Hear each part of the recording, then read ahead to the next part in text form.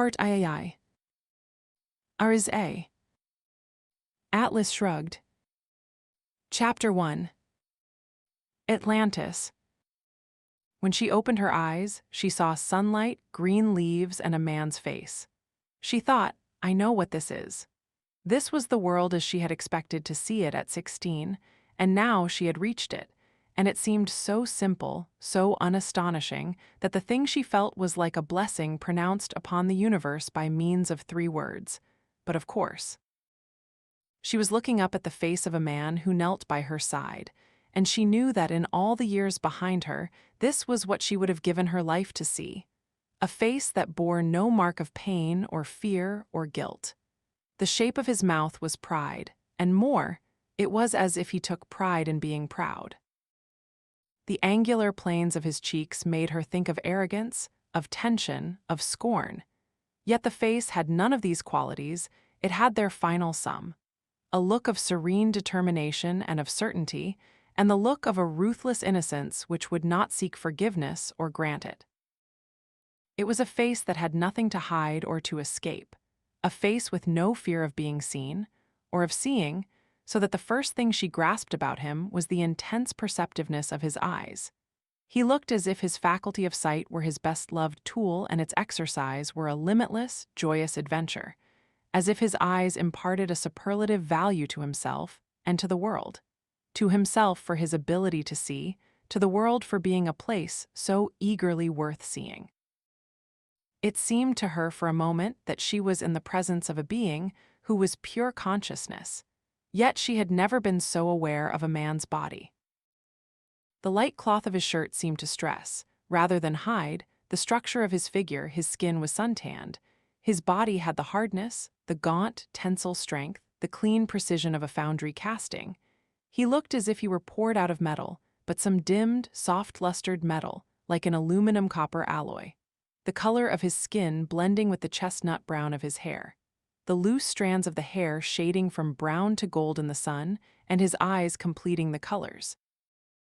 As the one part of the casting left undimmed and harshly lustrous, his eyes were the deep, dark green of light glinting on metal. He was looking down at her with the faint trace of a smile. It was not a look of discovery, but of familiar contemplation, as if he, too, were seeing the long-expected and the never-doubted. This was her world, she thought. This was the way men were meant to be and to face their existence. And all the rest of it, all the years of ugliness and struggle were only someone's senseless joke. She smiled at him, as at a fellow conspirator in relief, in deliverance, in radiant mockery of all the things she would never have to consider important again. He smiled in answer. It was the same smile as her own, as if he felt what she felt and knew what she meant. We never had to take any of it seriously, did we? She whispered. No, we never had to. And then, her consciousness returning fully, she realized that this man was a total stranger. She tried to draw away from him, but it was only a faint movement of her head on the grass she felt under her hair. She tried to rise. A shot of pain across her back threw her down again. Don't move, Miss Taggart, you're hurt. You know me, her voice was impersonal and hard. I've known you for many years. Have I known you? Yes, I think so. What is your name? John Galt. She looked at him, not moving. Why are you frightened? He asked. Because I believe it.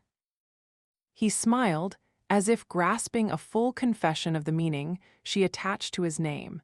The smile held an adversary's acceptance of a challenge and an adult's amusement at the self-deception of a child.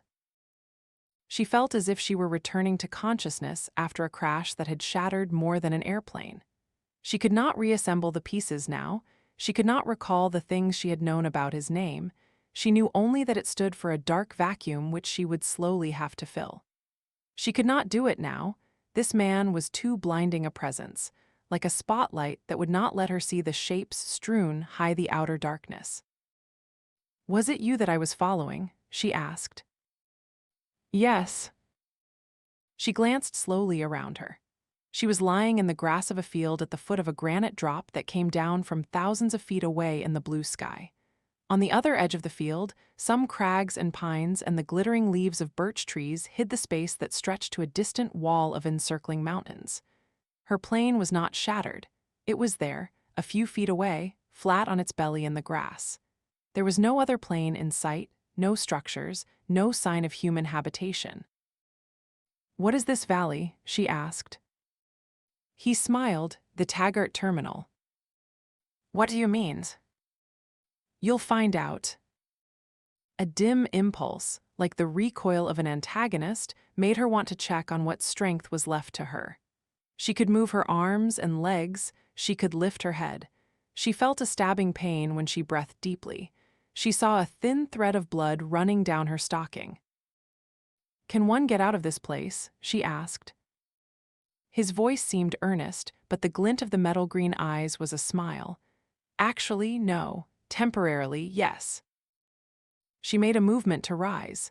He bent to lift her, but she gathered her strength in a swift, sudden jolt and slipped out of his grasp, struggling to stand up. "I think I can," she started saying, and collapsed against him the instant her feet rested on the ground, a stab of pain shooting up from an ankle that would not hold her. He lifted her in his arms and smiled.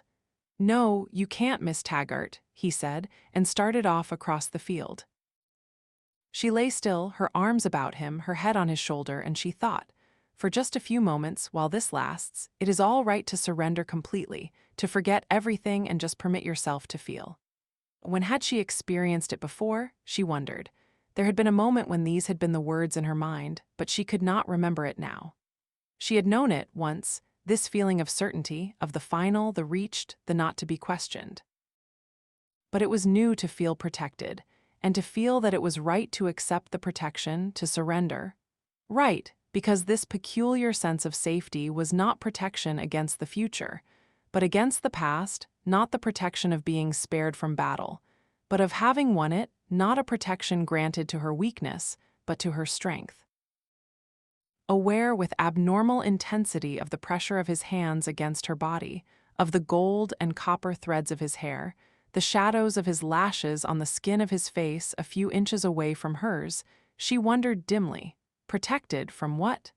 It's he who was the enemy. Was he? Why? She did not know, she could not think of it now. It took an effort to remember that she had had a goal and a motive a few hours ago. She forced herself to recapture it. "Did you know that I was following you?" she asked.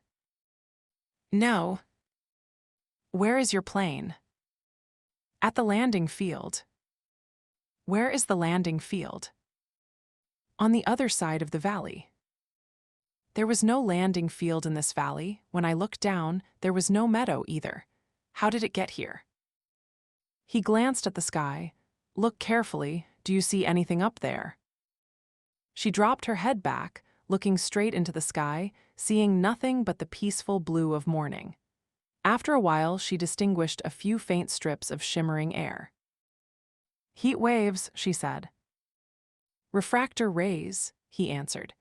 "The valley bottom that you saw is a mountain top 8,000 feet high, 5 miles away from here." A what? "A mountain top that no flyer would ever choose for a landing. What you saw was its reflection projected over this valley." "How?" "By the same method as a mirage on a desert, an image refracted from a layer of heated air." "How?" "By a screen of rays calculated against everything, except a courage such as yours." "What do you mean?" "I never thought that any plane would attempt to drop within 700 feet of the ground. You hit the ray screen. Some of the rays are the kind that kill magnetic motors. Well, that's the second time you beat me. I've never been followed either." "Why do you keep that screen?" "Because this place is private property, intended to remain as such." "What is this place?" "I'll show it to you, now that you're here, Miss Taggart. I'll answer questions after you've seen it." She remained silent. She noticed that she had asked questions about every subject, but not about him. It was as if he were a single whole, grasped by her first glance at him, like some irreducible absolute, like an axiom not to be explained any further, as if she knew everything about him by direct perception, and what awaited her now was only the process of identifying her knowledge. He was carrying her down a narrow trail that went winding to the bottom of the valley. On the slopes around them, the tall, dark pyramids of firs stood immovably straight, in masculine simplicity, like sculpture reduced to an essential form, and they clashed with the complex, feminine, over-detailed lacework of the birch leaves trembling in the sun.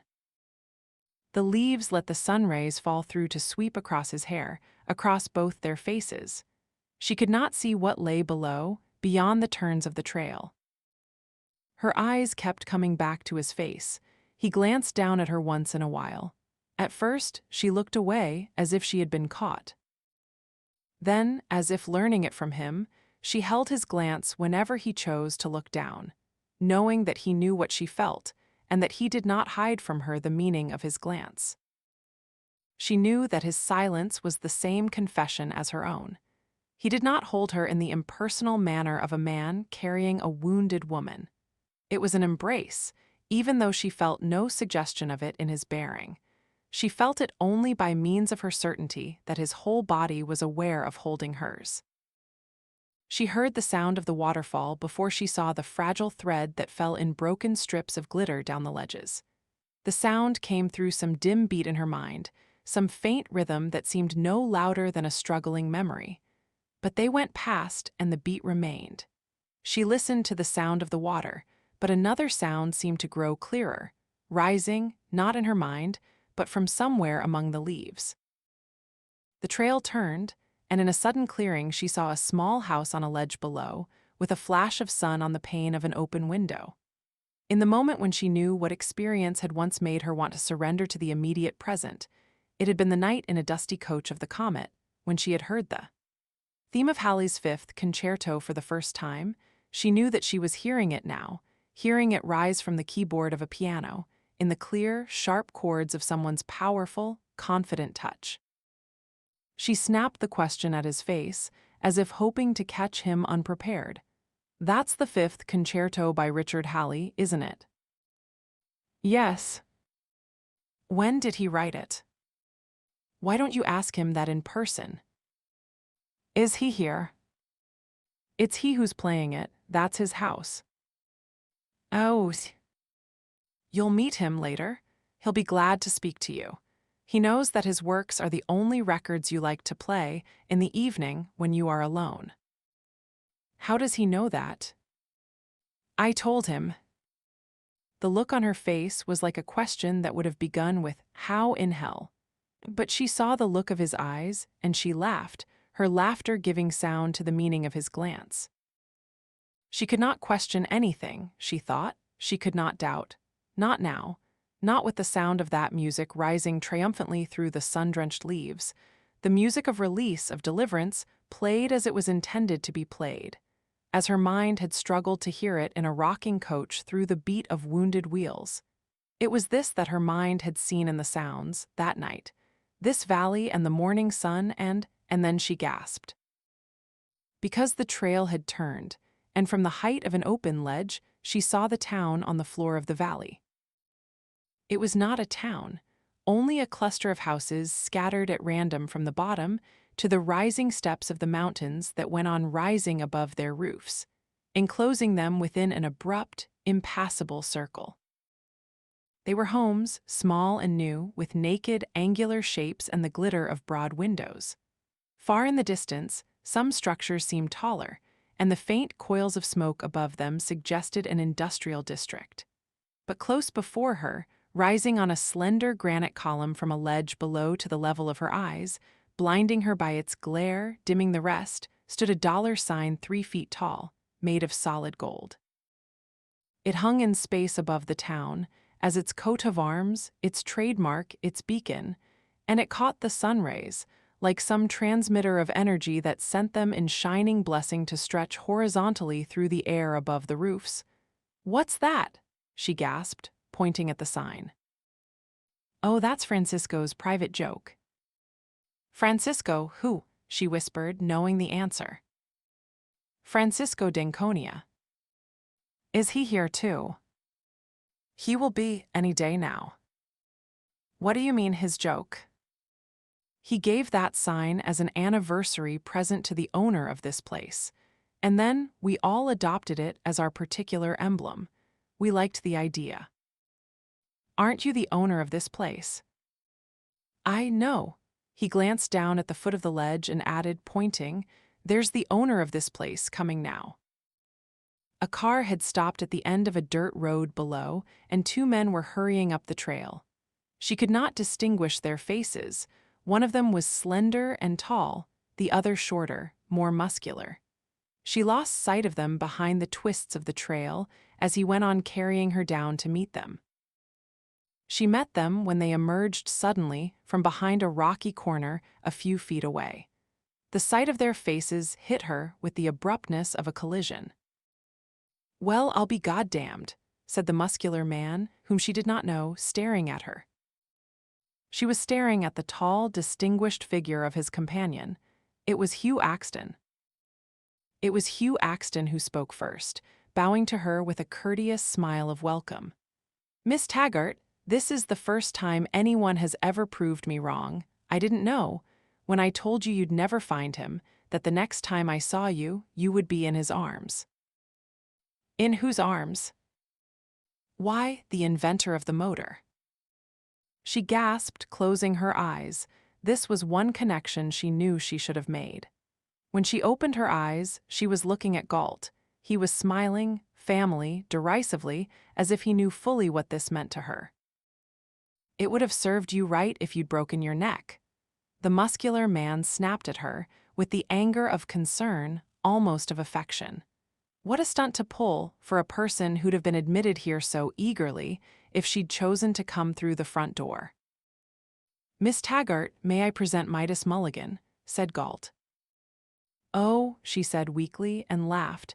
She had no capacity for astonishment any longer. Do you suppose I was killed in that crash, and this is some other kind of existence? It is another kind of existence, said Galt. But as for being killed, doesn't it seem more like the other way around? Oh yes, she whispered, yes. She smiled at Mulligan.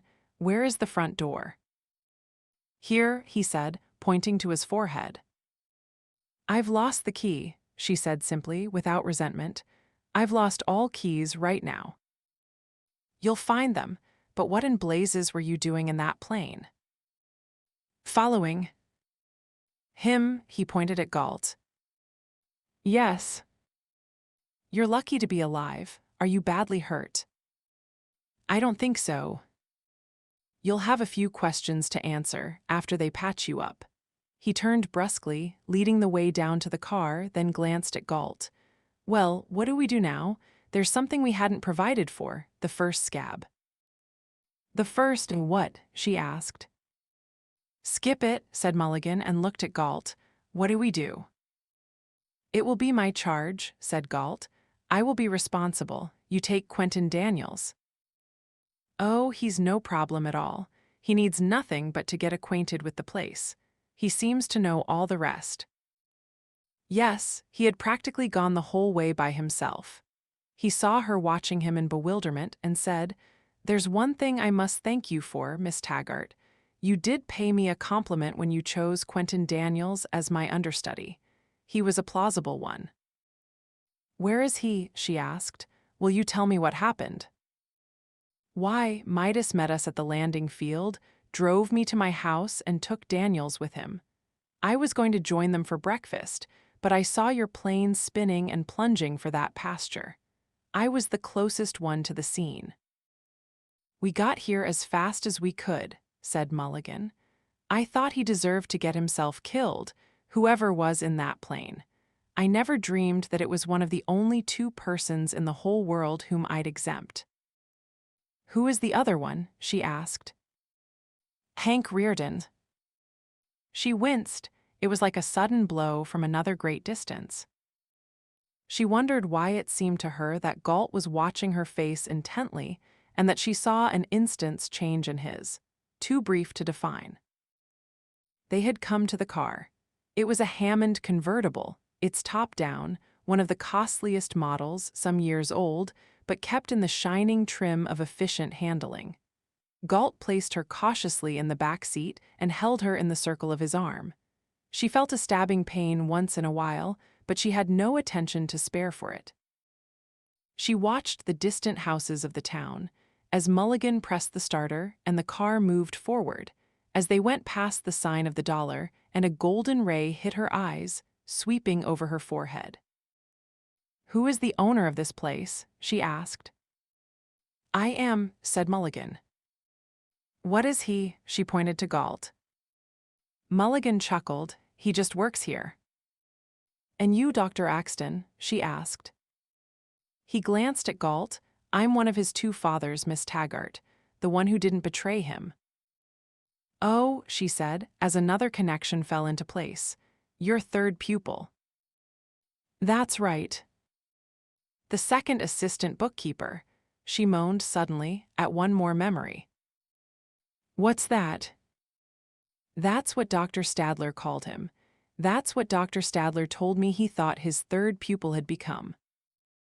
"He overestimated," said Galt.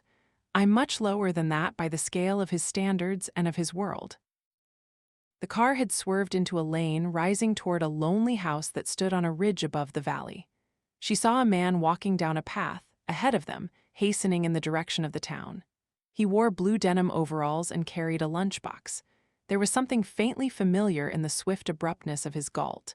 As the car went past him, she caught a glimpse of his face, and she jerked backward, her voice rising to a scream from the pain of the movement and from the shock of the sight. "Oh, stop! Stop! Don't let him go." It was Ellis Wyatt. The three men laughed, but Mulligan stopped the car. "Oh," she said weakly, in apology, realizing she had forgotten that this was the place from which Wyatt would not vanish. Wyatt was running toward them. He had recognized her, too. When he seized the edge of the car to break his speed, she saw the face and the young, triumphant smile that she had seen but once before, on the platform of Wyatt Junction. "Dagny, you two at last, one of us." "No," said Galt. "Miss Taggart is a castaway." "What?" "Miss Taggart's plane crashed. Didn't you see it?" "Crashed here?" "Yes." "I heard a plane, but His look of bewilderment changed to a smile, regretful, amused, and friendly. "I see. Oh, hell, Dagny, it's preposterous." She was staring at him helplessly, unable to reconnect the past to the present. And helplessly, as one would say to a dead friend in a dream, the words one regrets having missed the chance to say in life, she said, with the memory of a telephone ringing, unanswered, almost 2 years ago, the words she had hoped to say if she ever caught sight of him again. I tried to reach you." He smiled gently. "We've been trying to reach you ever since, Dagny." "I'll see you tonight. Don't worry, I won't vanish, and I don't think you will either." He waved to the others and went off, swinging his lunchbox. She glanced up as Mulligan started the car and saw Galt's eyes watching her attentively. Her face hardened, as if in open admission of pain and in defiance of the satisfaction it might give him. "All right," she said. "I see what sort of show you want to put me through the shock of witnessing." But there was neither cruelty nor pity in his face, only the level look of justice. "Our first rule here, Miss Taggart," he answered, "is that one must always see for oneself." The car stopped in front of the lonely house. It was built of rough granite blocks, with a sheet of glass for most of its front wall. "I'll send the doctor over," said Mulligan, driving off, while Galt carried her up the path. "Your house?" she asked. "Mine," he answered, kicking the door open. He carried her across the threshold into the glistening space of his living room, where shafts of sunlight hit walls of polished pine. She saw a few pieces of furniture made by hand, a ceiling of bare rafters, an archway open upon a small kitchen with rough shelves, a bare wooden table, and the astonishing sight of chromium glittering on an electric stove. The place had the primitive simplicity of a frontiersman's cabin, reduced to essential necessities, but reduced with a super-modern skill. He carried her across the sun rays into a small guest room and placed her down on a bed. She noticed a window open upon a long slant of rocky steps and pines going off into the sky. She noticed small streaks that looked like inscriptions cut into the wood of the walls, a few scattered lines that seemed made by different handwritings. She could not distinguish the words. She noticed another door, left half open. It led to his bedroom. "Am I a guest here or a prisoner?" she asked. "The choice will be yours, Miss Taggart." "I can make no choice when I'm dealing with a stranger." "But didn't you name a railroad line after me?" "Oh, yes." It was the small jolt of another connection falling into place. "Yes, She was looking at the tall figure with the sun-streaked hair, with the suppressed smile in the mercilessly perceptive eyes. She was seeing the struggle to build her line and the summer day of the first train's run. She was thinking that if a human figure could be fashioned as an emblem of that line, this was the figure. "Yes, I did." Then, remembering the rest, she added, "But I named it after an enemy." He smiled. "That's the contradiction you had to resolve sooner or later, Miss Taggart." "It was you, wasn't it, who destroyed my line?" "Why no, it was the contradiction." She closed her eyes. In a moment she asked, "All those stories I heard about you, which of them were true?" "All of them." "Was it you who spread them?" "No, what for? I never had any wish to be talked about." "But you do know that you've become a legend." "Yes." "The young inventor of the 20th Century Motor Company is the one real version of the legend, isn't it?" "The one that's concretely real, yes." She could not say it indifferently. There was still a breathless tone and the drop of her voice toward a whisper when she asked, "The motor I found, it was you who made it." "Yes." She could not prevent the jolt of eagerness that threw her head up. "The secret of transforming energy," she began and stopped. "I could tell it to you in 15 minutes, he said, in answer to the desperate plea she had not uttered, "but there's no power on earth that can force me to tell it. If you understand this, you'll understand everything that's baffling you." That night, 12 years ago, a spring night when you walked out of a meeting of 6,000 murderers, that story is true, isn't it? "Yes." You told them that you would stop the motor of the world. "I have." "What have you done?" "I've done nothing, Miss Taggart, and that's the whole of my secret." She looked at him silently for a long moment. He stood waiting, as if he could read her thoughts. "The destroyer," she said in a tone of wonder and helplessness. "The most evil creature that's ever existed," he said in the tone of a quotation, and she recognized her own words. "The man who's draining the brains of the world." "How thoroughly have you been watching me?" she asked, "and for how long?" It was only an instant's pause. His eyes did not move, but it seemed to her that his glance was stressed, as if in special awareness of seeing her, and she caught the sound of some particular intensity in his voice as he answered quietly, "For years." She closed her eyes, relaxing and giving up. She felt an odd, light-hearted indifference, as if she suddenly wanted nothing but the comfort of surrendering to helplessness. The doctor who arrived was a gray-haired man with a mild, thoughtful face and a firmly, unobtrusively confident manner. "Miss Taggart, may I present Dr. Hendricks?" said Galt. "Not Dr. Thomas Hendricks," she gasped with the involuntary rudeness of a child. The name belonged to a great surgeon who had retired and vanished 6 years ago. "Yes, of course," said Galt. Dr. Hendricks smiled at her in answer. "Midas told me that Miss Taggart has to be treated for shock," he said, "not for the ones sustained, but for the ones to come." "I'll leave you to do it," said Galt, "while I go to the market to get supplies for breakfast." She watched the rapid efficiency of Dr. Hendrick's work as he examined her injuries. He had brought an object she had never seen before, a portable X-ray machine.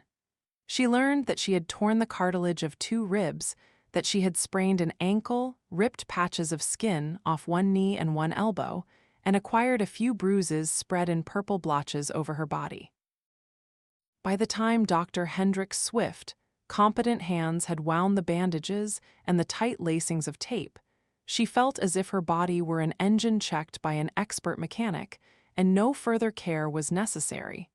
"I would advise you to remain in bed, Miss Taggart." "Oh no, if I'm careful and move slowly, I'll be all right." "You ought to rest." "Do you think I can?" He smiled. "I guess not." She was dressed by the time Galt came back. Dr. Hendricks gave him an account of her condition, adding, "I'll be back to check up tomorrow." "Thanks," said Galt. "Send the bill to me." "Certainly not," she said indignantly. "I will pay it myself."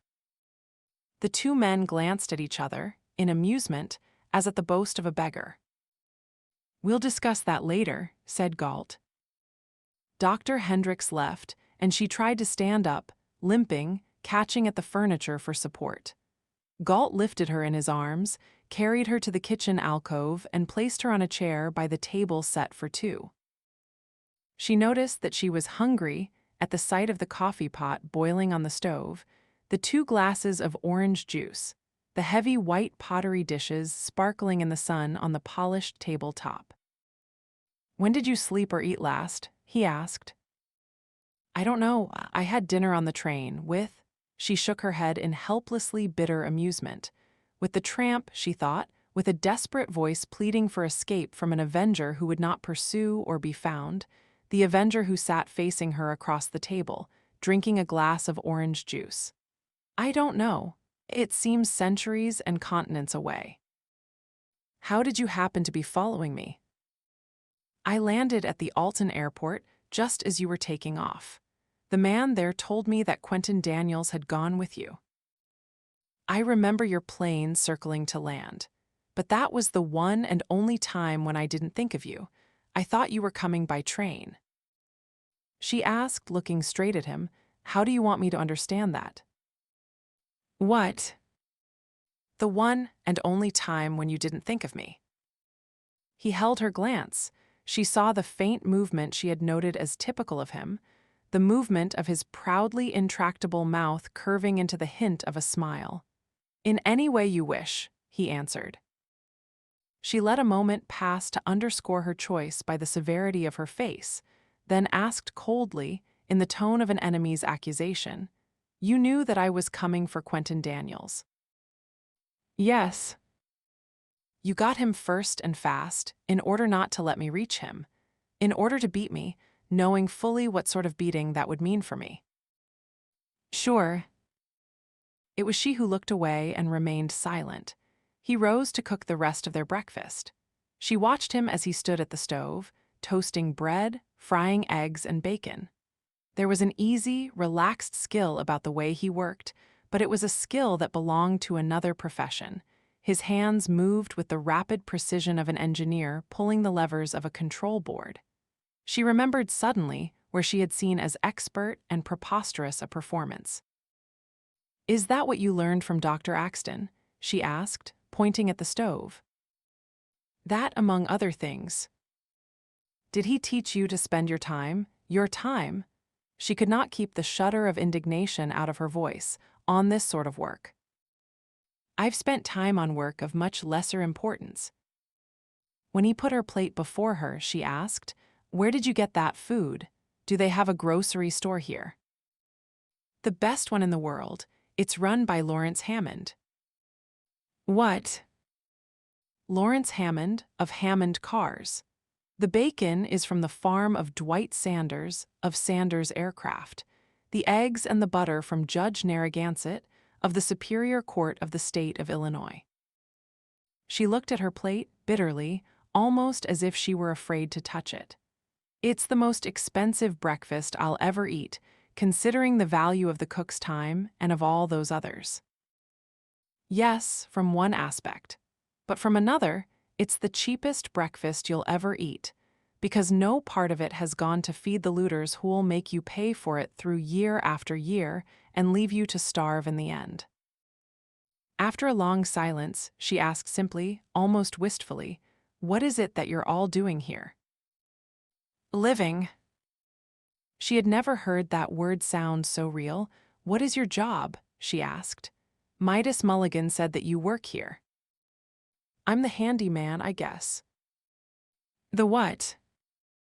"I'm on call whenever anything goes wrong with any of the installations, with the power system, for instance." She looked at him, and suddenly she tore forward, staring at the electric stove, but fell back on her chair, stopped by pain. He chuckled. "Yes, that's true, but take it easy or Dr. Hendricks will order you back to bed." "The power system," she said, choking, "the power system here. It's run by means of your motor." "Yes.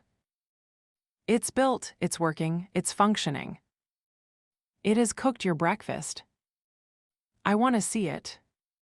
"Don't bother crippling yourself to look at that stove. It's just a plain electric stove like any other, only about 100 times cheaper to run. And that's all you'll have a chance to see, Miss Taggart.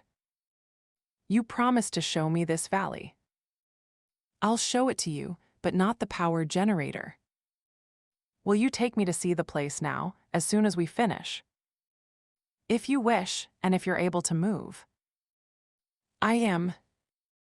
He got up, went to the telephone, and dialed a number. "Hello, Midas." "Yes." He did. "Yes, she's all right. Will you rent me your car for the day?" "Thanks. At the usual rate, 25 cents. Can you send it over? Do you happen to have some sort of cane? She'll need it." "Tonight? Yes, I think so." "We will, thanks." He hung up. She was staring at him incredulously. "Did I understand you to say that Mr. Mulligan, who's worth about $200 million, I believe, is going to charge you 25 cents for the use of his car?" "That's right." "Good heavens, couldn't he give it to you as a courtesy?" He sat looking at her for a moment, studying her face, as if deliberately letting her see the amusement in his. "Miss Taggart," he said, "we have no laws in this valley, no rules, no formal organization of any kind. We come here because we want a rest. But we have certain customs, which we all observe because they pertain to the things we need to rest from. So I'll warn you now that there is one word which is forbidden in this valley, the word give." "I'm sorry," she said. "You're right." He refilled her cup of coffee and extended a package of cigarettes. She smiled as she took a cigarette. It bore the sign of the dollar. "If you're not too tired by evening," he said, "Mulligan has invited us for dinner. He'll have some guests there whom, I think, you'll want to meet." "Oh, of course, I won't be too tired. I don't think I'll ever feel tired again." They were finishing breakfast when she saw Mulligan's car stopping in front of the house. The driver leaped out, raced up the path, and rushed into the room, not pausing to ring or knock. It took her a moment to realize that the eager, breathless, disheveled young man was Quentin Daniels. "Miss Taggart," he gasped, "I'm sorry." The desperate guilt in his voice clashed with the joyous excitement in his face. "I've never broken my word before. There's no excuse for it. I can't ask you to forgive me, and I know that you won't believe it, but the truth is that I forgot." She glanced at Galt. "I believe you. I forgot that I promised to wait. I forgot everything. Until a few minutes ago, when Mr. Mulligan told me that you'd crashed here in a plane, and then I knew it was my fault, and if anything had happened to you, oh God, are you all right?" "Yes, don't worry, sit down." "I don't know how one can forget one's word of honor. I don't know what happened to me." "I do." "Miss Taggart, I had been working on it for months, on that one particular hypothesis, and the more I worked, the more hopeless it seemed to become. I'd been in my laboratory for the last 2 days, trying to solve a mathematical equation that looked impossible. I felt I'd die at that blackboard, but wouldn't give up. It was late at night when he came in. I don't think I even noticed him, not really. He said he wanted to speak to me, and I asked him to wait and went right on. I think I forgot his presence. I don't know how long he stood there watching me, but what I remember is that suddenly his hand reached over, swept all my figures off the blackboard, and wrote one brief equation. And then I noticed him. Then I screamed, because it wasn't the full answer to the motor, but it was the way to it, a way I hadn't seen, hadn't suspected, but I knew where it led. I remember I cried, "How could you know it?" And he answered, pointing at a photograph of your motor, "I'm the man who made it in the first place." And that's the last I remember, Miss Taggart. I mean, the last I remember of my own existence, because after that we talked about static electricity and the conversion of energy and the motor. We talked physics all the way down here, said Galt. Oh, I remember when you asked me whether I'd go with you, said Daniels. Whether I'd be willing to go and never come back and give up everything. Everything? Give up a dead institute that's crumbling back into the jungle, give up my future as a janitor slave by law, give up Wesley Mouch and Directive 10289 and subanimal creatures who crawl on their bellies, grunting that there is no mind. Miss Taggart, he laughed exultantly. He was asking me whether I'd give that up to go with him. He had to ask it twice. I couldn't believe it at first. I couldn't believe that any human being would need to be asked or would think of it as a choice. To go, I would have leaped off a skyscraper just to follow him and to hear his formula before we hit the pavement. I don't blame you, she said. She looked at him with a tinge of wistfulness that was almost envy. Besides, you've fulfilled your contract. You've led me to the secret of the motor. I'm going to be a janitor here, too, said Daniels, grinning happily. Mr. Mulligan said he'd give me the job of janitor at the power plant. And when I learn, I'll rise to electrician. Isn't he great, Midas Mulligan? That's what I want to be when I reach his age. I want to make money. I want to make millions. I want to make as much as he did. Daniels, she laughed, remembering the quiet self-control, the strict precision, the stern logic of the young scientist she had known. What's the matter with you? Where are you? Do you know what you're saying? I'm here, Miss Taggart, and there's no limit to what's possible here. I'm going to be the greatest electrician in the world and the richest. I'm going to.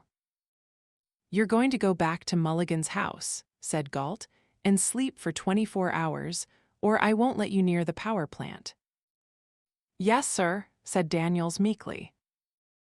The sun had trickled down the peaks and drawn a circle of shining granite and glittering snow to enclose the valley when they stepped out of the house. She felt suddenly as if nothing existed beyond that circle, and she wondered at the joyous, proud comfort to be found in a sense of the finite, in the knowledge that the field of one's concern lay within the realm of one's sight.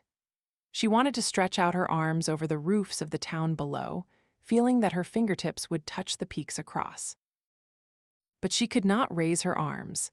Leaning on a cane with one hand and on Galt's arm with the other, moving her feet by a slow, conscientious effort, she walked down to the car like a child learning to walk for the first time. She sat by Galt's side as he drove, skirting the town, to Midas Mulligan's house. It stood on a ridge, the largest house of the valley, the only one built 2 stories high, an odd combination of fortress and pleasure resort, with stout granite walls and broad, open terraces. He stopped to let Daniels off, then drove on up a winding road rising slowly into the mountains. It was the thought of Mulligan's wealth, the luxurious car, and the sight of Galt's hands on the wheel that made her wonder for the first time whether Galt, too, was wealthy. She glanced at his clothes. The gray slacks and white shirt seemed of a quality intended for long wear. The leather of the narrow belt about his waistline was cracked. The watch on his wrist was a precision instrument, but made of plain stainless steel.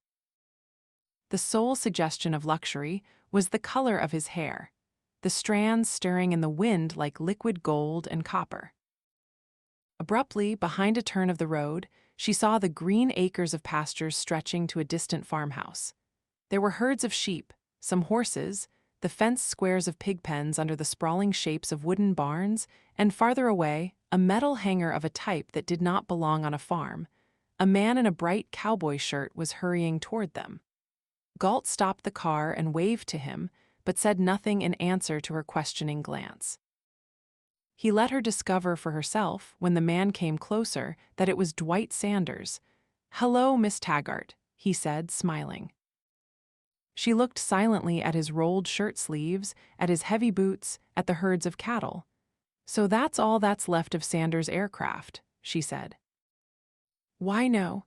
There's that excellent monoplane, my best model, which you flattened up in the foothills." "Oh, you know about that?" "Yes, it was one of yours. It was a wonderful ship, but I'm afraid I've damaged it pretty badly." "You ought to have it fixed." "I think I've ripped the bottom.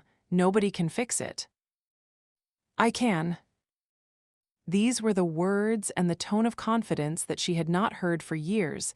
This was the manner she had given up expecting, but the start of her smile ended in a bitter chuckle. "How?" she asked. "On a hog farm." "Why no, at Sanders' aircraft." "Where is it?" "Where did you think it was?" "In that building in New Jersey, which Tinky Holloway's cousin bought from my bankrupt successors by means of a government loan and a tax suspension. In that building where he produced 6 planes that never left the ground and 8 that did, but crashed with 40 passengers each." "Where is it then?" "Wherever I am." He pointed across the road. Glancing down through the tops of the pine trees, she saw the concrete rectangle of an airfield on the bottom of the valley. "We have a few planes here, and it's my job to take care of them," he said. "I'm the hog farmer and the airfield attendant. I'm doing quite well at producing ham and bacon without the men from whom I used to buy it. But those men cannot produce airplanes without me, and without me, they cannot even produce their ham and bacon." "But you have not been designing airplanes either." "No, I haven't. And I haven't been manufacturing the diesel engines I once promised you. Since the time I saw you last, I have designed and manufactured just one new tractor. I mean, one, I tooled it by hand, no mass production was necessary. But that tractor has cut an 8-hour workday down to 4 hours on."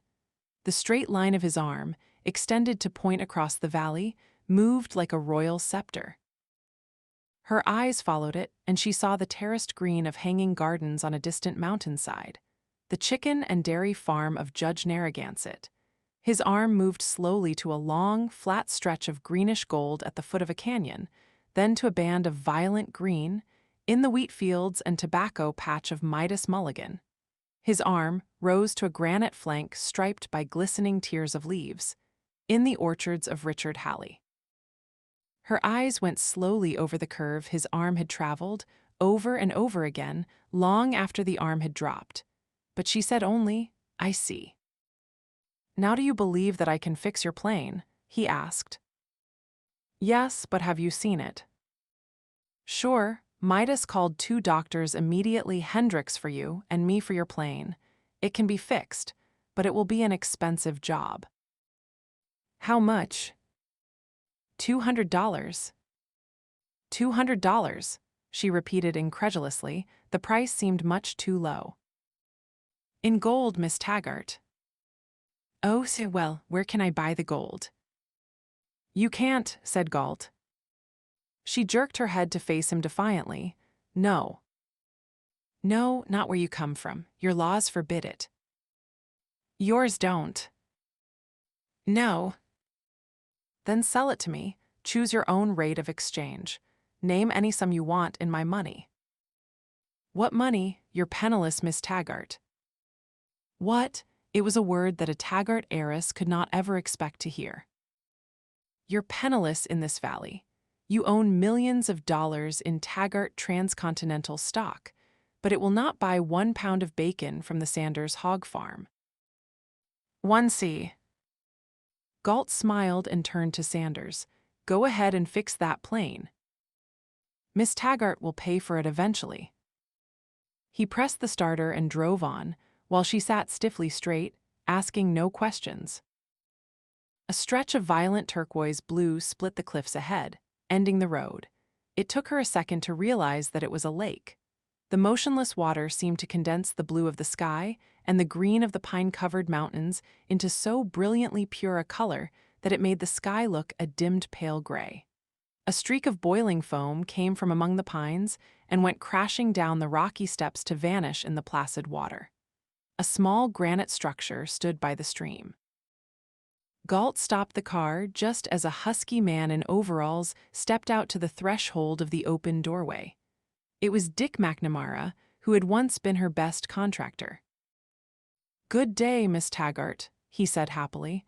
"I'm glad to see that you weren't hurt badly." She inclined her head in silent greeting.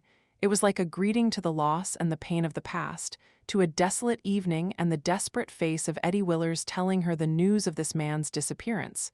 Hurt badly? She thought, I was, but not in the plane crash on that evening in an empty office. Aloud, she asked, "What are you doing here? What was it that you betrayed me for at the worst time possible?" He smiled, pointing at the stone structure and down at the rocky drop where the tube of a water main went vanishing into the underbrush. "I'm the utilities man," he said. "I take care of the water lines, the power lines, and the telephone service." "Alone?" "Used to, but we've grown so much in the past year that I've had to hire 3 men to help me." "What men, from where?" "Well, one of them is a professor of economics who couldn't get a job outside, because he taught that you can't consume more than you have produced. One is a professor of history who couldn't get a job, because he taught that the inhabitants of slums were not the men who made this country. And one is a professor of psychology who couldn't get a job because he taught that men are capable of thinking. They work for you as plumbers and linesmen. You'd be surprised how good they are at it." "And to whom have they abandoned our colleges?" "To those Hooray wanted there." He chuckled. "How long ago was it that I betrayed you, Miss Taggart? Not quite 3 years ago, wasn't it? It's the John Galt line that I refused to build for you. Where is your line now? But my lines have grown, in that time, from the couple of miles that Mulligan had built when I took over, to hundreds of miles of pipe and wire, all within the space of this valley." He saw the swift, involuntary look of eagerness on her face, the look of a competent person's appreciation. He smiled, glanced at her companion, and said softly, "You know, Miss Taggart, when it comes to the John Galt line, maybe it's I who have followed it and you Hooray betraying it." She glanced at Galt. He was watching her face, but she could read nothing in his. As they drove on along the edge of the lake, she asked, "You've mapped this route deliberately, haven't you? You're showing me all the men whom—" She stopped, feeling inexplicably reluctant to say it, and said instead, "whom I have lost." "I'm showing you all the men whom I have taken away from you," he answered firmly. This was the root, she thought, of the guiltlessness of his face. He had guessed and named the words she had wanted to spare him. He had rejected a goodwill that was not based on his values. And in proud certainty of being right, he had made a boast of that which she had intended as an accusation. Ahead of them, she saw a wooden pier projecting into the water of the lake. A young woman lay stretched on the sun-flooded planks, watching a battery of fishing rods. She glanced up at the sound of the car, then leaped to her feet in a single swift movement, a shade too swift, and ran to the road.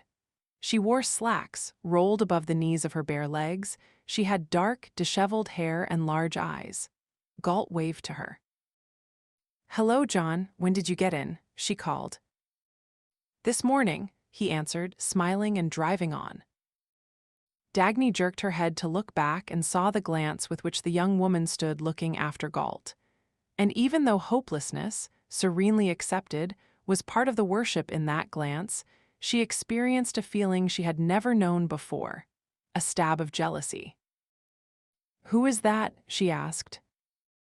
"Our best fishwife. She provides the fish for Hammond's grocery market." "What else is she?"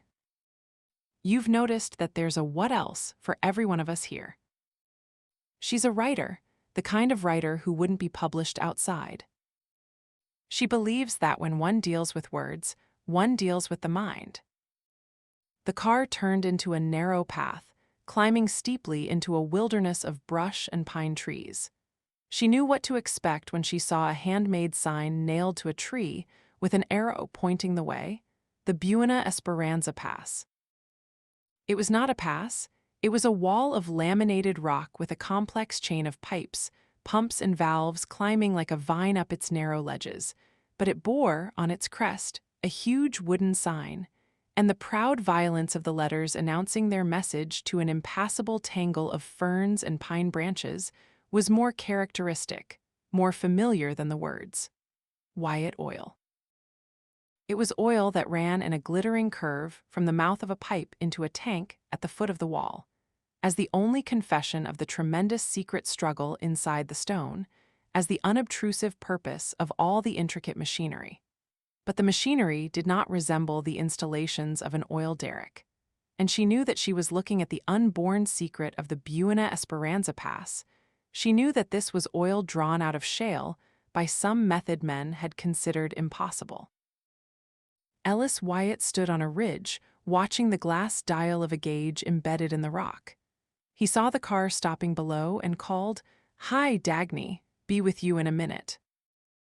There were two other men working with him, a big, muscular roughneck at a pump halfway up the wall and a young boy by the tank on the ground. The young boy had blonde hair and a face with an unusual purity of form. She felt certain that she knew this face, but she could not recall where she had seen it. The boy caught her puzzled glance, grinned, and, as if to help her, whistled softly, almost inaudibly, the first notes of Halley's Fifth Concerto. It was the young brakeman of the Comet. She laughed. It was the Fifth Concerto by Richard Halley, wasn't it? "Sure," he answered, "but do you think I'd tell that to a scab?" What? "What am I paying you for?" asked Ellis Wyatt, approaching. The boy chuckled, darting back to seize the lever he had abandoned for a moment. "It's Miss Taggart who couldn't fire you if you loafed on the job. Lean." "That's one of the reasons why I quit the railroad, Miss Taggart," said the boy. "Did you know that I stole him from you?" said Wyatt. "He used to be your best brakeman, and now he's my best grease monkey, but neither one of us is going to hold him permanently." "Who is?" "Richard Halley, music, he's Halley's best pupil." She smiled. "I know, this is a place where one employs nothing but aristocrats for the lousiest kinds of jobs." "They're all aristocrats, that's true," said Wyatt, "because they know that there's no such thing as a lousy job, only lousy men who don't care to do it." The roughneck was watching them from above, listening with curiosity. She glanced up at him. He looked like a truck driver, so she asked, "What were you outside? A professor of comparative philology, I suppose." "No, ma'am," he answered. "I was a truck driver." He added, "But that's not what I wanted to remain." Ellis Wyatt was looking at the place around them with a kind of youthful pride eager for acknowledgement. It was the pride of a host at a formal reception in a drawing room and the eagerness of an artist at the opening of his show in a gallery. She smiled and asked, pointing at the machinery, "Shale oil." "Hi. That's the process which you were working to develop while you were on Earth." She said it involuntarily, and she gasped a little at her own words. He laughed. "While I was in hell, yes, I'm on Earth now." "How much do you produce?" 200 barrels a day." A note of sadness came back into her voice. "It's the process by which you once intended to fill 5 tank trains a day." "Dagny," he said earnestly, pointing at his tank, 1 gallon of it is worth more than a trainful back there in hell, because this is mine, all of it, every single drop of it, to be spent on nothing but myself." He raised his smudged hand, displaying the greasy stains as a treasure, and a black drop on the tip of his finger flashed like a gem in the sun. "Mine," he said. "Have you let them beat you into forgetting what that word means, what it feels like? You should give yourself a chance to relearn it." "You're hidden in a hole in the wilderness," she said bleakly, And you're producing 200 barrels of oil when you could have flooded the world with it.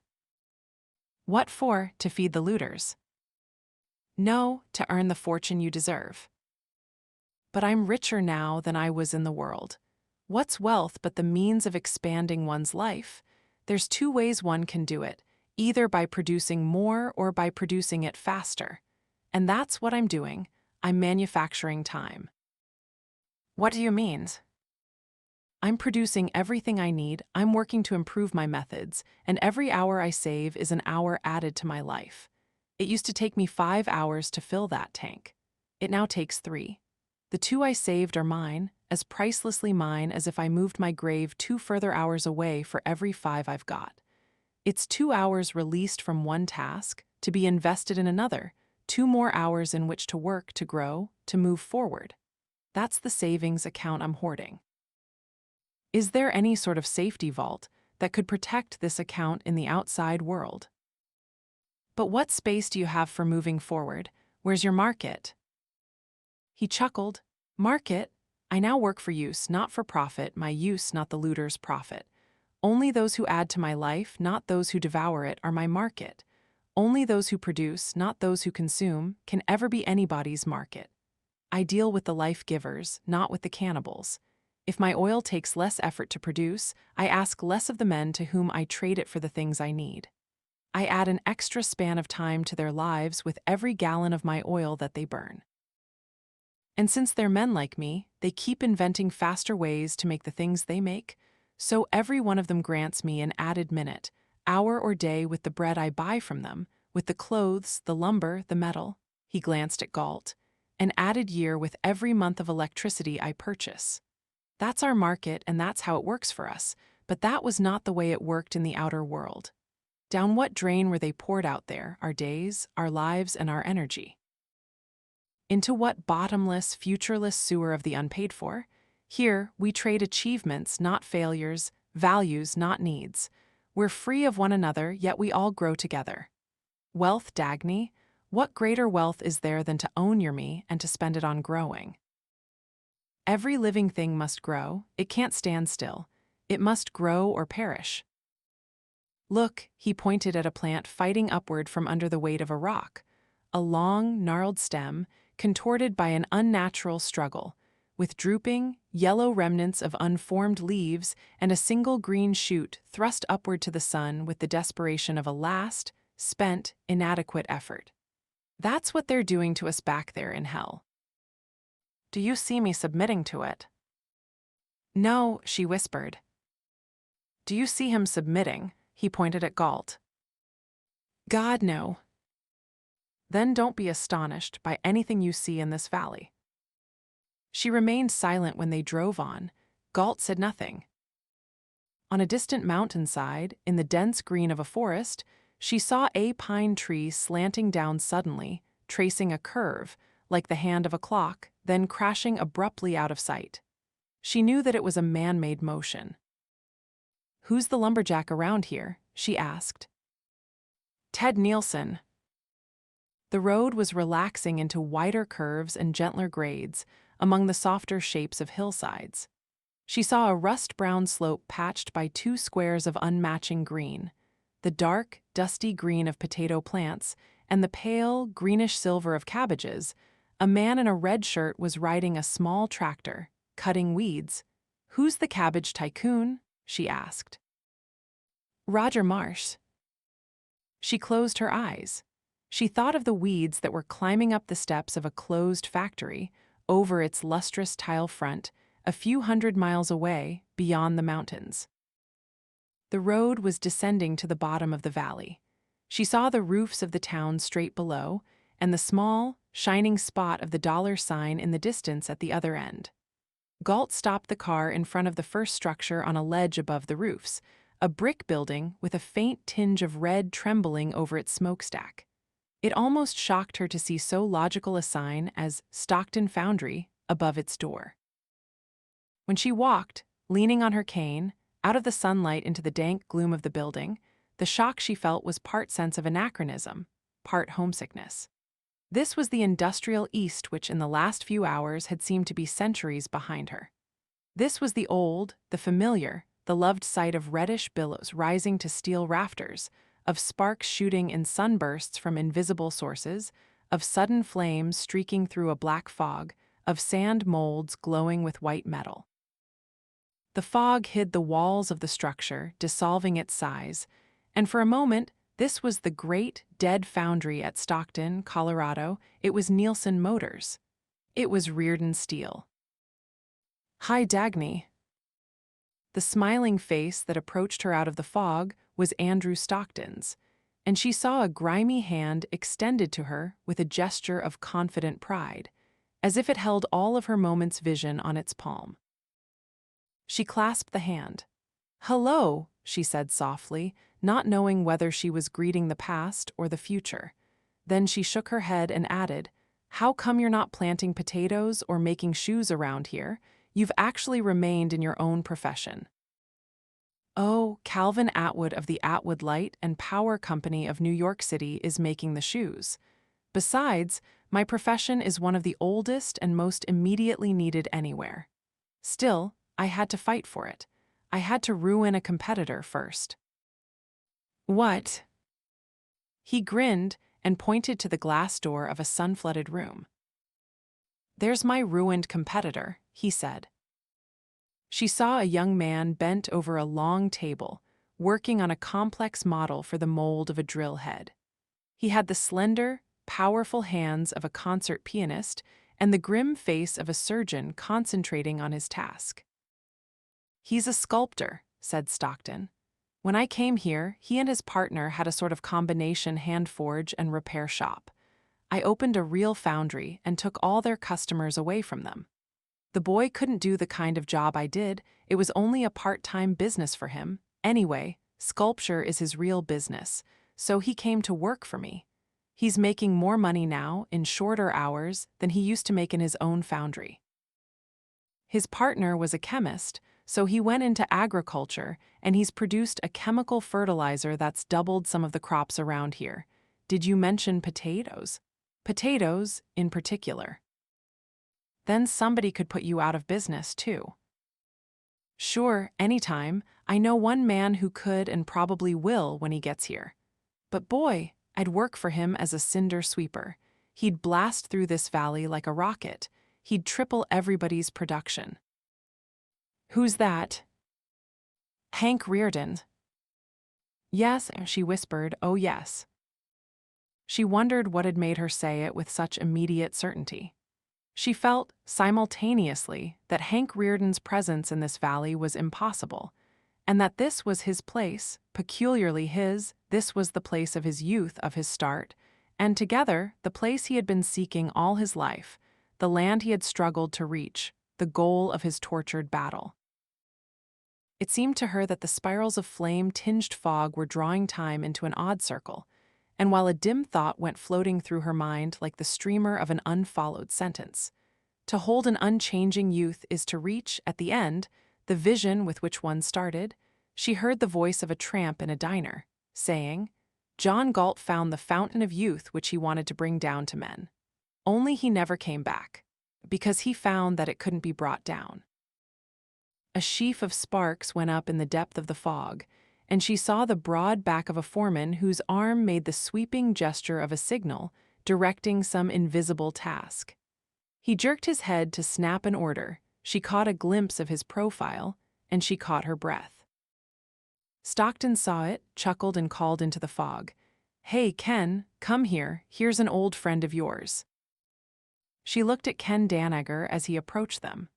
The great industrialist, whom she had tried so desperately to hold to his desk, was now dressed in smudged overalls. "Hello, Miss Taggart. I told you we'd soon meet again." Her head dropped, as if in assent and in greeting, but her hand bore down heavily upon her cane, for a moment, while she stood reliving their last encounter. The tortured hour of waiting, then the gently distant face at the desk, and the tinkling of a glass-paneled door closing upon a stranger. It was so brief a moment that two of the men before her could take it only as a greeting, but it was at Galt that she looked when she raised her head, and she saw him looking at her as if he knew what she felt. She saw him seeing in her face the realization that it was he who had walked out of Dagny's office that day. His face gave her nothing in answer. It had that look of respectful severity with which a man stands before the fact that the truth is the truth. "I didn't expect it," she said softly to Dagny. "I never expected to see you again." Dagny was watching her as if she were a promising child he had once discovered and was now affectionately amused to watch. "I know," he said, "but why are you so shocked?" It's just that it's preposterous." She pointed at his clothes. "What's wrong with it? Is this, then, the end of your road?" "Hell no, the beginning." "What are you aiming at?" "Mining, not coal though, irons." "Where?"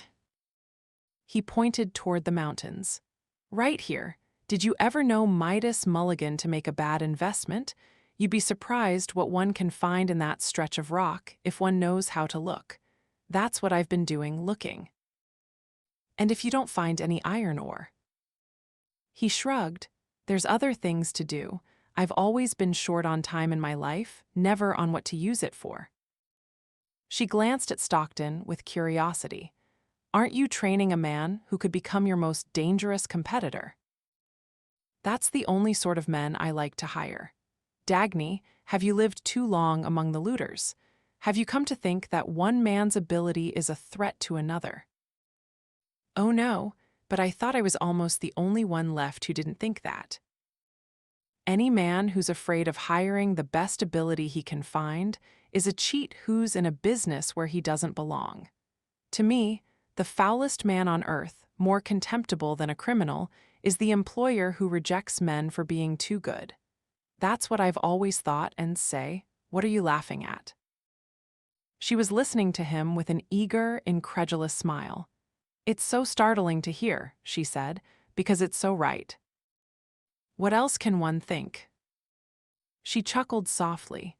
"You know, when I was a child, I expected every businessman to think it. And since then, I've learned not to expect it." "But it's right, isn't it?"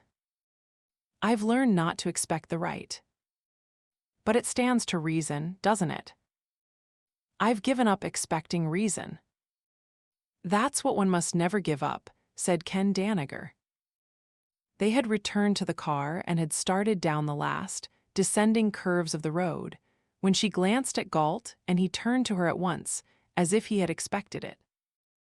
"It was you in Dagny's office that day, wasn't it?" she asked. "Yes." "Did you know, then, that I was waiting outside?" "Yes." "Did you know what it was like to wait behind that closed door?" She could not name the nature of the glance with which he looked at her. It was not pity, because she did not seem to be its object. It was the kind of glance with which one looks at suffering, but it was not her suffering that he seemed to be seeing. "Oh yes," he answered quietly, almost lightly. The first shop to rise by the side of the valley's single street was like the sudden sight of an open theater. A frame box without front wall, its stage set in the bright colors of a musical comedy, with red cubes, green circles, gold triangles, which were bins of tomatoes, barrels of lettuce, pyramids of oranges, and a spangled backdrop where the sun hit shelves of metal containers. The name on the marquee said, Hammond Grocery Market. A distinguished man in shirt sleeves, with a stern profile and gray temples, was weighing a chunk of butter for an attractive young woman who stood at the counter, her posture light as a show girl's, the skirt of her cotton dress swelling faintly in the wind like a dance costume. Dagny smiled involuntarily, even though the man was Lawrence Hammond. The shops were small one-story structures, and as they moved past her, she caught familiar names on their signs, like headings on the pages of a book riffled by the car's motion. Mulligan General Store, Atwood Leather Goods, Nielsen Lumber, then the sign of the dollar above the door of a small brick factory with the inscription, Mulligan Tobacco Company. "Who's the company besides Midas Mulligan?" she asked. "Dr. Axton," he answered. There were few passers-by, some men, fewer women, and they walked with purposeful swiftness, as if bound on specific errands. One after another, they stopped at the sight of the car, they waved to Galt, and they looked at her with the unastonished curiosity of recognition. "Have I been expected here for a long time?" she asked. "You still are," he answered.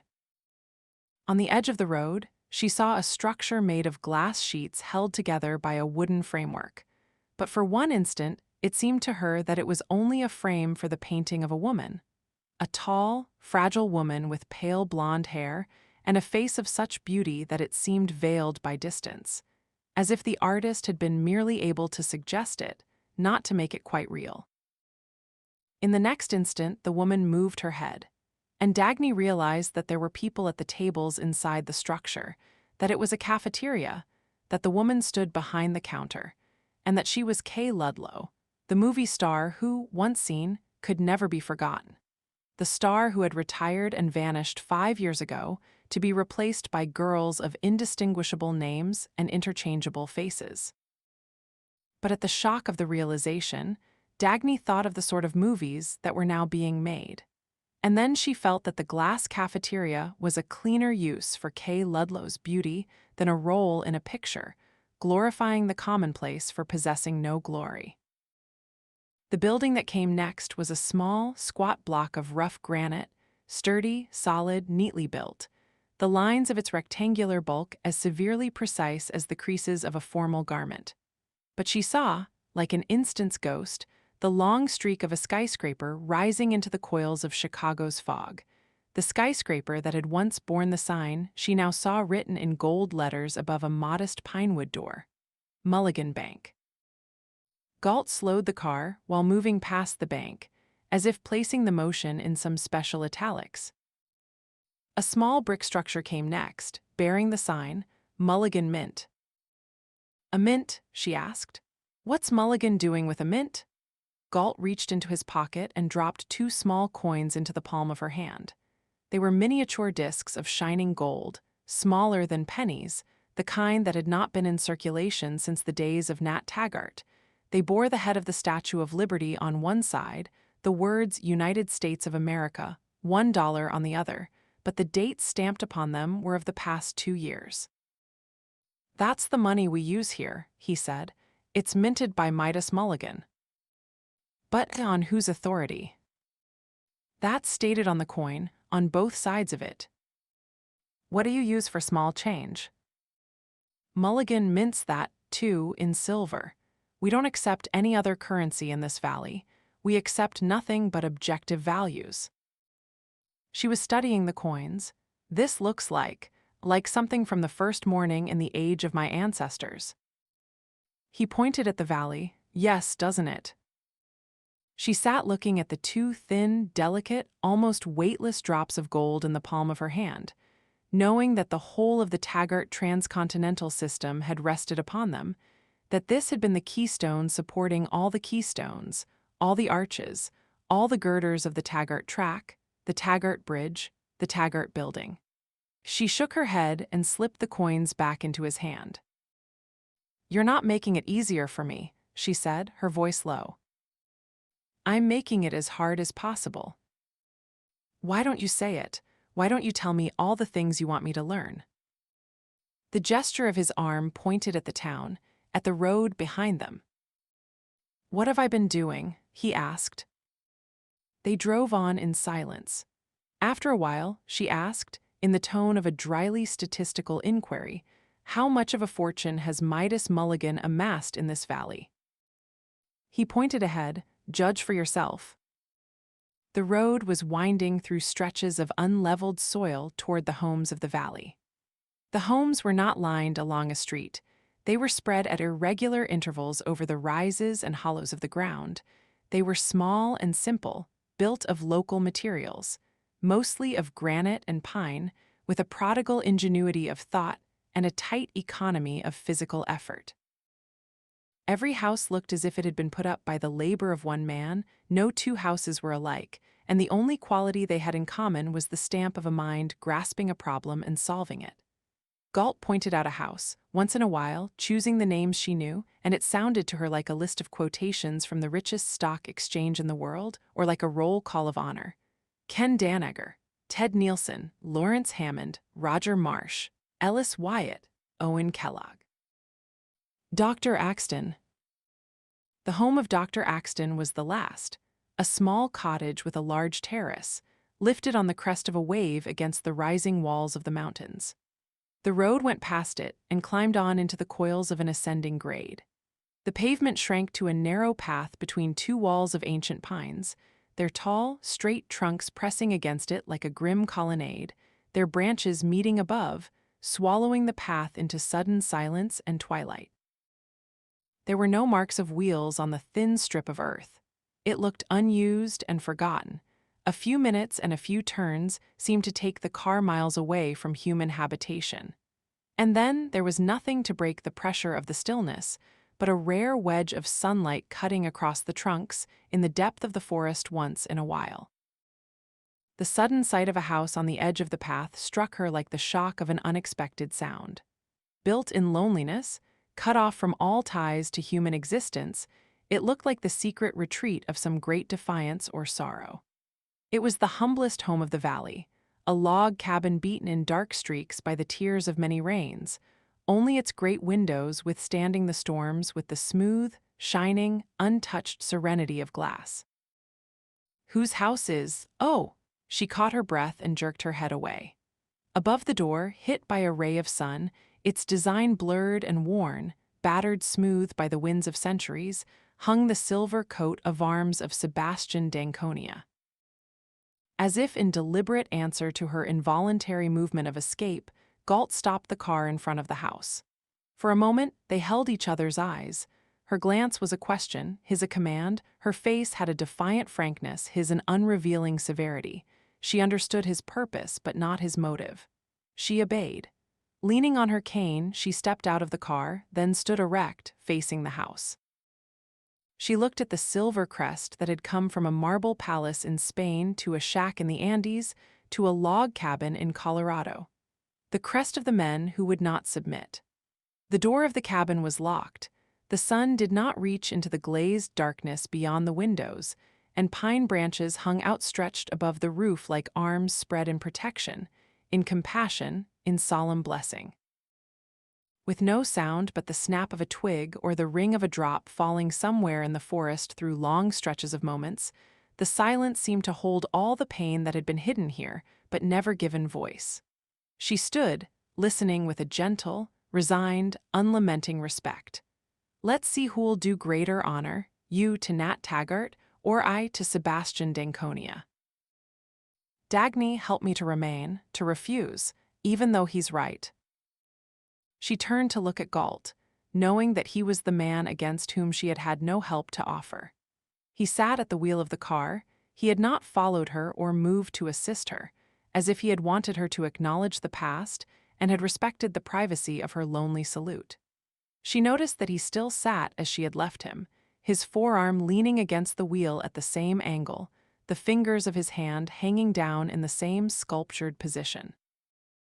His eyes were watching her, but that was all she could read in his face, that he had watched her intently without moving. When she was seated beside him once more, he said, "That was the first man I took away from you." She asked, her face stern, open and quietly defiant, "How much do you know about that?" Nothing that he told me in words, everything that the tone of his voice told me whenever he spoke of you. She inclined her head. She had caught the sound of suffering in the faintest exaggeration of evenness in his voice. He pressed the starter, the motor's explosion blasted the story contained in the silence, and they drove on. The path widened a little, streaming toward a pool of sunlight ahead. She saw a brief glitter of wires among the branches as they drove out into a clearing. An unobtrusive little structure stood against a hillside, on a rising slant of rocky ground. It was a simple cube of granite, the size of a tool shed. It had no windows, no apertures of any kind, only a door of polished steel and a complex set of wire antennae branching out from the roof. Galt was driving past, leaving it unnoticed, when she asked with a sudden start, "What's that?" She saw the faint break of his smile, the powerhouse. "Oh, stop, please." He obeyed, backing the car to the foot of the hillside. It was her first few steps up the rocky incline that stopped her, as if there were no need to move forward, no further place to rise. And she stood as in the moment when she had opened her eyes on the earth of the valley, a moment uniting her beginning to her goal. She stood looking up at the structure, her consciousness surrendered to a single sight and a single, wordless emotion. But she had always known that an emotion was a sum totaled by an adding machine of the mind, and what she now felt was the instantaneous total of the thoughts she did not have to name, the final sum of a long progression, like a voice telling her by means of a feeling. If she had held onto Awentin Daniels, with no hope of a chance to use the motor, for the sole sake of knowing that achievement had not died on Earth if, like a weighted diver sinking in an ocean of mediocrity, under the pressure of men with gelatin eyes, rubber voices, spiral-shaped convictions, non-committal souls and non-committing hands, she had held, as her lifeline and oxygen tube, the thought of a superlative achievement of the human mind, if at the sight of the motor's remnant. In a sudden gasp of suffocation, as a last protest from his corruption-eaten lungs, Dr. Stadler had cried for something, not to look down at, but up to, and this had been the cry, the longing and the fuel of her life. If she had moved, drawn by the hunger of her youth for a sight of clean, hard, radiant competence, then here it was before her, reached and done, the power of an incomparable mind given shape in a net of wires sparkling peacefully under a summer sky, drawing an incalculable power out of space into the secret interior of a small stone hovel. She thought of this structure, half the size of a boxcar, replacing the power plants of the country, the enormous conglomerations of steel, fuel, and effort. She thought of the current flowing from this structure, lifting ounces, pounds, tons of strain from the shoulders of those who would make it or use it, adding hours, days, and years of liberated time to their lives, be it an extra moment to lift one's head from one's task and glance at the sunlight. Or an extra pack of cigarettes bought with the money saved from one's electric bill, or an hour cut from the workday of every factory using power, or a month's journey through the whole open width of the world, on a ticket paid for by one day of one's labor, on a train pulled by the power of this motor. With all the energy of that weight, that strain, that time replaced and paid for by the energy of a single mind who had known how to make connections of wire follow the connections of his thought. But she knew that there was no meaning in motors or factories or trains, that their only meaning was in man's enjoyment of his life, which they served, and that her swelling admiration at the sight of an achievement was for the man from whom it came, for the power and the radiant vision within him which had seen the earth as a place of enjoyment, and had known that the work of achieving one's happiness was the purpose, the sanction, and the meaning of life. The door of the structure was a straight, smooth sheet of stainless steel, softly lustrous and bluish in the sun. Above it, cut in the granite, as the only feature of the building's rectangular austerity, there stood an inscription: "I swear by my life and my love of it that I will never live for the sake of another man, nor ask another man to live for mine." She turned to Galt. He stood beside her, he had followed her, he had known that this salute was his. She was looking at the inventor of the motor, but what she saw was the easy, casual figure of a workman in his natural setting and function.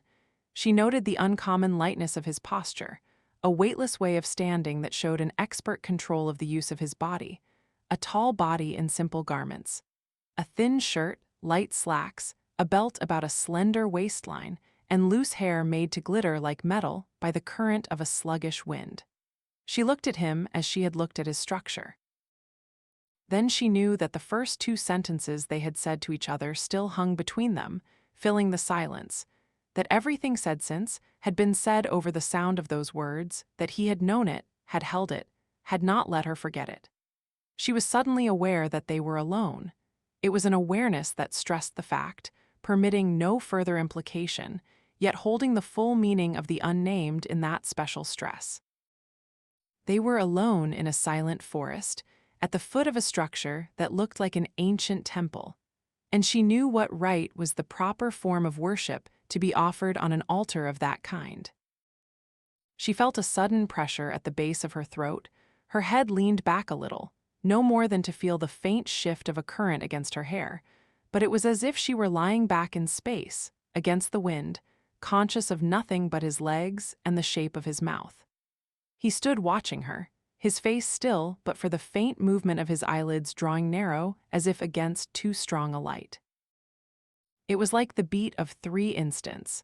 This was the first, and in the next, she felt a stab of ferocious triumph at the knowledge that his effort and his struggle were harder to endure than hers.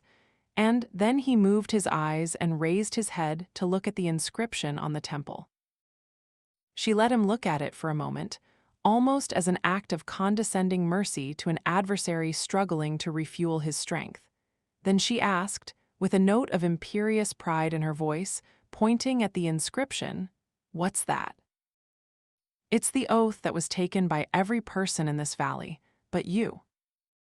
She said, looking at the words, "This has always been my own rule of living." "I know it, but I don't think that yours is the way to practice it." "Then you'll have to learn which one of us is wrong." She walked up to the steel door of the structure, with a sudden confidence faintly stressed in the movements of her body, a mere hint of stress, no more than her awareness of the power she held by means of his pain, and she tried, asking no permission, to turn the knob of the door. But the door was locked, and she felt no tremor under the pressure of her hand, as if the lock were poured and sealed to the stone with the solid steel of the sheet. "Don't try to open that door, Miss Taggart." He approached her, his steps a shade too slow, as if stressing his knowledge of her awareness of every step. "No amount of physical force will do it," he said. "Only a thought can open that door. If you tried to break it down by means of the best explosives in the world, the machinery inside would collapse into rubble long before the door would give way. But reach the thought which it requires, and the secret of the motor will be yours, as well as—" It was the first break she had heard in his voice, "as well as any other secret you might wish to know." He faced her for a moment, as if leaving himself open to her full understanding, then smiled oddly, quietly at some thought of his own, and added, "I'll show you how it's done." He stepped back. Then, standing still, his face raised to the words carved in the stone, he repeated them slowly, evenly, as if taking that oath once more. There was no emotion in his voice, nothing but the spaced clarity of the sounds he pronounced with full knowledge of their meaning. But she knew that she was witnessing the most solemn moment it would ever be given her to witness. She was seeing a man's naked soul, and the cost it had paid to utter these words. She was hearing an echo of the day when he had pronounced that oath for the first time and with full knowledge of the years ahead. She knew what manner of man had stood up to face 6,000 others on a dark spring night and why they had been afraid of him. She knew that this was the birth and the core of all the things that had happened to the world in the 12 years since. She knew that this was of far greater import than the motor hidden inside the structure. She knew it, to the sound of a man's voice pronouncing in self-reminder and rededication, "I swear by my life, and my love of it, that I will never live for the sake of another man, nor ask another man to live for mine." It did not startle her. It seemed unastonishing and almost unimportant that at the end of the last sound, she saw the door opening slowly, without human touch, moving inward upon a growing strip of darkness. In the moment when an electric light went on inside the structure, he seized the knob and pulled the door shut, its lock clicking sealed once more. "It's a sound lock," he said. His face was serene. "That sentence is the combination of sounds needed to open it. I don't mind telling you this secret, because I know that you won't pronounce those words until you mean them the way I intended them to be meant." She inclined her head. "I won't." She followed him down to the car, slowly, feeling suddenly too exhausted to move. She fell back against the seat, closing her eyes, barely hearing the sound of the starter. The accumulated strain and shock of her sleepless hours hit her at once, breaking through the barrier of the tension her nerves had held to delay it. She lay still, unable to think, to react, or to struggle, drained of all emotions but one. She did not speak. She did not open her eyes until the car stopped in front of his house. "You'd better rest," he said, "and go to sleep right now if you want to attend Mulligan's dinner tonight." She nodded obediently. She staggered to the house, avoiding his help. She made an effort to tell him, "I'll be all right," then to escape to the safety of her room and last long enough to close the door. She collapsed, face down, on the bed. It was not the mere fact of physical exhaustion. It was the sudden monomania of a sensation too complete to endure. While the strength of her body was gone, while her mind had lost the faculty of consciousness, a single emotion drew on her remnants of energy, of understanding, of judgment, of control, leaving her nothing to resist it with or to direct it, making her unable to desire, only to feel, reducing her to a mere sensation, a static sensation without start or goal. She kept seeing his figure in her mind, his figure as he had stood at the door of the structure. She felt nothing else, no wish, no hope, no estimate of her feeling, no name for it, no relation to herself. There was no entity such as herself. She was not a person, only a function, the function of seeing him, and the sight was its own meaning and purpose, with no further end to reach. Her face buried in the pillow, she recalled dimly, as a faint sensation, the moment of her takeoff from the floodlighted strip of the Kansas airfield. She felt the beat of the engine, the streak of accelerating motion gathering power in a straight-line run to a single goal, and in the moment when the wheels left the ground, she was asleep. The floor of the valley was like a pool still reflecting the glow of the sky, but the light was thickening from gold to copper, the shores were fading, and the peaks were smoke blue when they drove to Mulligan's house. There was no trace of exhaustion left in her bearing and no remnant of violence. She had awakened at sundown. Stepping out of her room, she had found Galt waiting, sitting idly motionless in the light of a lamp. He had glanced up at her. She had stood in the doorway, her face composed, her hair smooth, her posture relaxed and confident. She had looked as she would have looked on the threshold of her office in the Taggart building, but for the slight angle of her body leaning on a cane. He had sat looking at her for a moment, and she had wondered why she had felt certain that this was the image he was seeing. He was seeing the doorway of her office, as if it were a sight long imagined and long forbidden. She sat beside him in the car, feeling no desire to speak, knowing that neither of them could conceal the meaning of their silence. She watched a few lights come up in the distant homes of the valley, then the lighted windows of Mulligan's house on the ledge ahead. She asked, "Who will be there?" "Some of your last friends," he answered, "and some of my first." Midas Mulligan met them at the door.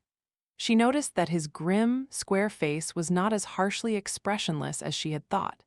He had a look of satisfaction, but satisfaction could not soften his features.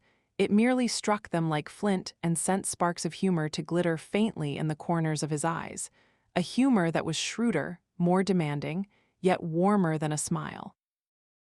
He opened the door of his house, moving his arm a shade more slowly than normal, giving an imperceptibly solemn emphasis to his gesture. Walking into the living room, she faced 7 men who rose to their feet at her entrance. "Gentlemen, Taggart Transcontinental," said Midas Mulligan. He said it smiling, but only half jesting. Some quality in his voice made the name of the railroad sound as it would have sounded in the days of Nat Taggart, as a sonorous title of honor. She inclined her head, slowly, in acknowledgement to the men before her, knowing that these were the men whose standards of value and honor were the same as her own. The men who recognized the glory of that title as she recognized it, knowing with a sudden stab of wistfulness how much she had longed for that recognition through all her years.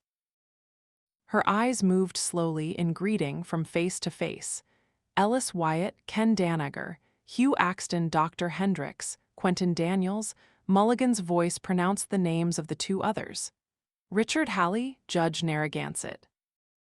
The faint smile on Richard Halley's face seemed to tell her that they had known each other for years, as, in her lonely evenings by the side of her phonograph, they had. The austerity of Judge Narragansett's white-haired figure reminded her that she had once heard him described as a marble statue, a blindfolded marble statue. It was the kind of figure that had vanished from the courtrooms of the country when the gold coins had vanished from the country's hands. "You have belonged here for a long time, Miss Taggart," said Midas Mulligan. "This was not the way we expected you to come, but welcome home." No, she wanted to answer, but heard herself answering softly, "Thank you." "Dagny, how many years is it going to take you to learn to be yourself?" It was Ellis Wyatt, grasping her elbow, leading her to a chair, grinning at her look of helplessness, at the struggle between a smile and a tightening resistance in her face. "Don't pretend that you don't understand us. You do." "We never make assertions, Miss Taggart," said Hugh Axton. "That is the moral crime peculiar to our enemies. We do not tell, we show. We do not claim, we prove. It is not your obedience that we seek to win, but your rational conviction. You have seen all the elements of our secret. The conclusion is now yours to draw. We can help you to name it, but not to accept it. The sight, the knowledge, and the acceptance must be yours." "I feel as if I know it," she answered simply, "and more. I feel as if I've always known it but never found it, and now I'm afraid, not afraid to hear it, just afraid that it's coming so close." Axton smiled. "What does this look like to you, Miss Taggart?" He pointed around the room. "This," she laughed suddenly, looking at the faces of the men against the golden sunburst of rays filling the great windows. "This looks like. You know, I never hoped to see any of you again. I wondered at times how much I'd give for just one more glimpse or one more word. And now this is like that dream you imagine in childhood, when you think that someday, in heaven, you will see those great departed whom you had not seen on earth, and you choose, from all the past centuries, the great men you would like to meet." "Well, that's one clue to the nature of our secret," said Axton. "Ask yourself whether the dream of heaven and greatness should be left waiting for us in our graves, or whether it should be ours here and now and on this earth." "I know," she whispered. "And if you met those great men in heaven," asked Ken Danager, "what would you want to say to them?" Just hello, I guess." "That's not all," said Danager. "There's something you'd want to hear from them. I didn't know it either until I saw him for the first time." He pointed to Galt, "and he said it to me, and then I knew what it was that I had missed all my life. Miss Taggart, you want them to look at you and to say, 'Well done.'" She dropped her head and nodded silently, head down, not to let him see the sudden spurt of tears to her eyes. "All right then. Well done, Dagny. Well done, too well, and now it's time for you to rest from that burden which none of us should ever have had to carry." "Shut up," said Midas Mulligan, looking at her bowed head with anxious concern. But she raised her head, smiling. "Thank you," she said to Danager. "If you talk about resting, then let her rest," said Mulligan. "She's had too much for one day." "No," she smiled.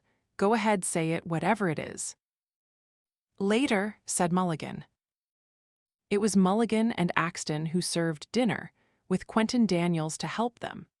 They served it on small silver trays to be placed on the arms of the chairs, and they all sat about the room, with the fire of the sky fading in the windows and sparks of electric light glittering in the wine glasses. There was an air of luxury about the room, but it was the luxury of expert simplicity. She noted the costly furniture, carefully chosen for comfort, bought somewhere at a time when luxury had still been an art. There were no superfluous objects, but she noticed a small canvas by a great master of the Renaissance, worth a fortune. She noticed an oriental rug of a texture and color that belonged under glass in a museum. This was Mulligan's concept of wealth, she thought. the wealth of selection, not of accumulation.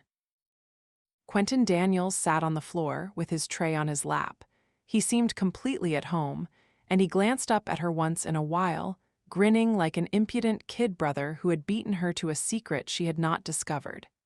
He had preceded her into the valley by some 10 minutes, she thought, but he was one of them, while she was still a stranger.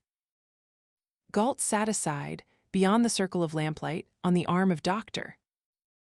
Axton's chair. He had not said a word. He had stepped back and turned her over to the others, and he sat watching it as a spectacle in which he had no further part to play. But her eyes kept coming back to him, drawn by the certainty that the spectacle was of his choice and staging, that he had set it in motion long ago, and that all the others knew it as she knew it. She noticed another person who was intensely aware of Galt's presence. Hugh Axton glanced up at him once in a while, involuntarily, almost surreptitiously, as if struggling not to confess the loneliness of a long separation.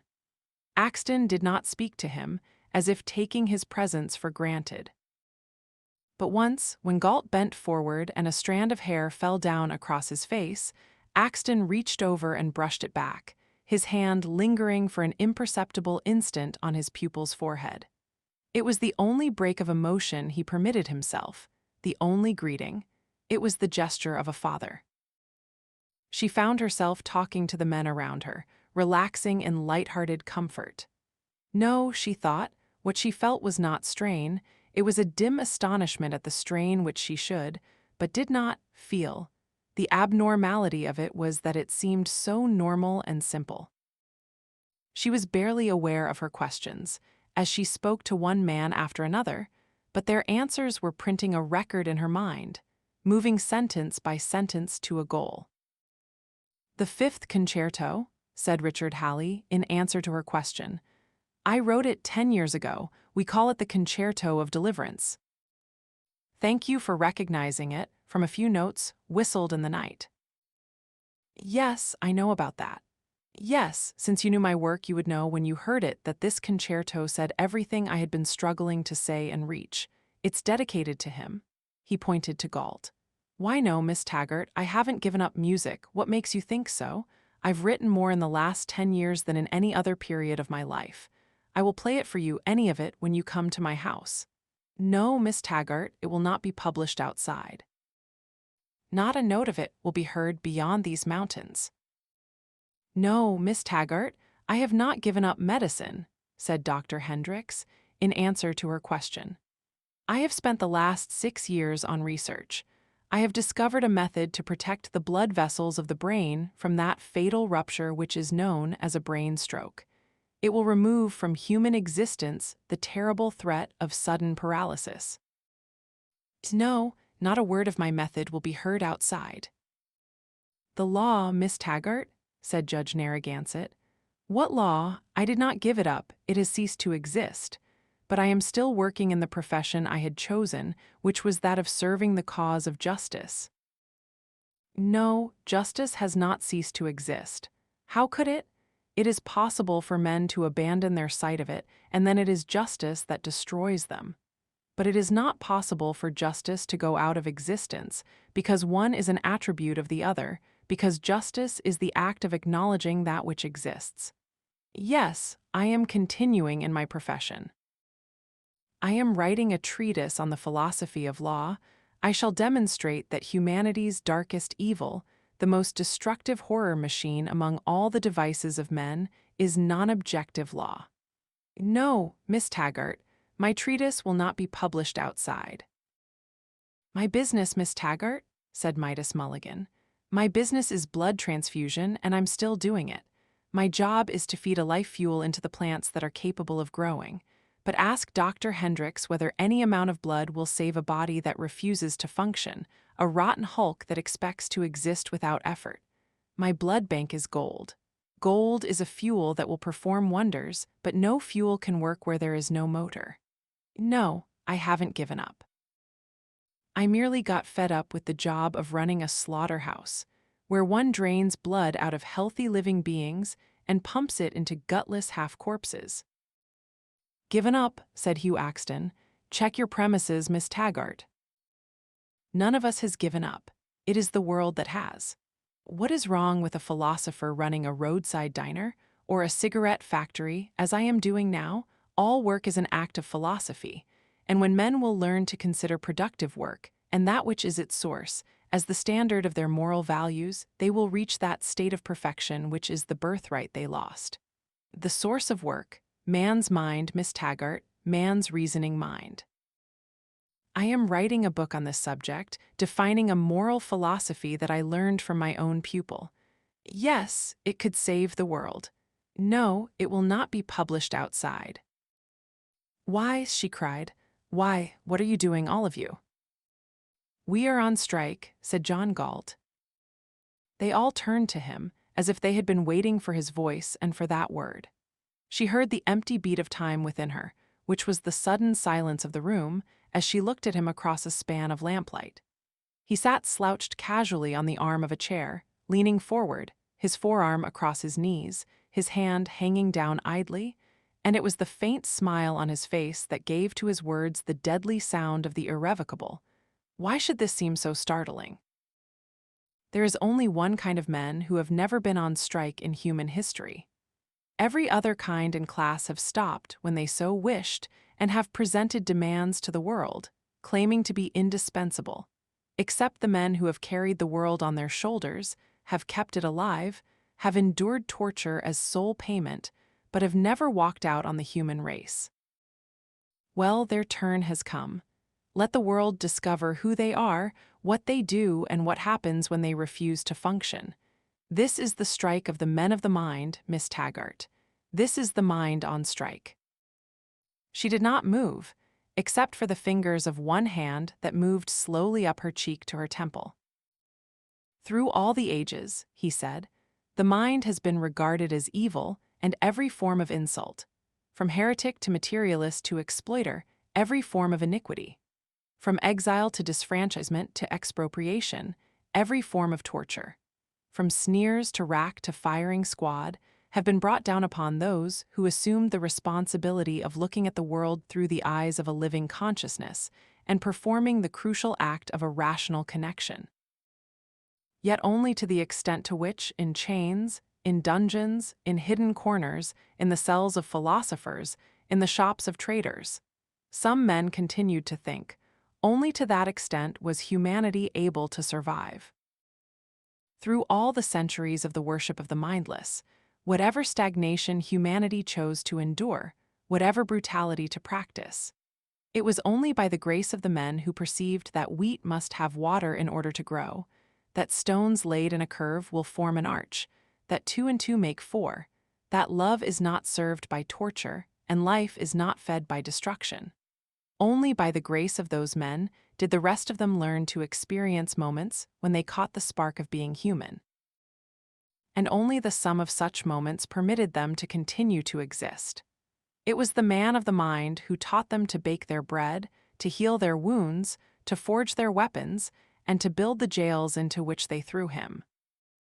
He was the man of extravagant energy and reckless generosity, who knew that stagnation is not man's fate, that impotence is not his nature, that the ingenuity of his mind is his noblest and most joyous power. And in service to that love of existence he was alone to feel, he went on working at any price, working for his despoilers, for his jailers, for his torturers, paying with his life for the privilege of saving theirs. This was his glory and his guilt, that he let them teach him to feel guilty of his glory, to accept the part of a sacrificial animal, and, in punishment for the sin of intelligence, to perish on the altars of the brutes. The tragic joke of human history is that on any of the altars men erected, it was always man whom they immolated and the animal whom they enshrined. It was always the animal's attributes, not man's, that humanity worshipped. The idol of instinct and the idol of force, the mystics and the kings, the mystics, who longed for an irresponsible consciousness, and ruled by means of the claim that their dark emotions were superior to reason, that knowledge came in blind, causeless fits, blindly to be followed, not doubted.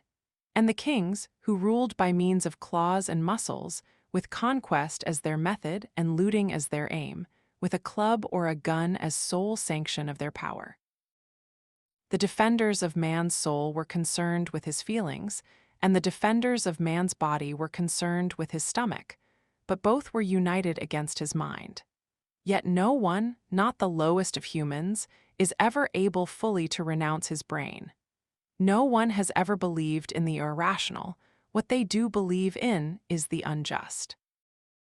Whenever a man denounces the mind, it is because his goal is of a nature the mind would not permit him to confess. When he preaches contradictions, he does so in the knowledge that someone will accept the burden of the impossible, someone will make it work for him at the price of his own suffering or life. Destruction is the price of any contradiction. It is the victims who made injustice possible. It is the men of reason who made it possible for the rule of the brute to work. The despoiling of reason has been the motive of every anti-reason creed on earth. The despoiling of ability has been the purpose of every creed that preached self-sacrifice. The despoilers have always known it. We haven't. The time has come for us to see. What we are now asked to worship, what had once been dressed as God or king, is the naked, twisted, mindless figure of the human incompetent.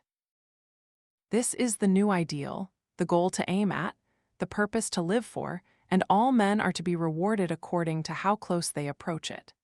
This is the age of the common man, they tell us, a title which any man may claim to the extent of such distinction as he has managed not to achieve. He will rise to a rank of nobility by means of the effort he has failed to make. He will be honored for such virtue as he has not displayed, and he will be paid for the goods which he did not produce. But we who must atone for the guilt of ability, we will work to support him as he orders, with his pleasure as our only reward. Since we have the most to contribute, we will have the least to say. Since we have the better capacity to think, we will not be permitted a thought of our own. Since we have the judgment to act, we will not be permitted an action of our choice. We will work under directives and controls issued by those who are incapable of working. They will dispose of our energy because they have none to offer, and of our product because they can't produce. Do you say that this is impossible, that it cannot be made to work? They know it, but it is you who don't, and they are counting on you not to know it. They are counting on you to go on, to work to the limit of the inhuman and to feed them while you last. And when you collapse, there will be another victim starting out and feeding them, while struggling to survive. And the span of each succeeding victim will be shorter. And while you'll die to leave them a railroad, your last descendant in spirit will die to leave them a loaf of bread. This does not worry the looters of the moment. Their plan, like all the plans of all the royal looters of the past, is only that the loot shall last their lifetime. It has always lasted before, because in one generation they could not run out of victims. But this time, it will not last. The victims are on strike. We are on strike against martyrdom and against the moral code that demands it. We are on strike against those who believe that one man must exist for the sake of another. We are on strike against the morality of cannibals, be it practiced in body or in spirit. We will not deal with men on any terms but ours, and our terms are a moral code which holds that man is an end in himself and not the means to any end of others. We do not seek to force our code upon them. They are free to believe what they please. But for once, they will have to believe it and to exist, without our help. And once and for all, they will learn the meaning of their creed. That creed has lasted for centuries solely by the sanction of the victims, by means of the victims' acceptance of punishment for breaking a code impossible to practice. But that code was intended to be broken. It is a code that thrives not on those who observe it, but on those who don't, a morality kept in existence not by virtue of its saints, but by the grace of its shiners. We have decided not to be sinners any longer. We have ceased breaking that moral code. We shall blast it out of existence forever by the one method that it can't withstand, by obeying it. We are obeying it. We are complying. In dealing with our fellow men, we are observing their code of values to the letter and sparing them all the evils they denounce. The mind is evil. We have withdrawn the works of our minds from society, and not a single idea of ours is to be known or used by men. Ability is a selfish evil that leaves no chance to those who are less able. We have withdrawn from the competition and left all chances open to incompetence. The pursuit of wealth is greed, the root of all evil. We do not seek to make fortunes any longer. It is evil to earn more than one's bare sustenance. We take nothing but the lowliest jobs, and we produce, by the effort of our muscles, no more than we consume for our immediate needs, with not a penny nor an inventive thought left over to harm the world. It is evil to succeed, since success is made by the strong at the expense of the weak. We have ceased burdening the weak with our ambition and have left them free to prosper without us. It is evil to be an employer. We have no employment to offer. It is evil to own property. We own nothing. It is evil to enjoy one's existence in this world. There is no form of enjoyment that we seek from their world, and this was hardest for us to attain. What we now feel for their world is that emotion which they preach as an ideal. Indifference, the blank, the zero, the mark of death. We are giving men everything they've professed to want and to seek as virtue for centuries. Now let them see whether they want it. "It was you who started this strike?" she asked. "I did." He got up, he stood, hands in pockets, his face in the light, and she saw him smile with the easy, effortless, implacable amusement of certainty. "We've heard so much about strikes," he said, "and about the dependence of the uncommon man upon the common. We've heard it shouted that the industrialist is a parasite, that his workers support him, create his wealth, make his luxury possible, and what would happen to him if they walked out? Very well. I propose to show to the world who depends on whom, who supports whom, who is the source of wealth, who makes whose livelihood possible, and what happens to whom when who walks out." The windows were now sheets of darkness, reflecting the dots of lighted cigarettes. He picked a cigarette from a table beside him, and in the flare of a match she saw the brief sparkle of gold, the dollar sign, between his fingers. "I quit and joined him and went on strike," said Hugh Axton, "because I could not share my profession with men who claim that the qualification of an intellectual consists of denying the existence of the intellect. People would not employ a plumber who'd attempt to prove his professional excellence by asserting that there's no such thing as plumbing. But, apparently, the same standards of caution are not considered necessary in regard to philosophers. I learned from my own pupil, however, that it was I who made this possible. When thinkers accept those who deny the existence of thinking as fellow thinkers of a different school of thought, it is they who achieve the destruction of the mind.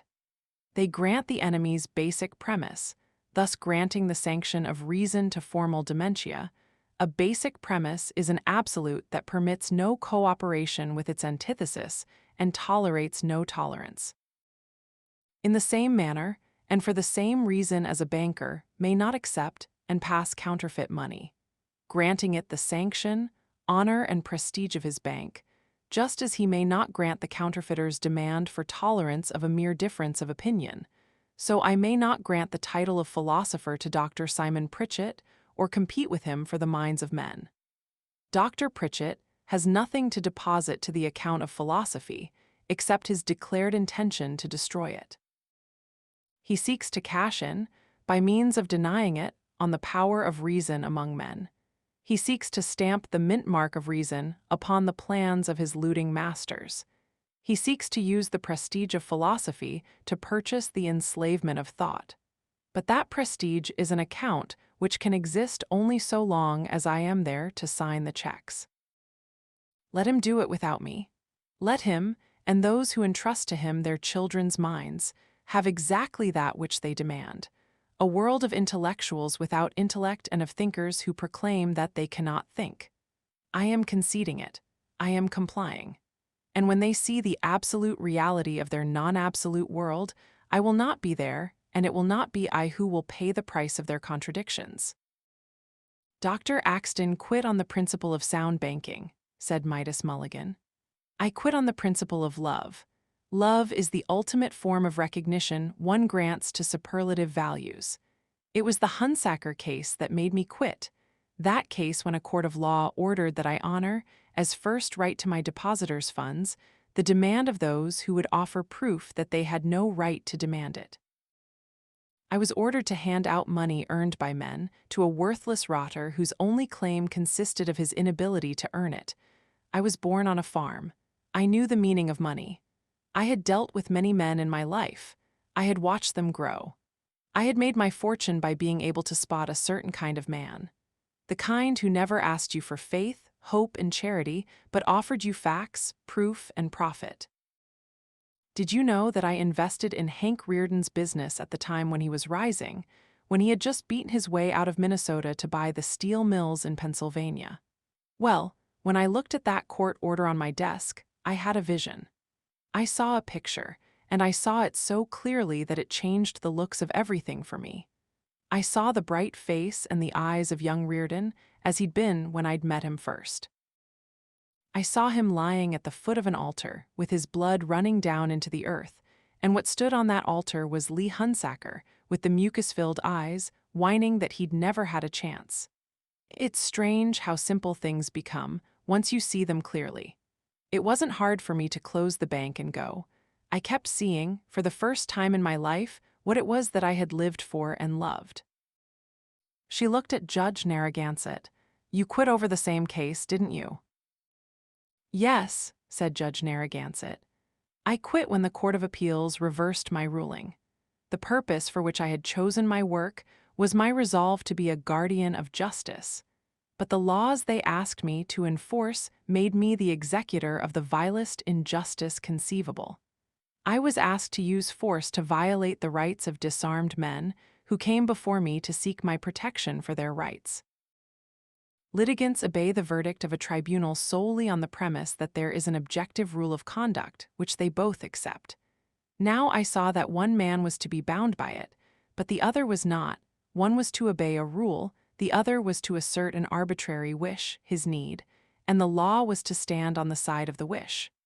Justice was to consist of upholding the unjustifiable. I quit, because I could not have borne to hear the words, 'Your Honor,' addressed to me by an honest man." Her eyes moved slowly to Richard Halley, as if she were both pleading and afraid to hear his story. He smiled. "I would have forgiven men for my struggle," said Richard Halley. "It was their view of my success that I could not forgive. I had felt no hatred in all the years when they rejected me. If my work was new, I had to give them time to learn. If I took pride in being first to break a trail to a height of my own, I had no right to complain if others were slow to follow. That was what I had told myself through all those years, except on some nights when I could neither wait nor believe any longer, when I cried, 'Why?' but found no answer.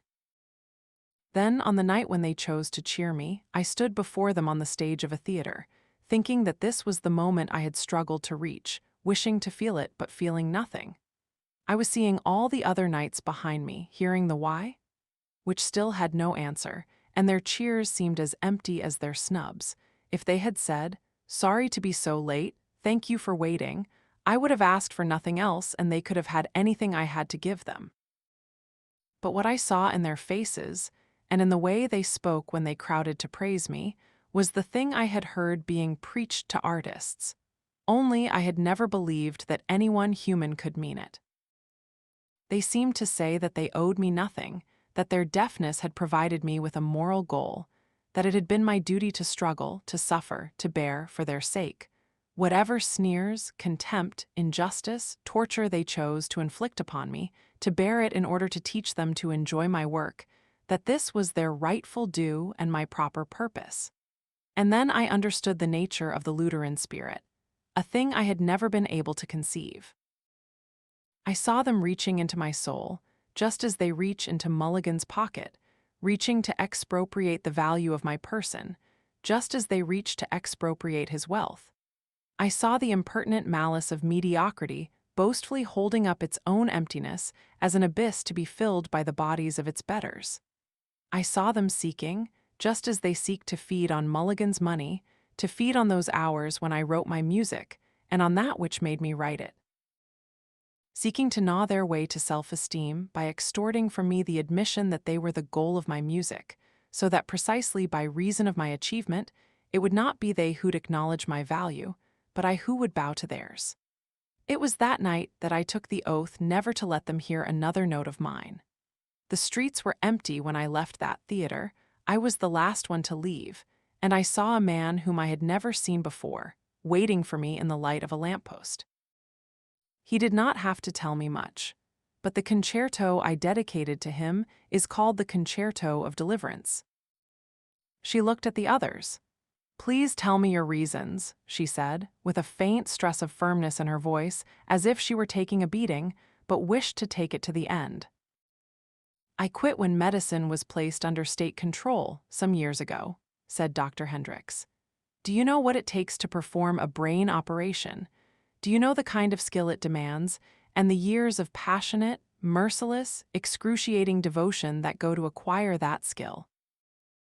That was what I would not place at the disposal of men whose sole qualification to rule me was their capacity to spout the fraudulent generalities that got them elected to the privilege of enforcing their wishes at the point of a gun.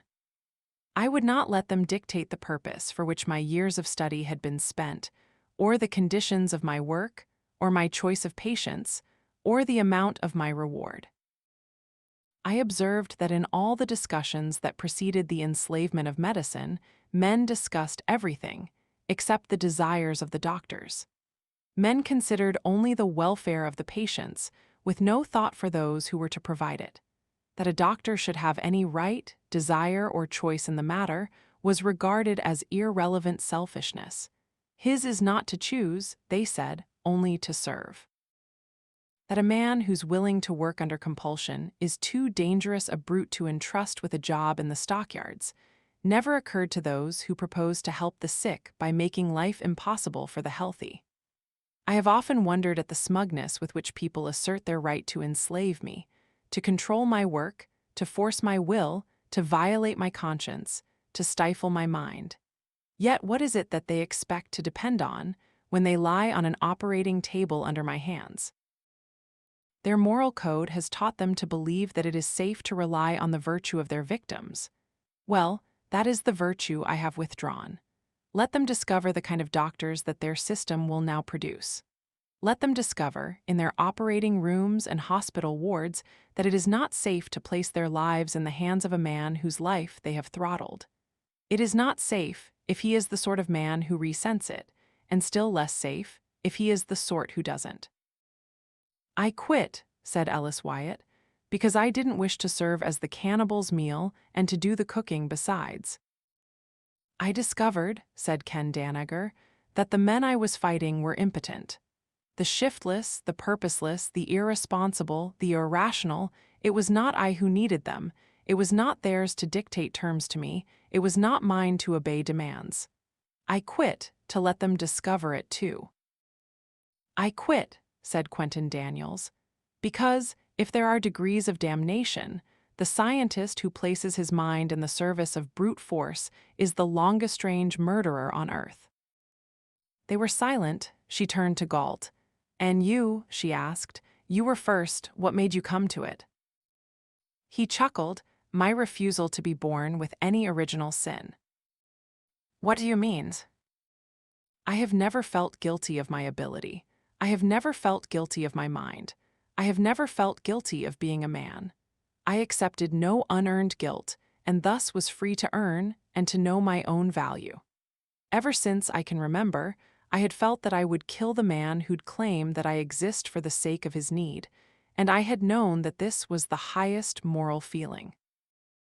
That night at the 20th Century meeting, when I heard an unspeakable evil being spoken in a tone of moral righteousness, I saw the root of the world's tragedy, the key to it, and the solution. I saw what had to be done. I went out to do it." "And the motor?" she asked. "Why did you abandon it? Why did you leave it to the Starnes heirs?" "It was then father's property. He paid me for it. It was made on his time. But I knew that it would be of no benefit to them and that no one would ever hear of it again.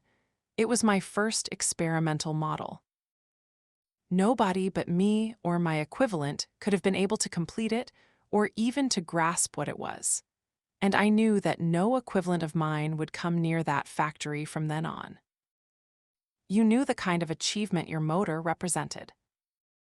Yes. And you knew you were leaving it to perish. Yes. He looked off into the darkness beyond the windows and chuckled softly, but it was not a sound of amusement. I looked at my motor for the last tune before I left.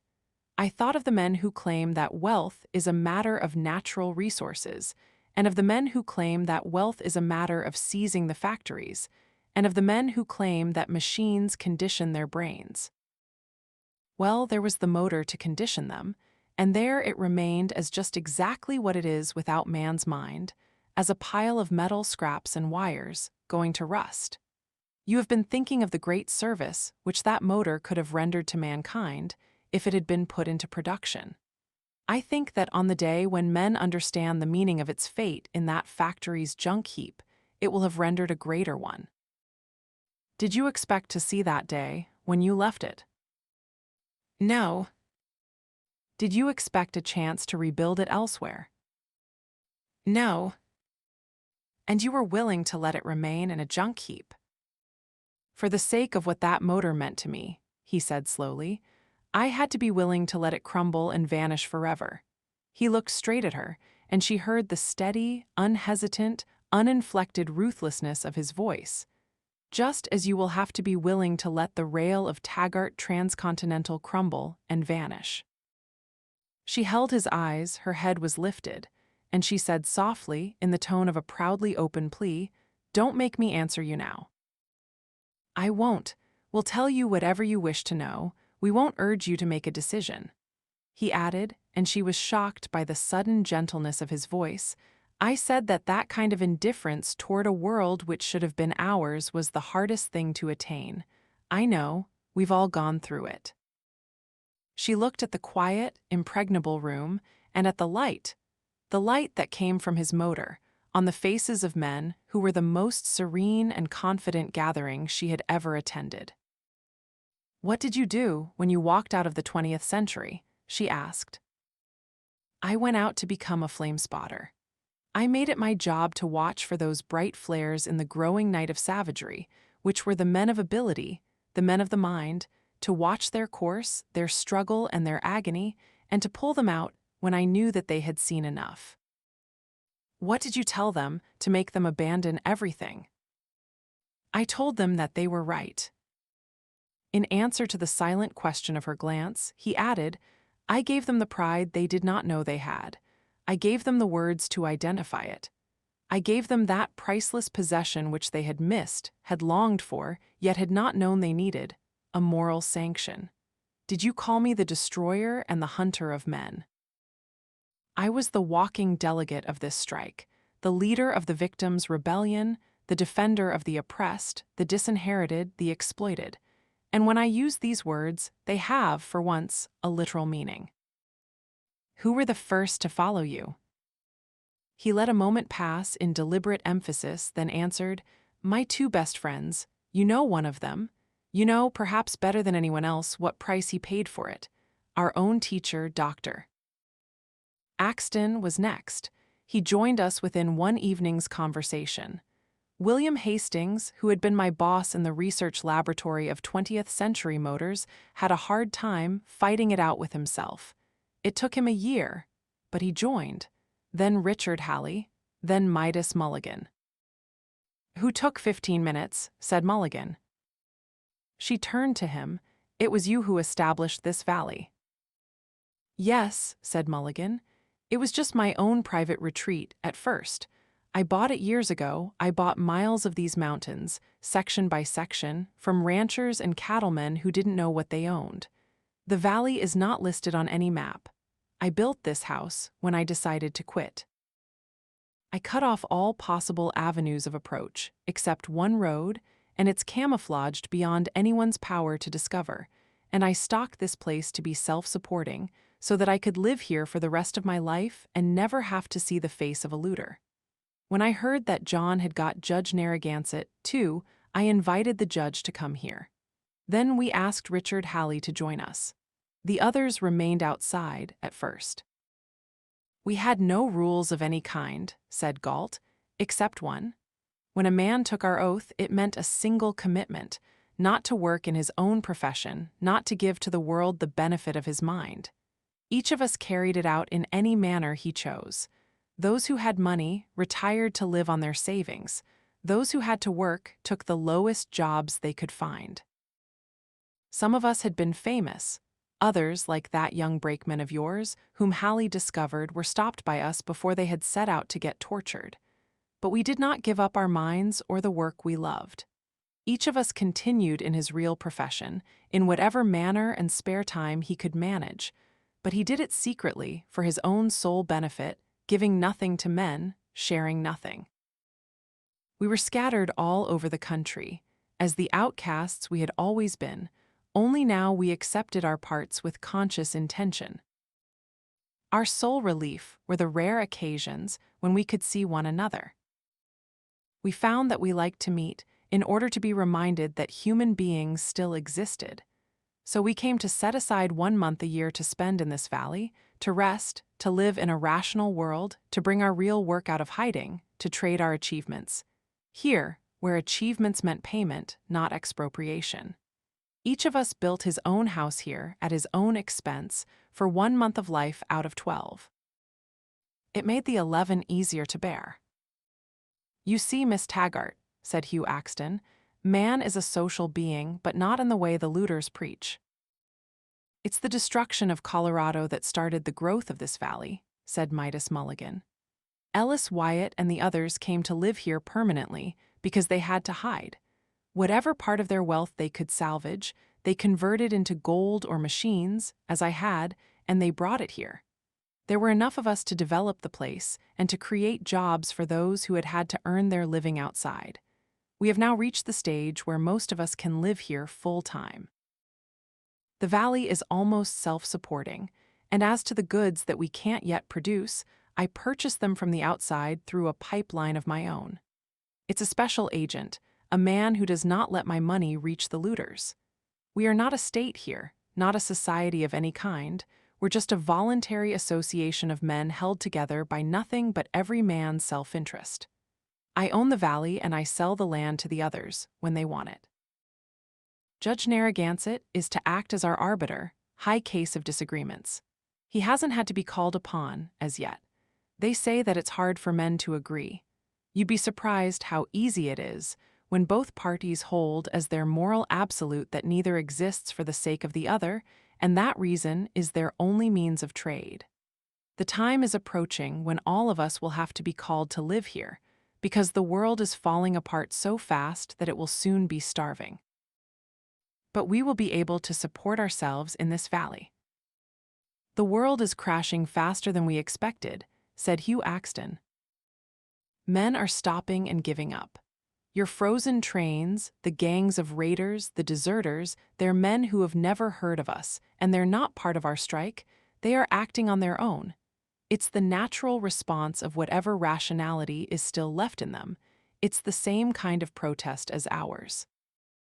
"We started with no time limit in view," said Galt.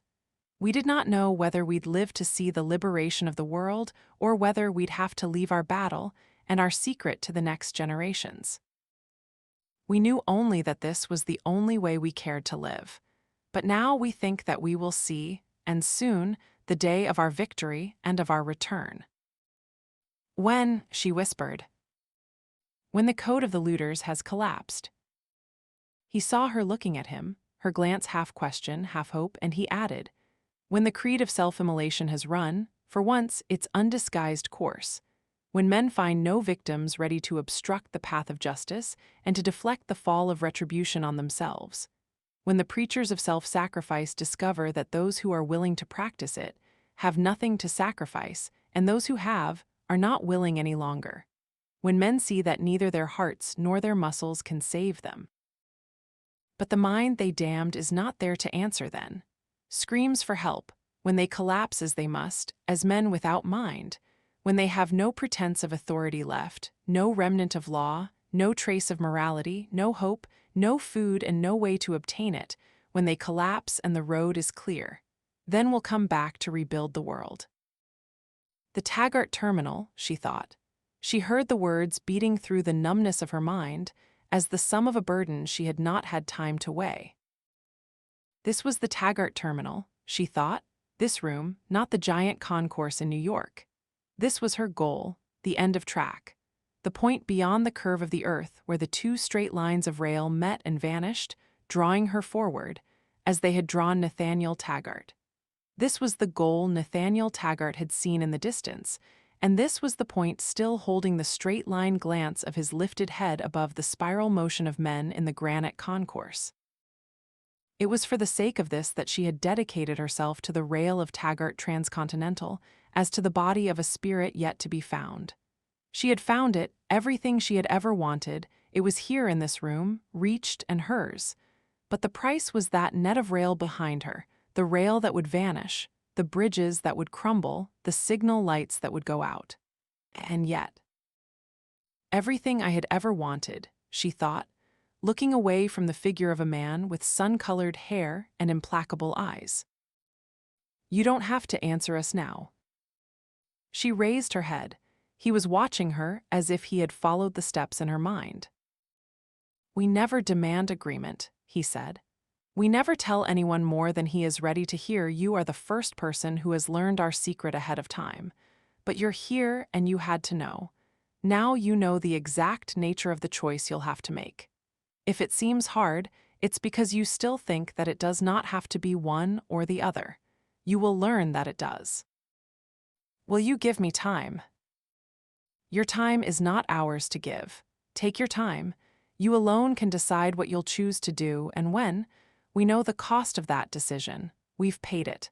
That you've come here might now make it easier for you or harder. Harder, she whispered. I know.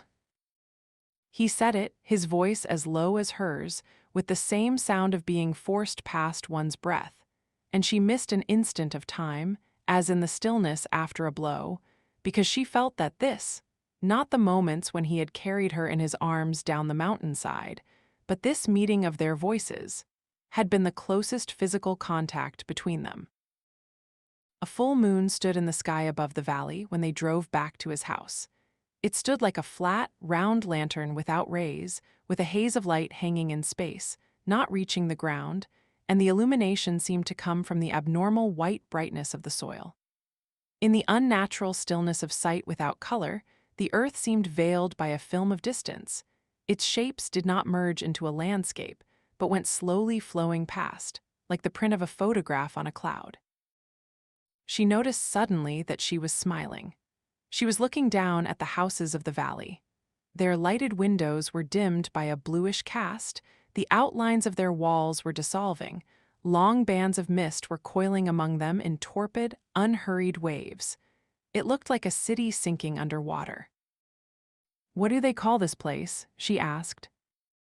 I call it Mulligan's Valley, he said. The others call it Galt's Gulch. I'd call it, but she did not finish. He glanced at her. She knew what he saw in her face. He turned away. She saw a faint movement of his lips, like the release of a breath that he was forcing to function. She dropped her glance, her arm falling against the side of the car, as if her hand were suddenly too heavy for the weakness in the crook of her elbow. The road grew darker as it went higher, and pine branches met over their heads. Above a slant of rock moving to meet them, she saw the moonlight on the windows of his house. Her head fell back against the seat and she lay still, losing awareness of the car, feeling only the motion that carried her forward, watching the glittering drops of water in the pine branches, which were the stars. When the car stopped, she did not permit herself to know why she did not look at him as she stepped out. She did not know that she stood still for an instant, looking up at the dark windows. She did not hear him approach, but she felt the impact of his hands with shocking intensity, as if it were the only awareness she could now experience. He lifted her in his arms and started slowly up the path to the house. He walked, not looking at her, holding her tight, as if trying to hold a progression of time, as if his arms were still locked over the moment when he had lifted her against his chest. She felt his steps as if they were a single span of motion to a goal, and as if each step were a separate moment in which she dared not think of the next. Her head was close to his hair brushing her cheek, and she knew that neither of them would move his face that one breath closer. It was a sudden, stunned state of quiet drunkenness, complete in itself. Their hair mingled like the rays of two bodies in space that had achieved their meeting. She saw that he walked with his eyes closed, as if even sight would now be an intrusion. He entered the house, and as he moved across the living room, he did not look to his left, and neither did she. But she knew that both of them were seeing the door on his left that led to his bedroom. He walked the length of the darkness to the wedge of moonlight that fell across the guest room bed. He placed her down upon it. She felt an instant's pause of his hands still holding her shoulder and waistline, and when his hands left her body, she knew that the moment was over. He stepped back and pressed a switch, surrendering the room to the harshly public glare of light. He stood still, as if demanding that she look at him, his face expectant and stern. "Have you forgotten that you wanted to shoot me on sight?" he asked. It was the unprotected stillness of his figure that made it real. The shudder that threw her upright was like a cry of terror and denial, but she held his glance and answered evenly, "That's true, I did." "Then stand by it." Her voice was low, its intensity was both a surrender and a scornful reproach. "You know better than that, don't you?" He shook his head. "No, I want you to remember that that had been your wish. You were right in the past. So long as you were part of the outer world, you had to seek to destroy me. And of the two courses now open to you, one will lead you to the day when you will find yourself forced to do it." She did not answer. She sat looking down. He saw the strands of her hair swing jerkily as she shook her head in desperate protest. "You are my only danger. You are the only person who could deliver me to my enemies. If you remain with them, you will. Choose that, if you wish, but choose it with full knowledge. Don't answer me now, but until you do," the stress of severity in his voice was the sound of effort directed against himself. "Remember that I know the meaning of either answer." "As fully as I do," she whispered. "As fully." He turned to go, when her eyes fell suddenly upon the inscriptions she had noticed, and forgotten, on the walls of the room.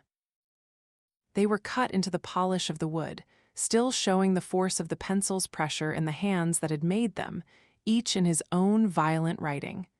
"You'll get over it, Ellis Wyatt. It will be all right by morning, Ken Danager. It's worth it, Roger Marsh." "There were others, what is that?" she asked. He smiled. "This is the room where they spent their first night in the valley. The first night is the hardest. It's the last pull of the brake with one's memories, and the worst. I let them stay here so they can call for me if they want me. I speak to them if they can't sleep.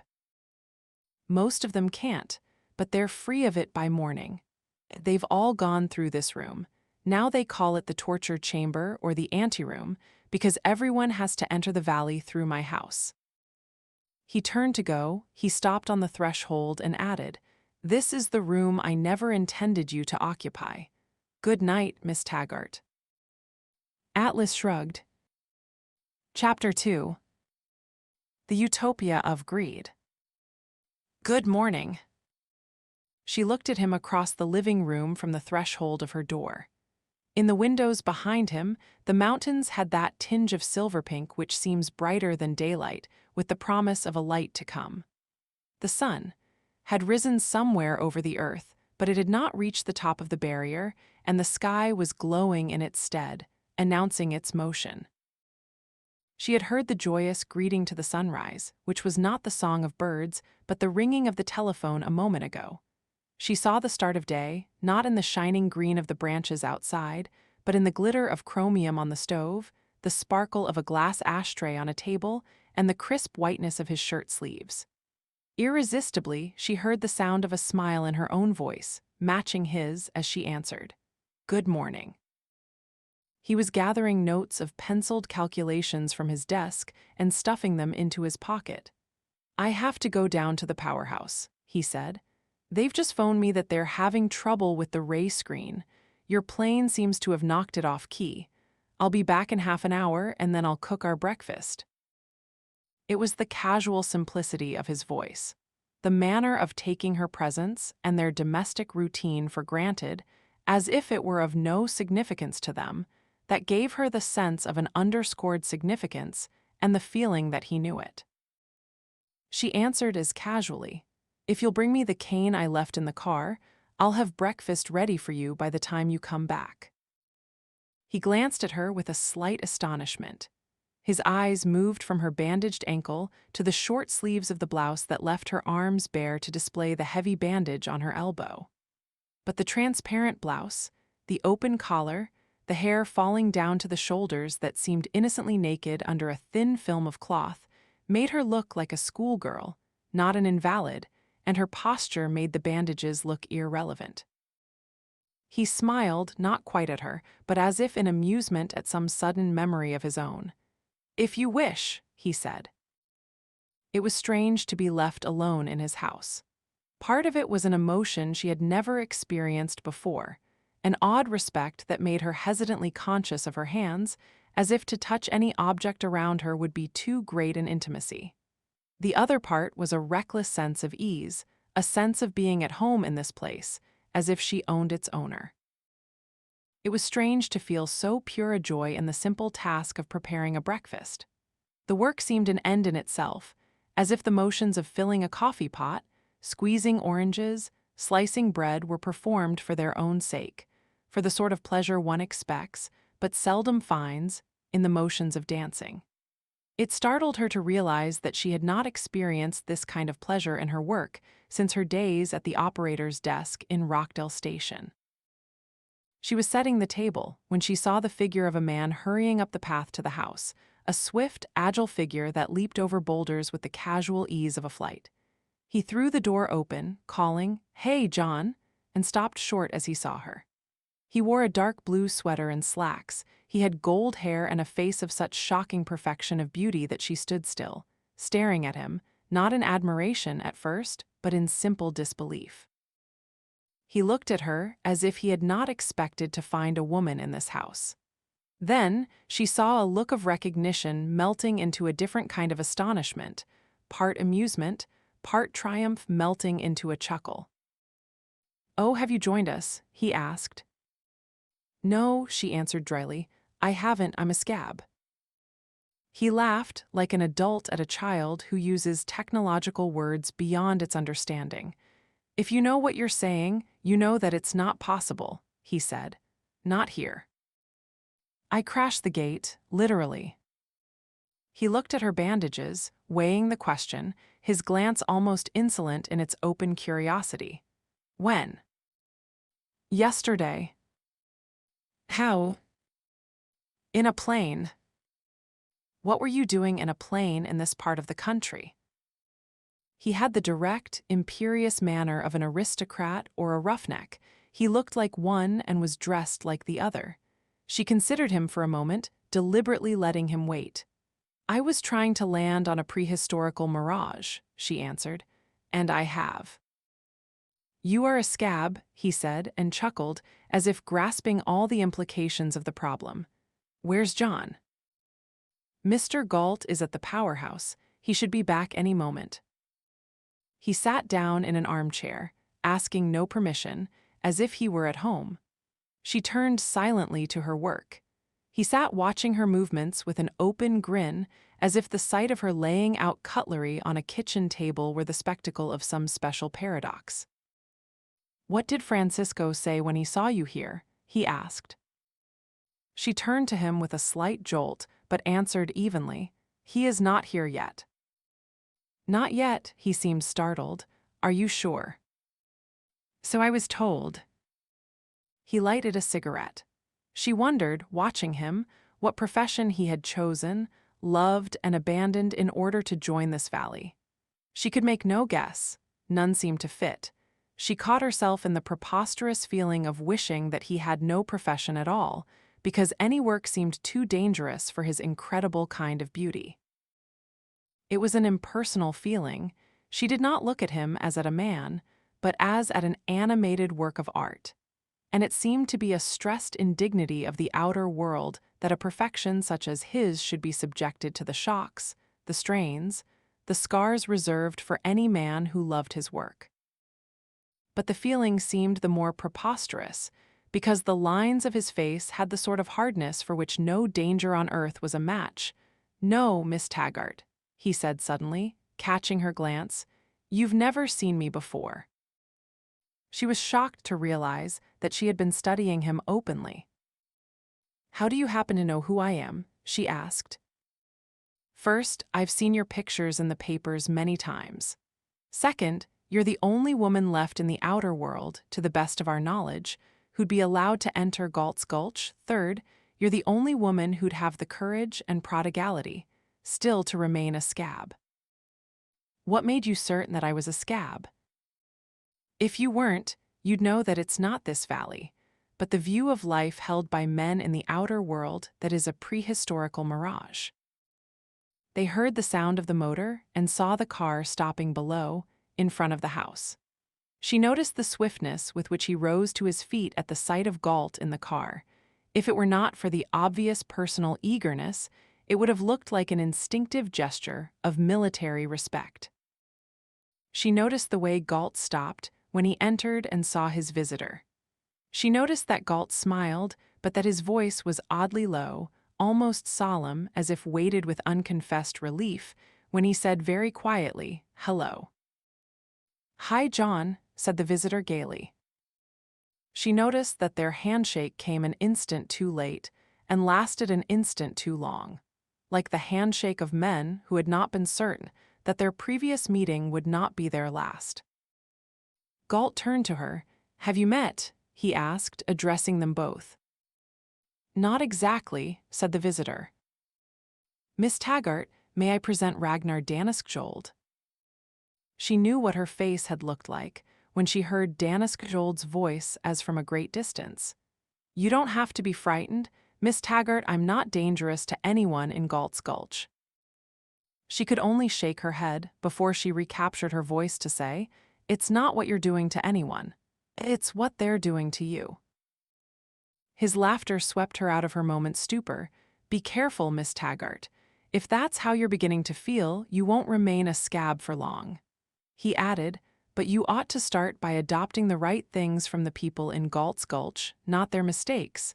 They've spent 12 years worrying about me needlessly." He glanced at Galt. "When did you get in?" asked Galt. "Late last night." "Sit down, you're going to have breakfast with us." "But where's Francisco? Why isn't he here yet?" "I don't know," said Galt, frowning slightly. "I asked at the airport just now. Nobody's heard from him." As she turned to the kitchen, Galt moved to follow. "No," she said, "it's my job today." "Let me help you." "This is the place where one doesn't ask for help, isn't it?" He smiled. "That's right." She had never experienced the pleasure of motion, of walking as if her feet had no weight to carry, as if the support of the cane in her hand were merely a superfluous touch of elegance, the pleasure of feeling her steps trace swift, straight lines, of sensing the faultless, spontaneous precision of her gestures, as she experienced it while placing their food on the table in front of the two men. Her bearing told them that she knew they were watching her. She held her head like an actress on a stage, like a woman in a ballroom, like the winner of a silent contest. "Francisco will be glad to know that it's you who were his stand-in today," said Danaskjold, when she joined them at the table. "His what?" "You see, today is June 1st, and the three of us, John, Francisco, and I, have had breakfast together on every June 1st for 12 years. Here, not when we started, but here, ever since this house was built 8 years ago." He shrugged, smiling. "For a man who has more centuries of tradition behind him than I have, it's odd that Francisco should be the first to break our own tradition." "And Mr. Galt," she asked, "how many centuries does he have behind him?" "John, none at all. None behind him, but all of those ahead." "Never mind the centuries," said Galt. Tell me what sort of year you've had behind you. Lost any men? No. Lost any of your time? You mean, was I wounded? No, I haven't had a scratch since that one time, 10 years ago, when I was still an amateur, which you ought to forget by now. I wasn't in any danger whatever this year. In fact, I was much more safe than if I were running a small-town drugstore under Directive 10289. Lost any battles? No, the losses were all on the other side this year. The looters lost most of their ships to me and most of their men to you. You've had a good year, too, haven't you? I know, I've kept track of it. Since our last breakfast together, you got everyone you wanted from the state of Colorado and a few others besides, such as Ken Danager, who was a great prize to get. But let me tell you about a still greater one who is almost yours. You're going to get him soon because he's hanging by a thin thread and is just about ready to fall at your feet. He's a man who saved my life, so you can see how far he's gone. Galt leaned back, his eyes narrowing.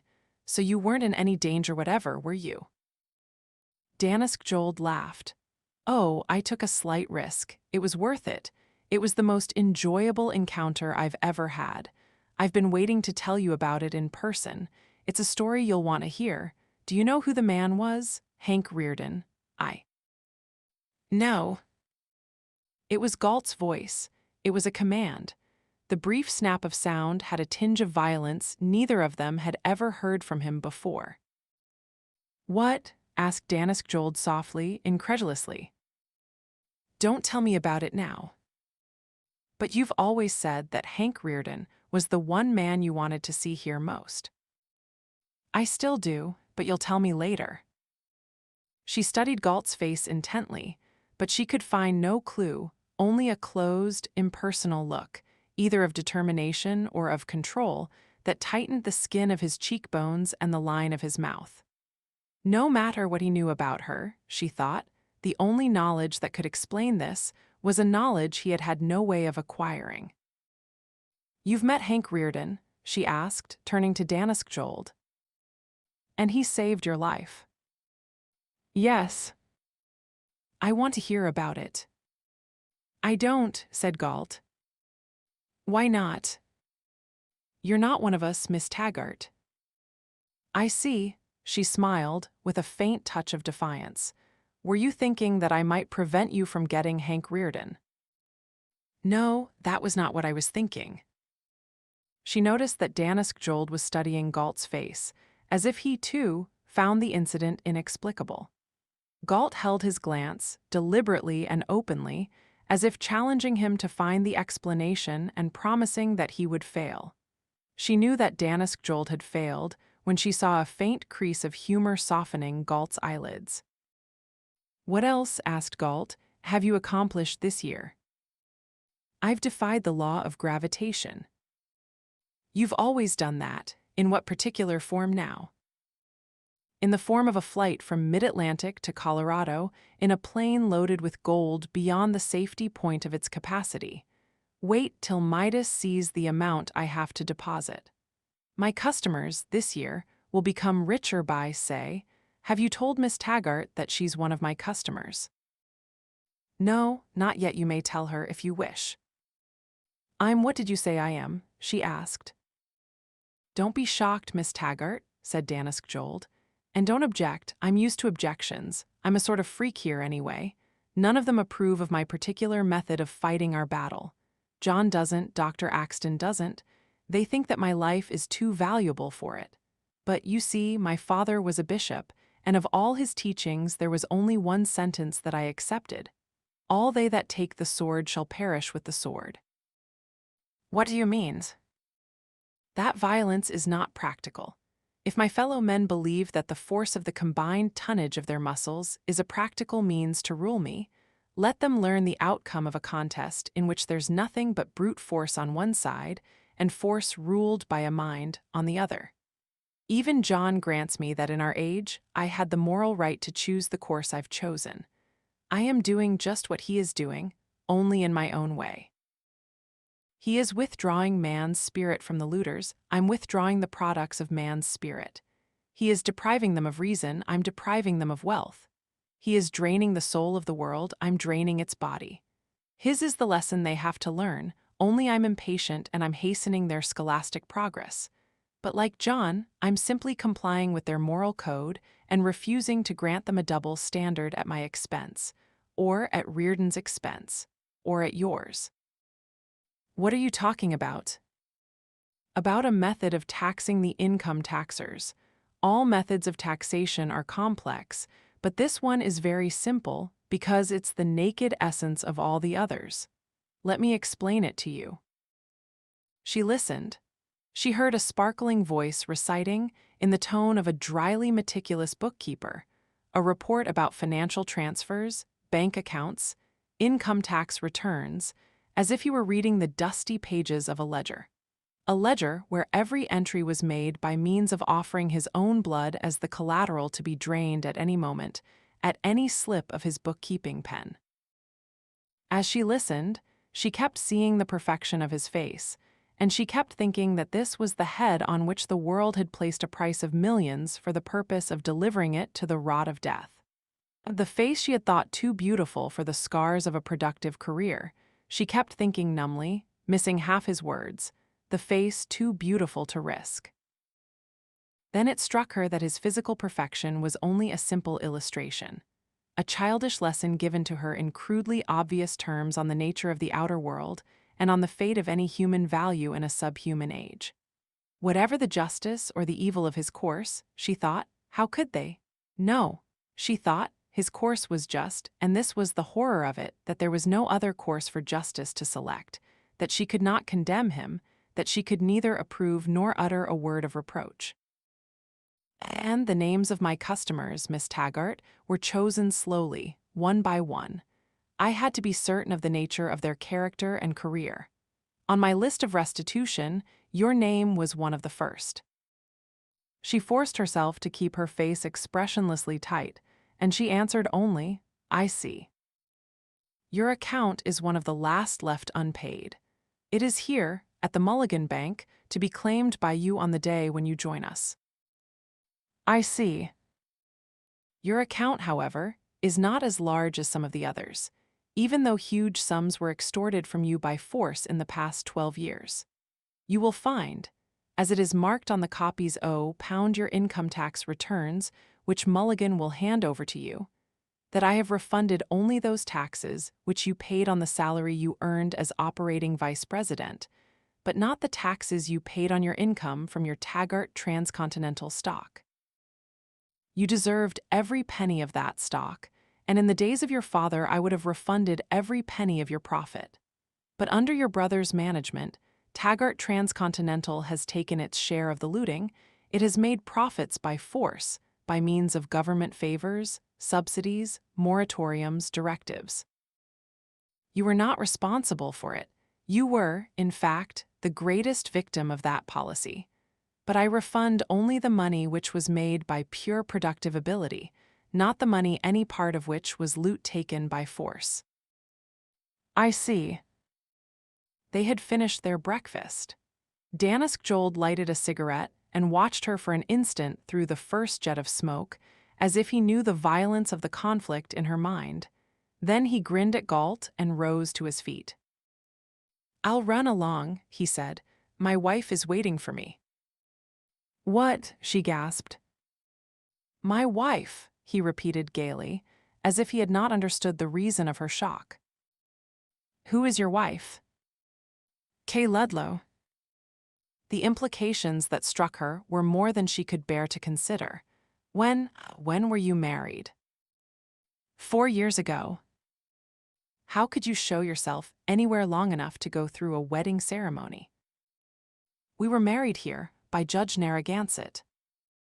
How can, she tried to stop, but the words burst involuntarily, in helplessly indignant protest, whether against him, fate, or the outer world, she could not tell. How can she live through 11 months of thinking that you, at any moment, might be? She did not finish. He was smiling, but she saw the enormous solemnity of that which he and his wife had needed to earn their right to this kind of smile. She can live through it, Miss Taggart, because we do not hold the belief that this earth is a realm of misery where man is doomed to destruction. We do not think that tragedy is our natural fate, and we do not live in chronic dread of disaster. We do not expect disaster until we have specific reason to expect it, and when we encounter it, we are free to fight it. It is not happiness, but suffering that we consider unnatural.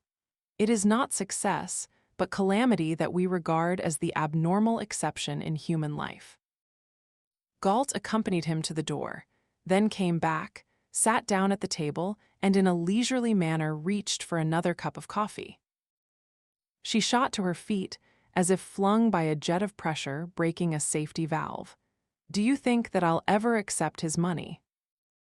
He waited until the curving streak of coffee had filled his cup, then glanced up at her and answered, "Yes, I think so." "Well, I won't. I won't let him risk his life for it." "You have no choice about that."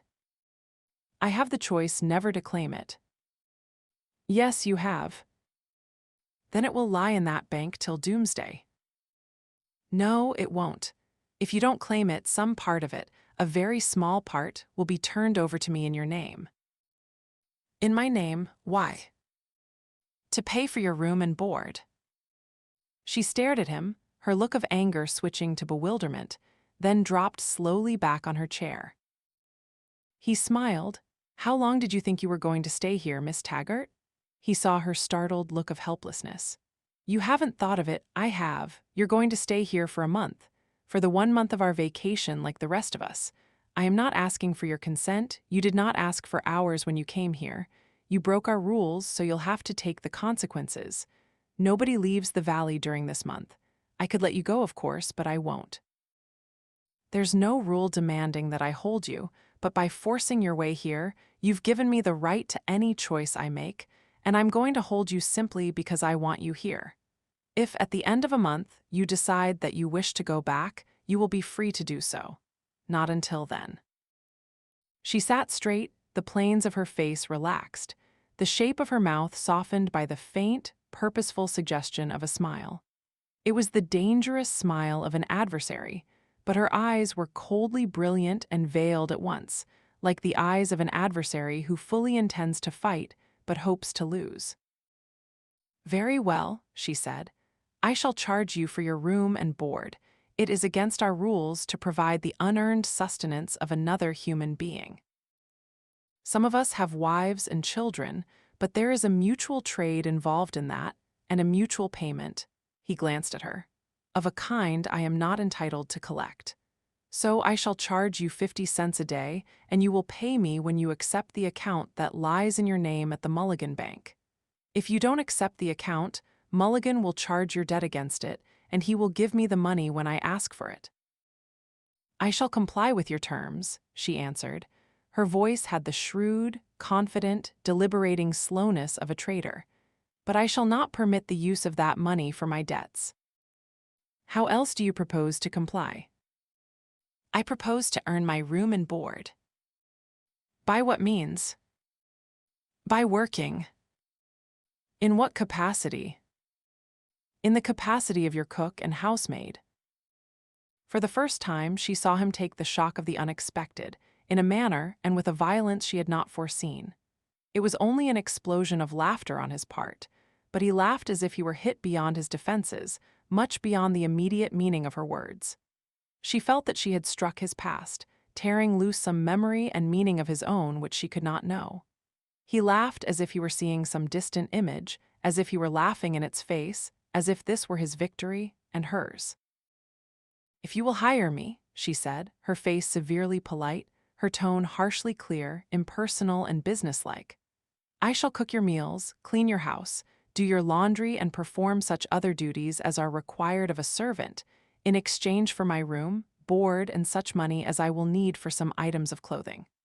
I may be slightly handicapped by my injuries for the next few days, but that will not last, and I will be able to do the job fully." "Is that what you want to do?" he asked. "That is what I want to do," she answered, and stopped before she uttered the rest of the answer in her mind. "More than anything else in the world." He was still smiling. It was a smile of amusement, but it was as if amusement could be transmuted into some shining glory. "All right, Miss Taggart," he said, "I'll hire you." She inclined her head in a dryly formal acknowledgement. "Thank you. I will pay you $10 a month, in addition to your room and board." "Very well. I shall be the first man in this valley to hire a servant."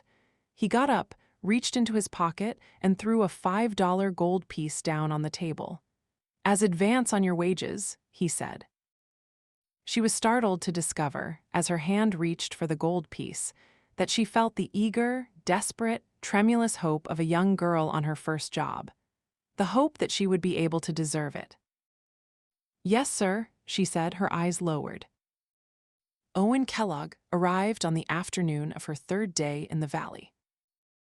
She did not know which shocked him most. The sight of her standing on the edge of the airfield as he descended from the plane, the sight of her clothes. Her delicate, transparent blouse, tailored by the most expensive shop in New York, and the wide, cotton print skirt she had bought in the valley for 60 cents, her cane, her bandages, or the basket of groceries on her arm. He descended among a group of men, he saw her, he stopped, then ran to her as if flung forward by some emotion so strong that, whatever its nature, it looked like terror. "Miss Taggart," he whispered, and said nothing else, while she laughed, trying to explain how she had come to beat him to his destination. He listened, as if it were irrelevant, and then he uttered the thing from which he had to recover. "But we thought you were dead." "Who thought it?" "All of us, I mean, everybody in the outside world." Then she suddenly stopped smiling, while his voice began to recapture his story and his first sound of joy. "Miss Taggart, don't you remember? You told me to phone Winston, Colorado, and to tell them that you'd be there by noon of the next day. That was to be the day before yesterday, May 31st. But you did not reach Winston, and by late afternoon, the news was on all the radios that you were lost in a plane crash somewhere in the Rocky Mountains." She nodded slowly, grasping the events she had not thought of considering. "I heard it aboard the Comet," he said. "At a small station in the middle of New Mexico, the conductor held us there for an hour while I helped him to check the story on long-distance phones. He was hit by the news just as I was. They all were, the train crew, the station agent, the switchman. They huddled around me while I called the city rooms of newspapers in Denver and New York. We didn't learn much. Only that you had left the Afton airfield just before dawn on May 31st, that you seemed to be following some stranger's plane, that the attendant had seen you go off southeast, and that nobody had seen you since, and that searching parties were combing the Rockies for the wreckage of your plane." She asked involuntarily, "Did the Comet reach San Francisco?" "I don't know. She was crawling north through Arizona when I gave up. There were too many delays, too many things going wrong, and a total confusion of orders. I got off and spent the night hitchhiking my way to Colorado, bumming rides on trucks, on buggies, on horse carts, to get there on time, to get to our meeting place, I mean, where we gather for Midas ferry plane to pick us up and bring us here." She started walking slowly up the path toward the car she had left in front of Hammond's grocery market. Kellogg followed, and when he spoke again, his voice dropped a little, slowing down with their steps, as if there were something they both wished to delay. "I got a job for Jeff Alien," he said. His voice had the peculiarly solemn tone proper for saying, "I have carried out your last will." Your agent at Laurel grabbed him and put him to work the moment we got there. The agent needed every able-bodied, no, able-minded man he could find. They had reached the car, but she did not get in.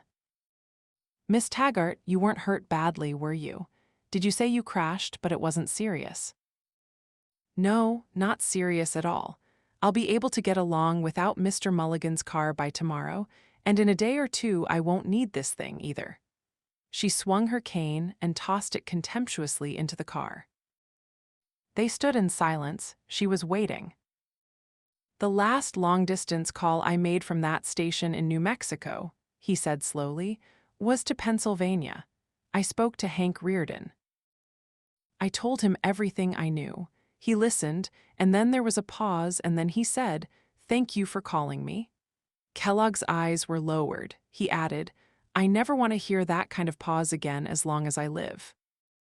He raised his eyes to hers. There was no reproach in his glance, only the knowledge of that which he had not suspected when he heard her request, but had guessed since.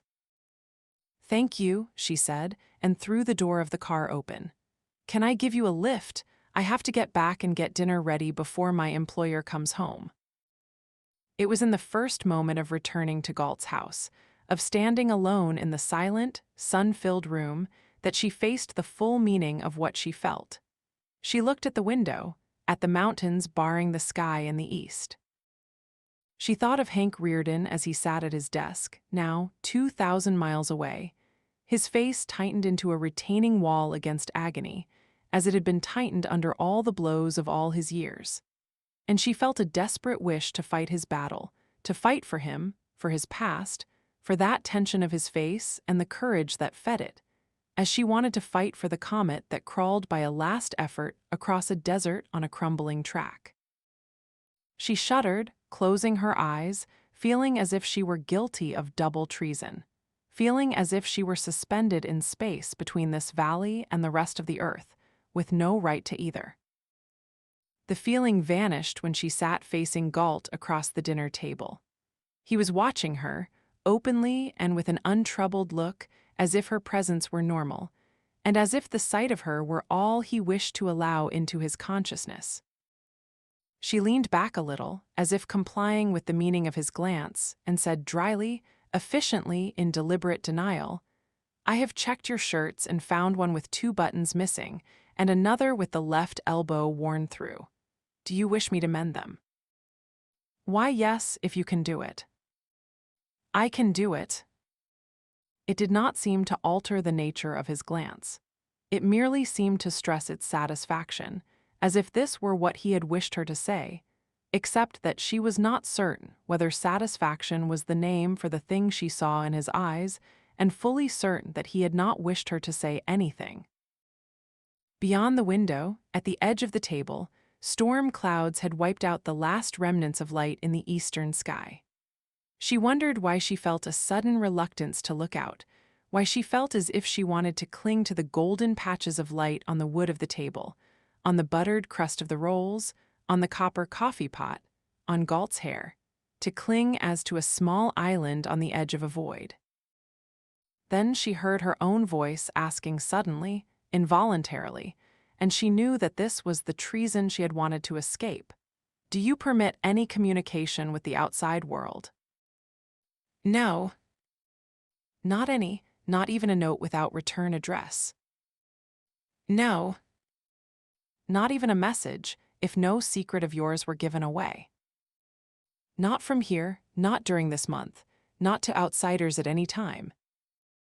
She noticed that she was avoiding his eyes, and she forced herself to lift her head and face him. His glance had changed. It was watchful, unmoving, implacably perceptive. He asked, looking at her as if he knew the reason of her query, "Do you wish to ask for a special exception?" "No," she answered, holding his glance. Next morning, after breakfast, when she sat in her room, carefully placing a patch on the sleeve of Galt's shirt, with her door closed, not to let him see her fumbling effort at an unfamiliar task, she heard the sound of a car stopping in front of the house. She heard Galt's steps hurrying across the living room. She heard him jerk the entrance door open and call out with the joyous anger of relief, "It's about time." She rose to her feet but stopped. She heard his voice, its tone abruptly changed and grave, as if in answer to the shock of some sight confronting him. "What's the matter?" "Hello, John," said a clear, quiet voice that sounded steady, but weighted with exhaustion. She sat down on her bed, feeling suddenly drained of strength. The voice was Francisco's. She heard Galt asking, his tone severe with concern, "What is it?" "I'll tell you afterwards." Why are you so late? I have to leave again in an hour. To leave? John, I just came to tell you that I won't be able to stay here this year. There was a pause, then Galt asked gravely, his voice low, Is it as bad as that, whatever it is? Yes, I might be back before the month is over. I don't know. He added, with the sound of a desperate effort, I don't know whether to hope to be done with it quickly or not. Francisco, could you stand a shock right now? Nothing could shock me now. There's a person here, in my guest room, whom you have to see. It will be a shock to you, so I think I'd better warn you in advance that this person is still a scab. What a scab in your house? Let me tell you how. That's something I want to see for myself. She heard Francisco's contemptuous chuckle and the rush of his steps. She saw her door flung open, and she noticed dimly that it was Galt who closed it, leaving them alone. She did not know how long Francisco stood looking at her, because the first moment that she grasped fully was when she saw him on his knees, holding on to her, his face pressed to her legs, the moment when she felt as if the shudder that ran through his body and left him still had run into hers and made her able to move. She saw, in astonishment, that her hand was moving gently over his hair, while she was thinking that she had no right to do it and feeling as if a current of serenity were flowing from her hand, enveloping them both, smoothing the past. He did not move, he made no sound, as if the act of holding her said everything he had to say. When he raised his head, he looked as she had felt when she had opened her eyes in the valley. He looked as if no pain had ever existed in the world. He was laughing. Dagny, Dagny, Dagny. His voice sounded, not as if a confession resisted for years were breaking out, but as if he were repeating the long-since-known, laughing at the pretense that it had ever been unsaid. Of course I love you. Were you afraid when he made me say it?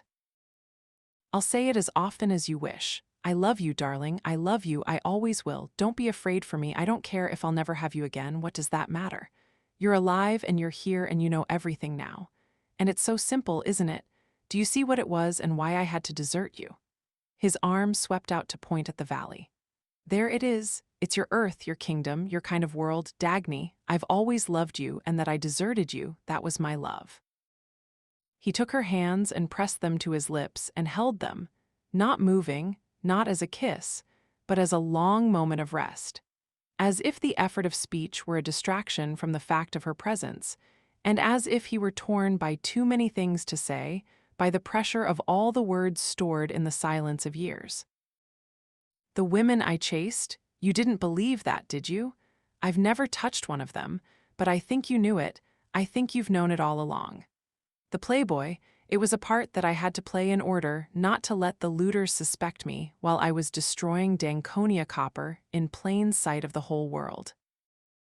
That's the joker in their system. They're out to fight any man of honor and ambition, but let them see a worthless rotter and they think he's a friend, they think he's safe. Safe. That's their view of life, but are they learning? Are they learning whether evil is safe and incompetence practical? Dagny, it was the night when I knew, for the first time, that I loved you. It was then that I knew I had to go. It was when you entered my hotel room that night when I saw what you looked like, what you were, what you meant to me, and what awaited you in the future. Had you been less, you might have stopped me for a while. But it was you who were the final argument that made me leave you. I asked for your help that night against John Galt. But I knew that you were his best weapon against me, though neither you nor he could know it. You were everything that he was seeking, everything he told us to live for or die, if necessary. I was ready for him when he called me suddenly to come to New York that spring. I had not heard from him for some time. He was fighting the same problem I was. He solved it. Do you remember? It was the time when you did not hear from me for 3 years.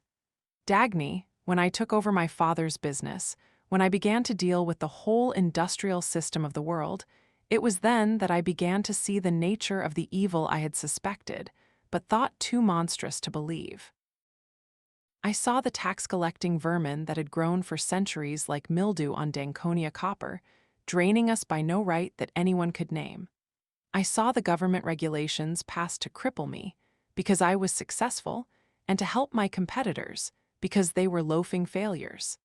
I saw the labor unions who won every claim against me by reason of my ability to make their livelihood possible. I saw that any man's desire for money he could not earn was regarded as a righteous wish. But if he earned it, it was damned as greed. I saw the politicians who winked at me, telling me not to worry, because I could just work a little harder and outsmart them all. I looked past the profits of the moment, and I saw that the harder I worked, the more I tightened the noose around my throat. I saw that my energy was being poured down a sewer, that the parasites who fed on me were being fed upon in their turn, that they were caught in their own trap, and that there was no reason for it, no answer known to anyone, that the sewer pipes of the world, draining its productive blood, led into some dank fog nobody had dared to pierce. While people merely shrugged and said that life on earth could be nothing but evil. And then I saw that the whole industrial establishment of the world, with all of its magnificent machinery, its 1,000-ton furnaces, its transatlantic cables, its mahogany offices, its stock exchanges, its blazing electric signs, its power, its wealth. All of it was run, not by bankers and boards of directors, but by any unshaved humanitarian in any basement beer joint, by any face pudgy with malice, who preached that virtue must be penalized for being virtue. That the purpose of ability is to serve incompetence, that man has no right to exist except for the sake of others. I knew it. I saw no way to fight it. John found the way. There were just the two of us with him. The night when we came to New York in answer to his call, Ragnar and I, he told us what we had to do and what sort of men we had to reach. He had quit the 20th century. He was living in a garret in a slum neighborhood. He stepped to the window and pointed at the skyscrapers of the city. He said that we had to extinguish the lights of the world, and when we would see the lights of New York go out, we would know that our job was done. He did not ask us to join him at once. He told us to think it over and to weigh everything it would do to our lives. I gave him my answer on the morning of the second day, and Ragnar a few hours later, in the afternoon. Dagny, that was the morning after our last night together. I had seen, in a manner of vision that I couldn't escape, what it was that I had to fight for. It was for the way you looked that night, for the way you talked about your railroad, for the way you had looked when we tried to see the skyline of New York from the top of a rock over the Hudson.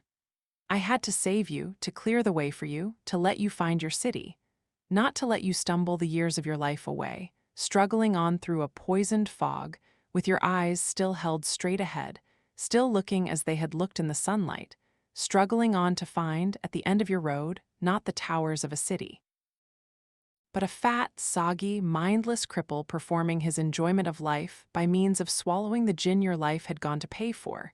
You, to know no joy in order that he may know it. You, to serve as fodder for the pleasure of others.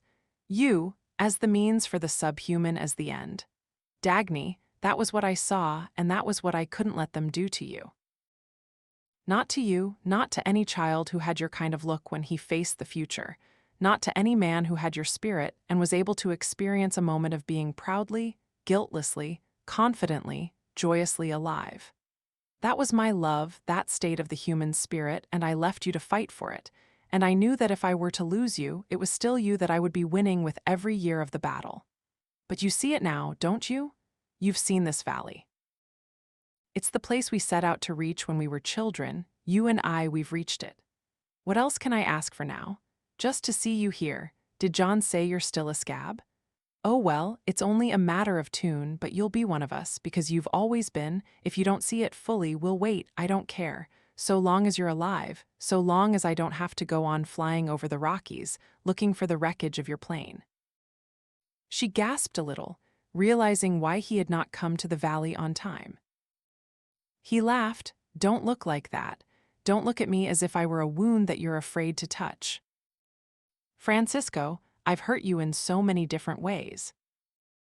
No, you haven't hurt me, and he hasn't either. Don't say anything about it, it's he who's hurt. but we'll save him and he'll come here, too, where he belongs, and he'll know, and then he, too, will be able to laugh about it. Dagny, I didn't expect you to wait. I didn't hope. I knew the chance I'd taken, and if it had to be anyone, I'm glad it's he." She closed her eyes, pressing her lips together not to moan. "Darling, don't you see that I've accepted it?" "But it isn't," she thought. "It isn't he, and I can't tell you the truth, because it's a man who might never hear it from me and whom I might never have." "Francisco, I did love you," she said, and caught her breath, shocked, realizing that she had not intended to say it, and simultaneously that this was not the tense she had wanted to use. "You do," he said calmly, smiling. "You still love me, even if there's one expression of it that you'll always feel and want, but will not give me any longer. I'm still what I was, and you'll always see it, and you'll always grant me the same response, even if there's a greater one that you grant to another man. No matter what you feel for him, it will not change what you feel for me, and it won't be treason to either, because it comes from the same root. It's the same payment in answer to the same values. No matter what happens in the future, we'll always be what we were to each other, you and I, because you'll always love me." "Francisco," she whispered, "do you know that?" "Of course, don't you understand it now? Dagny, every form of happiness is one, every desire is driven by the same motor, by our love for a single value, for the highest potentiality of our own existence, and every achievement is an expression of it. Look around you. Do you see how much is open to us here on an unobstructed earth? Do you see how much I am free to do, to experience, to achieve? Do you see that all of it is part of what you are to me, as I am part of it for you? And if I'll see you smile with admiration at a new copper smelter that I built, it will be another form of what I felt when I lay in bed beside you. Will I want to sleep with you? Desperately. Will I envy the man who does? Sure. But what does that matter? It's so much, just to have you here, to love you and to be alive." Her eyes lowered, her face stern, holding her head bowed as in an act of reverence, she said slowly, as if fulfilling a solemn promise, "Will you forgive me?" He looked astonished, then chuckled gaily, remembering, and answered, "Not yet. There's nothing to forgive, but I'll forgive it when you join us." He rose, he drew her to her feet, and when his arms closed about her, their kiss was the summation of their past, its end, and their seal of acceptance. Galt turned to them from across the living room when they came out. He had been standing at a window, looking at the valley, and she felt certain that he had stood there all that time. She saw his eyes studying their faces, his glance moving slowly from one to the other. His face relaxed a little at the sight of the change in Francisco's. Francisco smiled, asking him, "Why do you stare at me?" "Do you know what you looked like when you came in?" "Oh, did I? That's because I hadn't slept for 3 nights. John, will you invite me to dinner? I want to know how this scab of yours got here, but I think that I might collapse sound asleep in the middle of a sentence, even though right now I feel as if I'll never need any sleep at all, so I think I'd better go home and stay there till evening." Galt was watching him with a faint smile. "But aren't you going to leave the valley in an hour?" "What? No," he said mildly in momentary astonishment. "No," he laughed exultantly. "I don't have to. That's right, I haven't told you what it was, have I? I was searching for Dagny, for the wreck of her plane. She'd been reported lost in a crash in the Rockies." "I see," said Galt quietly. "I could have thought of anything except that she would choose to crash in Galt's Gulch," Francisco said happily. He had the tone of that joyous relief which almost relishes the horror of the past, defying it by means of the present.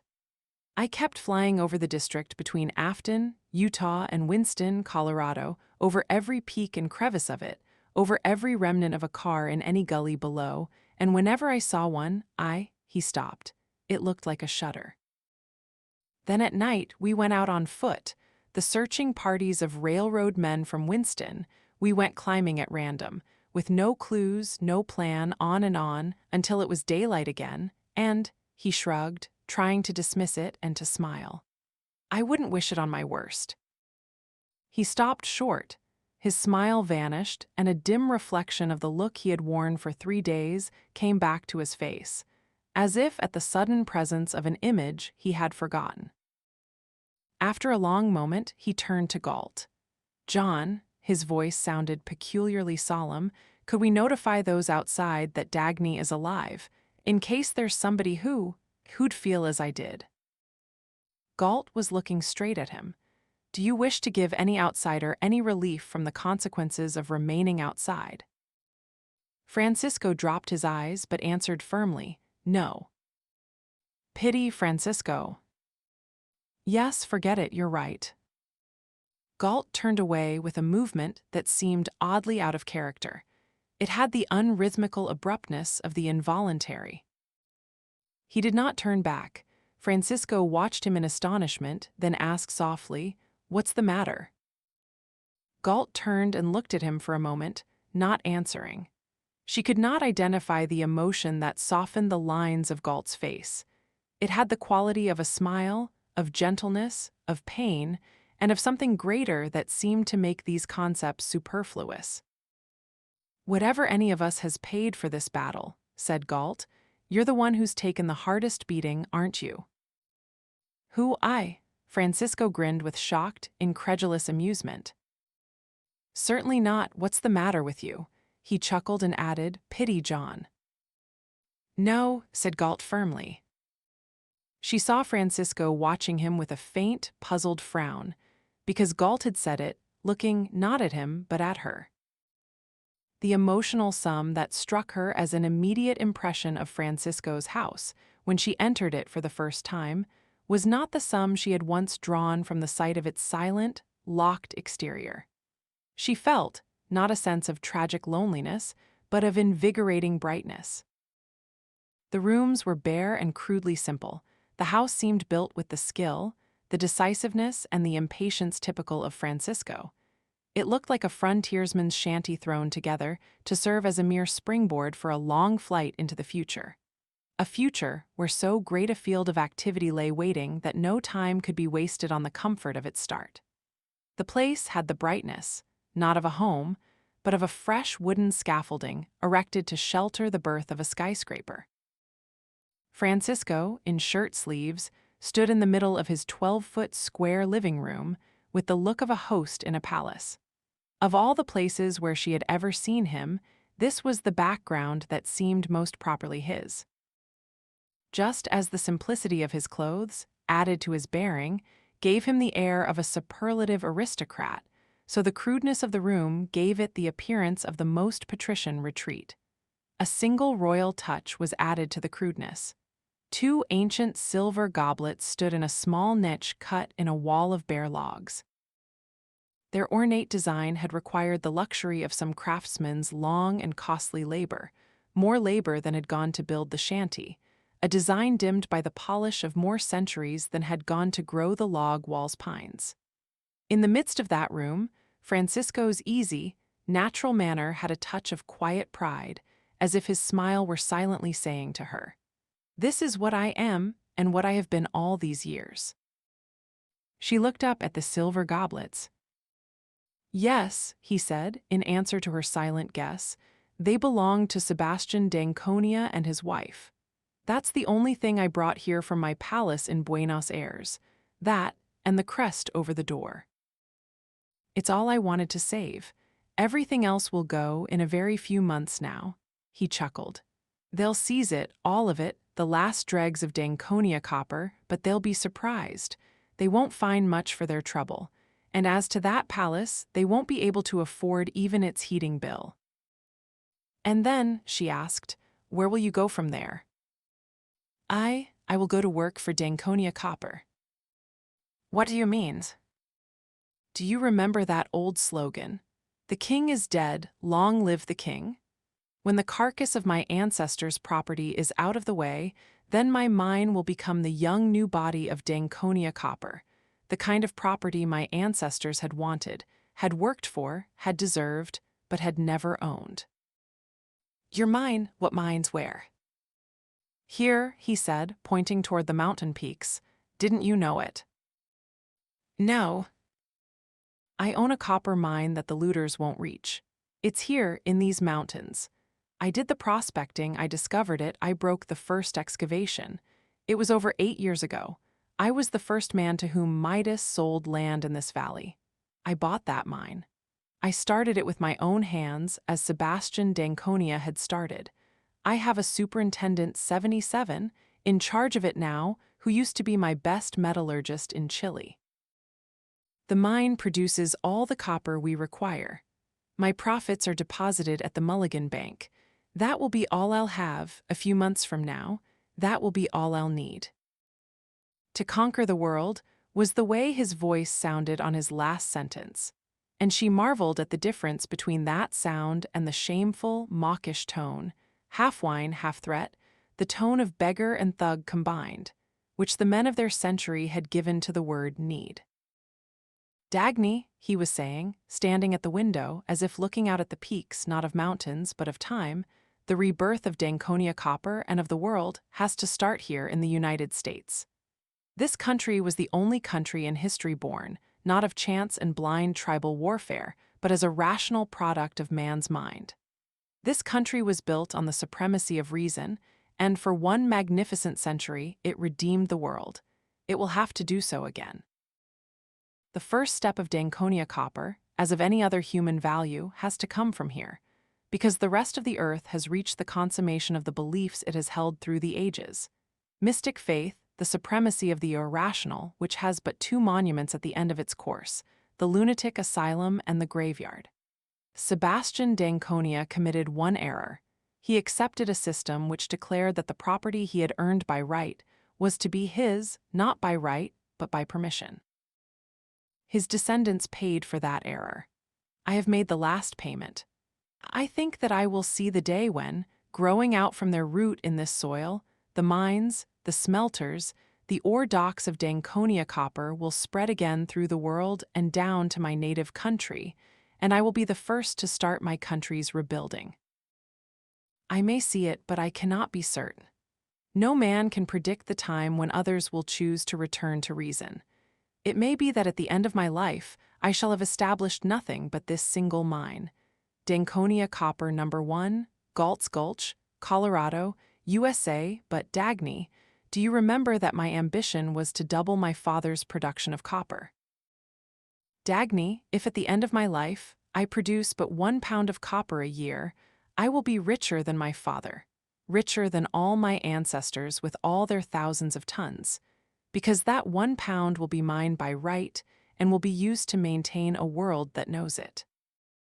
This was the Francisco of their childhood, in bearing, in manner, in the unclouded brilliance of his eyes, and she found herself questioning him about his copper mine, as she had questioned him about his industrial projects on their walks on the shore of the Hudson, recapturing the sense of an unobstructed future.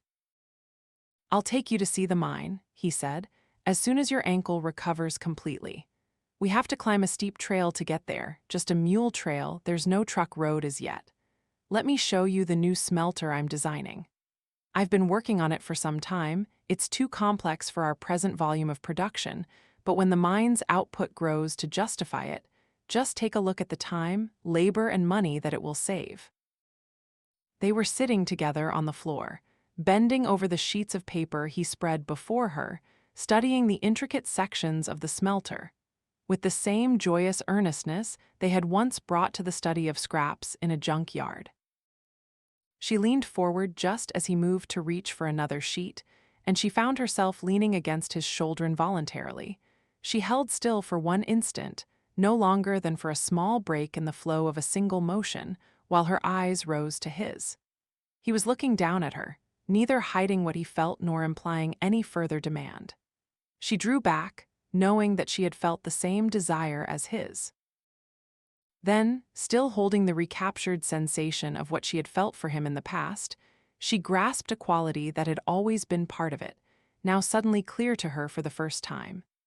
If that desire was a celebration of one's life, then what she had felt for Francisco had always been a celebration of her future, like a moment of splendor gained, in part payment of an unknown, total, affirming some promise to come. In the instant when she grasped it, She knew also the only desire she had ever experienced, not in token of the future, but of the full and final present. She knew it by means of an image, the image of a man's figure standing at the door of a small granite structure.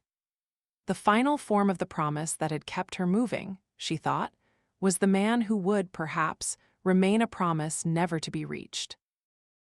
But this, she thought in consternation, was that view of human destiny which she had most passionately hated and rejected, the view that man was ever to be drawn by some vision of the unattainable shining ahead, doomed ever to aspire, but not to achieve. Her life and her values could not bring her to that, she thought. She had never found beauty in longing for the impossible and had never found the possible to be beyond her reach. But she had come to it, and she could find no answer. She could not give him up or give up the world, she thought, looking at Galt that evening. The answer seemed harder to find in his presence. She felt that no problem existed, that nothing could stand beside the fact of seeing him, and nothing would ever have the power to make her leave, and, simultaneously, that she would have no right to look at him if she were to renounce her railroad. She felt that she owned him, that the unnamed had been understood between them from the start, and, simultaneously, that he was able to vanish from her and, on some future street of the outside world, to pass her by in unweighted indifference. She noted that he did not question her about Francisco. When she spoke of her visit, she could find no reaction in his face, neither of approval nor of resentment. It seemed to her that she caught an imperceptible shading in his gravely attentive expression. He looked as if this were a matter about which he did not choose to feel. Her faint apprehension grew into a question mark, and the question mark turned into a drill, cutting deeper and deeper into her mind through the evenings that followed, when Galt left the house and she remained alone. He went out every other night, after dinner, not telling her where he went, returning at midnight or later.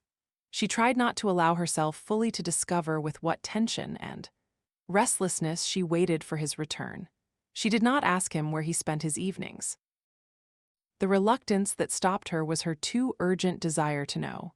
She kept silent in some dimly intentional form of defiance, half in defiance of him, half of her own anxiety.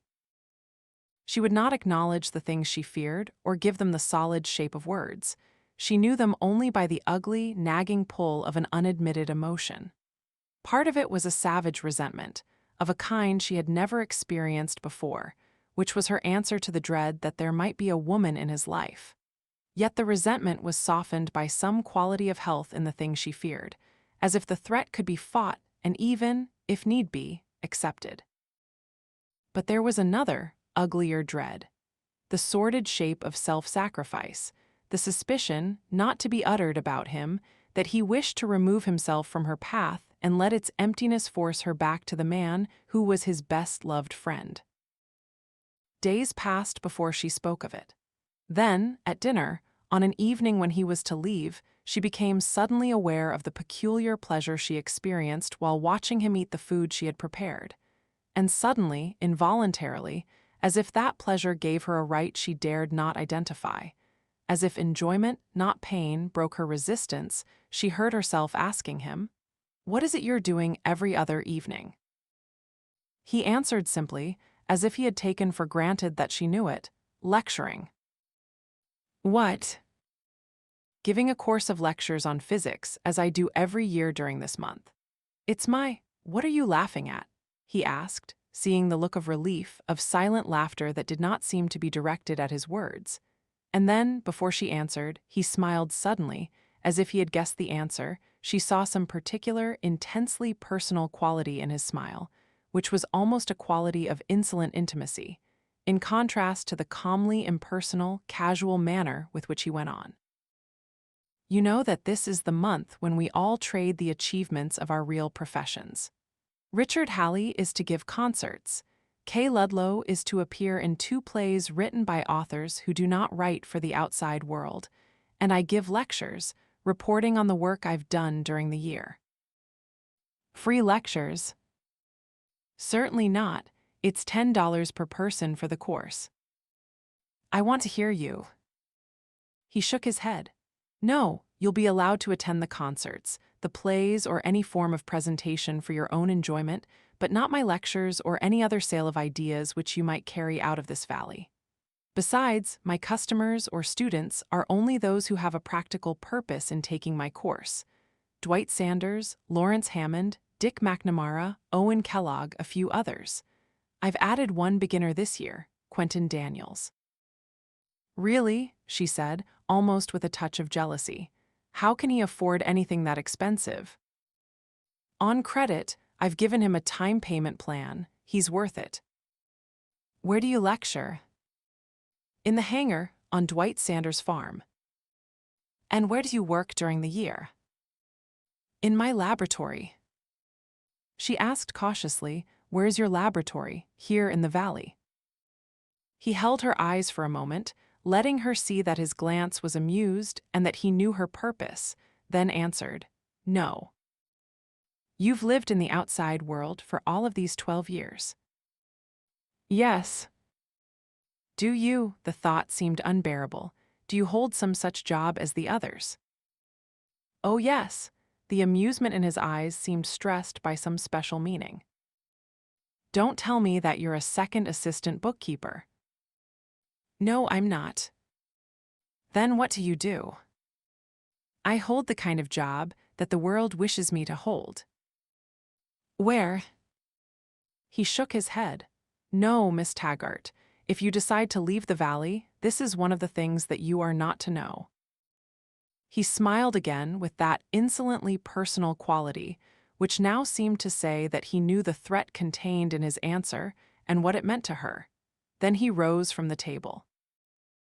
When he had gone, she felt as if the motion of time were an oppressive weight in the stillness of the house, like a stationary, half-solid mass slithering slowly into some faint elongation by a tempo that left her no measure to know whether minutes had passed or hours. She lay half-stretched in an armchair of the living room, crumpled by that heavy, indifferent lassitude which is not the will to laziness, but the frustration of the will to a secret violence that no lesser action can satisfy. That special pleasure she had felt in watching him eat the food she had prepared.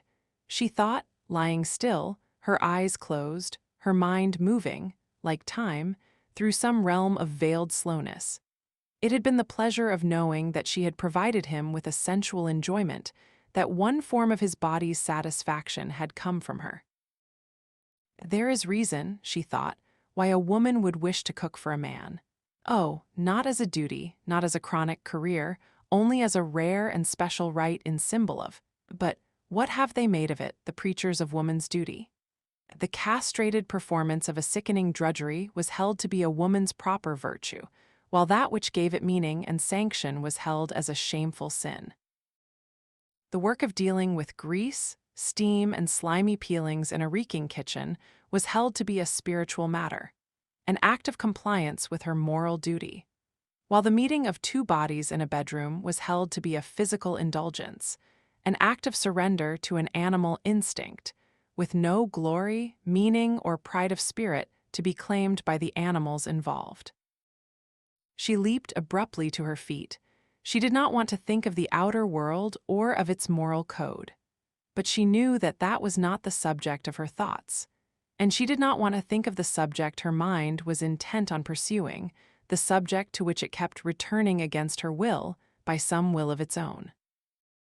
She paced the room, hating the ugly, jerky, uncontrolled looseness of her movements, torn between the need to let her motion break the stillness and the knowledge that this was not the form of break she wanted.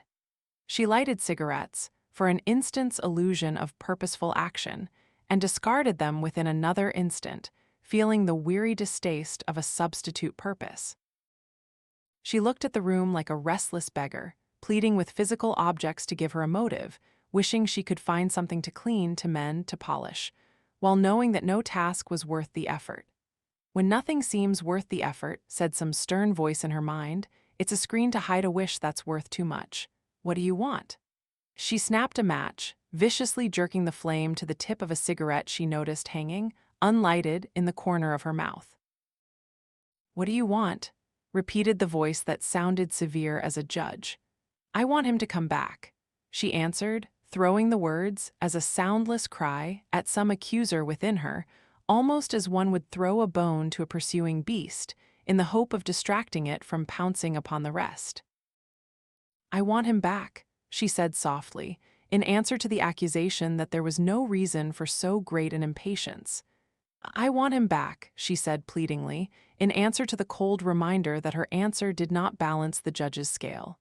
"I want him back," she cried defiantly, fighting not to drop the one superfluous, protective word in that sentence.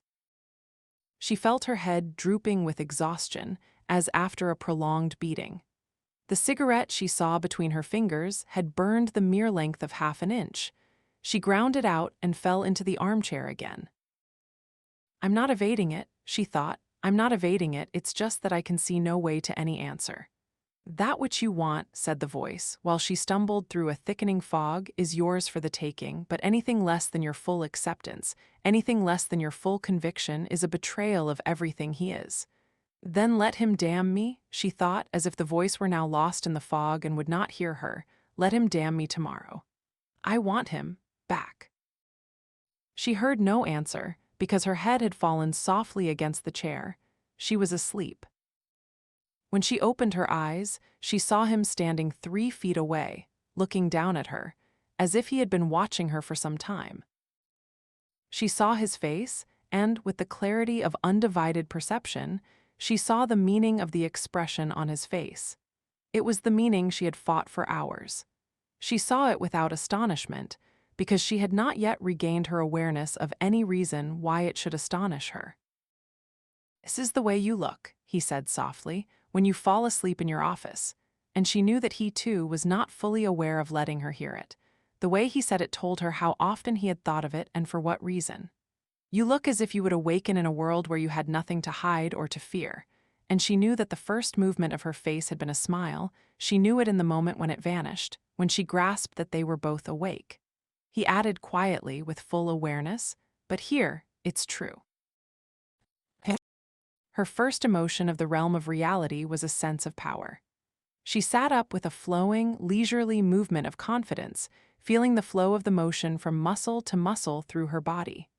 She asked, and it was the slowness, the sound of casual curiosity, the tone of taking the implications for granted, that gave to her voice the faintest sound of disdain.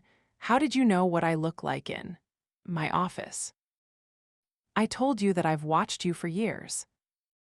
"How were you able to watch me that thoroughly? From where?" "I will not answer you now," he said simply, without defiance. The slight movement of her shoulder leaning back, the pause, then the lower, huskier tone of her voice, left a hint of smiling triumph to trail behind her words. "When did you see me for the first time?" 10 years ago," he answered, looking straight at her, letting her see that he was answering the full, unnamed meaning of her question. "Where?" The word was almost a command. He hesitated, then she saw a faint smile that touched only his lips, not his eyes, the kind of smile with which one contemplates, with longing, bitterness, and pride. A possession purchased at an excruciating cost. His eyes seemed directed not at her, but at the girl of that time. "Underground in the Taggart terminal," he answered. She became suddenly conscious of her posture. She had let her shoulder blades slide down against the chair, carelessly, half-lying, one leg stretched forward, and with her sternly tailored, transparent blouse, her wide peasant skirt hand-printed in violent colors, her thin stocking and high-heeled pump, she did not look like a railroad executive. The consciousness of it struck her in answer to his eyes that seemed to be seeing the unattainable. She looked like that which she was, his servant girl. She knew the moment when some faintest stress of the brilliance in his dark green eyes removed the veil of distance, replacing the vision of the past by the act of seeing her immediate person. She met his eyes with that insolent glance, which is a smile without movement of facial muscles. He turned away, but as he moved across the room, his steps were as eloquent as the sound of a voice. She knew that he wanted to leave the room, as he always left it. He had never stayed for longer than a brief good night when he came home. She watched the course of his struggle, whether by means of his steps, begun in one direction and swerving in another, or by means of her certainty that her body had become an instrument for the direct perception of his, like a screen reflecting both movements and motives. She could not tell. She knew only that he who had never started or lost a battle against himself now had no power to leave this room. His manner seemed to show no sign of strain. He took off his coat, throwing it aside, remaining in shirt sleeves, and sat down, facing her, at the window across the room. But he sat down on the arm of a chair as if he were neither leaving nor staying. She felt the light-headed, the easy, the almost frivolous sensation of triumph in the knowledge that she was holding him as surely as by a physical touch. For the length of a moment, brief and dangerous to endure, it was a more satisfying form of contact. Then she felt a sudden, blinding shock, which was half blow, half scream within her, and she groped, stunned, for its cause, only to realize that he had leaned a little to one side, and it had been no more than the sight of an accidental posture, of the long line running from his shoulder to the angle of his waist, to his hips, down his legs. She looked away, not to let him see that she was trembling, and she dropped all thoughts of triumph and of whose was the power. "I've seen you many times since," he said, quietly, steadily, but a little more slowly than usual, as if he could control everything except his need to speak. "Where have you seen me?" "Many places." But you made certain to remain unseen. She knew that his was a face she could not have failed to notice. "Yes." "Why were you afraid?" "Yes." He said it simply, and it took her a moment to realize that he was admitting he knew what the sight of his person would have meant to her. "Did you know who I was when you saw me for the first time?" "Oh yes, my worst enemy but one." "What?" She had not expected it. She added more quietly, "Who's the worst one?" "Dr. Robert Stadler." "Did you have me classified with him?" "No, he's my conscious enemy. He's the man who sold his soul. We don't intend to reclaim him. You were one of us. I knew it long before I saw you. I knew also that you would be the last to join us and the hardest one to defeat." "Who told you that?" "Francisco." She let a moment pass, then asked, "What did he say?" "He said that of all the names on our list, you'd be the one most difficult to win. That was when I heard of you for the first time. It was Francisco who put your name on our list. He told me that you were the sole hope and future of Taggart Transcontinental, that you'd stand against us for a long time, that you'd fight a desperate battle for your railroad, because you had too much endurance, courage, and consecration to your work." He glanced at her. "He told me nothing else. He spoke of you as if he were merely discussing one of our future strikers. I knew that you and he had been childhood friends, that was all." "When did you see me?" 2 years later." "How?" "By chance. It was late at night, on a passenger platform of the Taggart terminal." She knew that this was a form of surrender. He did not want to say it, yet he had to speak. She heard both the muted intensity and the pull of resistance in his voice. He had to speak, because he had to give himself and her this one form of contact. "You wore an evening gown. You had a cape half slipping off your body.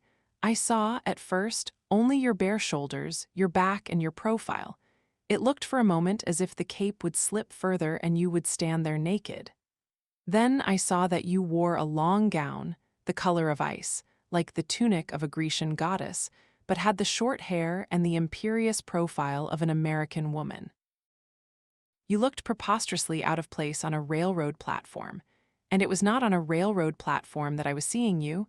I was seeing a setting that had never haunted me before. But then, suddenly, I knew that you did belong among the rails, the soot and the girders, that was the proper setting for a flowing gown and naked shoulders and a face as alive as yours. A railroad platform, not a curtained apartment. You looked like a symbol of luxury, and you belonged in the place that was its source. You seemed to bring wealth, grace, extravagance, and the enjoyment of life back to their rightful owners, to the men who created railroads and factories.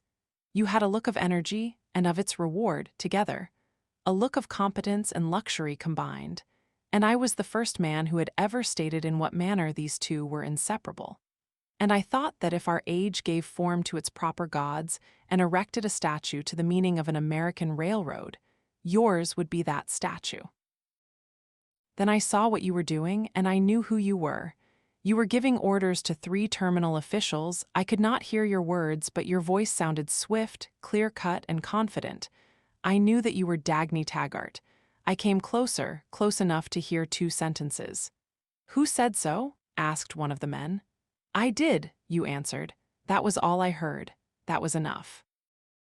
And then he raised his eyes slowly to hold hers across the room, and the submerged intensity that pulled his voice down, blurring its tone to softness, gave it a sound of self-mockery that was desperate and almost gentle. Then I knew that abandoning my motor was not the hardest price I would have to pay for this strike. She wondered which anonymous shadow, among the passengers who had hurried past her, as insubstantial as the steam of the engines and as ignored, which shadow and face had been his. She wondered how close she had come to him for the length of that unknown moment. "Oh, why didn't you speak to me, then or later? Do you happen to remember what you were doing in the terminal that night?" "I remember vaguely a night when they called me from some party I was attending. My father was out of town, and the new terminal manager had made some sort of error that tied up all traffic in the tunnels. The old manager had quit unexpectedly the week before. It was I who made him quit." "I see." Her voice trailed off as if abandoning sound, as her eyelids dropped, abandoning sight. If he had not withstood it then, she thought, if he had come to claim her, then or later, what sort of tragedy would they have had to reach? She remembered what she had felt when she had cried that she would shoot the destroyer on sight. I would have, the thought was not in words, she knew it only as a trembling pressure in her stomach. I would have shot him afterward if I discovered his role. And I would have had to discover it. And yet, she shuddered, because she knew she still wished he had come to her, because the thought not to be admitted into her mind. But flowing as a dark warmth through her body was, I would have shot him, but not before she raised her eyelids. And she knew that that thought was as naked to him in her eyes as it was to her in his. She saw his veiled glance and the tautness of his mouth. She saw him reduced to agony. She felt herself drowned by the exultant wish to cause him pain, to see it, to watch it beyond her own endurance and his, then to reduce him to the helplessness of pleasure. He got up, he looked away, and she could not tell whether it was the slight lift of his head or the tension of his features that made his face look oddly calm and clear, as if it were stripped of emotion down to the naked purity of its structure. "Every man that your railroad needed and lost in the past 10 years, he said. "It was I who made you lose him." His voice had the single-toned flatness and the luminous simplicity of an accountant who reminds a reckless purchaser that cost is an absolute which cannot be escaped. "I have pulled every girder from under Taggart Transcontinental, and if you choose to go back, I will see it collapse upon your head." He turned to leave the room. She stopped him. It was her voice, more than her words, that made him stop. Her voice was low, it had no quality of emotion, only of a sinking weight, and its sole color was some dragging undertone, like an inner echo, resembling a threat. It was the voice of the plea of a person who still retains a concept of honor, but is long past caring for it. "You want to hold me here, don't you? More than anything else in the world." "You could hold me." "I know it." His voice had said it with the same sound as hers. He waited to regain his breath. When he spoke, his voice was low and clear, with some stressed quality of awareness which was almost the quality of a smile of understanding. "It's your acceptance of this place that I want. What good would it do me to have your physical presence without any meaning? That's the kind of faked reality by which most people cheat themselves of their lives. I'm not capable of it." He turned to go. "And neither are you. Good night, Miss Taggart." He walked out into his bedroom, closing the door. She was past the realm of thought, as she lay in bed in the darkness of her room, unable to think or to sleep. And the moaning violence that filled her mind seemed only a sensation of her muscles, but its tone and its twisting shades were like a pleading cry, which she knew not as words but as pain. Let him come here, let him break, let it be damned, all of it, my railroad and his strike and everything we've lived by. Let it be damned, everything we've been and are. He would, if tomorrow I were to die. Then let me die, but tomorrow, let him come here, be it any price he names. I have nothing left that's not for sale to him any longer. Is this what it means to be an animal? It does, and I am. She lay on her back, her palms pressed to the sheet at her sides, to stop herself from rising and walking into his room, knowing that she was capable even of that. It's not I, it's a body I can neither endure nor control.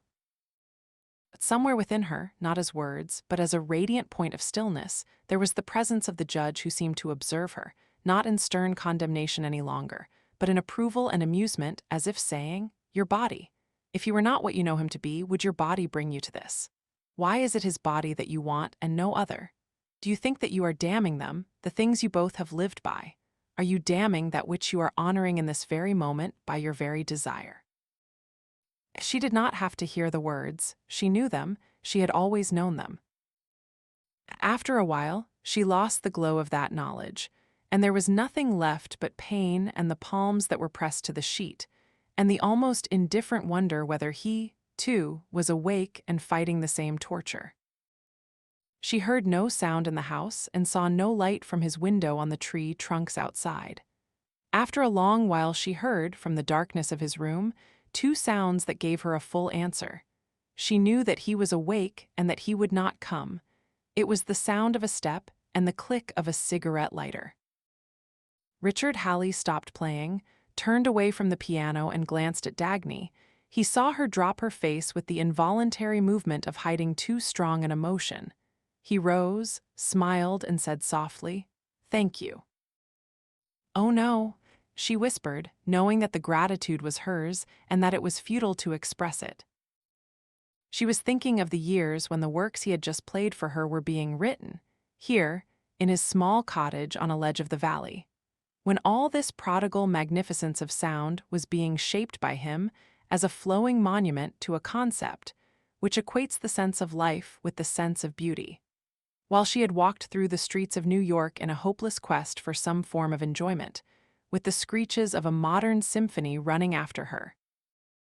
As if spit by the infected throat of a loudspeaker, coughing its malicious hatred of existence. "But I mean it," said Richard Halley, smiling. "I'm a businessman and I never do anything without payment. You've paid me. Do you see why I wanted to play for you tonight?" She raised her head. He stood in the middle of his living room. They were alone, with the window open to the summer night, to the dark trees on a long sweep of ledges descending toward the glitter of the valley's distant lights. "Miss Taggart, how many people are there to whom my work means as much as it does to you?" "Not many," she answered simply, neither as boast nor flattery, but as an impersonal tribute to the exacting values involved. "That is the payment I demand. Not many can afford it." "I don't mean your enjoyment. I don't mean your emotion. Emotions be damned. I mean your understanding and the fact that your enjoyment was of the same nature as mine, that it came from the same source. From your intelligence, from the conscious judgment of a mind able to judge my work by the standard of the same values that went to write it. I mean, not the fact that you felt, but that you felt what I wished you to feel, not the fact that you admire my work, but that you admire it for the things I wish to be admired." He chuckled. "There's only one passion in most artists more violent than their desire for admiration, their fear of identifying the nature of such admiration as they do receive. But it's a fear I've never shared. I do not fool myself about my work or the response I seek. I value both too highly. I do not care to be admired causelessly, emotionally, intuitively, instinctively, or blindly. I do not care for blindness in any form. I have too much to show, or for deafness. I have too much to say. I do not care to be admired by anyone's heart, only by someone's head. And when I find a customer with that invaluable capacity, then my performance is a mutual trade to mutual profit. An artist is a trader, Miss Taggart, the hardest and most exacting of all traders. Now do you understand me? Yes, she said incredulously. I do.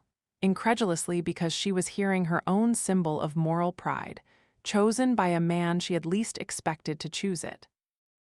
If you do, why did you look quite so tragic just a moment ago? What is it that you regret? The years when your work has remained unheard. But it hasn't. I've given 2 or 3 concerts every year. Here, in Galt's Gulch, I am giving one next week. I hope you'll come. The price of admission is 25 cents.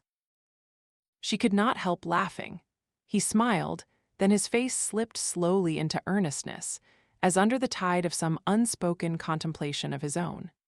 He looked at the darkness beyond the window, at a spot where, in a clearing of the branches, with the moonlight draining its color, leaving only its metallic luster, the sign of the dollar hung like a curve of shining steel engraved on the sky. Miss Taggart, do you see why I'd give 3 dozen modern artists for one real businessman? Why I have much more in common with Ellis Wyatt or Ken Danager, who happens to be tone-deaf, than with men like Mort Liddy and Balfe Eubank. Whether it's a symphony or a coal mine, all work is an act of creating and comes from the same source. From an inviolate capacity to see through one's own eyes, which means the capacity to perform a rational identification, which means the capacity to sew, to connect, and to make what had not been seen, connected, and made before. That shining vision which they talk about as belonging to the authors of symphonies and novels, what do they think is the driving faculty of men who discover how to use oil, how to run a mine, how to build an electric motor? That sacred fire which is said to burn within musicians and poets, what do they suppose moves an industrialist to defy the whole world for the sake of his new metal, as the inventors of the airplane, the builders of the railroads, the discoverers of new germs or new continents have done through all the ages? An intransigent devotion to the pursuit of truth, Miss Taggart. Have you heard the moralists and the art lovers of the centuries talk about the artist's intransigent devotion to the pursuit of truth? Name me a greater example of such devotion than the act of a man who says that the earth does turn, or the act of a man who says that an alloy of steel and copper has certain properties which enable it to do certain things, that it is and does. And let the world rack him or ruin him, he will not bear false witness to the evidence of his mind. This, Miss Taggart, this sort of spirit, courage and love for truth, as against a sloppy bum who goes around proudly assuring you that he has almost reached the perfection of a lunatic, because he's an artist who hasn't the faintest idea what his artwork is or means. He's not restrained by such crude concepts as being or meaning. He's the vehicle of higher mysteries. He doesn't know how he created his work or why. It just came out of him spontaneously, like vomit out of a drunkard. He did not think. He wouldn't stoop to thinking, he just felt it. All he has to do is feel. He feels the flabby, loose-mouthed, shifty-eyed, drooling, shivering, uncongealed bastard. I, who know what discipline, what effort, what tension of mind, what unrelenting strain upon one's power of clarity are needed to produce a work of art.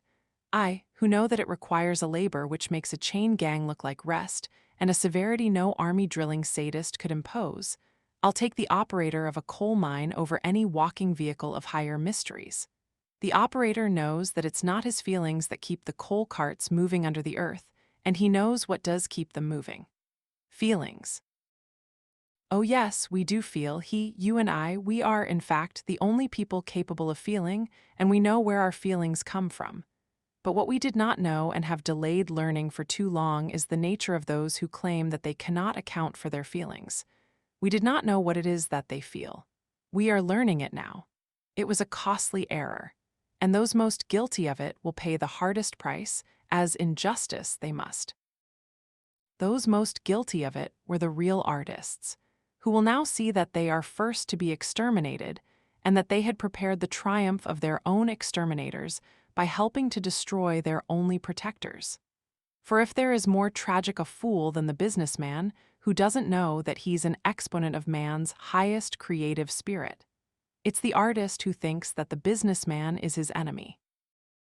It was true, she thought, when she walked through the streets of the valley, looking with a child's excitement at the shop windows sparkling in the sun, that the businesses here had the purposeful selectiveness of art, and that the art, she thought, when she sat in the darkness of a clapboard concert hall, listening to the controlled violence and the mathematical precision of Halley's music, had the stern discipline of business. Both had the radiance of engineering, she thought, when she sat among rows of benches under the open sky, watching Kay Ludlow on the stage. It was an experience she had not known since childhood, the experience of being held for 3 hours by a play that told a story she had not seen before, in lines she had not heard, uttering a theme that had not been picked from the hand-me-downs of the centuries.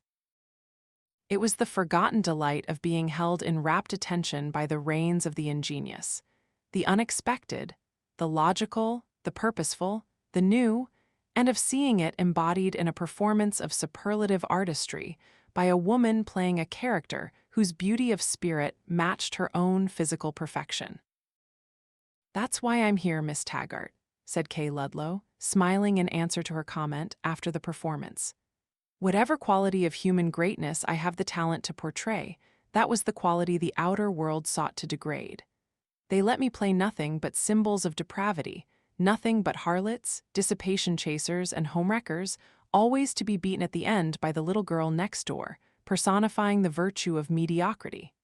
They used my talent for the defamation of itself. That was why I quit."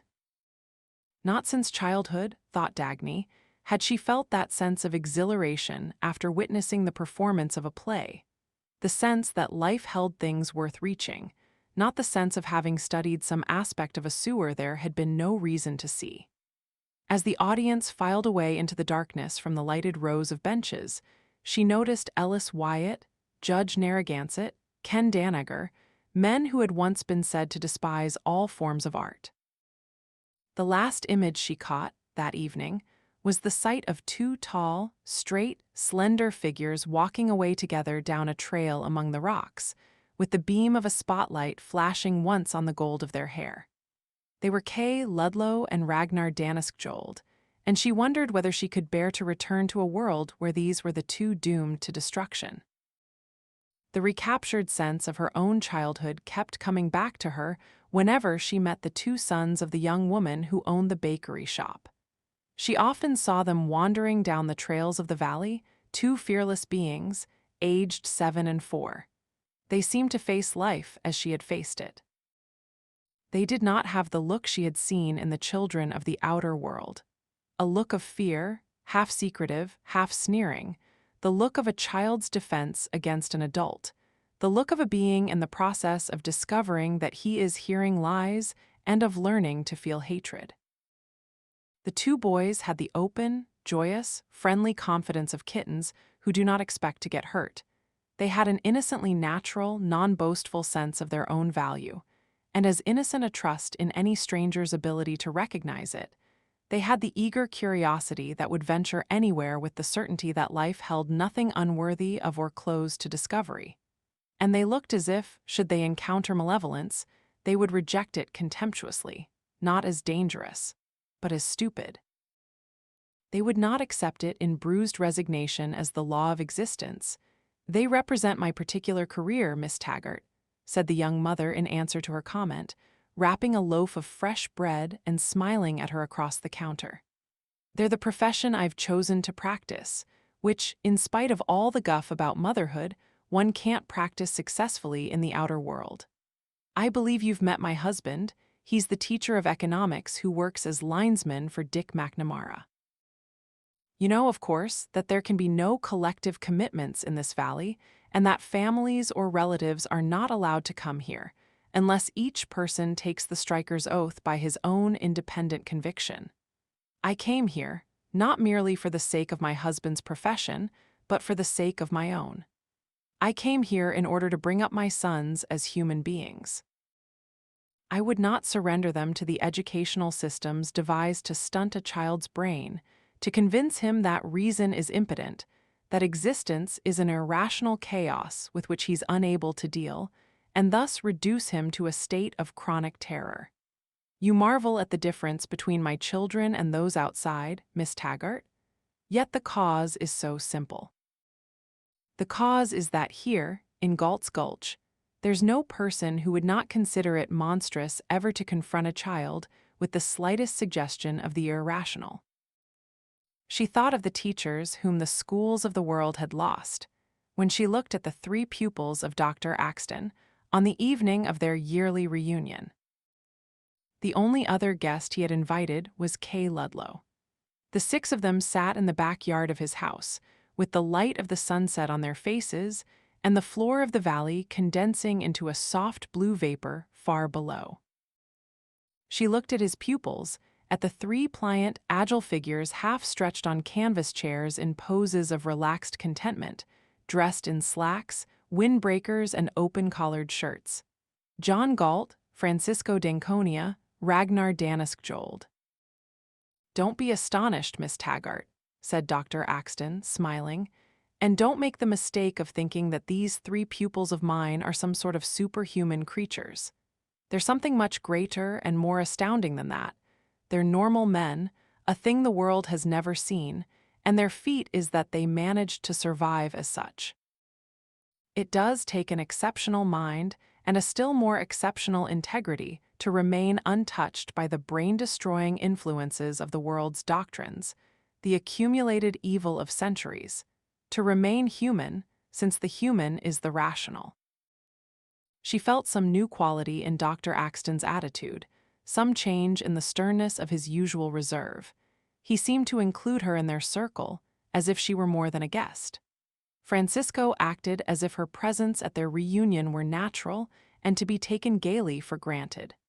Galt's face gave no hint of any reaction. His manner was that of a courteous escort who had brought her here at Dr. Axton's request. She noticed that Dr. Axton's eyes kept coming back to her, as if with the quiet pride of displaying his students to an appreciative observer. His conversation kept returning to a single theme, in the manner of a father who has found a listener interested in his most cherished subject. "You should have seen them when they were in college, Miss Taggart.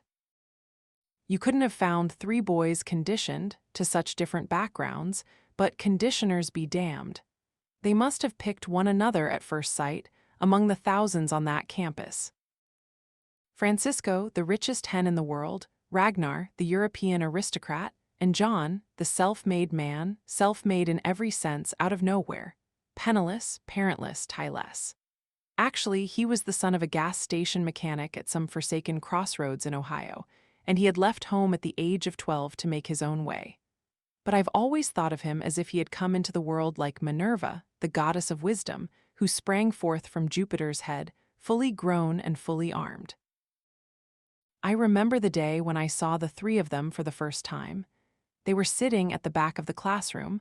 I was giving a special course for postgraduate students, so difficult a course that few outsiders ever ventured to attend these particular lectures.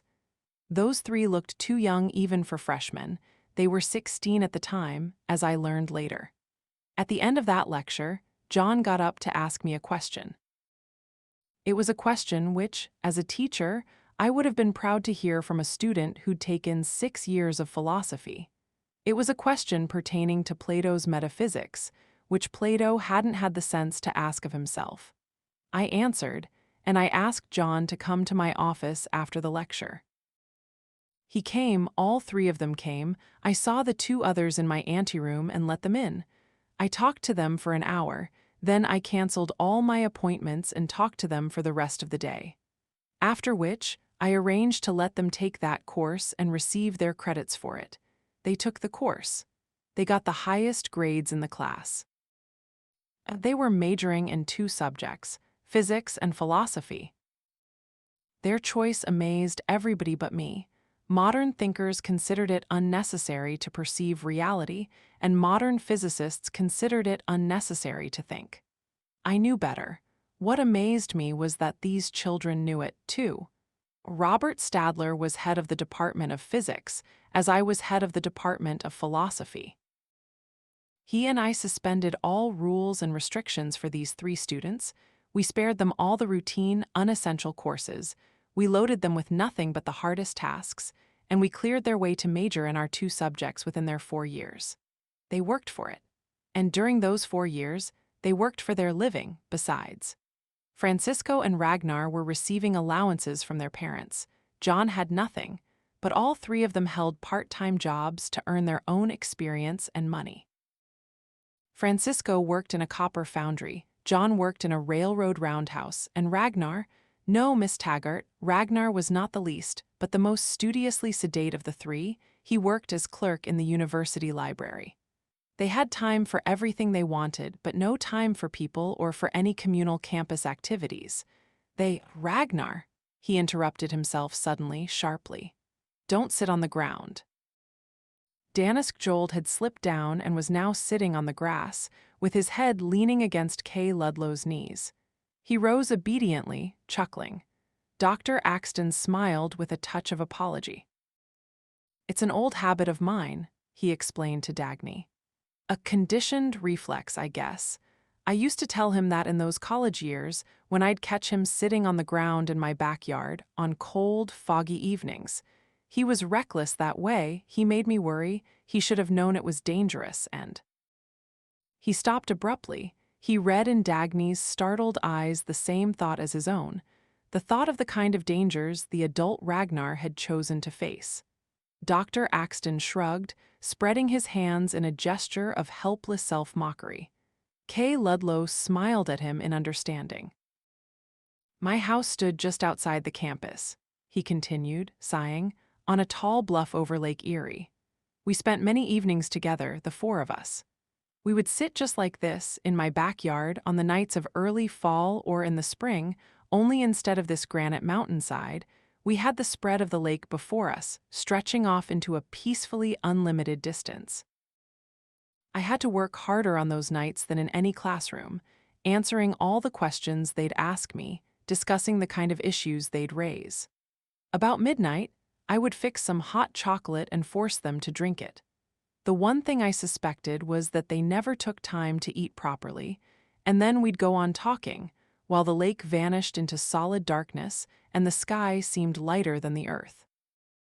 There were a few tunes when we stayed there till I noticed suddenly that the sky was turning darker and the lake was growing pale and we were within a few sentences of daylight. I should have known better. I knew that they weren't getting enough sleep as it was, but I forgot it occasionally. I lost my sense of time. You see, when they were there, I always felt as if it were early morning and a long, inexhaustible day were stretching ahead before us. They never spoke of what they wished they might do in the future. They never wondered whether some mysterious omnipotence had favored them with some unknowable talent to achieve the things they wanted. They spoke of what they would do. Does affection tend to make one a coward? I know that the only times I felt fear were occasional moments when I listened to them and thought of what the world was becoming and what they would have to encounter in the future. Fear. Yes, but it was more than fear. It was the kind of emotion that makes men capable of killing. When I thought that the purpose of the world's trend was to destroy these children, that these 3 sons of mine were marked for immolation. Oh yes, I would have killed, but whom was there to kill? It was everyone and no one. There was no single enemy, no center and no villain. It was not the simpering social worker incapable of earning a penny or the thieving bureaucrat scared of his own shadow. It was the whole of the earth rolling into an obscenity of horror, pushed by the hand of every would-be decent man who believed that need is holier than ability, and pity is holier than justice. But these were only occasional moments. It was not my constant feeling. I listened to my children, and I knew that nothing would defeat them. I looked at them as they sat in my backyard, and beyond my house there were the tall, dark buildings of what was still a monument to unenslaved thought, the Patrick Henry University. And farther in the distance there were the lights of Cleveland, the orange glow of steel mills behind batteries of smokestacks, the twinkling red dots of radio towers, the long white rays of airports on the black edge of the sky, and I thought that in the name of any greatness that had ever existed and moved this world, the greatness of which they were the last descendants, they would win. I remember one night when I noticed that John had been silent for a long time, and I saw that he had fallen asleep, stretched there on the ground. The two others confessed that he had not slept for 3 days. I sent the two of them home at once, but I didn't have the heart to disturb him. It was a warm spring night. I brought a blanket to cover him, and I let him sleep where he was. I sat there beside him till morning, and as I watched his face in the starlight, then the first ray of the sun on his untroubled forehead and closed eyelids, what I experienced was not a prayer. I do not pray, but that state of spirit at which a prayer is a misguided attempt. A full, confident, affirming self-dedication to my love of the right, to the certainty that the right would win and that this boy would have the kind of future he deserved. He moved his arm, pointing to the valley. I did not expect it to be as great as this, or as hard. It had grown dark, and the mountains had blended with the sky. Hanging detached in space, there were the lights of the valley below them, the red breath of Stockton's foundry above, and the lighted string of windows of Mulligan's house, like a railroad car embedded in the sky. "I did have a rival," said Dr. Axton slowly. "It was Robert Stadler." "Don't frown, John, it's past. John did love him once." Well, so did I know, not quite, but what one felt for a mind like Stadler's was painfully close to love. It was that rarest of pleasures, admiration. No, I did not love him, but he and I had always felt as if we were fellow survivors from some vanishing age or land, in the gibbering swamp of mediocrity around us. The mortal sin of Robert Stadler was that he never identified his proper homeland. He hated stupidity. It was the only emotion I had ever seen him display toward people, a biting, bitter, weary hatred for any ineptitude that dared to oppose him. He wanted his own way, he wanted to be left alone to pursue it, he wanted to brush people out of his path, and he never identified the means to it or the nature of his path and of his enemies. He took a short cut. Are you smiling, Miss Taggart? You hate him, don't you? Yes, you know the kind of shortcut he took. He told you that we were rivals for these 3 students. That was true, or rather, that was not the way I thought of it, but I knew that he did. Well, if we were rivals, I had one advantage. I knew why they needed both our professions. He never understood their interest in mine. He never understood its importance to himself, which, incidentally, is what destroyed him. But in those years, he was still alive enough to grasp at these 3 students. Grasp was the word for it. Intelligence being the only value he worshipped, he clutched them as if they were a private treasure of his own. He had always been a very lonely man. I think that in the whole of his life, Francisco and Ragnar were his only love, and John was his only passion. It was John whom he regarded as his particular heir, as his future, as his own immortality. John intended to be an inventor, which meant that he was to be a physicist. He was to take his postgraduate course under Robert Stadler. Francisco intended to leave after graduation and go to work.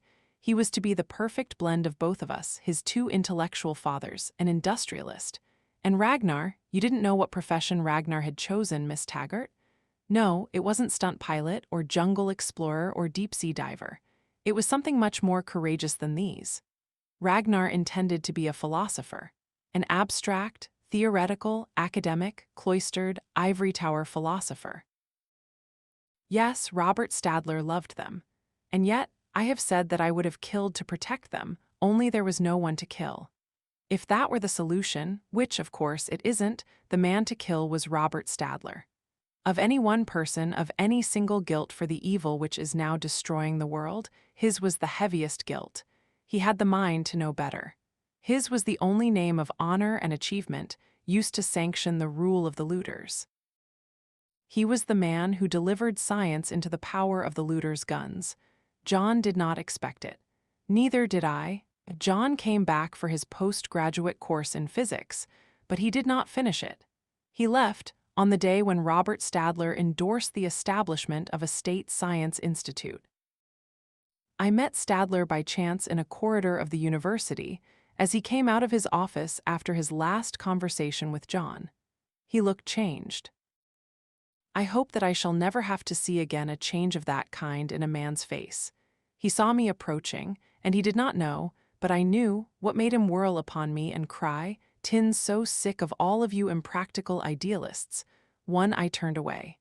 I knew that I had heard a man pronounce a death sentence upon himself.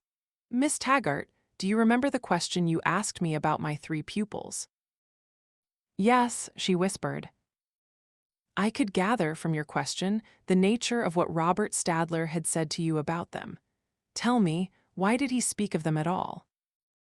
He saw the faint movement of her bitter smile. "He told me their story as a justification for his belief in the futility of human intelligence. He told it to me as an example of his disillusioned hope.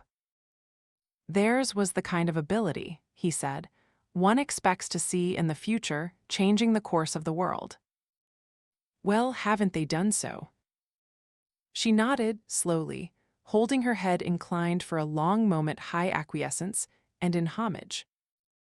"What I want you to understand, Miss Taggart, is the full evil of those who claim to have become convinced that this earth, by its nature, is a realm of malevolence where the good has no chance to win. Let them check their premises. Let them check their standards of value. Let them check, before they grant themselves the unspeakable license of evil as necessity, whether they know what is the good and what are the conditions it requires." Robert Stadler now believes that intelligence is futile and that human life can be nothing but irrational. Did he expect John Galt to become a great scientist, willing to work under the orders of Dr. Floyd Ferris?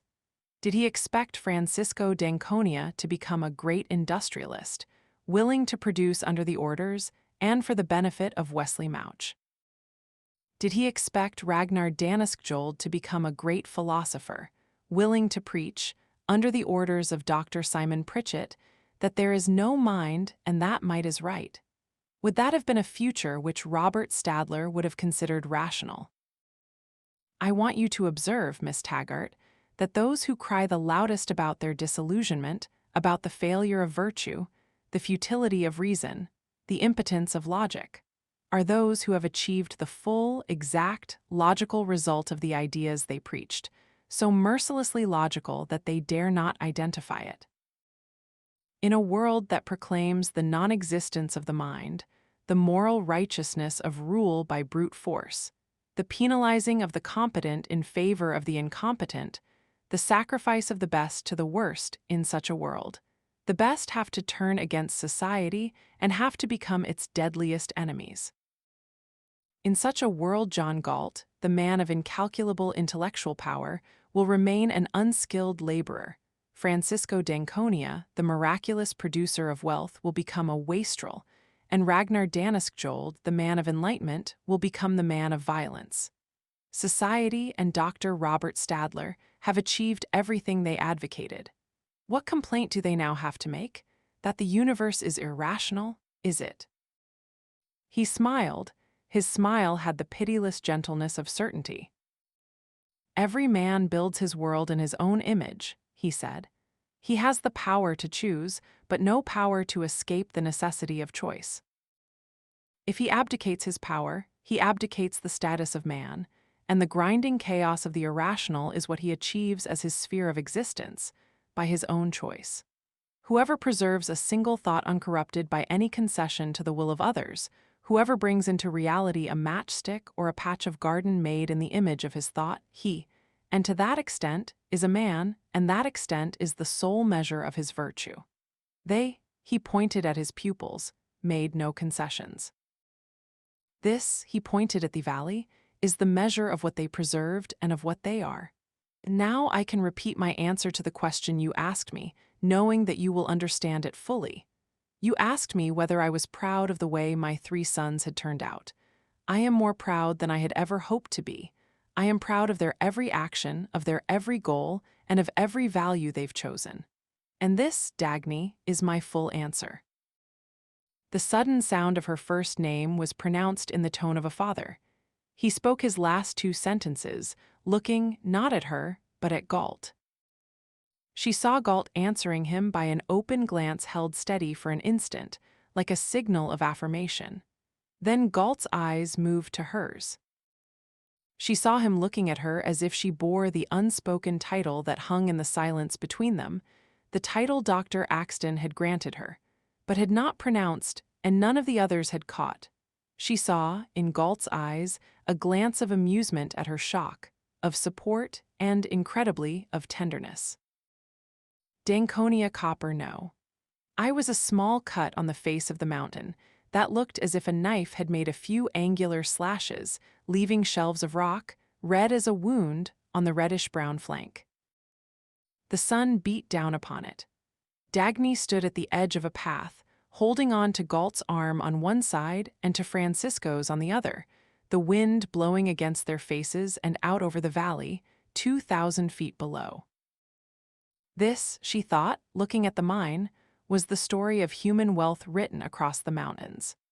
A few pine trees hung over the cut, contorted by the storms that had raged through the wilderness for centuries. 6 men worked on the shelves, and an inordinate amount of complex machinery traced delicate lines against the sky. The machinery did most of the work. She noticed that Francisco was displaying his domain to Galt as much as to her, as much or more. "You haven't seen it since last year, John. John, wait till you see it a year from now. I'll be through outside in just a few months, and then this will be my full-time job." "Hell no, John," he said, laughing in answer to a question. But she caught suddenly the particular quality of his glance whenever it rested on Galt. It was the quality she had seen in his eyes when he had stood in her room, clutching the edge of a table to outlive an unlivable moment. He had looked as if he were seeing someone before him. It was Galt, she thought. It was Galt's image that had carried him through. Some part of her felt a dim dread. The effort which Francisco had made in that moment to accept her loss and his rival, as the payment demanded of him for his battle, had cost him so much that he was now unable to suspect the truth Dr. Axton had guessed. What will it do to him when he learns? She wondered, and felt a bitter voice reminding her that there would, perhaps, never be any truth of this kind to learn. Some part of her felt a dim tension as she watched the way Galt looked at Francisco. It was an open, simple, unreserved glance of surrender to an unreserved feeling. She felt the anxious wonder she had never fully named or dismissed, wonder whether this feeling would bring him down to the ugliness of renunciation. But most of her mind seemed swept by some enormous sense of release, as if she were laughing at all doubts. Her glance kept going back over the path they had traveled to get here, over the 2 exhausting miles of a twisted trail that ran, like a precarious corkscrew, from the tip of her feet down to the floor of the valley. Her eyes kept studying it, her mind racing with some purpose of its own. Brush, pines, and a clinging carpet of moss went climbing from the green slopes far below, up the granite ledges. The moss and the brush vanished gradually, but the pines went on, struggling upward in thinning strands, till only a few dots of single trees were left, rising up the naked rock toward the white sunbursts of snow in the crevices at the peaks. She looked at the spectacle of the most ingenious mining machinery she had ever seen. Then at the trail, where the plodding hoofs and swaying shapes of mules provided the most ancient form of transportation. "Francisco," she asked, pointing, "who designed the machines?" "They're just adaptations of standard equipment." "Who designed them?" "I did. We don't have many men to spare. We had to make up for it." "You're wasting an unconscionable amount of manpower and time carting your ore on muleback. You ought to build a railroad down to the valley." She was looking down and did not notice the sudden, eager shot of his glance to her face or the sound of caution in his voice. "I know it, but it's such a difficult job that the mine's output won't justify it at present."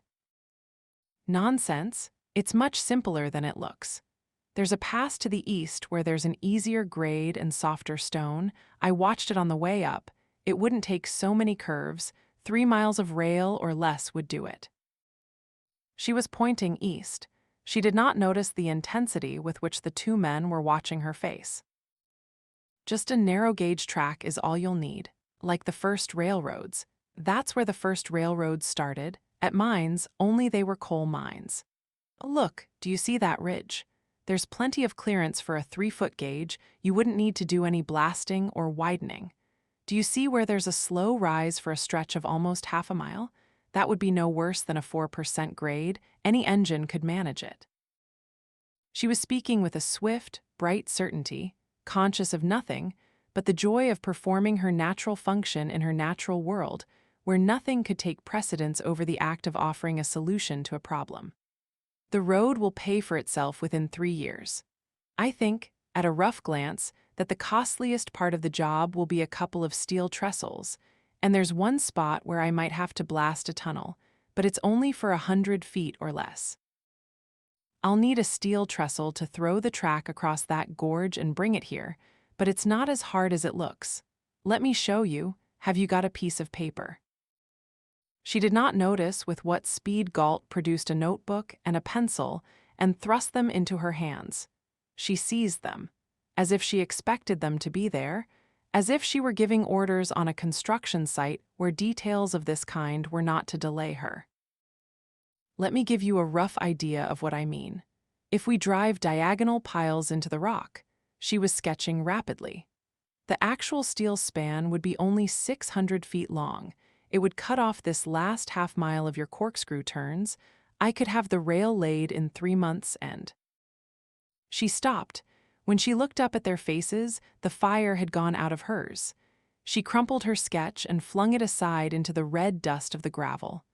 "Oh, what for?" she cried, the despair breaking out for the first time. "To build 3 miles of railroad and abandon a transcontinental system." The two men were looking at her. She saw no reproach in their faces, only a look of understanding which was almost compassion. "I'm sorry," she said quietly, dropping her eyes.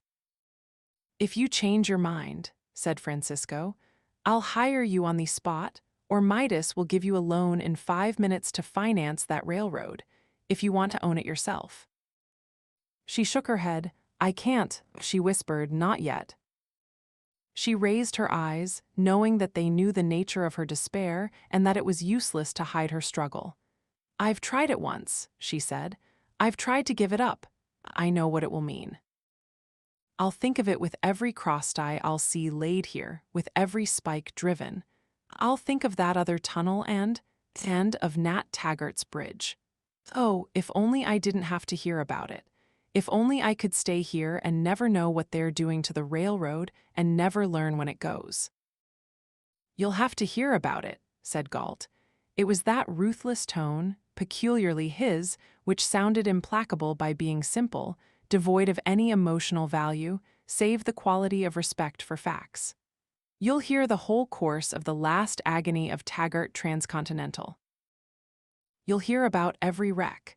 You'll hear about every discontinued train. You'll hear about every abandoned line. You'll hear about the collapse of the Taggart Bridge. Nobody stays in this valley except by a full, conscious choice based on a full, conscious knowledge of every fact involved in his decision.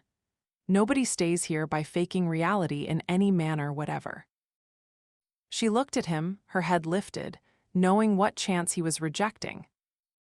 She thought that no man of the outer world would have said this to her at this moment. She thought of the world's code that worshipped white lies as an act of mercy. She felt a stab of revulsion against that code, suddenly seeing its full ugliness for the first time. She felt an enormous pride for the tight, clean face of the man before her.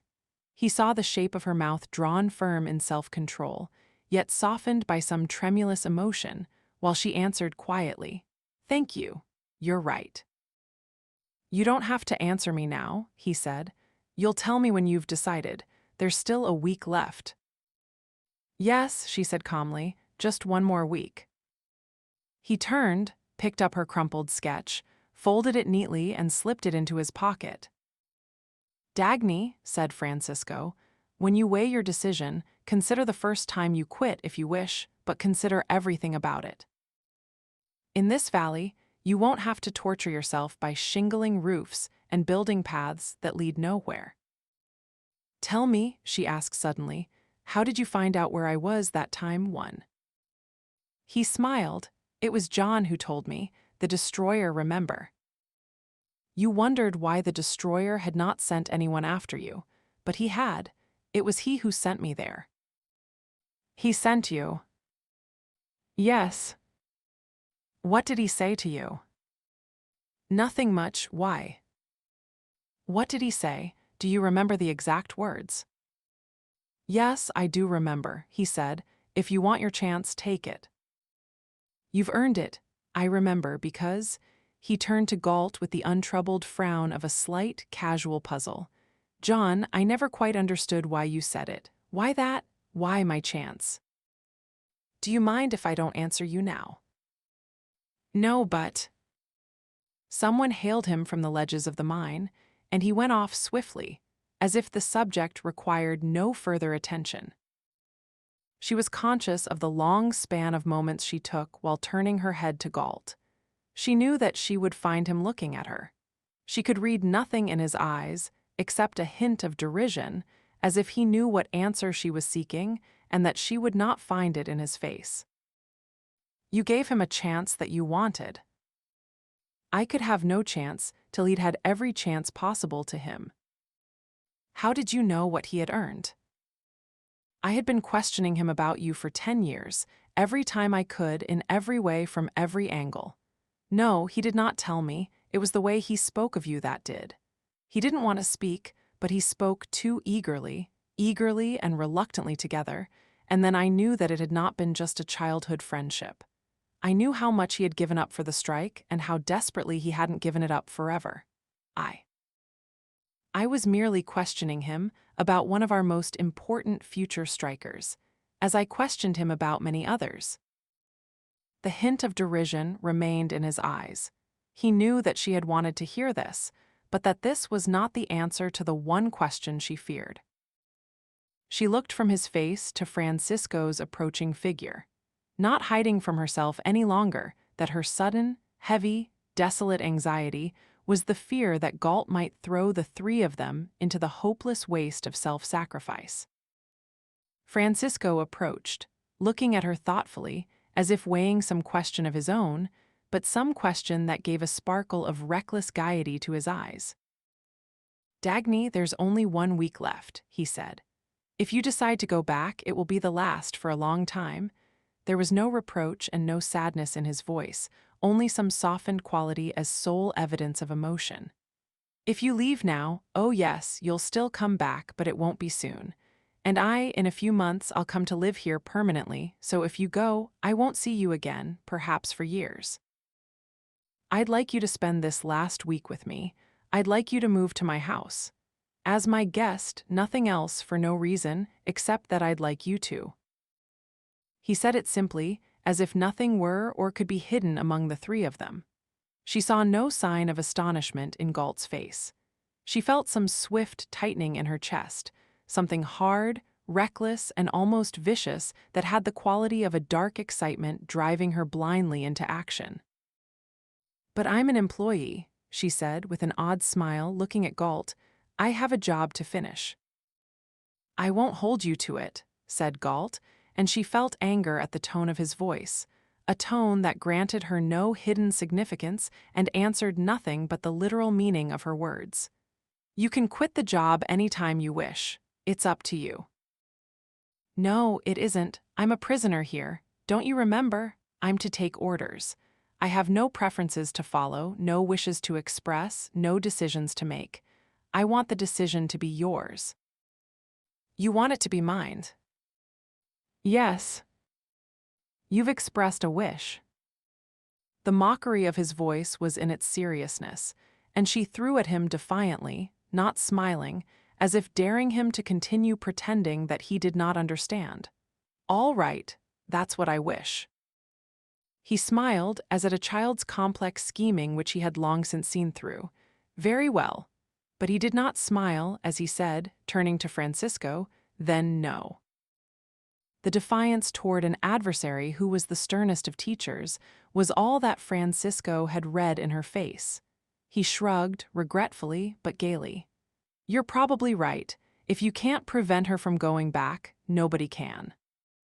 She was not hearing Francisco's words. She was stunned by the magnitude of the relief that hit her at the sound of Galt's answer, a relief that told her the magnitude of the fear it swept away. She knew, only after it was over, what had hung for her on his decision. She knew that had his answer been different, it would have destroyed the valley in her eyes. She wanted to laugh. She wanted to embrace them both and laugh with them in celebration. It did not seem to matter whether she would stay here or return to the world. A week was like an endless span of time. Either course seemed flooded by an unchanging sunlight. And no struggle was hard, she thought, if this was the nature of existence. The relief did not come from the knowledge that he would not renounce her, nor from Artie assurance that she would win. The relief came from the certainty that he would always remain what he was. "I don't know whether I'll go back to the world or not," she said soberly, but her voice was trembling with a subdued violence, which was pure gaiety. "I'm sorry that I'm still unable to make a decision. I'm certain of only one thing, that I won't be afraid to decide." Francisco took the sudden brightness of her face as proof that the incident had been of no significance. But Galt understood. He glanced at her, and the glance was part amusement, part contemptuous reproach. He said nothing until they were alone, walking down the trail to the valley. Then he glanced at her again, the amusement sharper in his eyes, and said, "You had to put me to a test in order to learn whether I'd fall to the lowest possible stage of altruism." She did not answer, but looked at him in open, undefensive admission. He chuckled and looked away, and a few steps later said slowly, in the tone of a quotation, "Nobody stays here by faking reality in any manner whatever." Part of the intensity of her relief, she thought, as she walked silently by his side, was the shock of a contrast. She had seen, with the sudden, immediate vividness of sensory perception, an exact picture of what the code of self-sacrifice would have meant if enacted by the three of them. Galt giving up the woman he wanted for the sake of his friend, faking his greatest feeling out of existence and himself out of her life, no matter what the cost to him and to her. Then dragging the rest of his years through the waste of the unreached and unfulfilled. She, turning for consolation to a second choice, faking a love she did not feel, being willing to fake, since her will to self-deceit was the essential required for Galt's self-sacrifice, then living out her years in hopeless longing, accepting.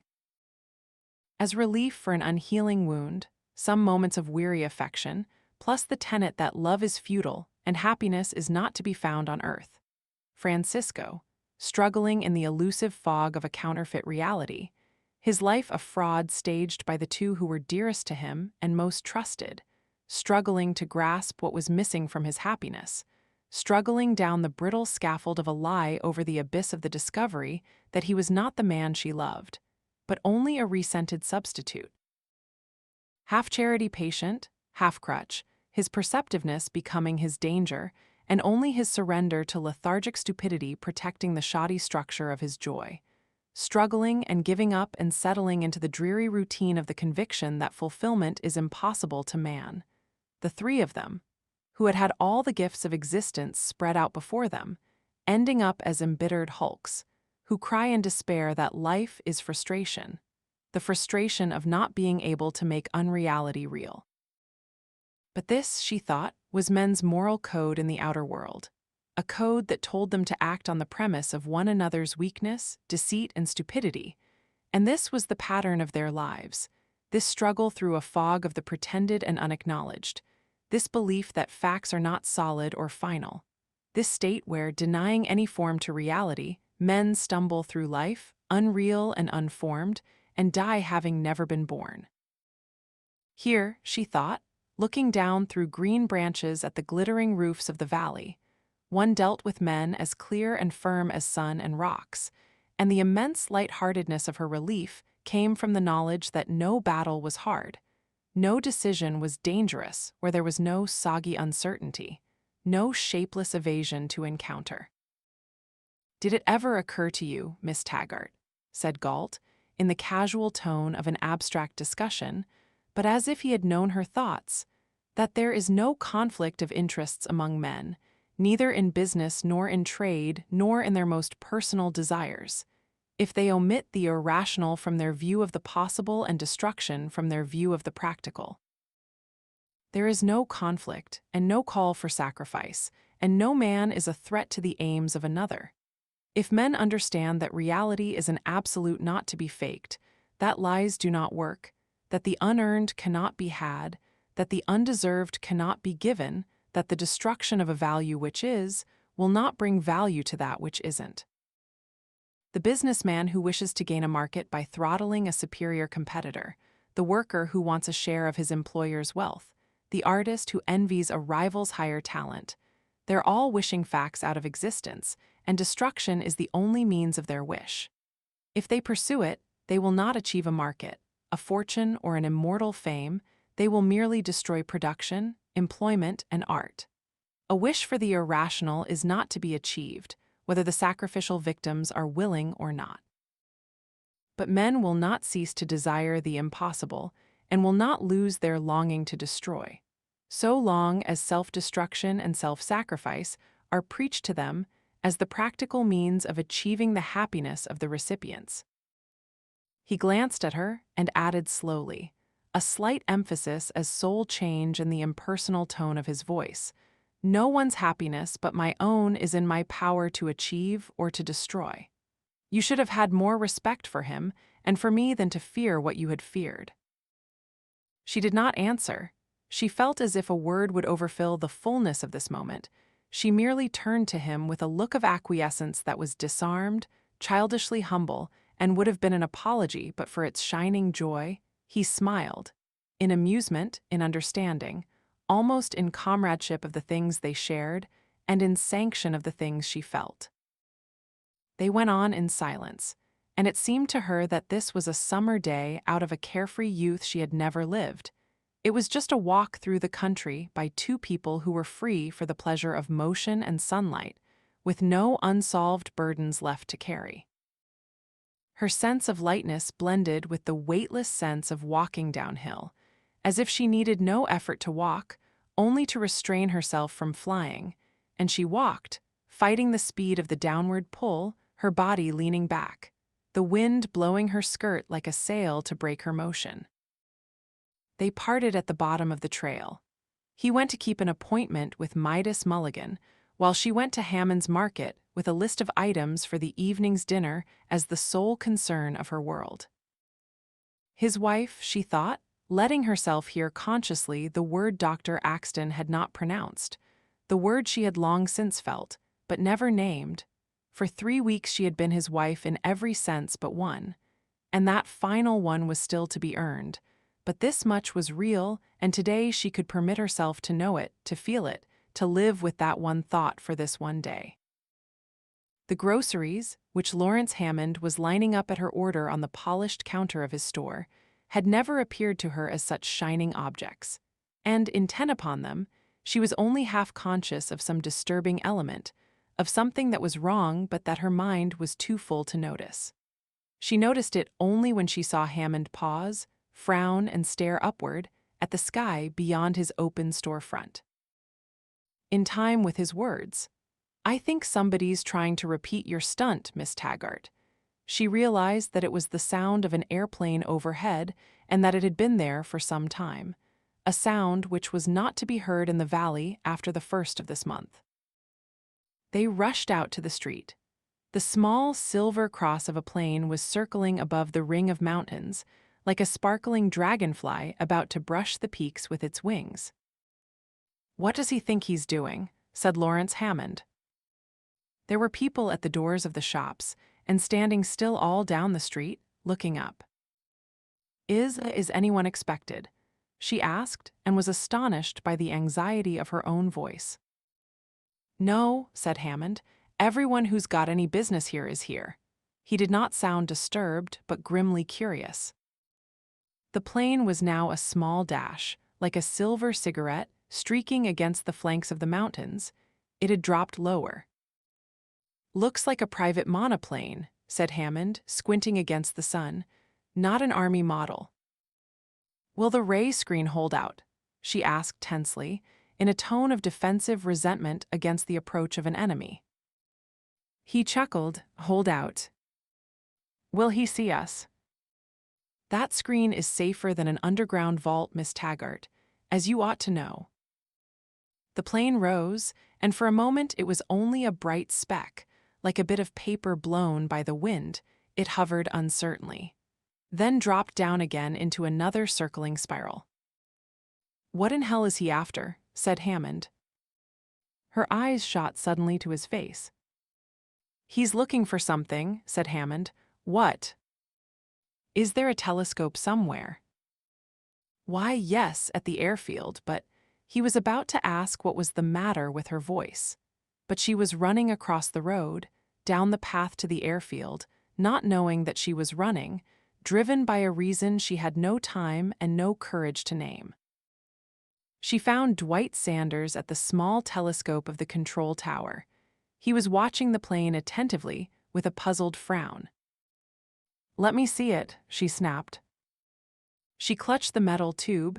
She pressed her eye to the lens, her hand guiding the tube slowly to follow the plane. Then he saw that her hand had stopped, but her fingers did not open and her face remained bent over the telescope, pressed to the lens, until he looked closer and saw that the lens was pressed to her forehead. "What's the matter, Miss Taggart?" She raised her head slowly. "Is it anyone you know, Miss Taggart?" She did not answer. She hurried away, her steps rushing with the zigzagging aimlessness of uncertainty. She dared not run, but she had to escape, she had to hide. She did not know whether she was afraid to be seen by the men around her or by the plane above, the plane whose silver wings bore the number that belonged to Hank Reardon. She stopped when she stumbled over a rock and fell and noticed that she had been running. She was on a small ledge in the cliffs above the airfield, hidden from the sight of the town, open to the view of the sky. She rose, her hands groping for support along a granite wall, feeling the warmth of the sun on the rock under her palms. She stood, her back pressed to the wall, unable to move or to take her eyes off the plane. The plane was circling slowly, dipping down, then rising again, struggling, she thought, as she had struggled, to distinguish the site of a wreck in a hopeless spread of crevices and boulders, an elusive spread neither clear enough to abandon nor to survey. He was searching for the wreck of her plane. He had not given up, and whatever the 3 weeks of it had cost him, whatever he felt, the only evidence he would give to the world and his only answer was this steady, insistent, monotonous drone of a motor carrying a fragile craft over every deadly foot of an inaccessible chain of mountains. Through the brilliant purity of the summer air, the plane seemed intimately close. She could see it rock on precarious currents and bank under the thrusts of wind. She could see, and it seemed impossible that so clear a sight was closed to his eyes. The whole of the valley lay below him, flooded by sunlight, flaming with glass panes and green lawns, screaming to be seen, the end of his tortured quest, the fulfillment of more than his wishes, not the wreck of her plane and her body, but her living presence and his freedom.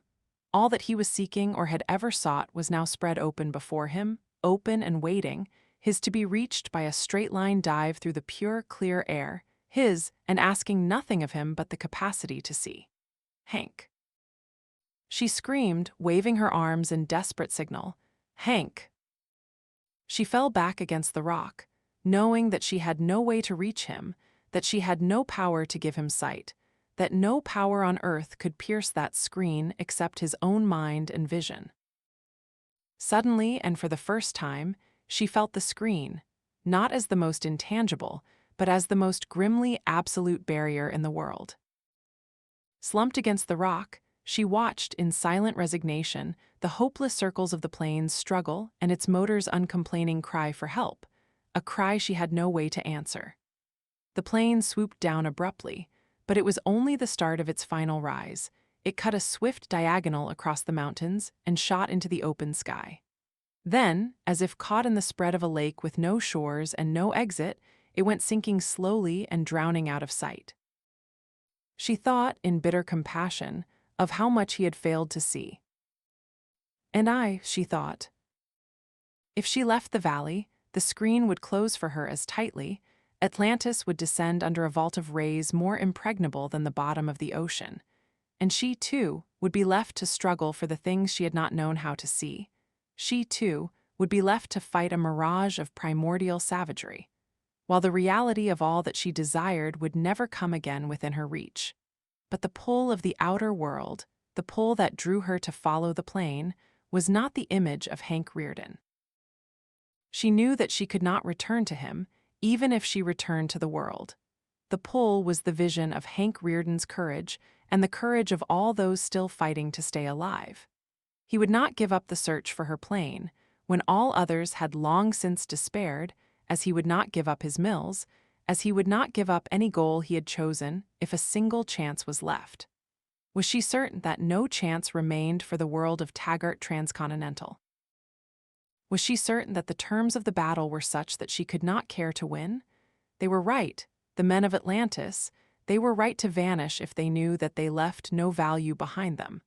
But until and unless she saw that no chance was untaken and no battle unfought, she had no right to remain among them. This was the question that had lashed her for weeks, but had not driven her to a glimpse of the answer. She lay awake through the hours of that night, quietly motionless, following like an engineer and like Hank Rearden, a process of dispassionate, precise, almost mathematical consideration, with no regard for cost or feeling.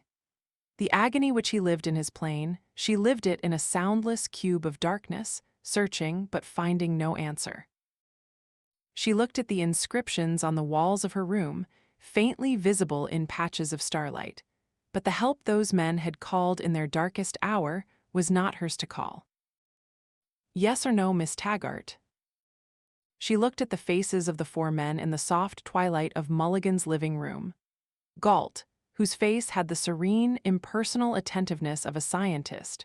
Francisco, whose face was made expressionless by the hint of a smile, the kind of smile that would fit either answer. Hugh Axton, who looked compassionately gentle, Midas Mulligan, who had asked the question with no touch of rancor in his voice. Somewhere 2,000 miles away, at this sunset hour, the page of a calendar was springing into light over the roofs of New York, saying, June 28, and it seemed to her suddenly that she was seeing it, as if it were hanging over the heads of these men. I have one more day, she said steadily. Will you let me have it? I think I've reached my decision, but I am not fully certain of it, and I'll need all the certainty possible to me. Of course, said Mulligan. You have, in fact, until morning of the day after tomorrow. We'll wait. We'll wait after that as well, said Hugh Axton, though in your absence, if that be necessary. She stood by the window, facing them, and she felt a moment's satisfaction in the knowledge that she stood straight, that her hands did not tremble, that her voice sounded as controlled, uncomplaining, and unpitying as theirs. It gave her a moment's feeling of a bond to them. If any part of your uncertainty, said Galt, is a conflict between your heart and your mind, follow your mind. Consider the reasons which make us certain that we are right, said Hugh Axton, but not the fact that we are certain. If you are not convinced, ignore our certainty. Don't be tempted to substitute our judgment for your own. Don't rely on our knowledge of what's best for your future, said Mulligan. We do know, but it can't be best until you know it. Don't consider our interests or desires, said Francisco. You have no duty to anyone but yourself. She smiled, neither sadly nor gaily, thinking that none of it was the sort of advice she would have been given in the outer world. And knowing how desperately they wished to help her where no help was possible, she felt it was her part to give them reassurance. I forced my way here, she said quietly, and I was to bear responsibility for the consequences. I'm bearing it. Her reward was to see Galt smile. The smile was like a military decoration bestowed upon her. Looking away, she remembered suddenly Jeff Alien, the tramp aboard the Comet, in the moment when she had admired him for attempting to tell her that he knew where he was going, to spare her the burden of his aimlessness. She smiled faintly, thinking that she had now experienced it in both roles and knew that no action could be lower or more futile than for one person to throw upon another the burden of his abdication of choice. She felt an odd calm, almost a confident repose. She knew that it was tension, but the tension of a great clarity. She caught herself thinking, she's functioning well in an emergency, I'll be all right with her, and realized that she was thinking of herself. "Let it go till day after tomorrow, Miss Taggart," said Midas Mulligan. "Tonight you're still here." "Thank you," she said. She remained by the window while they went on discussing the valley's business. It was their closing conference of the month. They had just finished dinner, and she thought of her first dinner in this house a month ago.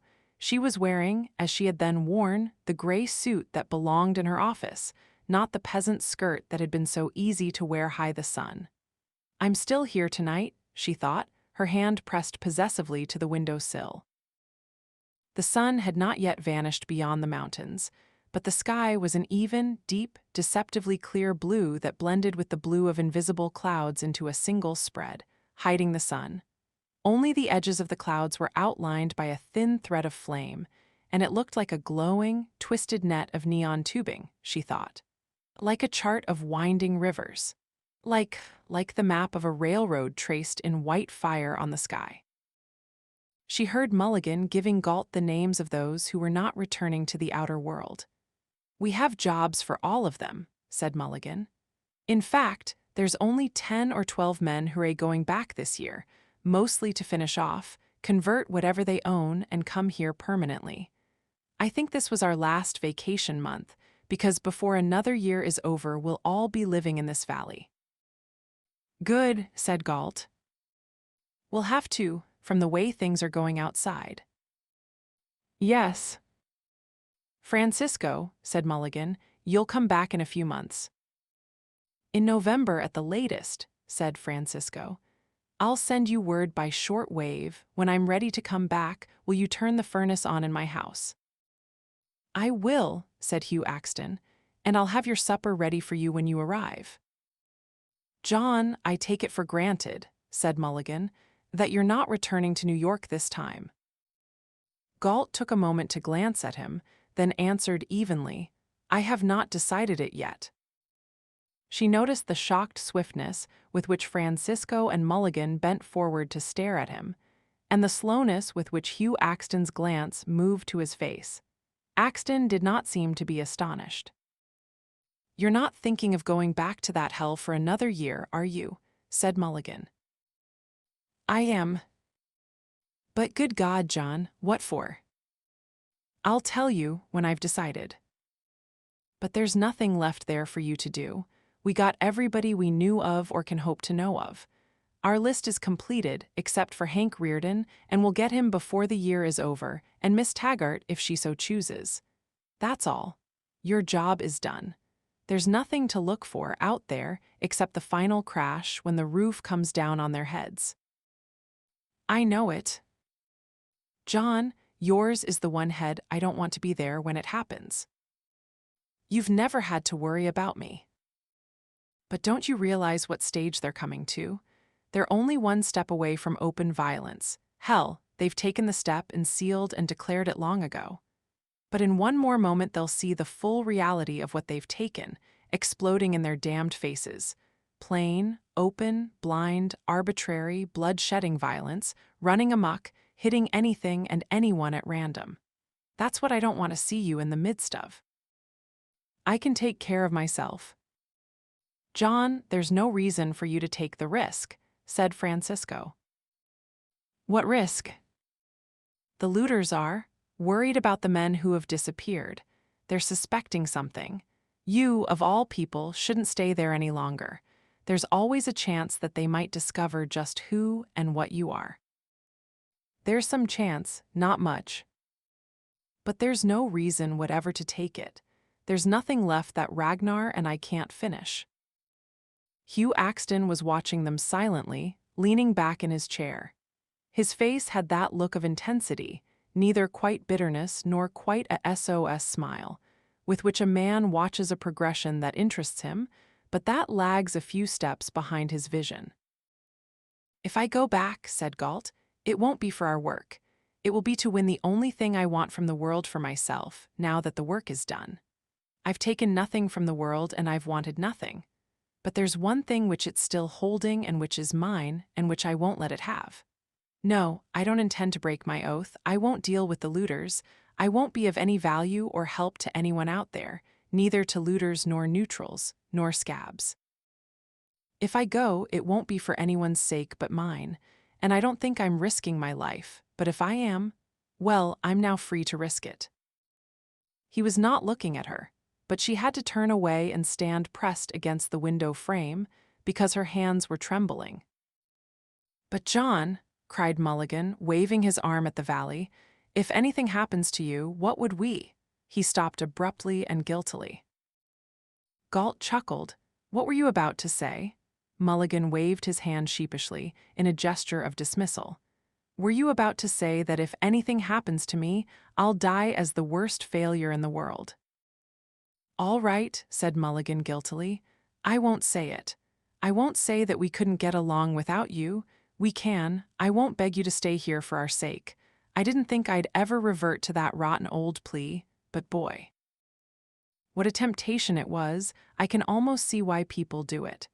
I know that whatever it is you want, if you wish to risk your life, that's all there is to it, but I'm thinking only that it's, oh God, John, it's such a valuable life." Galt smiled. "I know it. That's why I don't think I'm risking it. I think I'll win." Francisco was now silent. He was watching Galt intently, with a frown of wonder, not as if he had found an answer, but as if he had suddenly glimpsed a question.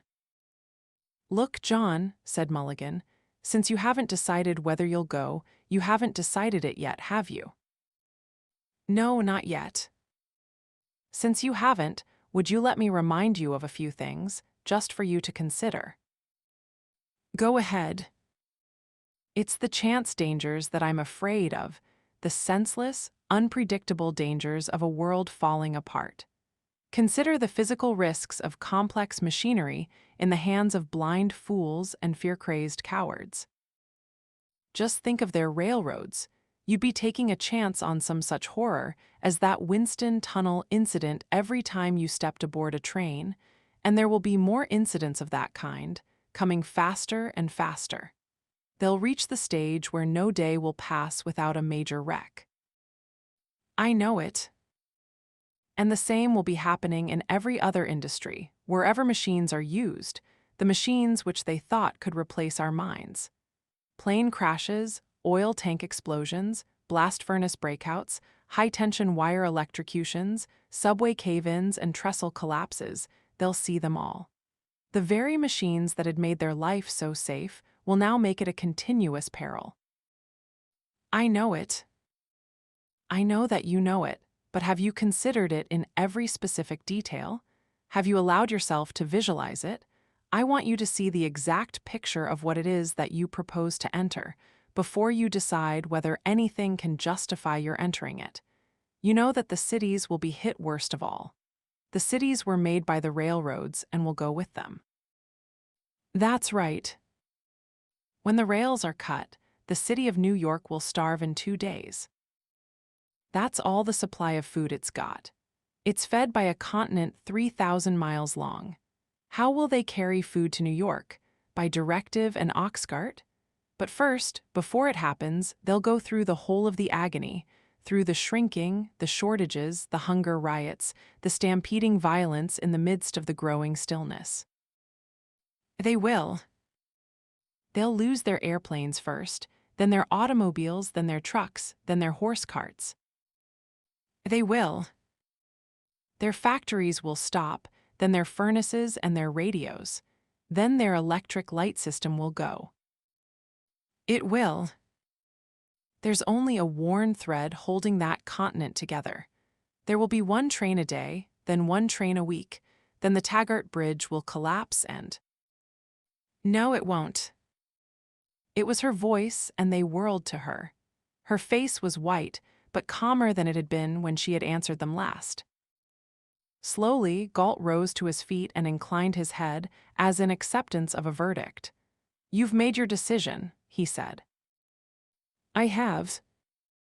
"Dagny," said Hugh Axton, "I'm sorry." He spoke softly, with effort, as if his words were struggling and failing to fill the silence of the room.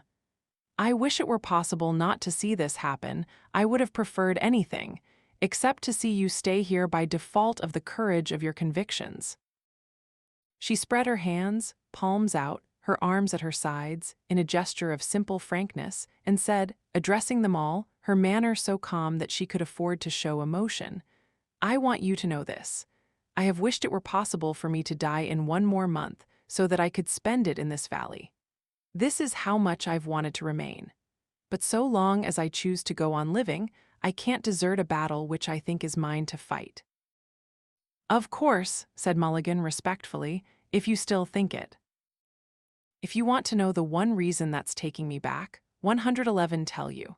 I cannot bring myself to abandon to destruction all the greatness of the world, all that which was mine and yours, which was made by us and is still ours by right. Because I cannot believe that men can refuse to see, that they can remain blind and deaf to us forever, when the truth is ours and their lives depend on accepting it. They still love their lives, and that is the uncorrupted remnant of their minds. So long as men desire to live, I cannot lose my battle." "Do they?" said Hugh Axton softly. "Do they desire it? No, don't answer me now. I know that the answer was the hardest thing for any of us to grasp and to accept. Just take that question back with you as the last premise left for you to check." "You're leaving as our friend," said Midas Mulligan, "and we'll be fighting everything you'll do because we know you're wrong, but it's not you that will be damning." "You'll come back," said Hugh Axton, "because yours is an error of knowledge, not a moral failure, not an act of surrender to evil, but only the last act of being victim to your own virtue. We'll wait for you, and Dagny, when you come back, you will have discovered that there need never be any conflict among your desires, nor so tragic a clash of values as the one you've borne so well." "Thank you," she said, closing her eyes. "We must discuss the conditions of your departure," said Galt. He spoke in the dispassionate manner of an executive.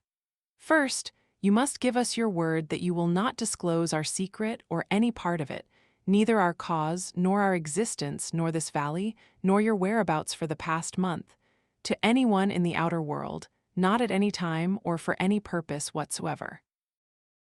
"I give you my word." "Second, you must never attempt to find this valley again. You are not to come here uninvited. Should you break the first condition, it will not place us in serious danger. Should you break the second, it will. It is not our policy ever to be at the arbitrary mercy of the good faith of another person, or at the mercy of a promise that cannot be enforced, nor can we expect you to place our interests above your own. Since you believe that your course is right, the day may come when you may find it necessary to lead our enemies to this valley. We shall, therefore, leave you no means to do it. You will be taken out of the valley by plane, blindfolded, and you will be flown a distance sufficient to make it impossible for you ever to retrace the course." She inclined her head. "You are right. Your plane has been repaired. Do you wish to reclaim it by signing a draft on your account at the Mulligan Bank?" "No." "Then we shall hold it until such time as you choose to pay for it. Day after tomorrow, I will take you in my plane to a point outside the valley and leave you within reach of further transportation." She inclined her head. "Very well." It had grown dark when they left Midas Mulligan's. The trail back to Galt's house led across the valley, past Francisco's cabin, and the three of them walked home together. A few squares of lighted windows hung scattered through the darkness, and the first streams of mist were weaving slowly across the panes, like shadows cast by a distant sea. They walked in silence.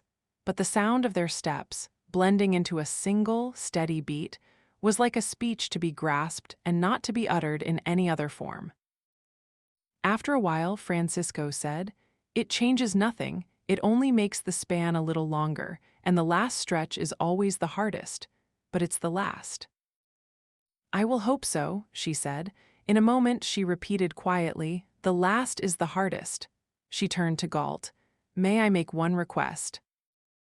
"Yes." "Will you let me go tomorrow?" "If you wish." When Francisco spoke again, moments later, it was as if he were addressing the unnamed wonder in her mind.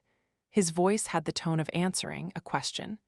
"Dagny, all three of us are in love," she jerked her head to him, "with the same thing, no matter what its forms. Don't wonder why you feel no breach among us. You'll be one of us, so long as you'll remain in love with your rails and your engines, and they'll lead you back to us, no matter how many times you lose your way. The only man never to be redeemed is the man without passion." "Thank you," she said softly. "For what?" For the way you sound." "How do I sound? Name it, Dagny." "You sound as if you're happy." "I am in exactly the same way you are. Don't tell me what you feel. I know it. But you see, the measure of the hell you're able to endure is the measure of your love. The hell I couldn't bear to witness would be to see you being indifferent." She nodded silently, unable to name as joy any part of the things she felt, yet feeling that he was right. Clots of mist were drifting like smoke across the moon, and in the diffused glow she could not distinguish the expressions of their faces as she walked between them. The only expressions to perceive were the straight silhouettes of their bodies, the unbroken sound of then steps, and her own feeling that she wished to walk on, a feeling she could not define, except that it was neither doubt nor pain. When they approached his cabin, Francisco stopped, the gesture of his hand embracing them both as he pointed to his door. "Will you come in, since it's to be our last night together for some time? Let's have a drink to that future of which all three of us are certain." "Are we?" she asked. "Yes," said Galt, "we are." She looked at their faces when Francisco switched on the light in his house. She could not define their expressions. It was not happiness or any emotion pertaining to joy. Their faces were taut and solemn, but it was a glowing solemnity. She thought, if this were possible, and the odd glow she felt within her told her that her own face had the same look. Francisco reached for 3 glasses from a cupboard, but stopped, as at a sudden thought. He placed one glass on the table, then reached for the 2 silver goblets of Sebastian d'Anconia and placed them beside it. "Are you going straight to New York, Dagny?" he asked, in the calm, unstrained tone of a host, bringing out a bottle of old wine. "Yes," she answered as calmly. "I'm flying to Buenos Aires day after tomorrow," he said, uncorking the bottle. "I'm not sure whether I'll be back in New York later, but if I am, it will be dangerous for you to see me." "I won't care about that," she said, "unless you feel that I'm not entitled to see you any longer." "True, Dagny, you're not in New York." He was pouring the wine and he glanced up at Galt. "John, when will you decide whether you're going back or staying here?" Galt looked straight at him, then said slowly, in the tone of a man who knows all the consequences of his words, "I have decided, Francisco. I'm going back." Francisco's hand stopped. For a long moment, he was seeing nothing but Galt's face. Then his eyes moved to hers. He put the bottle down and he did not step back, but it was as if his glance drew back to a wide range to include them both. "But of course," he said. He looked as if he had moved still farther and were now seeing the whole spread of their years. His voice had an even, uninflected sound, quality that matched the size of the vision. "I knew it 12 years ago," he said.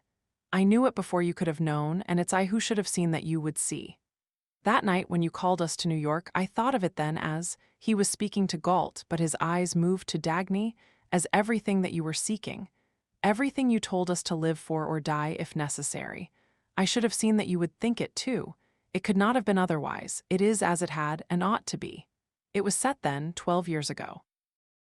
He looked at Galt and chuckled softly.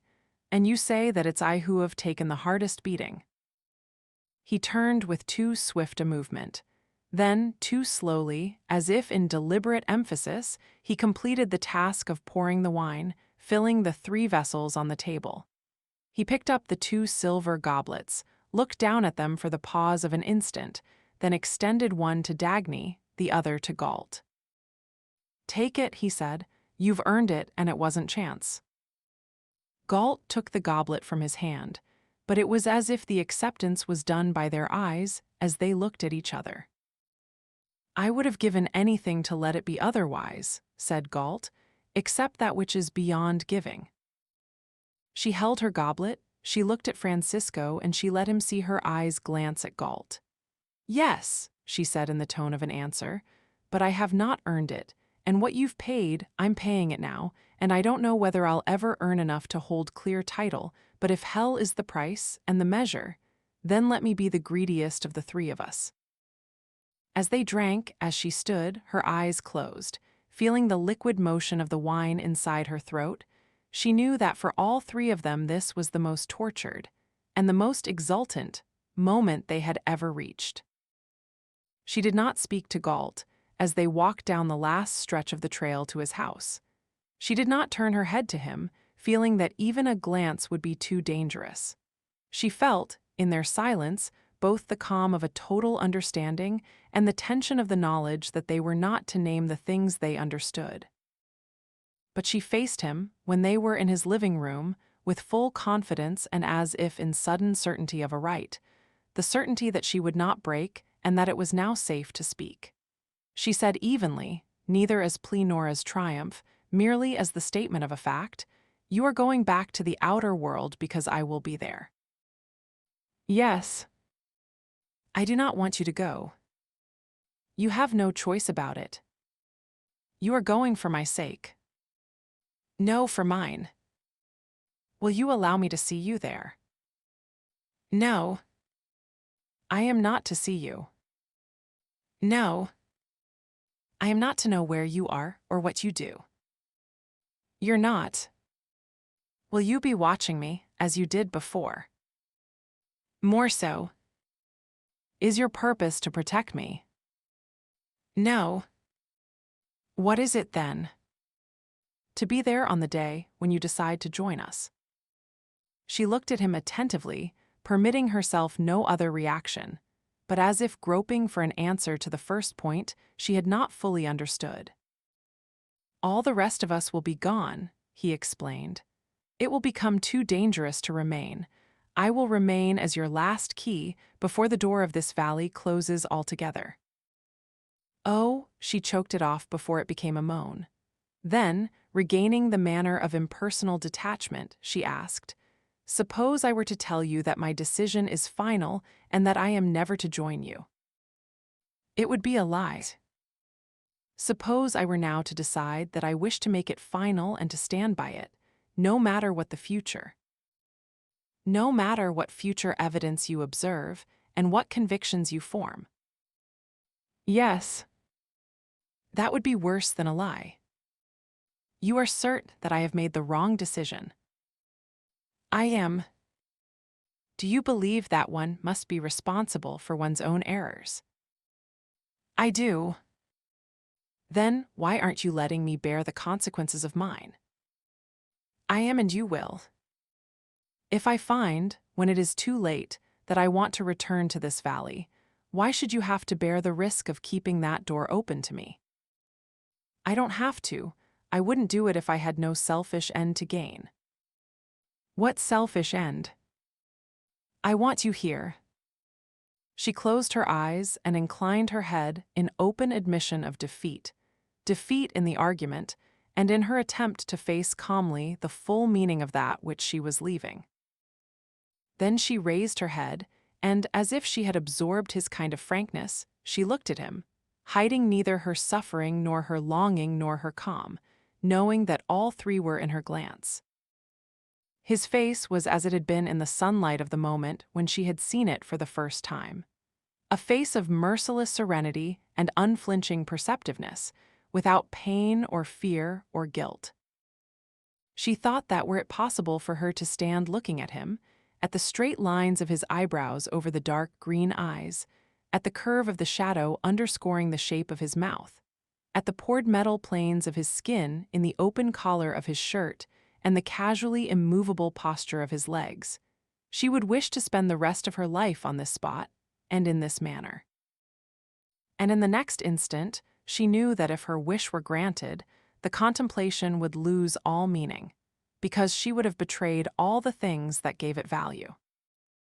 Then, not as memory, but as an experience of the present, she felt herself reliving the moment when she had stood at the window of her room in New York, looking at a fog-bound city, at the unattainable shape of Atlantis sinking out of reach. And she knew that she was now seeing the answer to that moment. She felt not the words she had then addressed to the city, but that untranslated sensation from which the words had come. You, whom I have always loved and never found, you whom I expected to see at the end of the rails beyond the horizon. Aloud, she said, I want you to know this. I started my life with a single absolute. That the world was mine to shape in the image of my highest values and never to be given up to a lesser standard, no matter how long or hard the struggle. You, whose presence I had always felt in the streets of the city, the wordless voice within her was saying. And whose world I had wanted to build. Now I know that I was fighting for this valley. It is my love for you that had kept me moving. It was this valley that I saw as possible and would exchange for nothing less and would not give up to a mindless evil. My love and my hope to reach you and my wish to be worthy of you on the day when I would stand before you face to face. I am going back to fight for this valley, to release it from its underground, to regain for it its full and rightful realm. To let the earth belong to you in fact, as it does in spirit, and to meet you again on the day when I'm able to deliver to you the whole of the world, or, if I fail, to remain in exile from this valley to the end of my life. But what is left of my life will still be yours, and I will go on in your name. Even though it is a name I'm never to pronounce, I will go on serving you. Even though I'm never to win, I will go on to be worthy of you on the day when I would have met you. Even though I won't, I will fight for it, even if I have to fight against you, even if you damn me as a traitor, even if I am never to see you again.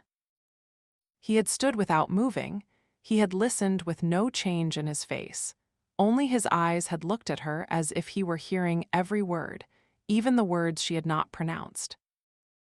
He answered with the same look, as if the look were holding some circuit not yet to be broken, his voice catching some tone of hers, as if in signal of the same code. A voice with no sign of emotion except in the spacing of the words. If you fail, as men have failed in their quest for a vision that should have been possible, yet has remained forever beyond their reach if, like them, you come to think that one's highest values are not to be attained and one's greatest vision is not to be made real, don't damn this earth as they did. Don't damn existence. You have seen the Atlantis they were seeking. It is here, it exists.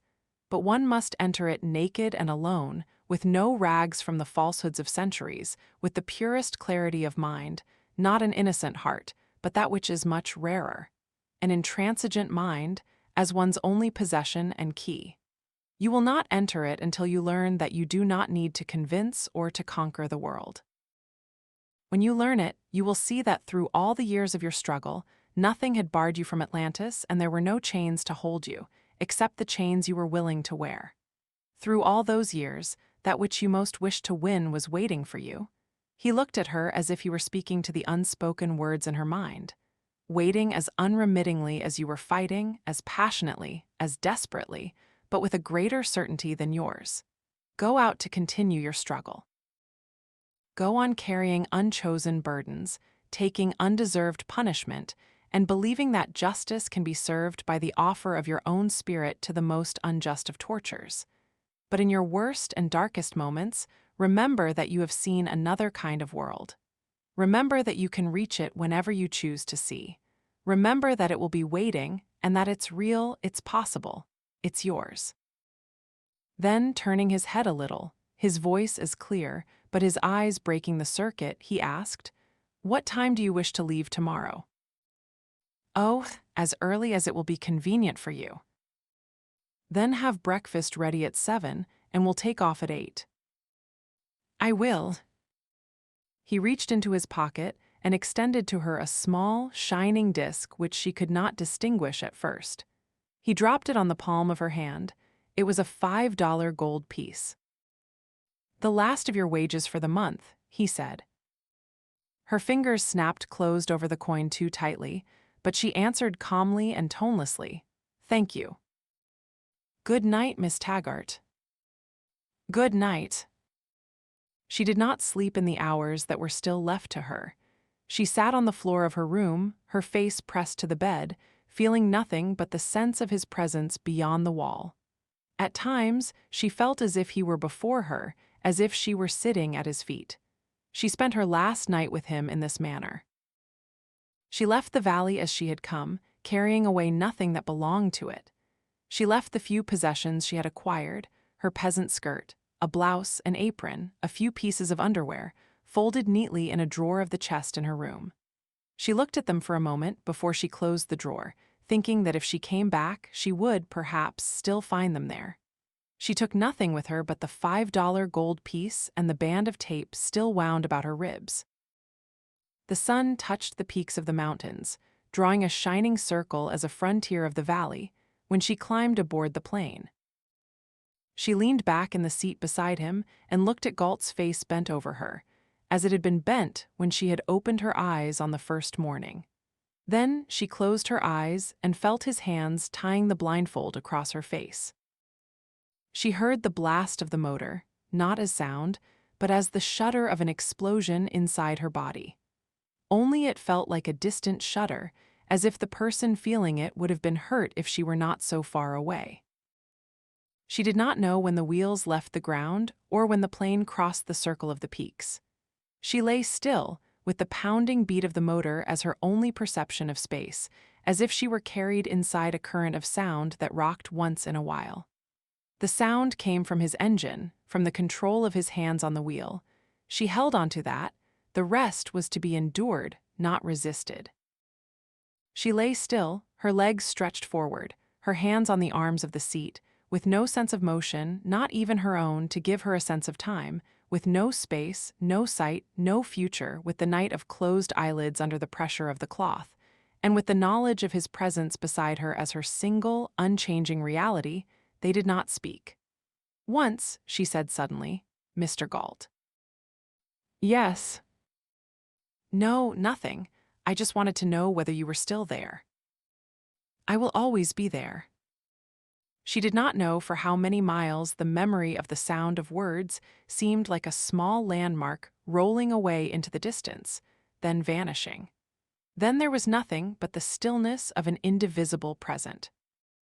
She did not know whether a day had passed or an hour, when she felt the downward, plunging motion, which meant that they were about to land or to crash. The two possibilities seemed equal to her mind. She felt the jolt of the wheels against the ground as an oddly delayed sensation, as if some fraction of time had gone to make her believe it. She felt the running streak of jerky motion, then the jar of the stop and of silence, then the touch of his hands on her hair, removing the blindfold. She saw a glaring sunlight, a stretch of scorched weeds going off into the sky, with no mountains to stop it, a deserted highway and the hazy outline of a town about a mile away. She glanced at her watch. 47 minutes ago, she had still been in the valley. "You'll find a Taggart station there," he said, pointing at the town, "and you'll be able to take a train." She nodded, as if she understood. He did not follow her as she descended to the ground. He leaned across the wheel toward the open door of the plane, and they looked at each other. She stood, her face raised to him, a faint wind stirring her hair, the straight line of her shoulders sculptured by the trim suit of a business executive amidst the flat immensity of an empty prairie. The movement of his hand pointed east, toward some invisible cities. "Don't look for me out there," he said. You will not find me until you want me for what I am, and when you'll want me, I'll be the easiest man to find." She heard the sound of the door falling closed upon him. It seemed louder than the blast of the propeller that followed. She watched the run of the plane's wheels and the trail of weeds left flattened behind them. Then she saw a strip of sky between wheels and weeds. She looked around her.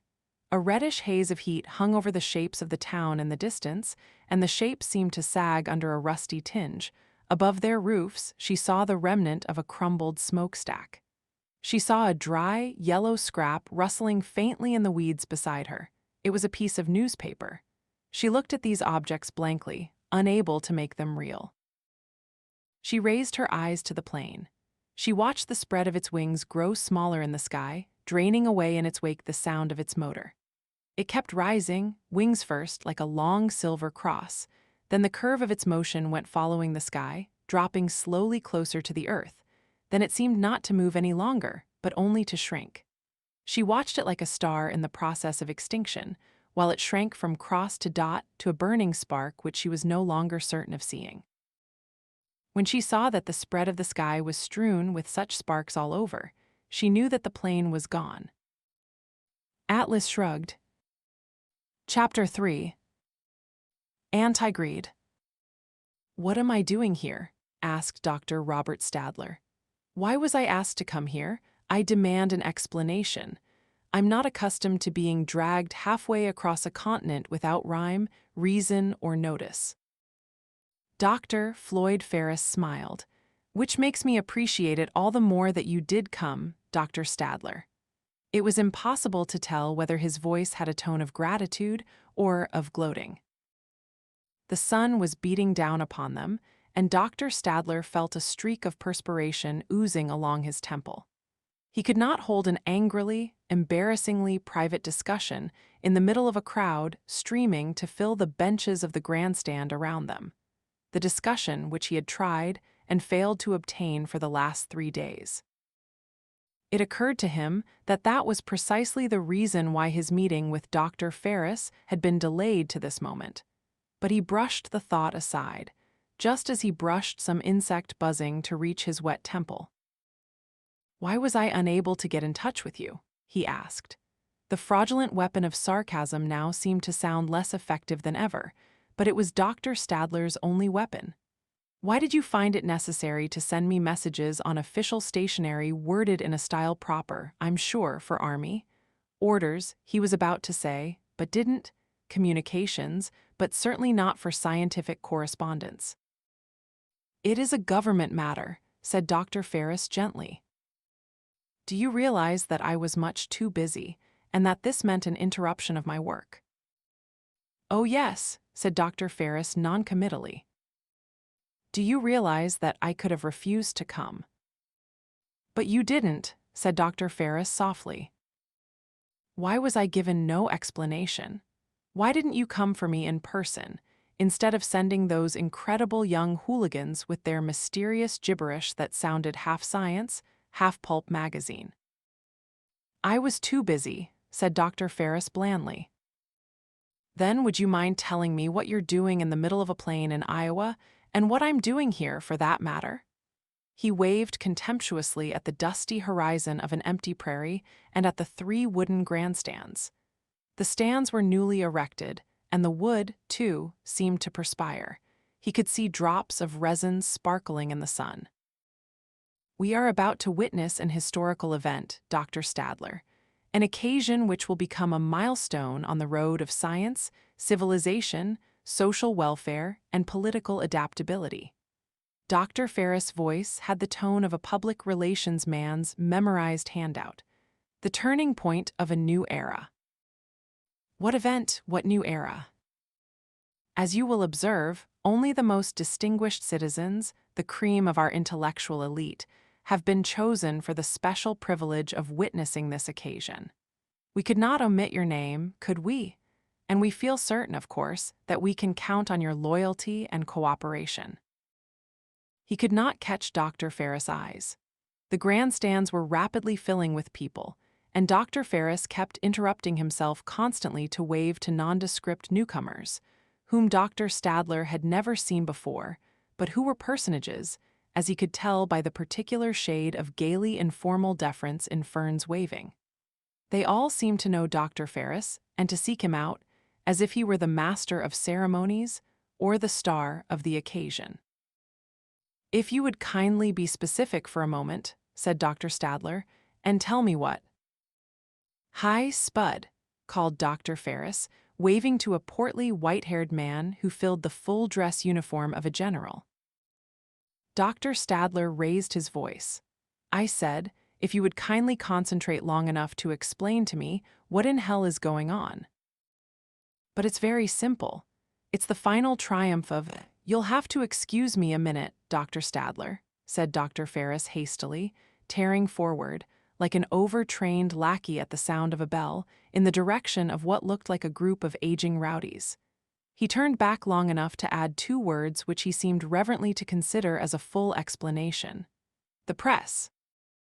Dr. Stadler sat down on the wooden bench, feeling unaccountably reluctant to brush against anything around him.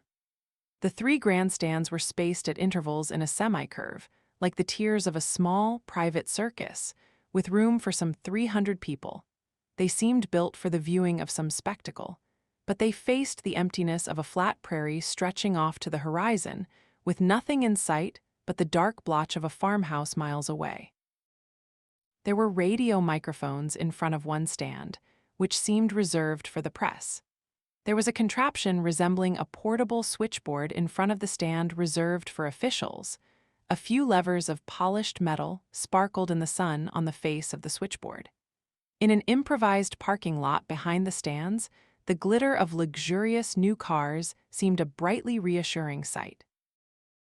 But it was the building that stood on a knoll some 1,000 feet away that gave Dr. Stadler a vague sense of uneasiness.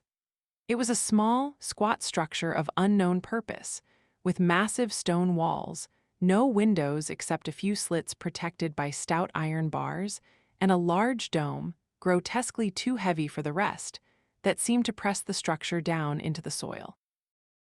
A few outlets protruded from the base of the dome, in loose, irregular shapes, resembling badly poured clay funnels. They did not seem to belong to an industrial age or to any known usage. The building had an air of silent malevolence, like a puffed, venomous mushroom.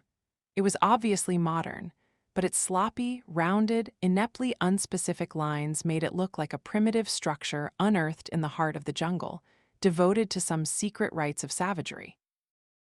Dr. Stadler sighed with irritation. He was tired of secrets.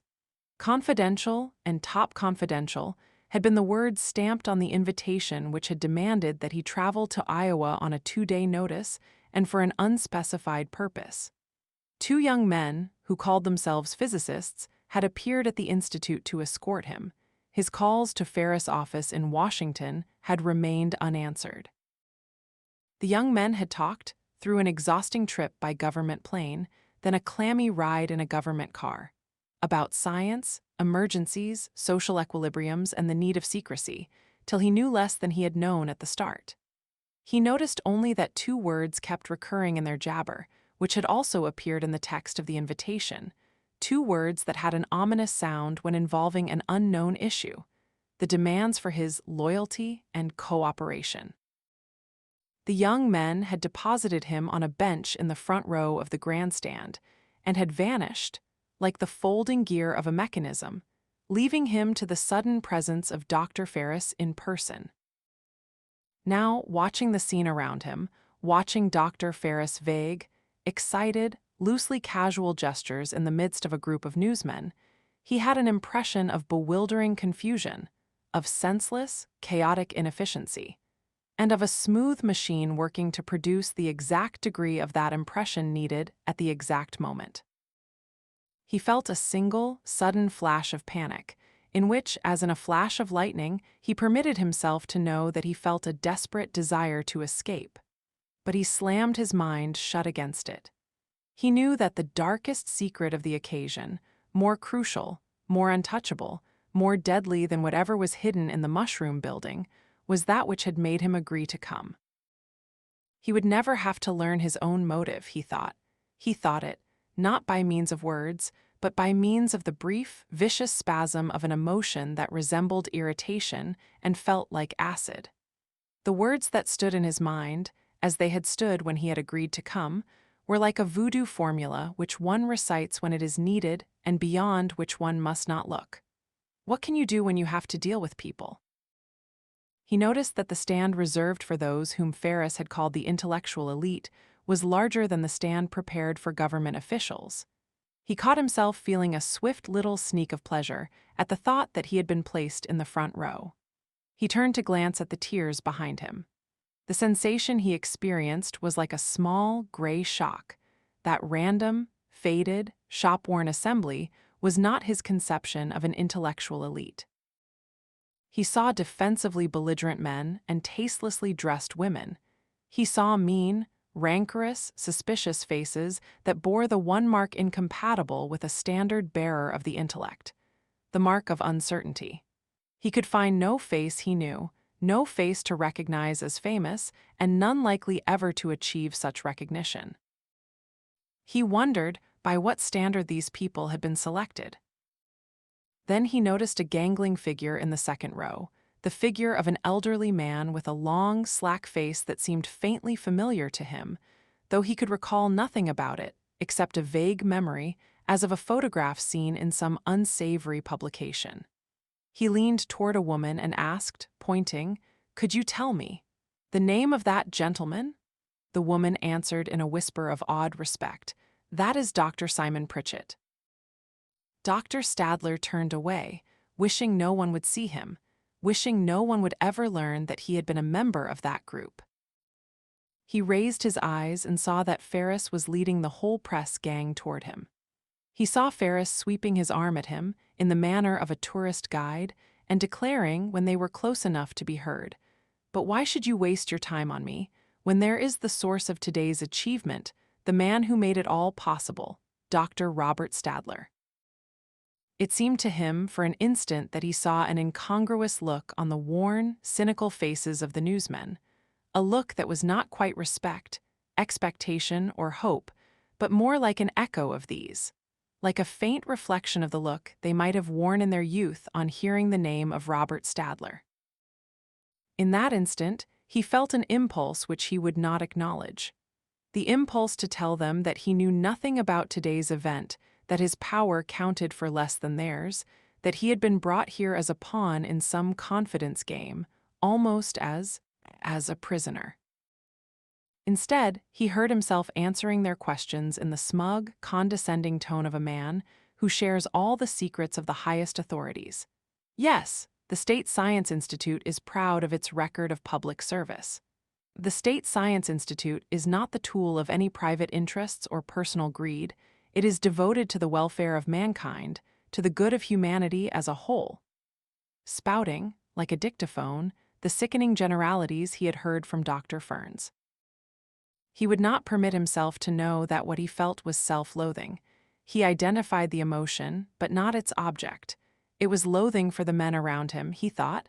It was they who were forcing him to go through this shameful performance. What can you do, he thought, when you have to deal with people? The newsmen were making brief notes of his answers.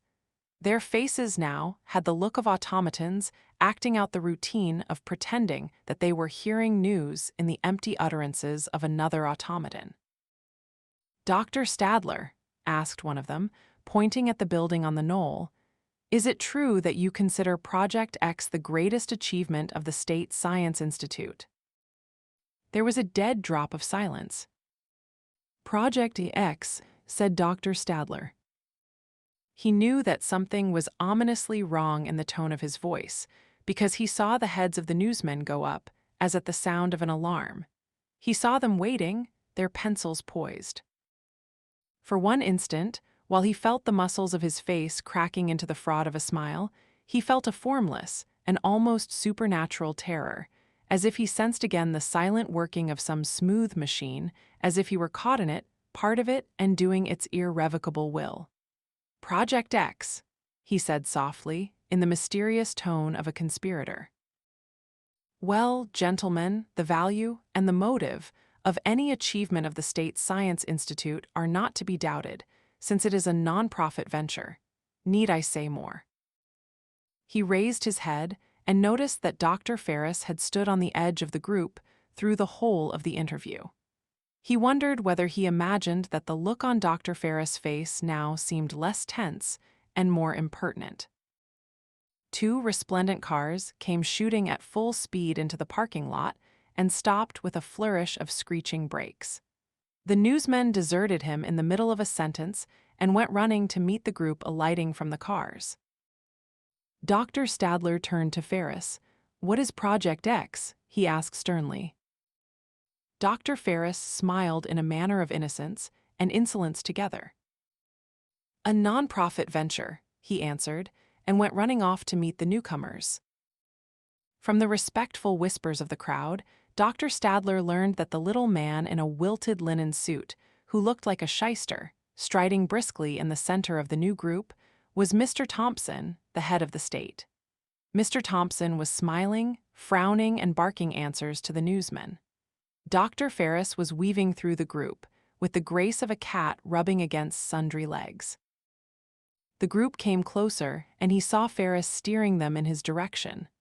"Mr. Thompson," said Dr. Ferris sonorously as they approached, "may I present Dr. Robert Stadler?" Dr. Stadler saw the little shyster's eyes studying him for the fraction of a second.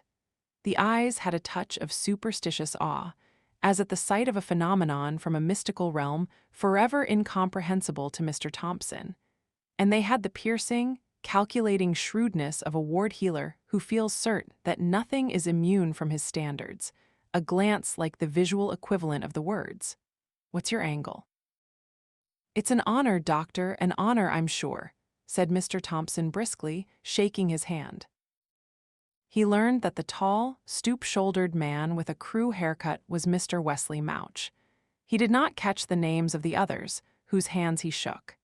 As the group proceeded toward the official's grandstand, he was left with the burning sensation of a discovery he dared not face. The discovery that he had felt anxiously pleased by the little shyster's nod of approval. A party of young attendants, who looked like movie theater ushers, appeared from somewhere with handcarts of glittering objects, which they proceeded to distribute to the assembly. The objects were field glasses. Dr. Ferns took his place at the microphone of a public address system by the official's stand. At a signal from Wesley Mouch, his voice boomed suddenly over the prairie, an unctuous, fraudulently solemn voice magnified by the microphone inventor's ingenuity into the sound and power of a giant. "Ladies and gentlemen." The crowd was struck into silence, all heads jerking unanimously toward the graceful figure of Dr. Floyd Ferris. "Ladies and gentlemen, you have been chosen, in recognition of your distinguished public service and social loyalty, to witness the unveiling of a scientific achievement of such tremendous importance, such staggering scope, such epoch-making possibilities that up to this moment it has been known only to a very few and only as Project X." Dr. Stadler focused his field glasses on the only thing in sight, on the blotch of the distant farm. He saw that it was the deserted ruin of a farmhouse, which had obviously been abandoned years ago. The light of the sky showed through the naked ribs of the roof, and jagged bits of glass framed the darkness of empty windows. He saw a sagging barn, the rusted tower of a water wheel, and the remnant of a tractor lying upturned with its treads in the air. Dr. Ferris was talking about the crusaders of science and about the years of selfless devotion, unremitting toil and persevering research that had gone into Project X. It was odd, thought Dr. Stadler, studying the ruins of the farm, that there should be a herd of goats in the midst of such desolation. There were 6 or 7 of them, some drowsing, some munching lethargically at whatever grass they could find among the sun-scorched weeds. Project X, Dr. Ferris was saying, was devoted to some special research in the field of sound. The science of sound has astonishing aspects, which laymen would scarcely suspect. Some 50 feet away from the farmhouse, Dr. Stadler saw a structure, obviously new and of no possible purpose whatever. It looked like a few spans of a steel trestle, rising into empty space, supporting nothing, leading nowhere. Dr. Ferris was now talking about the nature of sound vibrations. Dr. Stadler aimed his field glasses at the horizon beyond the farm, but there was nothing else to be seen for dozens of miles. The sudden, straining motion of one of the goats brought his eyes back to the herd. He noticed that the goats were chained to stakes driven at intervals into the ground. And it was discovered, said Dr. Ferris, that there are certain frequencies of sound vibration which no structure, organic or inorganic, can withstand. Dr. Stadler noticed a silvery spot bouncing over the weeds among the herd.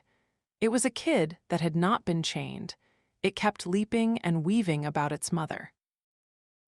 The sound ray is controlled by a panel inside the giant underground laboratory, said Dr. Ferris, pointing at the building on the knoll. That panel is known to us affectionately as the xylophone because one must be darn careful to strike the right keys, or, rather, to pull the right levers. For this special occasion, an extension xylophone, connected to the one inside, has been erected here.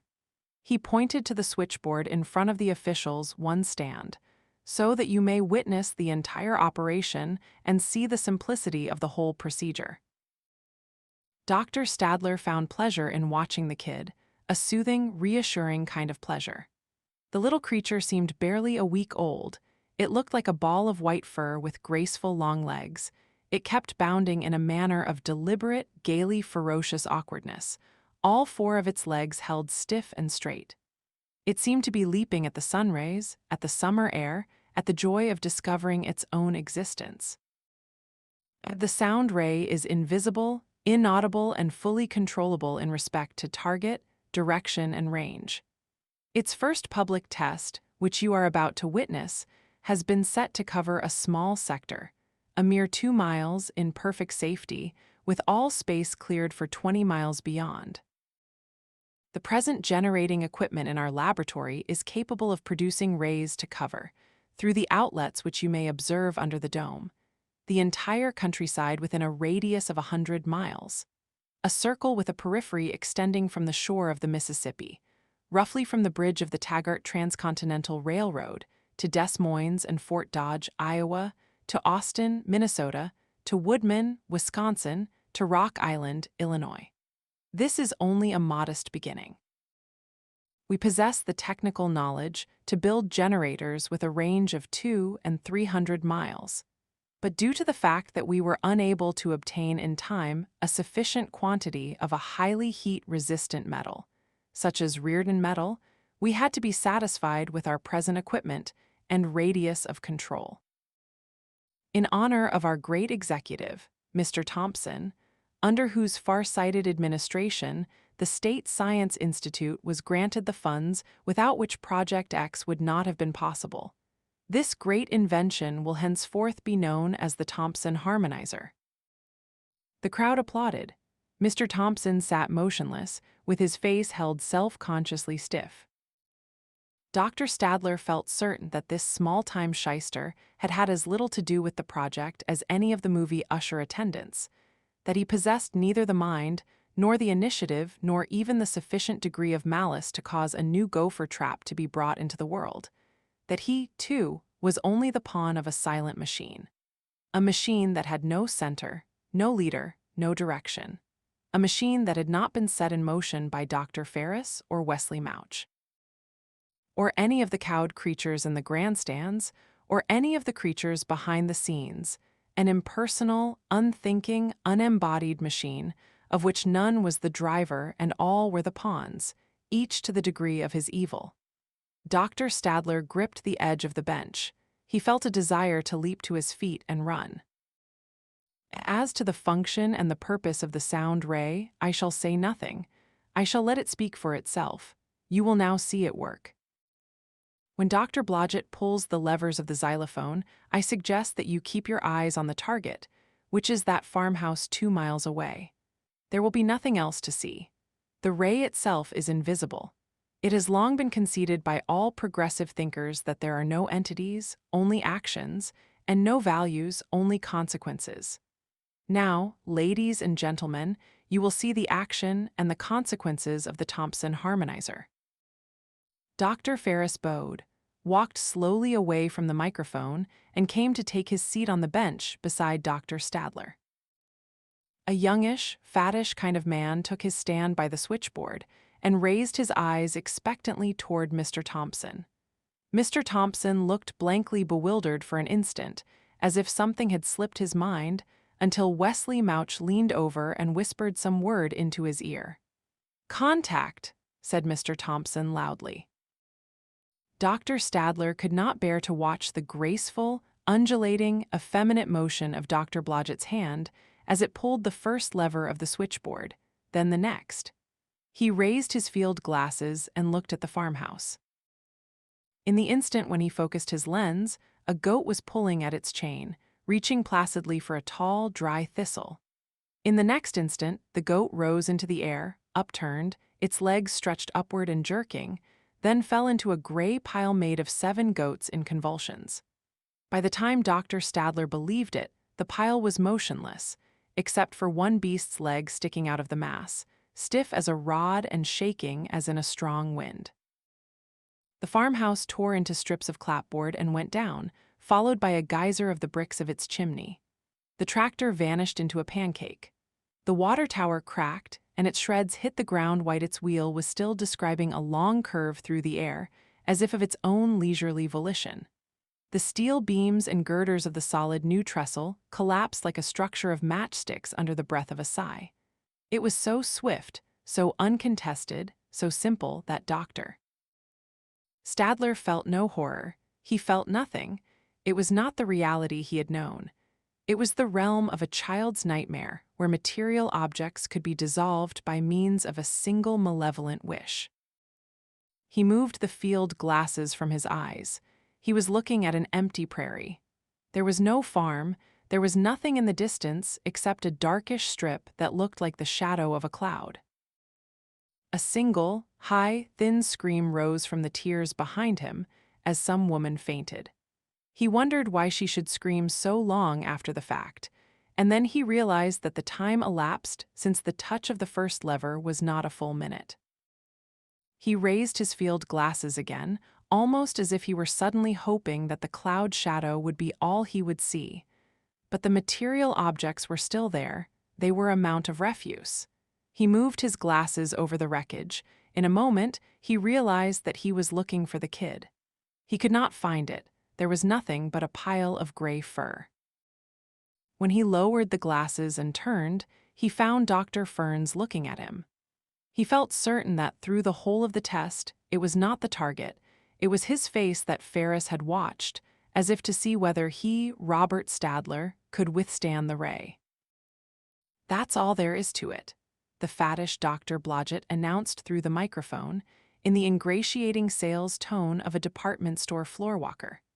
"There is no nail or rivet remaining in the frame of the structures, and there is no blood vessel left unbroken in the bodies of the animals." The crowd was rustling with jerky movements and high-pitched whispers. People were looking at one another, rising uncertainly and dropping down again, restlessly demanding anything but this pause. There was a sound of submerged hysteria in the whispers.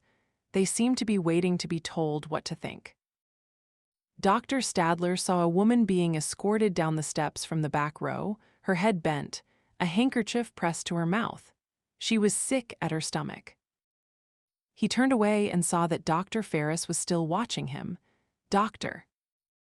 Stadler leaned back a little, his face austere and scornful, the face of the nation's greatest scientist, and asked, "Who invented that ghastly thing?"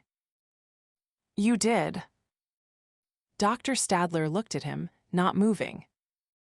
"It is merely a practical appliance," said Dr. Ferris pleasantly, "based upon your theoretical discoveries. It was derived from your invaluable research into the nature of cosmic rays and of the spatial transmission of energy." "Who worked on the project?"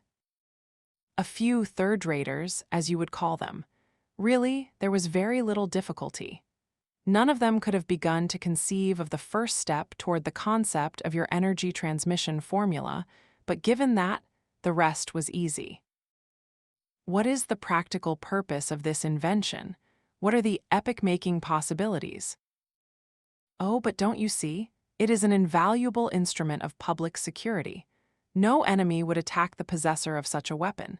It will set the country free from the fear of aggression and permit it to plan its future in undisturbed safety. His voice had an odd carelessness, a tone of offhand improvisation, as if he were neither expecting nor attempting to be believed. It will relieve social frictions. It will promote peace, stability, and, as we have indicated, harmony. It will eliminate all danger of war. What war? What aggression? With the whole world starving and all those peoples' states barely subsisting on handouts from this country, where do you see any danger of war? Do you expect those ragged savages to attack you? Dr. Ferris looked straight into his eyes. Internal enemies can be as great a danger to the people as external ones, he answered. Perhaps greater. This time his voice sounded as if he expected and was certain to be understood. Social systems are so precarious, but think of what stability could be achieved by a few scientific installations at strategic key points. It would guarantee a state of permanent peace, don't you think so? Dr. Stadler did not move or answer. As the seconds clicked past and his face still held an unchanged expression, it began to look paralyzed. His eyes had the stare of a man who suddenly sees that which he had known from the first, had spent years trying not to see, and who is now engaged in a contest between the sight and his power to deny its existence. I don't know what you're talking about, he snapped at last. Dr. Ferris smiled. No private businessman or greedy industrialist would have financed Project X, he said softly, in the tone of an idle, informal discussion. He couldn't have afforded it. It's an enormous investment with no prospect of material gain. What profit could he expect from it? There are no profits henceforth to be derived from that farm. He pointed at the dark strip in the distance. But, as you have so well observed, Project X had to be a non-profit venture. Contrary to a business firm, the State Science Institute had no trouble in obtaining funds for the project. You have not heard of the Institute having any financial difficulties in the past 2 years, have you? And it used to be such a problem, getting them to vote the funds necessary for the advancement of science. They always demanded gadgets for their cash, as you used to say. Well, here was a gadget which some people in power could fully appreciate. They got the others to vote for it. It wasn't difficult. In fact, a great many of those others felt safe in voting money for a project that was secret. They felt certain it was important, since they were not considered important enough to be let in on it. There were, of course, a few skeptics and doubters, but they gave in when they were reminded that the head of the State Science Institute was Dr. Robert Stadler, whose judgment and integrity they could not doubt. Dr. Stadler was looking down at his fingernails. The sudden screech of the microphone jerked the crowd into an instantaneous attentiveness. People seemed to be a second's worth of self-control away from panic. An announcer, with a voice like a machine gun spitting smiles, barked cheerily that they were now to witness the radio broadcast that would break the news of the great discovery to the whole nation. Then, with a glance at his watch, his script and the signaling arm of Wesley Mouch, he yelled into the sparkling snakehead of the microphone, into the living rooms, the offices, the studies, the nurseries of the country. Ladies and gentlemen, Project X. Dr. Ferris leaned toward Dr. Stadler, through the staccato hoofbeats of the announcer's voice galloping across the continent with a description of the new invention, and said in the tone of a casual remark, "It is vitally important that there be no criticism of the project in the country at this precarious time." Then added semi-accidentally, as a semi-joke, that there be no criticism of anything at any time. And the nation's political, cultural, intellectual, and moral leaders, the announcer was yelling into the microphone, who have witnessed this great event, as your representatives and in your name, will now tell you their views of it in person. Mr. Thompson was the first to mount the wooden steps to the platform of the microphone. He snapped his way through a brief speech, hailing a new era and declaring, in the belligerent tone of a challenge to unidentified enemies, that science belonged to the people and that every man on the face of the globe had a right to a share of the advantages created by technological progress. Wesley Mouch came next. He spoke about social planning and the necessity of unanimous rallying in support of the planners. He spoke about discipline, unity, austerity, and the patriotic duty of bearing temporary hardships. We have mobilized the best brains of the country to work for your welfare.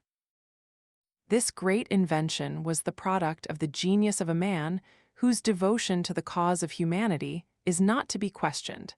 A man acknowledged by all as the greatest mind of the century, Dr. Robert Stadler. "What?" gasped Dr. Stadler, whirling toward Ferris. Dr. Ferris looked at him with a glance of patient mildness. "He didn't ask my permission to say that," Dr. Stadler half snapped, half whispered. Dr. Ferris spread out his hands in a gesture of reproachful helplessness. "Now you see, Dr. Stadler, how unfortunate it is if you allow yourself to be disturbed by political matters, which you have always considered unworthy of your attention and knowledge. You see, it is not Mr. Mouch's function to ask permissions." The figure now slouching against the sky on the speaker's platform, coiling itself about the microphone, talking in the bored, contemptuous tone of an off-color story, was Dr. Simon Pritchett. He was declaring that the new invention was an instrument of social welfare, which guaranteed general prosperity, and that anyone who doubted this self-evident fact was an enemy of society, to be treated accordingly. This invention, the product of Dr. Robert Stadler, the preeminent lover of freedom. Dr. Ferris opened a briefcase, produced some pages of neatly typed copy, and turned to Dr. Stadler. "You are to be the climax of the broadcast," he said. "You will speak last at the end of the hour." He extended the pages. "Here's the speech you'll make." His eyes said the rest. They said that his choice of words had not been accidental. Dr. Stadler took the pages, but held them between the tips of two straight fingers, as one might hold a scrap of waste paper about to be tossed aside. "I haven't asked you to appoint yourself as my ghostwriter," he said. The sarcasm of the voice gave Ferris his clue. This was not a moment for sarcasm. "I couldn't have allowed your invaluable time to be taken up by the writing of radio speeches," said Dr. Ferris. "I felt certain that you would appreciate it." He said it in a tone of spurious politeness intended to be recognized as spurious, the tone of tossing to a beggar the alms of face-saving. Dr. Stadler's answer disturbed him. Dr. Stadler did not choose to answer or to glance down at the manuscript. "Lack of faith," a beefy speaker was snarling on the platform in the tone of a street brawl. "Lack of faith is the only thing we got to fear. If we foreeye faith in the plans of our leaders, why, the plans will work and we'll all have prosperity and ease and plenty. It's the fellows who go around doubting and destroying our morale. It's they who are keeping us in shortages and misery. But we're not going to let them do it much longer. We're here to protect the people. And if any of those doubting smarties come around, believe you me, we'll take care of them." "It would be unfortunate," said Dr. Ferris in a soft voice, "to arouse popular resentment against the State Science Institute at an explosive time like the present. There's a great deal of dissatisfaction and unrest in the country, and if people should misunderstand the nature of the new invention, they're liable to vent their rage on all scientists. Scientists have never been popular with the masses." "Peace," a tall, willowy woman was signing into the microphone. "This invention is a great, new instrument of peace. It will protect us from the aggressive designs of selfish enemies. It will allow us to breathe freely and to learn to love our fellow men." She had a bony face with a mouth embittered at cocktail parties and wore a flowing pale blue gown, suggesting the concert garment of a harpist. It may well be considered as that miracle which was thought impossible in history, the dream of the ages, the final synthesis of science and love. Dr. Stadler looked at the faces in the grandstands. They were sitting quietly now, they were listening, but their eyes had an ebbing look of twilight, a look of fear in the process of being accepted as permanent, the look of raw wounds being dimmed by the veil of infection. They knew, as he knew it, that they were the targets of the shapeless funnels protruding from the mushroom building's dome, and he wondered in what manner they were now extinguishing their minds and escaping that knowledge. He knew that the words they were eager to absorb and believe were the chains slipping in to hold them, like the goats, securely within the range of those funnels. They were eager to believe. He saw the tightening lines of their lips. He saw the occasional glances of suspicion they threw at their neighbors, as if the horror that threatened them was not the sound ray, but the men who would make them acknowledge it as horror. Their eyes were veiling over, but the remnant look of a wound was a cry for help. "Why do you think they think?" said Dr. Ferris softly.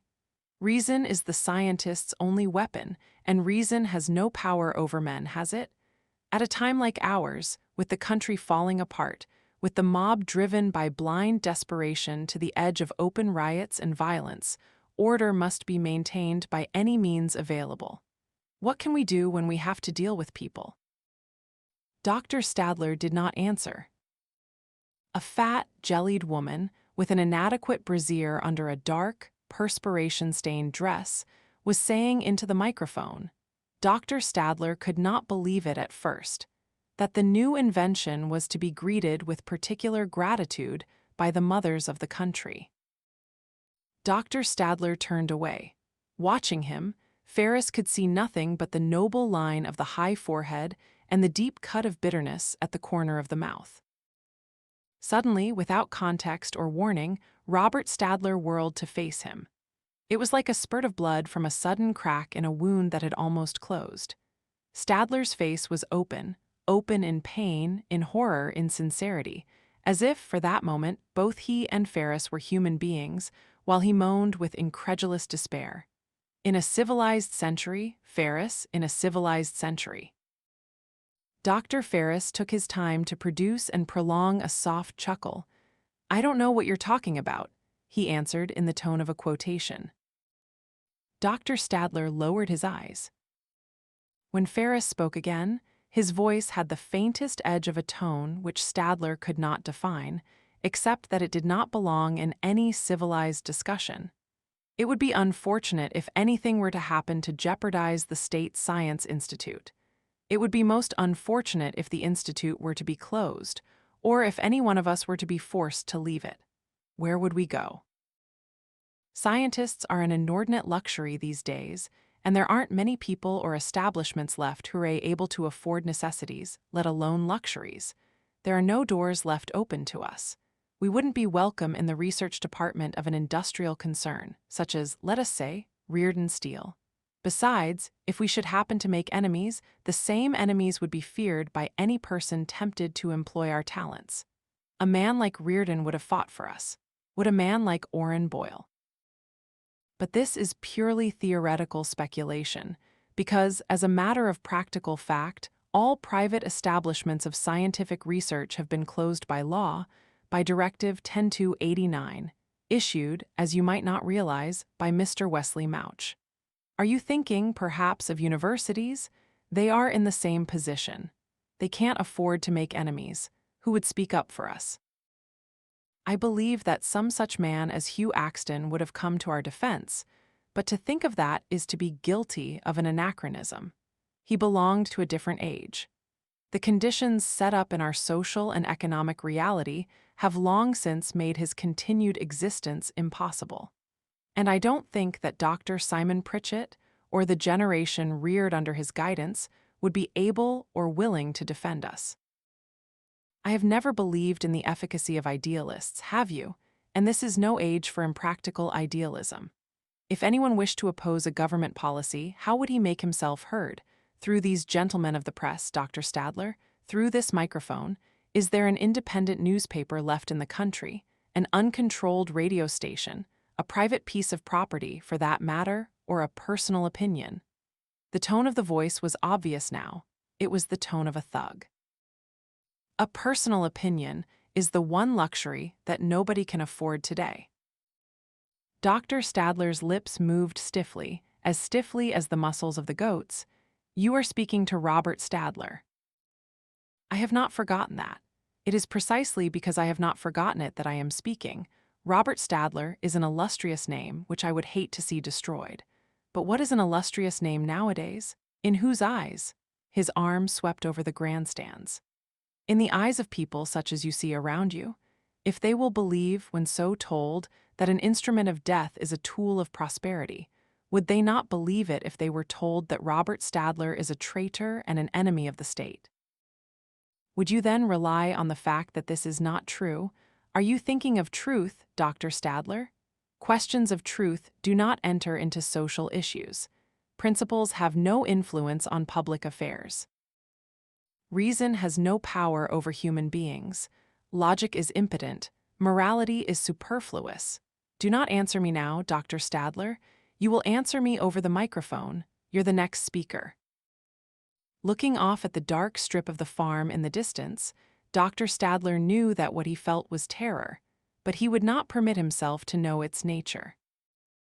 He, who had been able to study the particles and subparticles of cosmic space, would not permit himself to examine his feeling and to know that it was made of three parts. One part was terror of a vision that seemed to stand before his eyes, the vision of the inscription cut, in his honor, over the door of the Institute. To the fearless mind, to the inviolate truth. Another part was a plain, brute, animal fear of physical destruction, a humiliating fear which, in the civilized world of his youth, he had not expected ever to experience. And the third was the terror of the knowledge that by betraying the first, one delivers oneself into the realm of the second. He walked toward the speaker's scaffold, his steps firm and slow, his head lifted, the manuscript of the speech held crumpled in his fingers. It looked like a walk to mount either a pedestal or a guillotine. As the whole of a man's life flashes before him in his dying moment, so he walked to the sound of the announcer's voice, reading to the country the list of Robert Stadler's achievements and career. A faint convulsion ran over Robert Stadler's face at the words, former head of the Department of Physics of the Patrick Henry University. He knew, distantly, not as if the knowledge were within him, but as if it were within some person he was leaving behind, that the crowd was about to witness an act of destruction more terrible than the destruction of the farm. He had mounted the first 3 steps of the scaffold when a young newsman tore forward, ran to him, and from below seized the railing to stop him. "Dr. Stadler," he cried in a desperate whisper, "tell them the truth. Tell them that you had nothing to do with it. Tell them what sort of infernal machine it is and for what purpose it's intended to be used. Tell the country what sort of people are trying to rule it. Nobody can doubt your word. Tell them the truth. Save us. You're the only one who can." Dr. Stadler looked down at him. He was young. His movements and voice had that swift, sharp clarity which belongs to competence. Among his aged, corrupt, favorited and pulchriated colleagues, he had managed to achieve the rank of elite of the political press, by means and in the role of a last, irresistible spark of ability. His eyes had the look of an eager, unfrightened intelligence. They were the kind of eyes Dr. Stadler had seen looking up at him from the benches of classrooms. He noticed that this boy's eyes were hazel. They had a tinge of green. Dr. Stadler turned his head and saw that Ferris had come rushing to his side, like a servant or a jailer. "I do not expect to be insulted by disloyal young punks with treasonable motives," said Dr. Stadler loudly. Dr. Ferris whirled upon the young man and snapped, his face out of control, distorted by rage at the unexpected and unplanned. "Give me your press card and your work permit."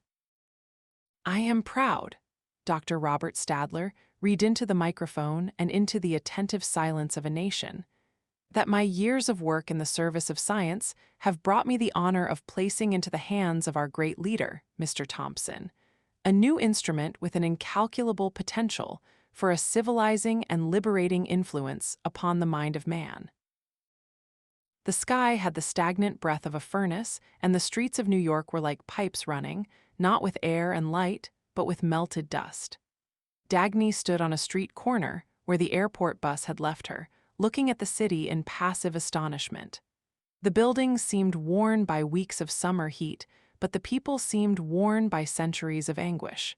She stood watching them, disarmed by an enormous sense of unreality. That sense of unreality had been her only feeling since the early hours of the morning. Since the moment when, at the end of an empty highway, she had walked into an unknown town and stopped the first passerby to ask where she was. "Watsonville," he answered. "What state, please?" she asked. The man glanced at her, said, "Nebraska," and walked hastily away. She smiled mirthlessly, knowing that he wondered where she had come from and that no explanation he could imagine would be as fantastic as the truth. Yet it was Watsonville that seemed fantastic to her as she walked through its streets to the railroad station. She had lost the habit of observing despair as the normal and dominant aspect of human existence, so normal as to become unnoticed, and the sight of it struck her in all of its senseless futility. She was seeing the brand of pain and fear on the faces of people, and the look of evasion that refuses to know it. They seemed to be going through the motions of some enormous pretense, acting out a ritual to ward off reality, letting the earth remain unseen and their lives unlived, in dread of something namelessly forbidden. Yet the forbidden was the simple act of looking at the nature of their pain and questioning their duty to bear it. She was seeing it so clearly that she kept wanting to approach strangers, to shake them, to laugh in their faces and to cry, "Snap out of it." There was no reason for people to be as unhappy as that, she thought, no reason whatever. And then she remembered that reason was the one power they had banished from their existence. She boarded a Taggart train for the nearest airfield. She did not identify herself to anyone. It seemed irrelevant. She sat at the window of a coach, like a stranger who has to learn the incomprehensible language of those around her. She picked up a discarded newspaper. She managed, with effort, to understand what was written, but not why it should ever have been written. It all seemed so childishly senseless. She stared in astonishment at a paragraph in a syndicated column from New York, which stated over emphatically that Mr. James Taggart wished it to be known that his sister had died in an airplane crash, any unpatriotic rumors to the contrary notwithstanding.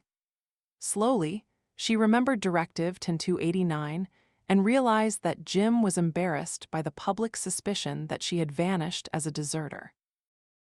The wording of the paragraph suggested that her disappearance had been a prominent public issue, not yet dropped. There were other suggestions of it.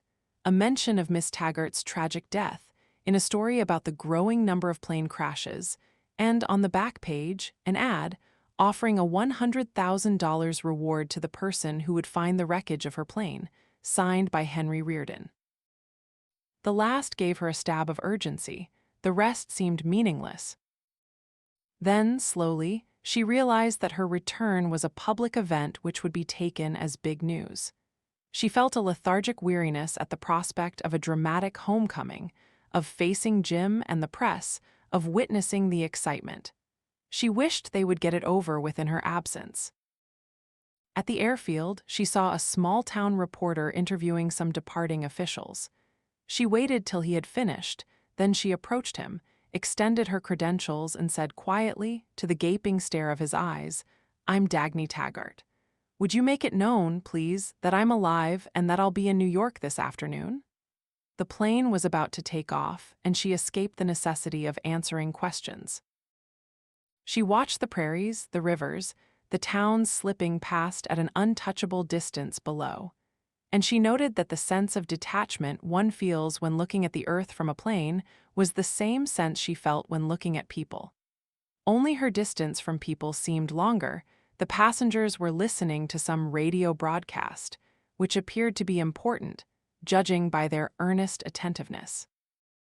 She caught brief snatches of fraudulent voices talking about some sort of new invention that was to bring some undefined benefits to some undefined public's welfare.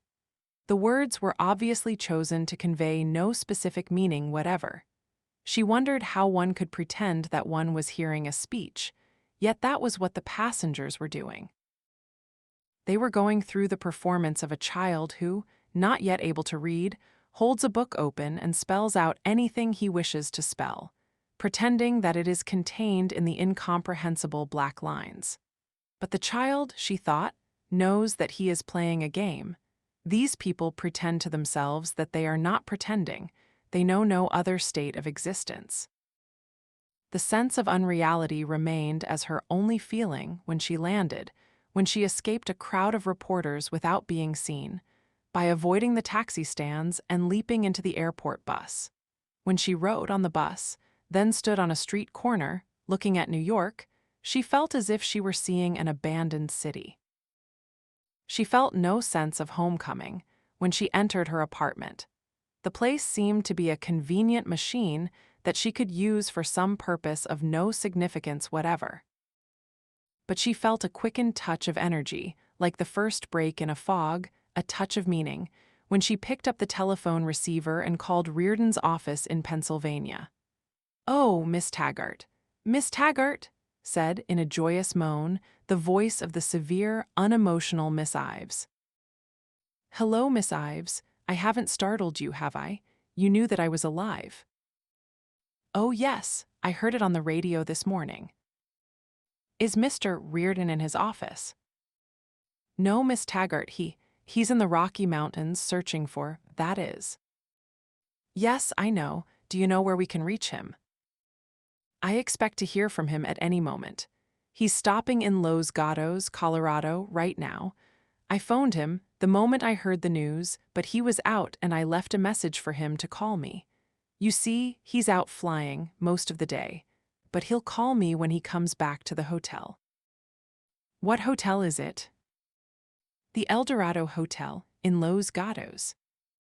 "Thank you, Miss Ives." She was about to hang up. "Oh, Miss Taggart."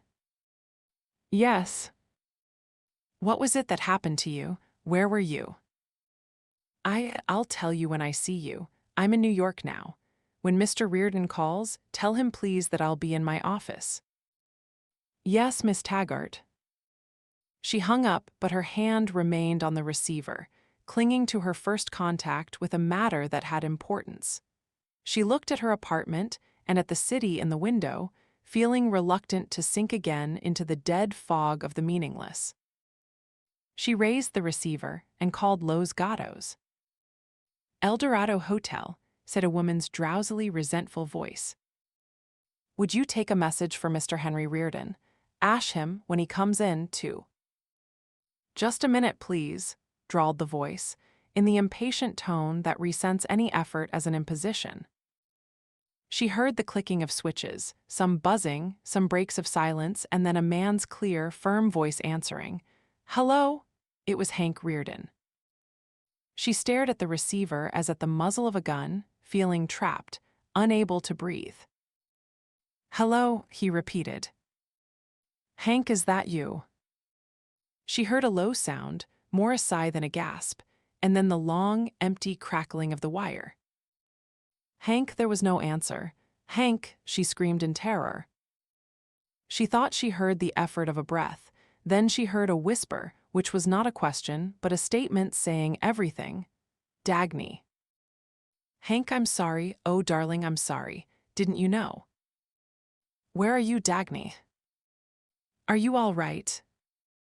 "Of course." "Didn't you know that I was back and alive?" "No, I didn't know it." "Oh God, I'm sorry I called. What are you talking about? Dagny, where are you?" "In New York. Didn't you hear about it on the radio?" "No, I've just come in." "Didn't they give you a message to call Miss Ives?" "No." "Are you all right?" Now she heard his soft, low chuckle.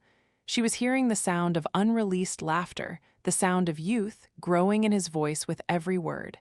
"When did you come back?" "This morning." "Dagny, where were you?" She did not answer at once. "My plane crashed," she said.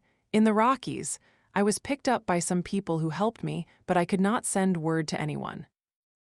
The laughter went out of his voice. "As bad as that?" Oh, the crash. No, it wasn't bad. I wasn't hurt, not seriously." "Then why couldn't you send word?" "There were no means of communication." "Why did it take you so long to get back?" "I can't answer that now." "Dagny, were you in danger?" The half-smiling, half-bitter tone of her voice was almost regret, as she answered, "No." "Were you held prisoner?" "No, not really." "Then you could have returned sooner, but didn't." "That's true, but that's all I can tell you." "Where were you, Dagny?" "Do you mind if we don't talk about it now? Let's wait until I see you." "Of course, I won't ask any questions. Just tell me, are you safe now?" "Safe, yes." "I mean, have you suffered any permanent injuries or consequences?" She answered with the same sound of a cheerless smile, "Injuries, no, Hank. I don't know as to the permanent consequences." "Will you still be in New York tonight?" "Why, yes, I'm back for good." "Are you?" "Why do you ask that?" "I don't know. I guess I'm too used to what it's like when I can't find you." "I'm back." "Yes, I'll see you in a few hours." His voice broke off, as if the sentence were too enormous to believe. "In a few hours," he repeated firmly. "I'll be here." "Dagny?" "Yes." He chuckled softly. "No, nothing. Just wanted to hear your voice a while longer. Forgive me. I mean, not now. I mean, I don't want to say anything now." "Hank, when I see you, my darling, so long." She stood looking at the silent receiver. For the first time since her return, she felt pain, a violent pain, but it made her alive because it was worth feeling. She telephoned her secretary at Taggart Transcontinental to say briefly that she would be in the office in half an hour. The statue of Nathaniel Taggart was real when she stood facing it in the concourse of the terminal. It seemed to her that they were alone in a vast, echoing temple with fog coils of formless ghosts weaving and vanishing around them. She stood still, looking up at the statue, as for a brief moment of dedication. "I'm back," were the only words she had to offer. Dagny Taggart was still the inscription on the frosted glass panel of the door to her office. The look on the faces of her staff, as she entered the anteroom, was the look of drowning persons at the sight of a lifeline. She saw Eddie Willers standing at his desk in his glass enclosure, with some man before him. Eddie made a move in her direction, but stopped. He looked imprisoned. She let her glance greet every face in turn, smiling at them gently as at doomed children, then walked toward Eddie's desk. Eddie was watching her approach as if he were seeing nothing else in the world, but his rigid posture seemed designed to pretend that he was listening to the man before him. "Motive power," the man was saying in a voice that had a brusque, staccato snap and a slurred, nasal drawl together. "There's no problem about motive power. You just take." "Hello," said Eddie softly, with a muted smile, as to a distant vision. The man turned to glance at her. He had a yellow complexion, curly hair, a hard face made of soft muscles, and the revolting handsomeness belonging to the aesthetic standards of barroom corners. His blurred brown eyes had the empty flatness of glass. "Miss Taggart," said Eddie, in a resonant tone of severity, the tone of slapping the man into the manners of a drawing-room he had never entered. "May I present Mr. Meigs?" "How d'ye do," said the man without interest, then turned to Eddie and proceeded, as if she were not present. "You just take the Comet off the schedule for tomorrow and Tuesday and shoot the engines to Arizona for the grapefruit special. with the rolling stock from the Scranton coal run I mentioned. Send the orders out at once." "You'll do nothing of the kind," she gasped, too incredulous to be angry. Eddie did not answer. Meigs glanced at her with what would have been astonishment if his eyes were capable of registering a reaction. "Send the orders," he said to Eddie, with no emphasis, and walked out. Eddie was jotting notations on a piece of paper. "Are you crazy?" she asked. He raised his eyes to her, as though exhausted by hours of beating. "We'll have to, Dagny," he said, his voice dead. "What is that?" she asked, pointing at the outer door that had closed on Mr. Meigs. "The director of unification." "What?" "The Washington representative, in charge of the railroad unification plan." "What's that?" Oh, wait, Dagny, are you all right? Were you hurt? Was it a plane crash?" She had never imagined what the face of Eddie Willers would look like in the process of aging, but she was seeing it now, aging at 35 and within the span of 1 month. It was not a matter of texture or wrinkles. It was the same face with the same muscles, but saturated by the withering look of resignation to a pain accepted as hopeless. She smiled, gently and confidently in understanding, in dismissal of all problems, and said, extending her hand, "All right, Eddie. Hello." He took her hand and pressed it to his lips, a thing he had never done before, his manner neither daring nor apologetic, but simply and openly personal. "It was a plane crash," she said, "and Eddie, so that you won't worry, 111 tell you the truth, I wasn't hurt, not seriously. But that's not the story I'm going to give to the press and to all the others, so you're never to mention it." "Of course." "I had no way to communicate with anyone, but not because I was hurt. It's all I can tell you, Eddie. Don't ask me where I was or why it took me so long to return." "I won't." "Now tell me, what is the railroad unification plan?" Oh, do you mind? Let Jim tell you. He will soon enough. I just don't have the stomach, unless you want me to," he added, with a conscientious effort at discipline. "No, you don't have to. Just tell me whether I understood that unificator correctly. He wants you to cancel the Comet for 2 days in order to give her engines to a grapefruit special in Arizona." "That's right." "And he's canceled a coal train in order to get cars to lug grapefruit." "Yes." "Grapefruit." "That's right." "Why?" "Dagny, why is a word nobody uses any longer." After a moment she asked, "Have you any guess about the reason?"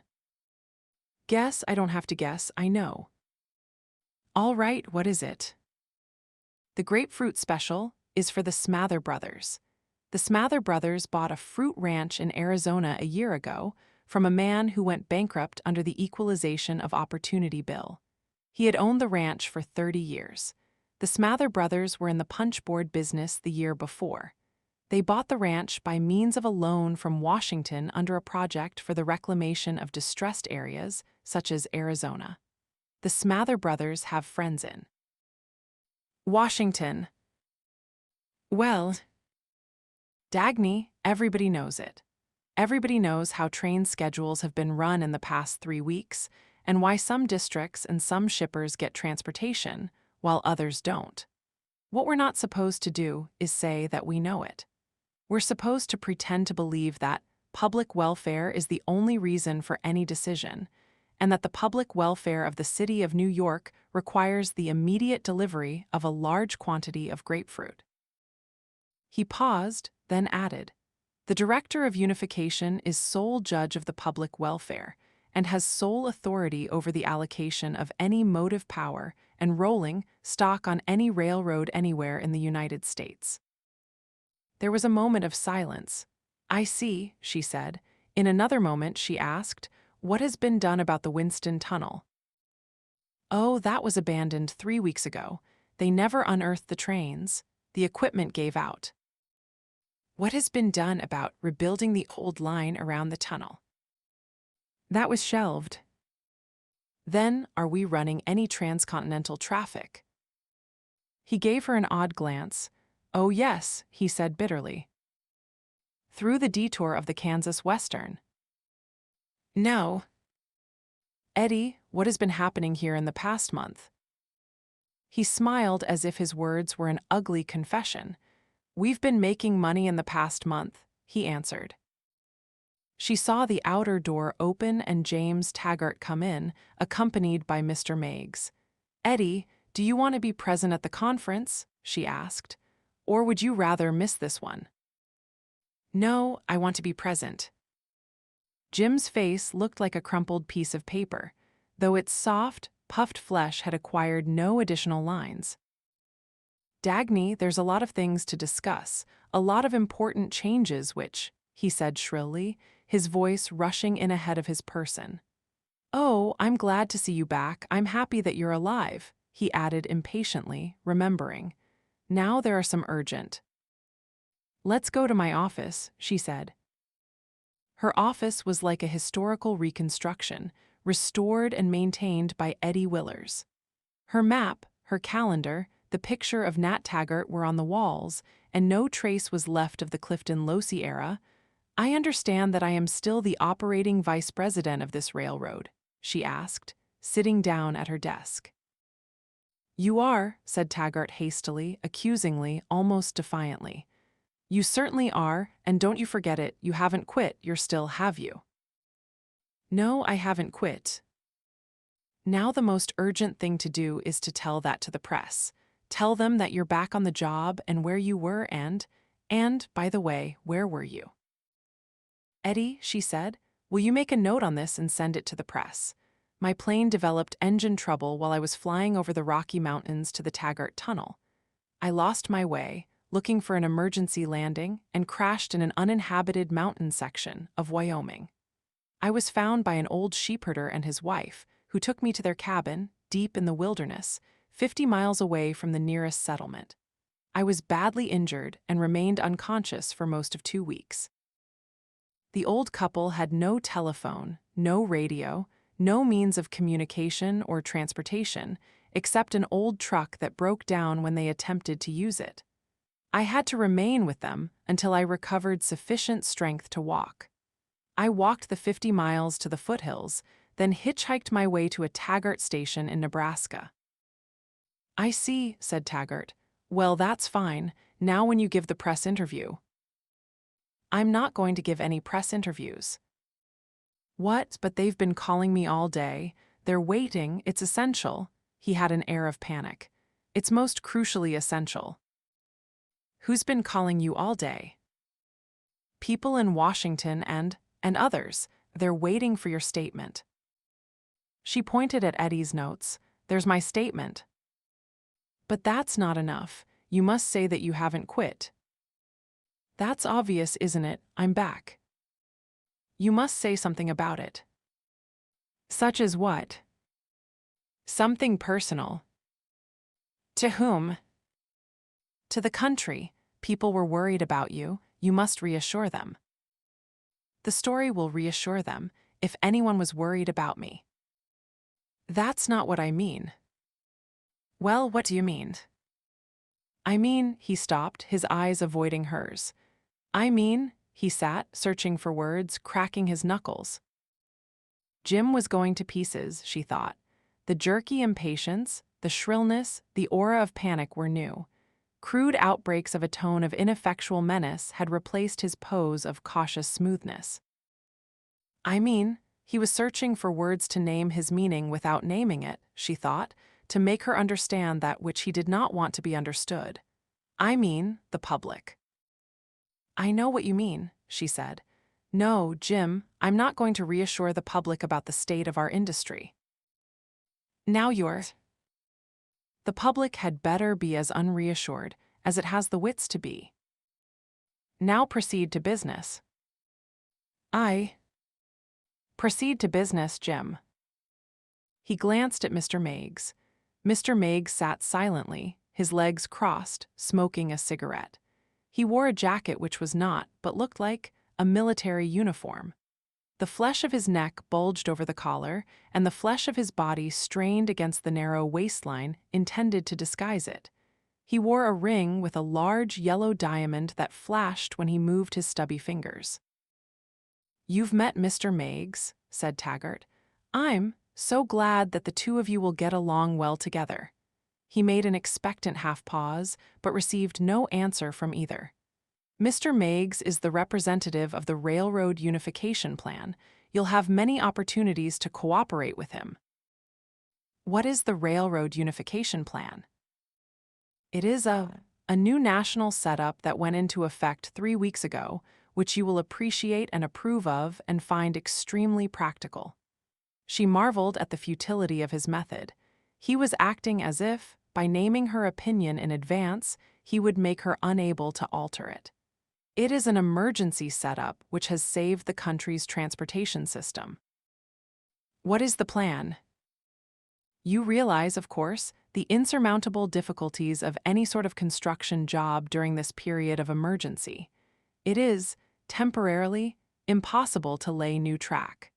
Therefore, the country's top problem is to preserve the transportation industry as a whole, to preserve its existing plant and all of its existing facilities. The national survival requires." "What is the plan?"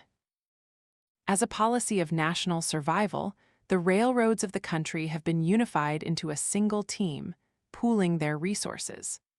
All of their gross revenue is turned over to the Railroad Pool Board in Washington, which acts as trustee for the industry as a whole and divides the total income among the various railroads, according to a more modern principle of distribution."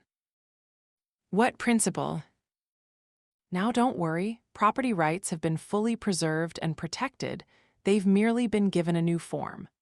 Every railroad retains independent responsibility for its own operations, its train schedules, and the maintenance of its track and equipment. As its contribution to the national pool, every railroad permits any other, when conditions so require, to use its track and facilities without charge. At the end of the year, the pool board distributes the total gross income, and every individual railroad is paid, not on the haphazard, old-fashioned basis of the number of trains run or the tonnage of freight carried, but on the basis of its need.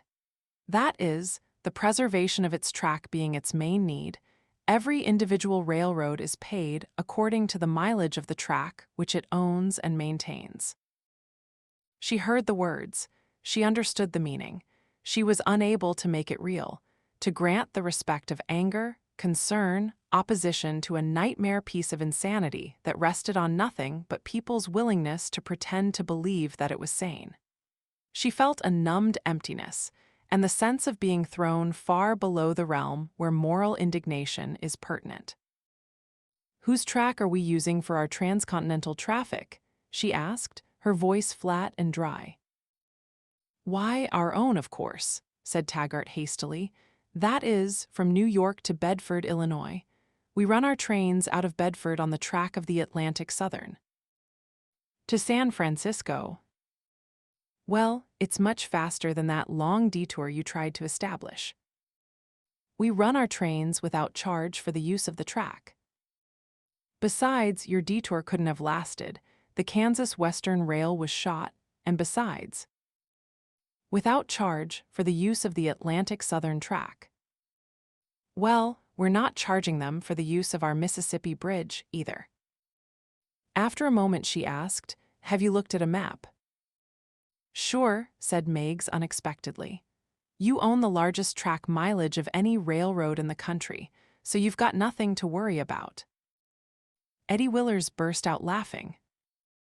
Meigs glanced at him blankly. "What's the matter with you?" he asked. "Nothing," said Eddie wearily. "Nothing." "Mr. Meigs," she said, "if you look at a map, you will see that 2/3 of the cost of maintaining a track for our transcontinental traffic is given to us free and is paid by our competitor." "Why, sure," he said, but his eyes narrowed, watching her suspiciously, as if he were wondering what motive prompted her to so explicit a statement.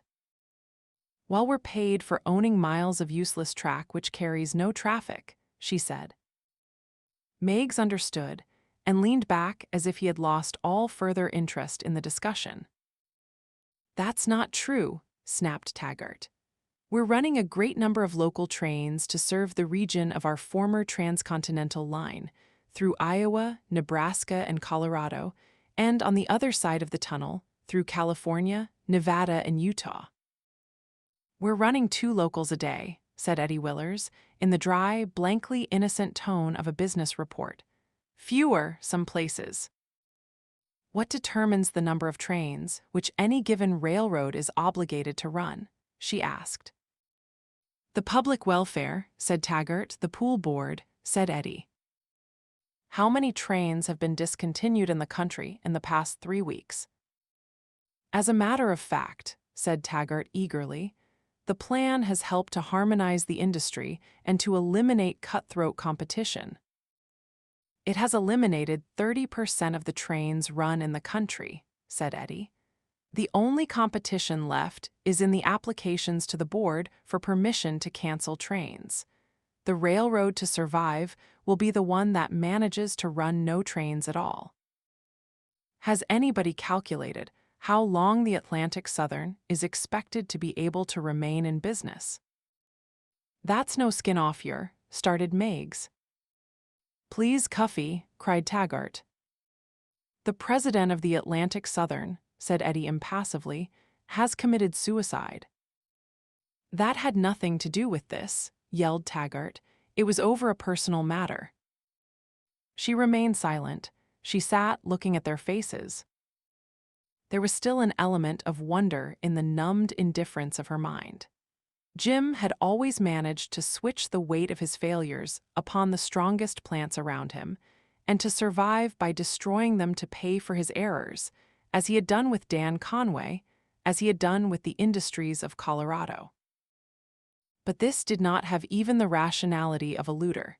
This pouncing upon the drained carcass of a weaker, a half-bankrupt competitor for a moment's delay, with nothing but a cracking bone between the pouncer and the abyss. The impulse of the habit of reason almost pushed her to speak, to argue, to demonstrate the self-evident, but she looked at their faces and she saw that they knew it.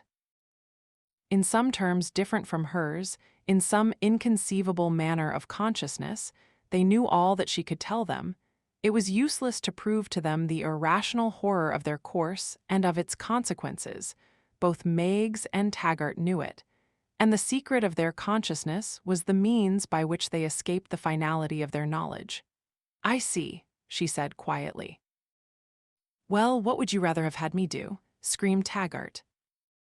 Give up our transcontinental traffic, go bankrupt, turn the railroad into a miserable East Coast local. Her 2 words seemed to have hit him worse than any indignant objection. He seemed to be shaking with terror at that which the quiet I see had acknowledged seeing. I couldn't help it. We had to have a transcontinental track. There was no way to get around the tunnel. We had no money to pay for any extra costs. Something had to be done. We had to have a track. Meigs was looking at him with a glance of part astonishment, part disgust. I am not arguing, Jim, she said dryly. We couldn't permit a railroad like Taggart Transcontinental to crash. It would have been a national catastrophe.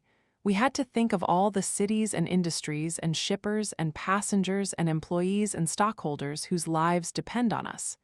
It wasn't just for ourselves, it was for the public welfare. Everybody agrees that the railroad unification plan is practical, the best informed. Jim, she said, if you have any further business to discuss with me, discuss it.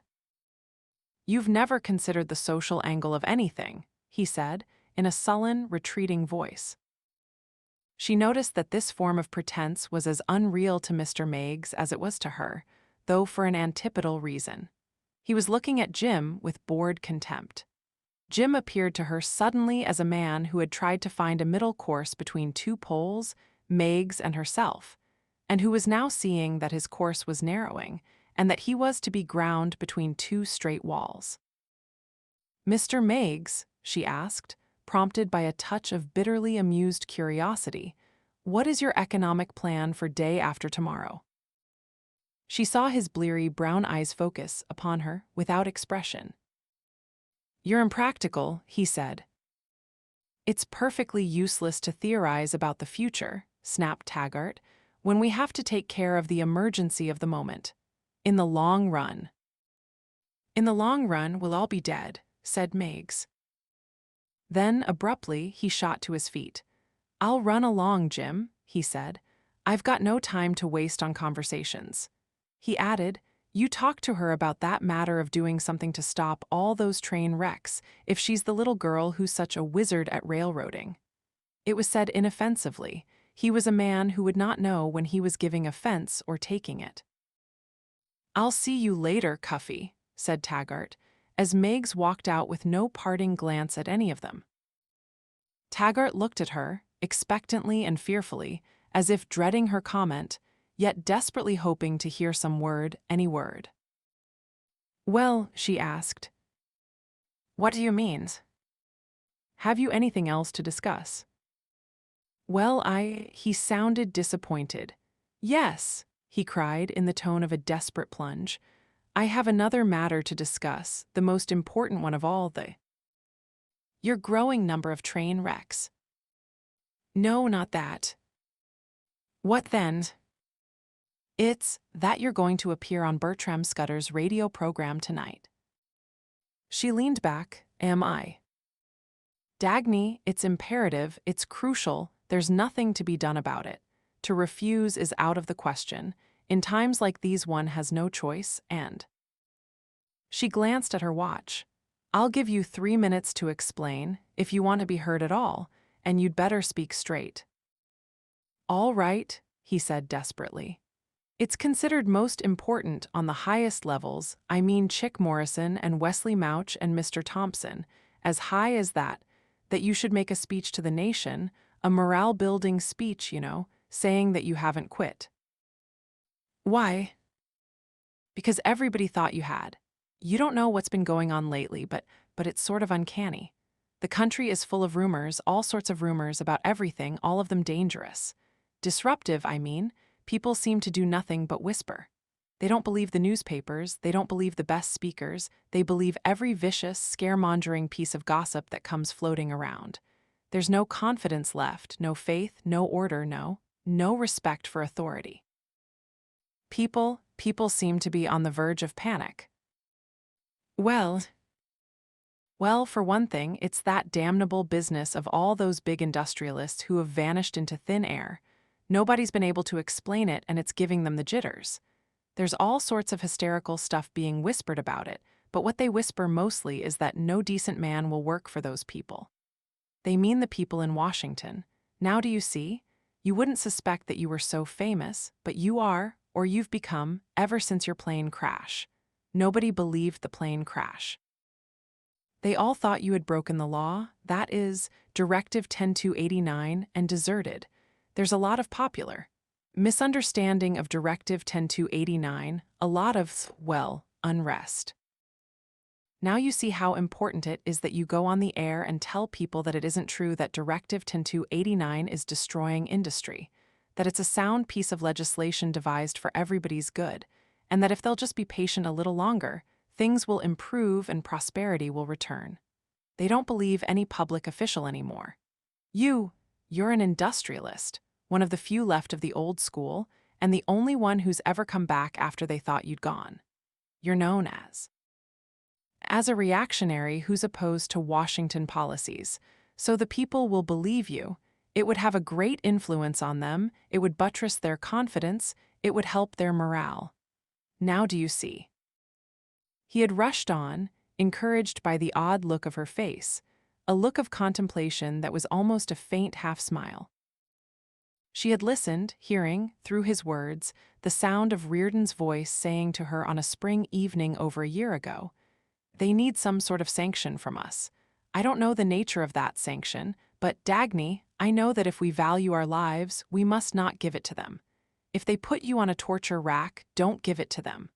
Let them destroy your railroad and my mills, but don't give it to them." Now do you see?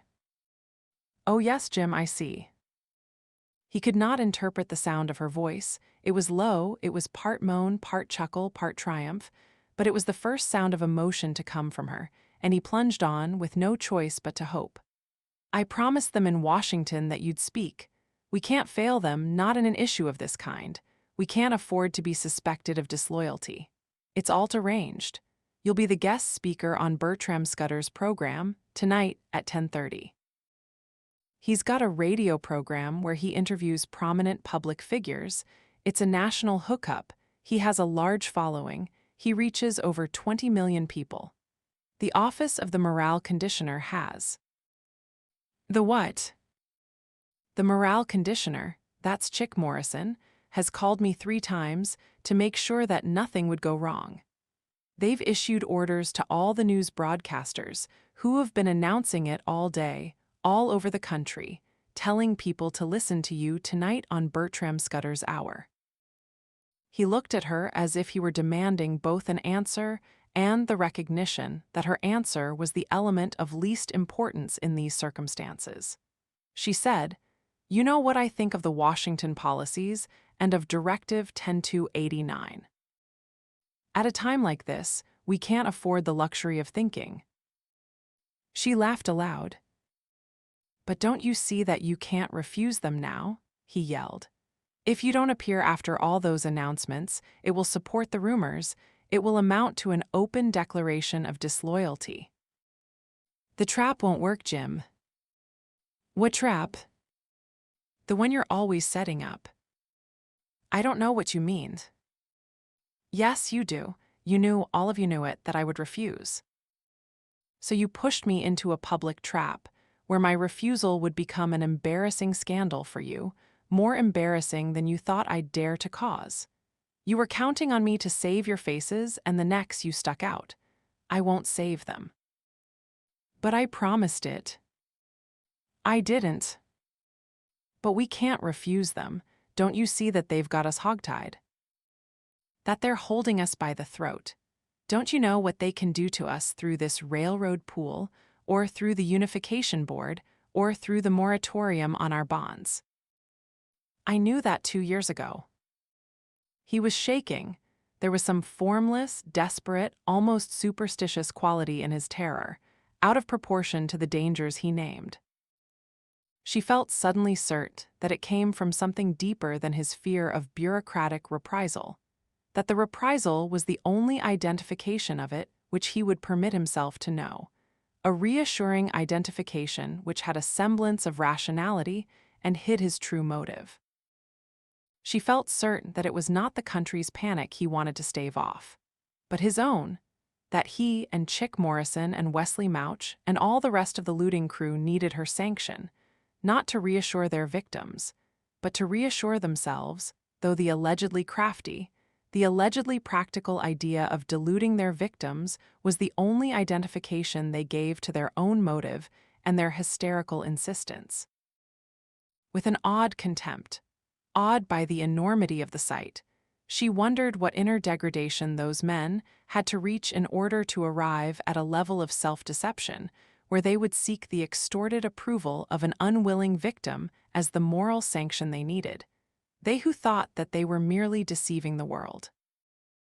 "We have no choice," he cried. "Nobody has any choice." "Get out of here," she said, her voice very quiet and low. Some tonal quality in the sound of her voice struck the note of the unconfessed within him, as if he, never allowing it into words, he knew from what knowledge that sound had come. He got out. She glanced at Eddie. He looked like a man worn by fighting one more of the attacks of disgust which he was learning to endure as a chronic condition. After a moment he asked, "Dagny, what became of Quentin Daniels?" "You were flying after him, weren't you?" "Yes," she said, "he's gone." "To the destroyer." The word hit her like a physical blow. It was the first touch of the outer world upon that radiant presence which she had kept within her all day, as a silent, changeless vision, a private vision not to be affected by any of the things around her, not to be thought about, only to be felt as the source of her strength. The destroyer, she realized, was the name of that vision here in their world. Yes, she said dully with effort to the destroyer. Then she closed her hands over the edge of the desk to steady her purpose and her posture, and said, with the bitter hint of a smile, "Well, Eddie, let's see what two impractical persons like you and me can do about preventing the tram wrecks." It was 2 hours later, when she was alone at her desk, bent over sheets of paper that bore nothing but figures, yet were like a motion picture film unrolling to tell her the whole story of the railroad in the past 4 weeks, that the buzzer rang and her secretary's voice said, "Mrs. Reardon to see you, Miss Taggart." "Mr. Reardon?" she asked incredulously, unable to believe either. "No, Mrs. Reardon." She let a moment pass, then said, "Please ask her to come in."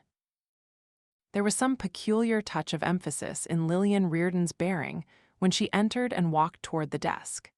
She wore a tailored suit, with a loose, bright bow hanging casually sidewise for a note of elegant incongruity, and a small hat tilted at an angle considered smart by virtue of being considered amusing. Her face was a shade too smooth, her steps a shade too slow, and she walked almost as if she were swinging her hips. "How do you do, Miss Taggart?" she said in a lazily gracious voice, a drawing-room voice which seemed to strike, in that office, the same style of incongruity as her suit and her bow. Dagny inclined her head gravely. Lillian glanced about the office. Her glance had the same style of amusement as her hat, an amusement purporting to express maturity by the conviction that life could be nothing but ridiculous. "Please sit down," said Dagny. Lillian sat down, relaxing into a confident, gracefully casual posture. When she turned her face to Dagny, the amusement was still there, but its shading was now different. It seemed to suggest that they shared a secret, which would make her presence here seem preposterous to the world, but self-evidently logical to the two of them.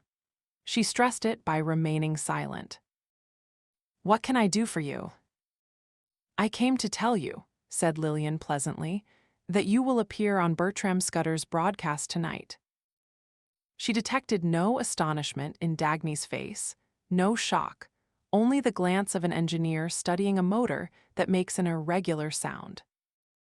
"I assume," said Dagny, "that you are fully aware of the form of your sentence." "Oh yes," said Lillian. "Then proceed to support it." "I beg your pardon." "Proceed to tell me." Lillian gave a brief little laugh, its forced brevity betraying that this was not quite the attitude she had expected. "I am sure that no lengthy explanations will be necessary," she said. "You know why your appearance on that broadcast is important to those in power. I know why you have refused to appear. I know your convictions on the subject.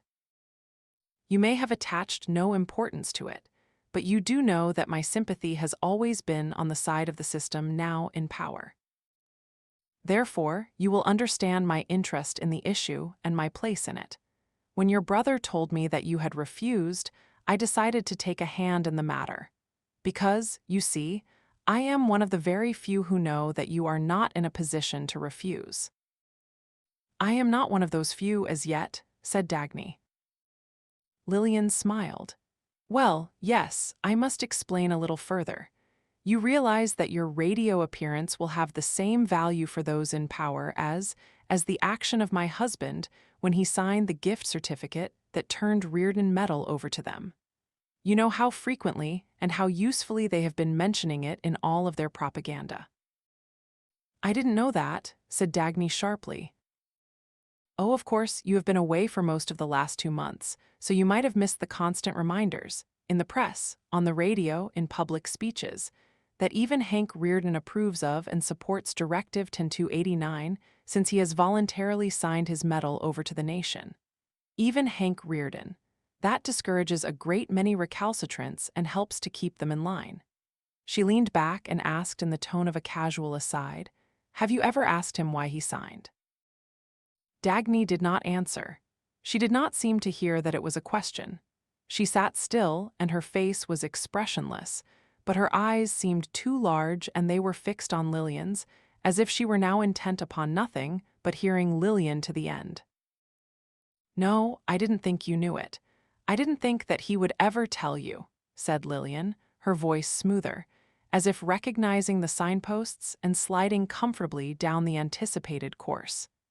"Yet you must learn the reason that made him sign, because it is the same reason that will make you appear on Bertram Scudder's broadcast tonight."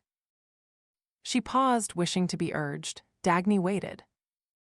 "It is a reason," said Lillian, "which should please you as far as my husband's action is concerned. Consider what that signature meant to him. Reardon Medal was his greatest achievement, the summation of the best in his life, the final symbol of his pride, and my husband, as you have reason to know, is an extremely passionate man, his pride in himself being, perhaps, his greatest passion. Reardon Medal was more than an achievement to him. It was the symbol of his ability to achieve, of his independence, of his struggle, of his rise. It was his property, his by right, and you know what rights mean to a man as strict as he, and what property means to a man as possessive. He would have gladly died to defend it, rather than surrender it to the men he despised. This is what it meant to him, and this is what he gave up. You will be glad to know that he gave it up for your sake, Miss Taggart. For the sake of your reputation and your honor. He signed the gift certificate surrendering Reardon Medal, under the threat that the adultery he was carrying on with you would be exposed to the eyes of the world. Oh yes, we had full proof of it, in every intimate detail. I believe that you hold a philosophy which disapproves of sacrifice.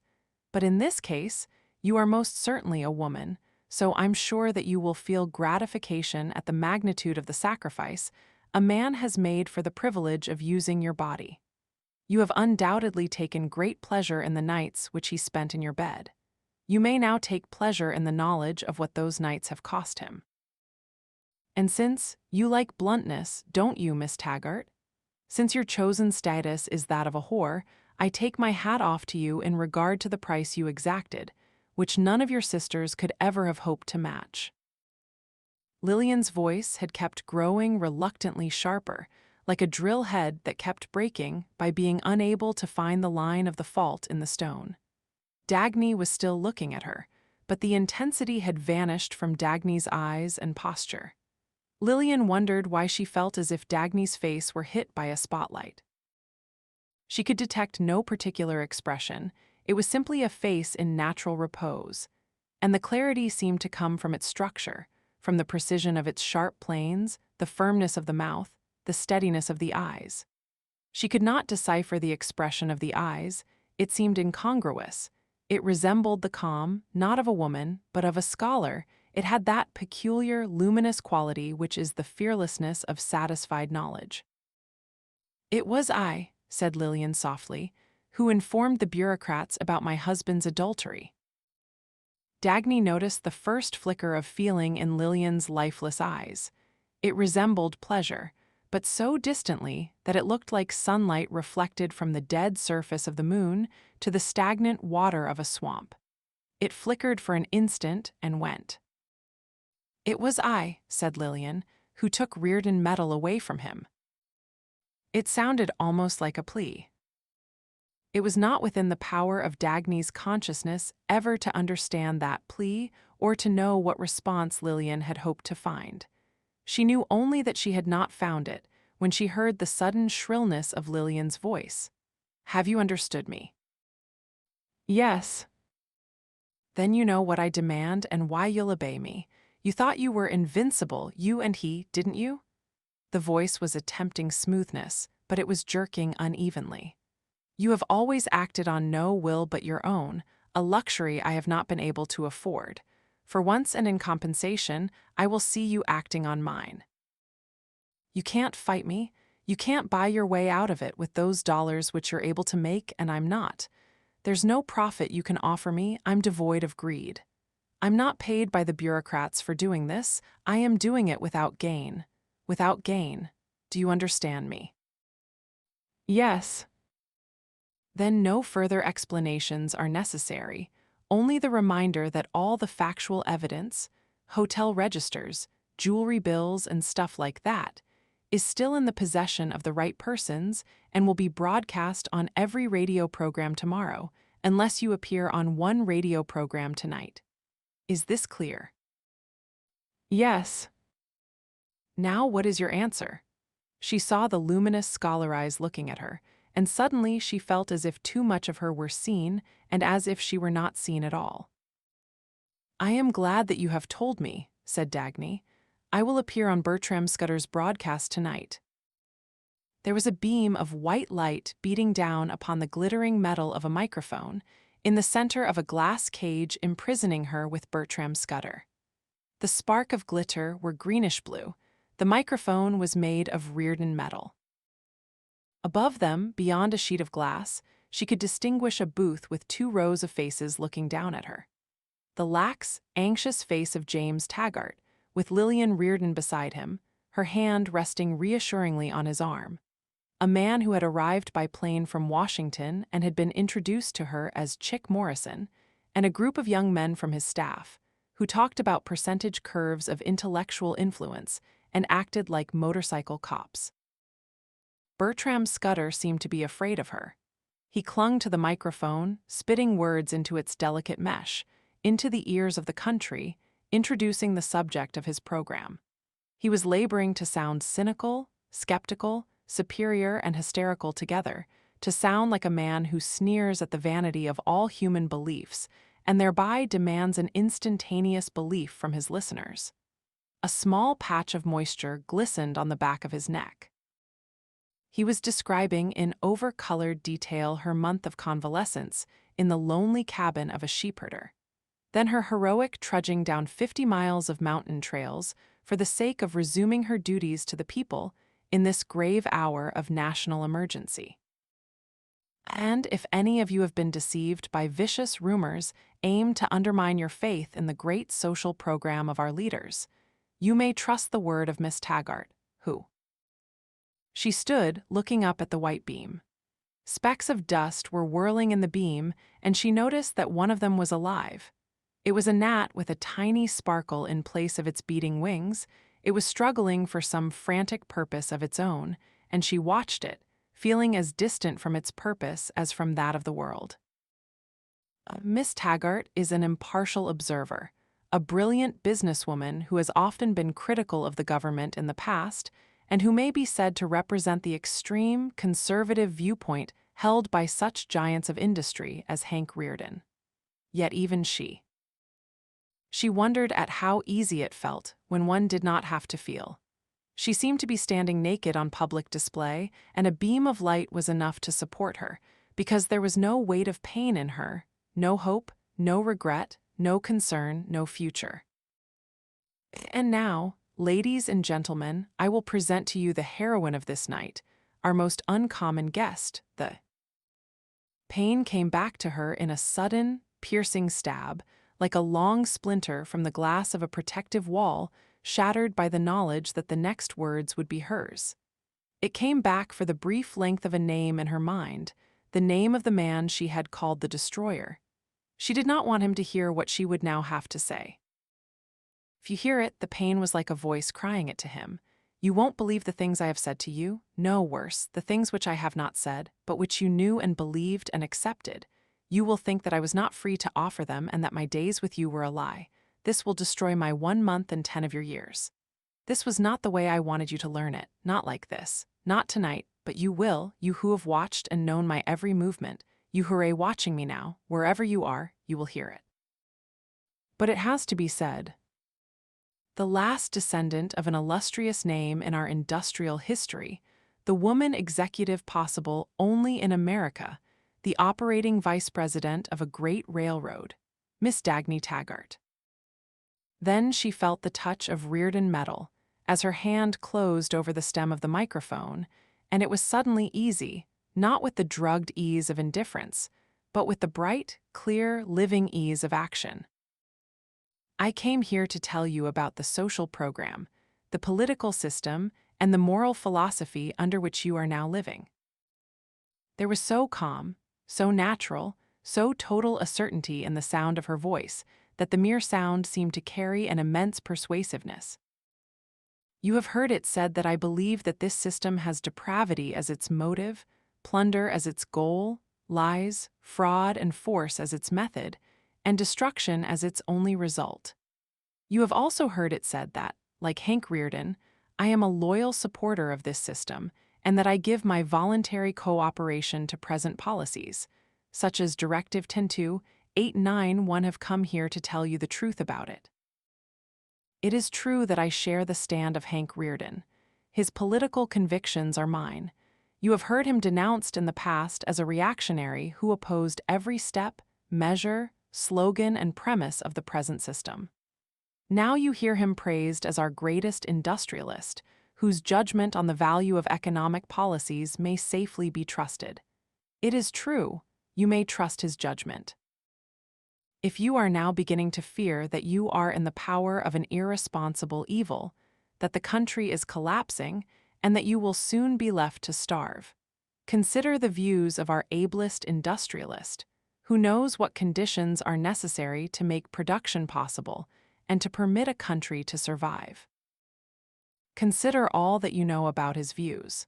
At such times as he was able to speak, you have heard him tell you that this government's policies were leading you to enslavement and destruction. Yet he did not denounce the final climax of these policies, Directive 10.2.89. You have heard him fighting for his rights, his and yours, for his independence, for his property. Yet he did not fight Directive 10.2.89. He signed voluntarily, so you have been told, the gift certificate that surrendered Rearden metal to his enemies. He signed the one paper which, by all of his previous record, you had expected him to fight to the death. What could this mean?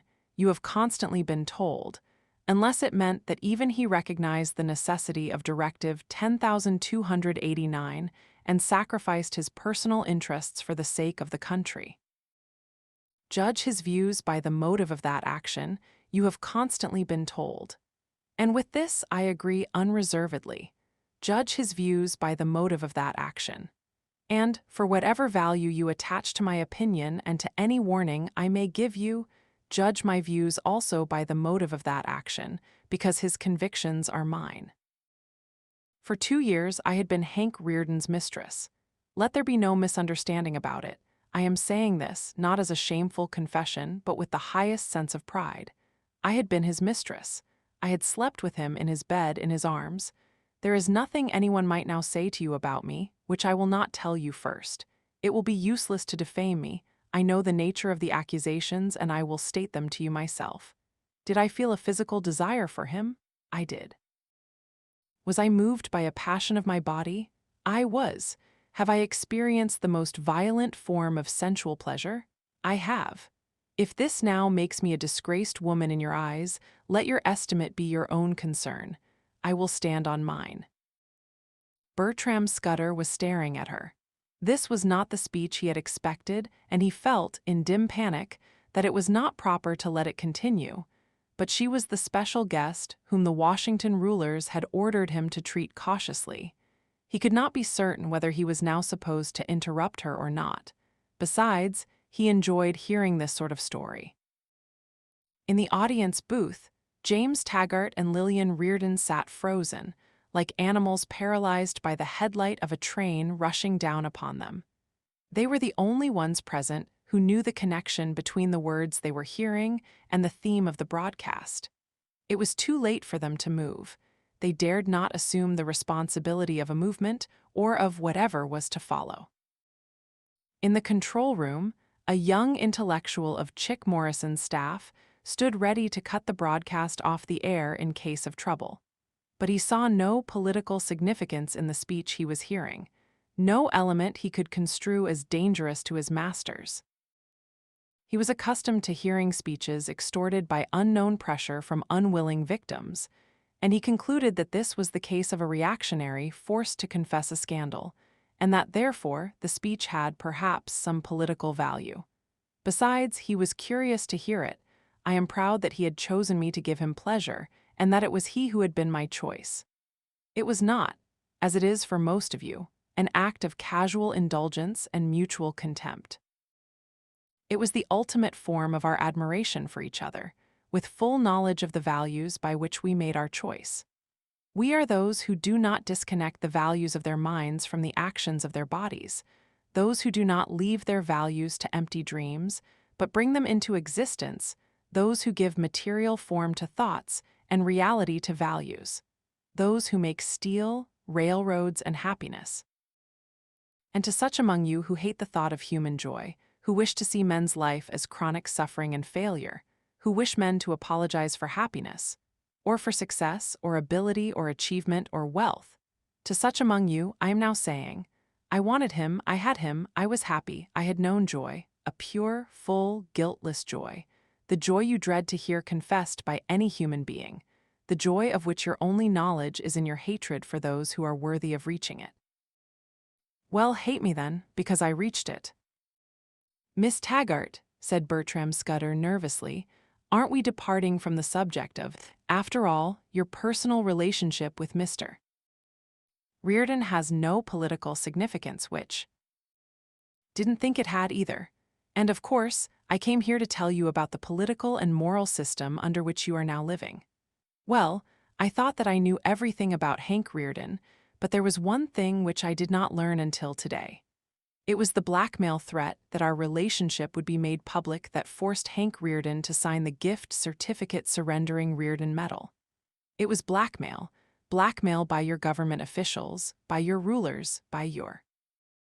In the instant when Scudder's hand swept out to knock the microphone over, a faint click came from its throat as it crashed to the floor, signifying that the intellectual cop had cut the broadcast off the air.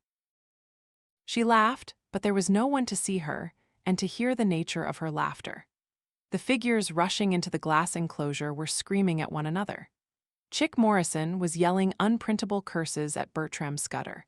Bertram Scudder was shouting that he had been opposed to the whole idea, but had been ordered to do it. James Taggart looked like an animal baring its teeth, while he snarled at two of Morrison's youngest assistants and avoided the snarls of an older third. The muscles of Lillian Reardon's face had an odd slackness, like the limbs of an animal lying in the road, intact but dead. The morale conditioners were shrieking what they guessed they thought Mr. Mouch would think, what am I to say to them? The program announcer was crying, pointing at the microphone. Mr. Morrison, there's an audience waiting, what am I to say? Nobody answered him. They were not fighting over what to do, but over whom to blame. Nobody said a word to Dagny or glanced in her direction. Nobody stopped her when she walked out. She stepped into the first taxicab in sight, giving the address of her apartment. As the cab started, she noticed that the dial of the radio on the driver's panel was lighted and silent, crackling with the brief, tense coughs of static. It was tuned to Bertram Scudder's program. She lay back against the seat, feeling nothing but the desolation of the knowledge that the sweep of her action had, perhaps, swept away the man who might never wish to see her again. She felt, for the first time, the immensity of the hopelessness of finding him, if he did not choose to be found in the streets of the city, in the towns of a continent, in the canyons of the Rocky Mountains, where the goal was closed by a screen of rays. But one thing remained to her, like a log floating on a void, the log to which she had clung through the broadcast, and she knew that this was the thing she could not abandon, even were she to lose all the rest. It was the sound of his voice saying to her, "Nobody stays here by faking reality in any manner whatever." "Ladies and gentlemen," won the voice of Bertram Scudder's announcer, crackled suddenly out of the static. "Due to technical difficulties over which we have no control, this station will remain off the air, pending the necessary readjustments." The taxi driver gave a brief, contemptuous chuckle and snapped the radio off. When she stepped out and handed him a bill, he extended the change to her and, suddenly, leaned forward for a closer look at her face. She felt certain that he recognized her, and she held his glance austerely for an instant. His bitter face and his over-patched shirt were worn out by a hopeless, losing struggle.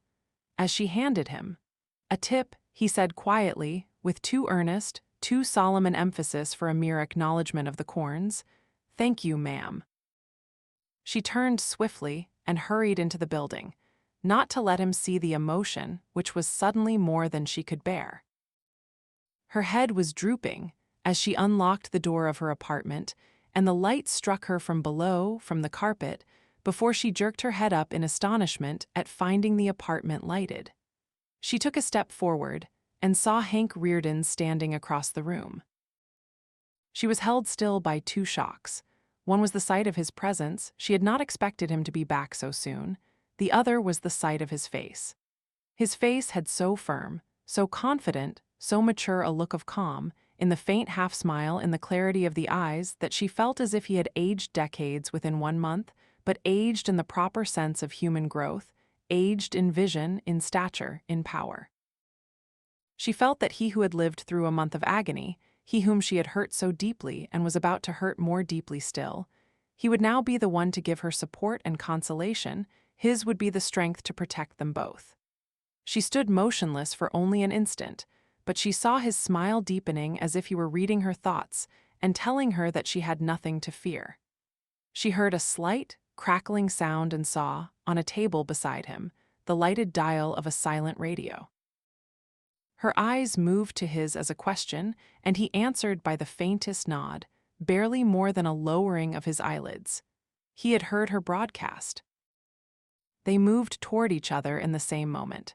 He seized her shoulders to support her. Her face was raised to his, but he did not touch her lips. He took her hand and kissed her wrist, her fingers, her palm, as the sole form of the greeting which so much of his suffering had gone to await. And suddenly, broken by the whole of this day and of that month, she was sobbing in his arms, slumped against him, sobbing as she had never done in her life, as a woman, in surrender to pain and in a last, futile protest against it. Holding her so that she stood and moved only by means of his body, not hers, he led her to the couch and tried to make her sit down beside him. But she slipped to the floor, to sit at his feet and bury her face in his knees and sob without defense or disguise. He did not lift her, he let her cry with his arm tight about her. She felt his hand on her head on her shoulder. She felt the protection of his firmness, a firmness which seemed to tell her that as her tears were for both of them, so was his knowledge, that he knew her pain and felt it and understood, yet was able to witness it calmly. And his calm seemed to lift her burden, by granting her the right to break here at his feet, by telling her that he was able to carry what she could not carry any longer. She knew dimly that this was the real Hank Reardon, and no matter what form of insulting cruelty he had once given to their first nights together, no matter how often she had seemed as the stronger of the two, this had always been within him and at the root of their bond, this strength of his which would protect her if ever hers were gone. When she raised her head, he was smiling down at her. "Hank," she whispered guiltily, in desperate astonishment at her own break. "Quiet, darling." She let her face drop back on his knees. She lay still, fighting for rest, fighting against the pressure of a wordless thought. He had been able to bear and to accept her broadcast only as a confession of her love. It made the truth she now had to tell him more inhuman a blow than anyone had the right to deliver. She felt terror at the thought that she would not have the strength to do it, and terror at the thought that she would. When she looked up at him again, he ran his hand over her forehead, brushing the hair to her face. "It's over, darling," he said. "The worst of it is over for both of us." "No, Hank, it isn't." He smiled. He drew her to sit beside him, with her head on his shoulder. "Don't say anything now," he said. "You know that we both understand all that has to be said, and we'll speak of it, but not until it has ceased to hurt you quite so much." His hand moved down the line of her sleeve, down a fold of her skirt, with so light a pressure that it seemed as if the hand did not feel the body inside the clothes, as if he were regaining possession, not of her body, but only of its vision. "You've taken too much," he said, "so have I let them batter us. There's no reason why we should add to it. No matter what we have to face, there can be no suffering between the two of us. No added pain." Let that come from their world. It won't come from us, don't be afraid. We won't hurt each other, not now. She raised her head, shaking it with a bitter smile. There was a desperate violence in her movement, but the smile was a sign of recovery, of the determination to face the despair. Hank, the kind of hell I let you go through in the last month. Her voice was trembling. It's nothing compared to the kind of hell I let you go through in the last hour. His voice was steady. She got up to pace the room to prove her strength, her steps like words telling him that she was not to be spared any longer. When she stopped and turned to face him, he rose as if he understood her motive. I know that I've made it worse for you, she said, pointing at the radio. He shook his head. No. Hank, there's something I have to tell you. So have I, will you let me speak first?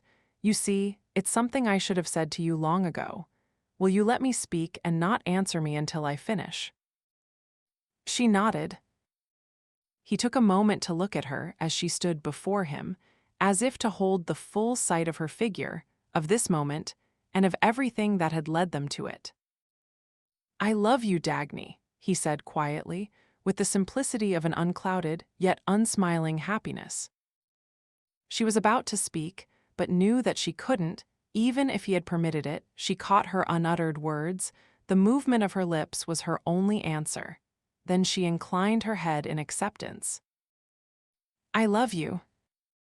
As the same value, as the same expression, with the same pride and the same meaning as I love my work, my mills, my metal, my hours at a desk, at a furnace, in a laboratory, in an ore mine, as I love my ability to work, as I love the act of sight and knowledge, as I love the action of my mind when it solves a chemical equation or grasps a sunrise, as I love the things I've made and the things I've felt as my product, as my choice, as a shape of my world, as my best mirror, as the wife I've never had, as that which makes all the rest of it possible, as my power to live.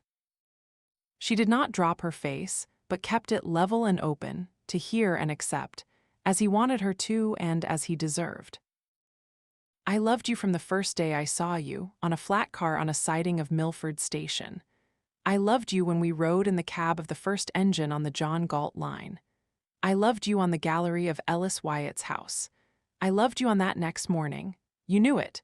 But it's I who must say it to you, as I'm saying it now. If I am to redeem all those days and to let them be fully what they were for both of us, I loved you. You knew it. I didn't. And because I didn't, I had to learn it when I sat at my desk and looked at the gift certificate for Reardon Medal. She closed her eyes, but there was no suffering in his face, nothing but the immense and quiet happiness of clarity. We are those who do not disconnect the values of their minds from the actions of their bodies. You said it in your broadcast tonight. But you knew it then, on that morning in Ellis Wyatt's house. You knew that all those insults I was throwing at you were the fullest confession of love a man could make. You knew that the physical desire I was damning as our mutual shame is neither physical nor an expression of one's body, but the expression of one's mind's deepest values, whether one has the courage to know it or not. That was why you laughed at me as you did, wasn't it? Yes, she whispered. You said, I do not want your mind, your will, your being, or your soul, so long as it's to me that you will come for that lowest one of your desires. You knew, when you said it, that it was my mind, my will, my being, and my soul that I was giving you by means of that desire. And I want to say it now, to let that morning mean what it meant. My mind, my will, my being, and my soul, Dagny, yours, for as long as I shall live. He was looking straight at her, and she saw a brief sparkle in his eyes, which was not a smile, but almost as if he had heard the cry she had not uttered. Let me finish, dearest. I want you to know how fully I know what I am saying. I, who thought that I was fighting them, I had accepted the worst of our enemies' creed, and that is what I've paid for ever since, as I am paying now and as I must. I had accepted the one tenet by which they destroy a man before he started, the killer tenet, the breach between his mind and body. I had accepted it like most of their victims, not knowing it, not knowing even that the issue existed. I rebelled against their creed of human impotence, and I took pride in my ability to think, to act, to work for the satisfaction of my desires. But I did not know that this was virtue. I never identified it as a moral value, as the highest of moral values, to be defended above one's life, because it's that which makes life possible. And I accepted punishment for it, punishment for virtue at the hands of an arrogant evil, made arrogant solely by my ignorance and my submission. One accepted their insults, their frauds, their extortions. I thought I could afford to ignore them, all those impotent mystics who prattle about their souls and are unable to build a roof over their heads. I thought that the world was mine, and that those jabbering incompetents were no threat to my strength. I could not understand why I kept losing every battle. I did not know that the force unleashed against me was my own. While I was busy conquering matter, I had surrendered to them the realm of the mind, of thought, of principle, of law, of values, of morality. I had accepted, unwittingly and by default, the tenet that ideas were of no consequence to one's existence, to one's work, to reality, to this earth, as if ideas were not the province of reason, but of that mystic faith which I despised. This was all they wanted me to concede. It was enough. I had surrendered that which all of their claptrap is designed to subvert and to destroy, man's reason. No, they were not able to deal with matter, to produce abundance, to control this earth. They did not have to. They controlled me. I, who knew that wealth is only a means to an end, created the means and let them prescribe my ends. I, who took pride in my ability to achieve the satisfaction of my desires, let them prescribe the code of values by which I judged my desires. I, who shaped matter to serve my purpose, was left with a pile of steel and gold, but with my every purpose defeated, my every desire betrayed, my every attempt at happiness frustrated. One had cut myself in two, as the mystics preached, and I ran my business by one code of rules, but my own life by another. I rebelled against the looters' attempt to set the price and value of my steel, but I let them set the moral values of my life. I rebelled against demands for an unearned wealth, but I thought it was my duty to grant an unearned love to a wife I despised, an unearned respect to a mother who hated me, an unearned support to a brother who plotted for my destruction. I rebelled against undeserved financial injury, but I accepted a life of undeserved pain. I rebelled against the doctrine that my productive ability was guilt, but I accepted, as guilt, my capacity for happiness. I rebelled against the creed that virtue is some disembodied unknowable of the spirit, but I damned you, my dearest one, for the desire of your body and mine. But if the body is evil, then so are those who provide the means of its survival, so is material wealth and those who produce it. And if moral values are set in contradiction to our physical existence, then it's right that rewards should be unearned, that virtue should consist of the undone, that there should be no tie between achievement and profit, that the inferior animals who are able to produce should serve those superior beings whose superiority in spirit consists of incompetence in the flesh.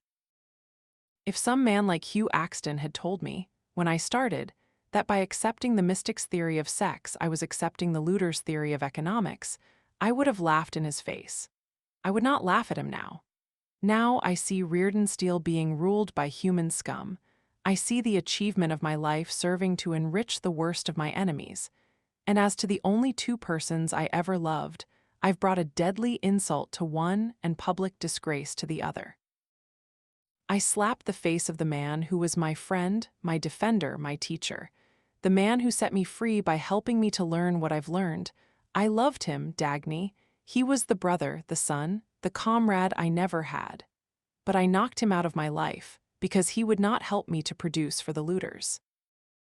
I'd give anything now to have him back, but I own nothing to offer in such repayment, and I'll never see him again, because it's I who'll know that there is no way to deserve even the right to ask forgiveness. But what I've done to you, my dearest, is still worse. Your speech and that you had to make it, that's what I've brought upon the only woman I loved, in payment for the only happiness I've known. Don't tell me that it was your choice from the first and that you accepted all consequences, including tonight.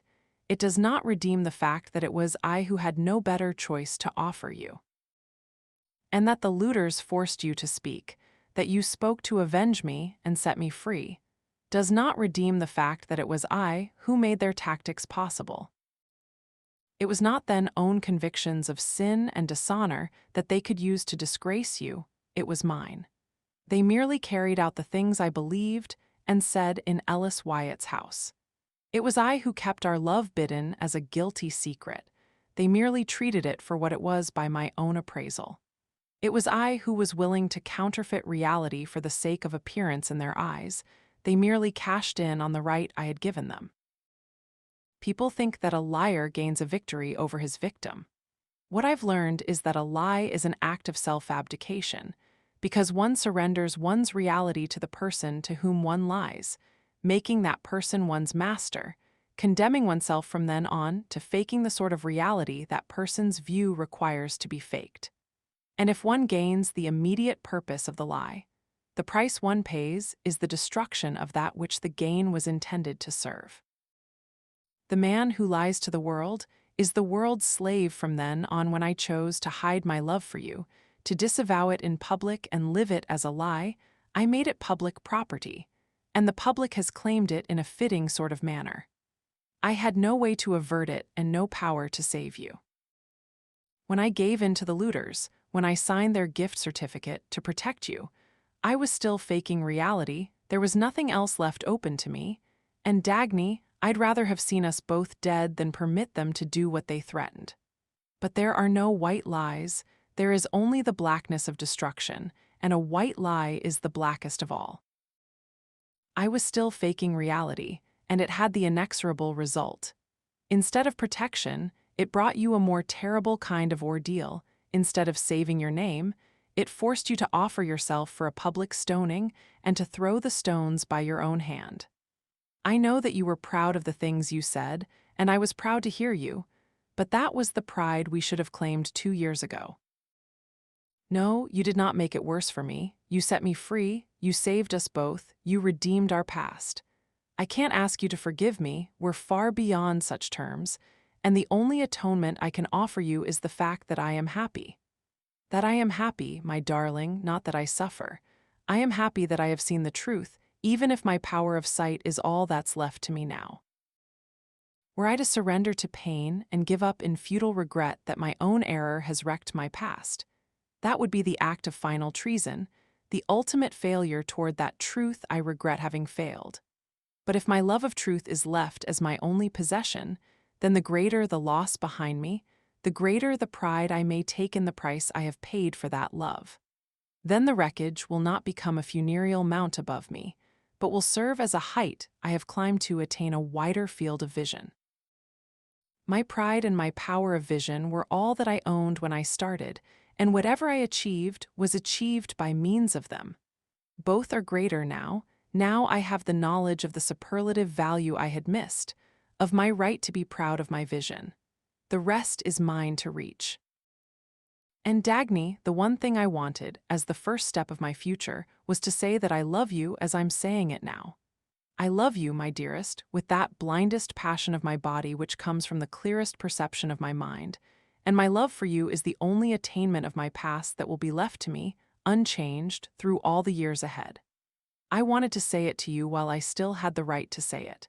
And because I had not said it at our beginning, this is the way I have to say it, at the end. Now I'll tell you what it was that you wanted to tell me, because, you see, I know it and I accept. Somewhere within the past month, you have met the man you love, and if love means one's final, irreplaceable choice, then he is the only man you've ever loved. Yes, her voice was half gasp, half scream, as under a physical blow, with shock as her only awareness. Hank, how did you know it? He smiled and pointed at the radio. My darling, you used nothing but the past tense. Oh, her voice was now half gasp, half moan, and she closed her eyes. You never pronounced the one word you would have rightfully thrown at them, were it otherwise. You said, I wanted him, not, I love him. You told me on the phone today that you could have returned sooner. No other reason would have made you leave me as you did. Only that one reason was valid and right. She was leaning back a little, as if fighting for balance to stand, yet she was looking straight at him, with a smile that did not part her lips, but softened her eyes to a glance of admiration and her mouth to a shape of pain. It's true, I've met the man I love and will always love. I've seen him, I've spoken to him, but he's a man whom I can't have, whom I may never have and perhaps may never see again. I think I've always known that you would find him. I knew what you felt for me, I knew how much it was, but I knew that I was not your final choice. What you'll give him is not taken away from me, it's what I've never had. I can't rebel against it. What I've had means too much to me, and that I've had it can never be changed. Do you want me to say it, Hank? Will you understand it if I say that I'll always love you? I think I've understood it before you did. I've always seen you as you are now. That greatness of yours, which you are just beginning to allow yourself to know, I've always known it and I've watched your struggle to discover it. Don't speak of atonement, you have not hurt me. Your mistakes came from your magnificent integrity under the torture of an impossible code. And your fight against it did not bring me suffering, it brought me the feeling I've found too seldom: admiration. If you will accept it, it will always be yours. What you meant to me can never be changed. But the man I met, he is the love I had wanted to reach long before I knew that he existed, and I think he will remain beyond my reach, but that I love him will be enough to keep me living.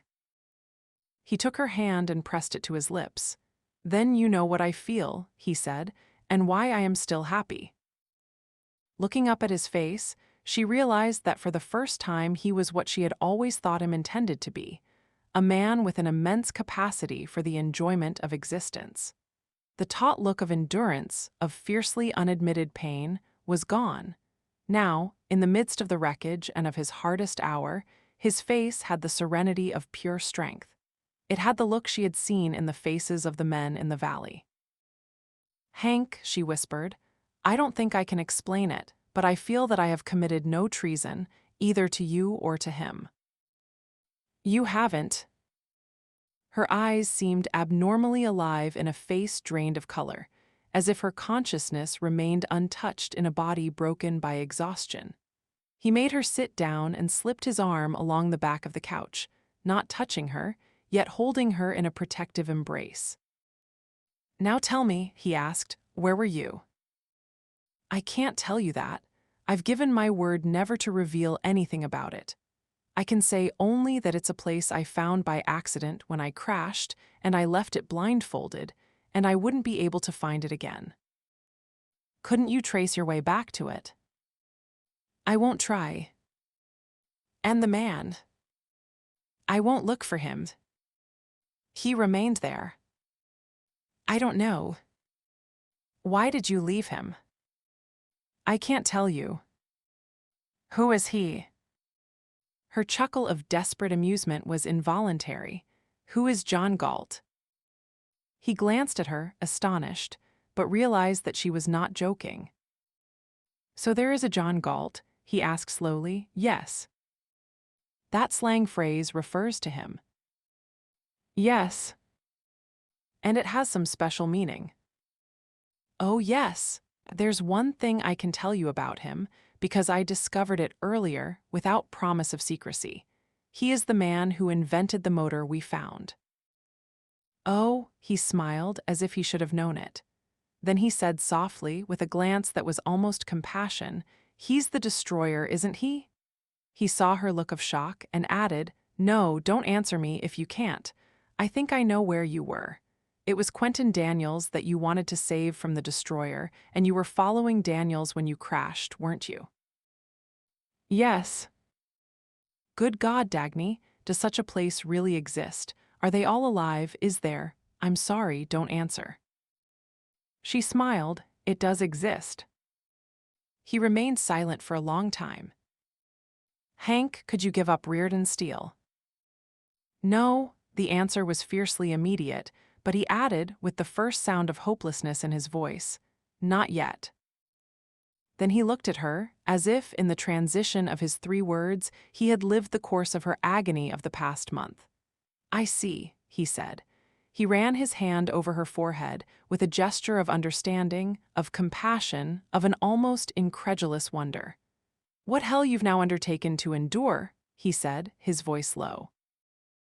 She nodded. She slipped down to lie stretched, her face on his knees. He stroked her hair. He said, "We'll fight the looters as long as we can. I don't know what future is possible to us, but we'll win or we'll learn that it's hopeless. Until we do, we'll fight for our world. We're all that's left of it." She fell asleep, lying there, her hand clasping his. Her last awareness, before she surrendered the responsibility of consciousness, was the sense of an enormous void, the void of a city and of a continent where she would never be able to find the man whom she had no right to seek. Atlas Shrugged.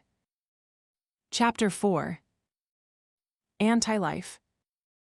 James Taggart reached into the pocket of his dinner jacket, pulled out the first wad of paper he found, which was $100 bill, and dropped it into the beggar's hand. He noticed that the beggar pocketed the money in a manner as indifferent as his own. "Thanks, bud," said the beggar contemptuously, and walked away. James Taggart remained still in the middle of the sidewalk, wondering what gave him a sense of shock and dread. It was not the man's insolence. He had not sought any gratitude. He had not been moved by pity. His gesture had been automatic and meaningless. It was that the beggar acted as if he would have been indifferent had he received $100 or a dime, or, failing to find any help whatever, had seen himself dying of starvation within this night. Taggart shuddered and walked brusquely on, the shudder serving to cut off the realization that the beggar's mood matched his own. The walls of the street around him had the stressed, unnatural clarity of a summer twilight, while an orange haze filled the channels of intersections and veiled the tiers of roofs, leaving him on a shrinking remnant of ground. The calendar in the sky seemed to stand insistently out of the haze, yellow like a page of old parchment, saying, August 5, no, he thought, in answer to things he had not named. It was not true, he felt fine, that's why he wanted to do something tonight. He could not admit to himself that his peculiar restlessness came from a desire to experience pleasure. He could not admit that the particular pleasure he wanted was that of celebration, because he could not admit what it was that he wanted to celebrate. This had been a day of intense activity, spent on words floating as vaguely as cotton, yet achieving a purpose as precisely as an adding machine, summing up to his full satisfaction. But his purpose and the nature of his satisfaction had to be kept as carefully hidden from himself as they had been from others, and his sudden craving for pleasure was a dangerous breach. The day had started with a small luncheon in the hotel suite of a visiting Argentinian legislator, where a few people of various nationalities had talked at leisurely length about the climate of Argentina, its soil, its resources, the needs of its people, the value of a dynamic, progressive attitude toward the future, and had mentioned, as the briefest topic of conversation, that Argentina would be declared a people's state within 2 weeks. It had been followed by a few cocktails at the home of Orrin Boyle, with only one unobtrusive gentleman from Argentina sitting silently in a corner, while 2 executives from Washington and a few friends of unspecified positions had talked about national resources, metallurgy, mineralogy, neighborly duties, and the welfare of the globe, and had mentioned that a loan of $4 billion would be granted within 3 weeks to the people's state of Argentina and the people's state of Chile. It had been followed by a small cocktail party in a private room of the bar built like a cellar on the roof of a skyscraper, an informal party given by him, James Taggart, for the directors of a recently formed company, the Interneighborly Amity and Development Corporation, of which Orrin Boyle was president, and a slender, graceful, overactive man from Chile was treasurer, a man whose name was Senator Mario Martinez, but whom Taggart was tempted, by some resemblance of spirit, to call Senator Cuffy Meigs. Here they had talked about golf, horse races, boat races, automobiles, and women. It had not been necessary to mention, since they all knew it, that the Interneighborly Amity and Development Corporation had an exclusive contract to operate on a 20-year managerial lease. All the industrial properties of the people's states of the Southern Hemisphere. The last event of the day had been a large dinner reception at the home of Senator Rodrigo Gonzalez, a diplomatic representative of Chile. No one had heard of Senator Gonzalez a year ago, but he had become famous for the parties he had given in the past 6 months, ever since his arrival in New York. His guests described him as a progressive businessman. He had lost his property, it was said, when Chile, becoming a people's state, had nationalized all properties, except those belonging to citizens of backward, non-people's countries, such as Argentina. But he had adopted an enlightened attitude and had joined the new regime, placing himself in the service of his country. His home in New York occupied an entire floor of an exclusive residential hotel. He had a fat, blank face and the eyes of a killer. Watching him at tonight's reception, Taggart had concluded that the man was impervious to any sort of feeling.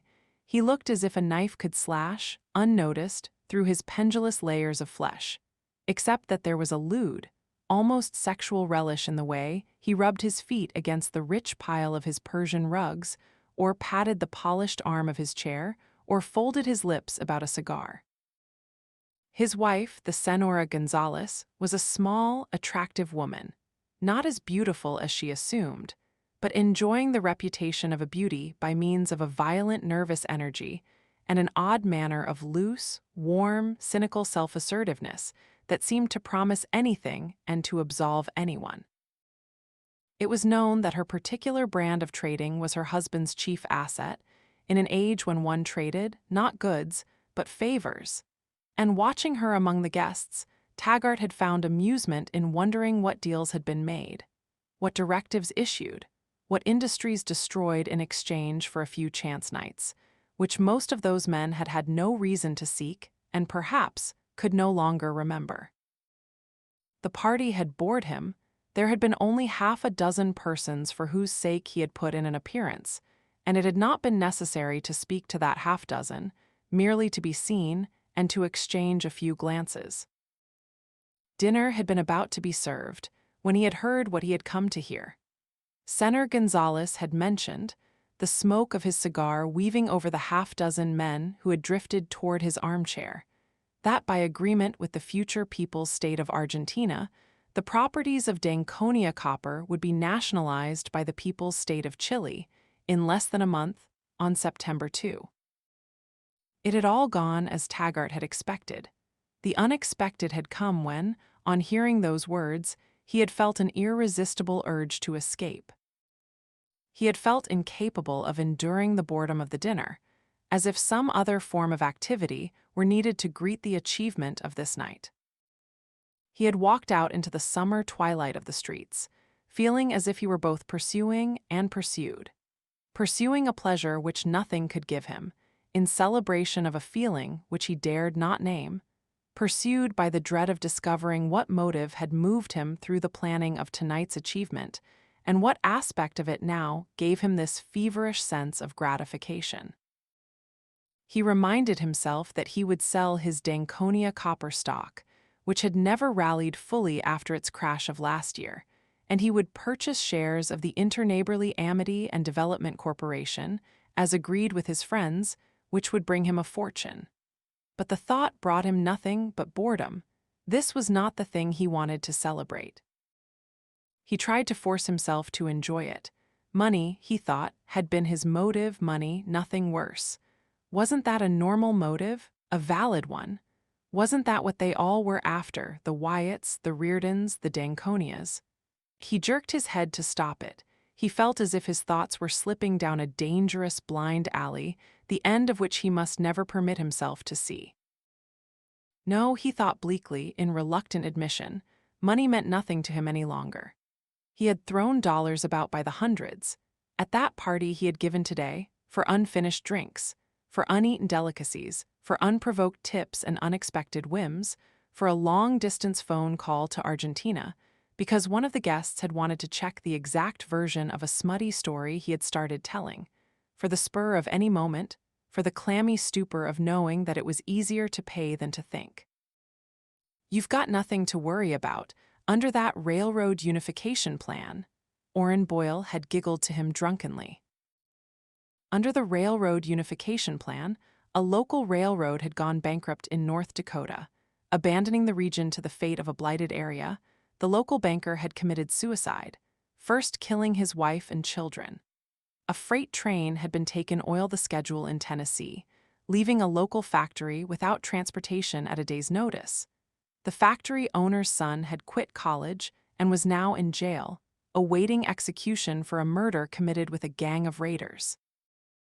A way station had been closed in Kansas, and the station agent, who had wanted to be a scientist, had given up his studies and become a dishwasher.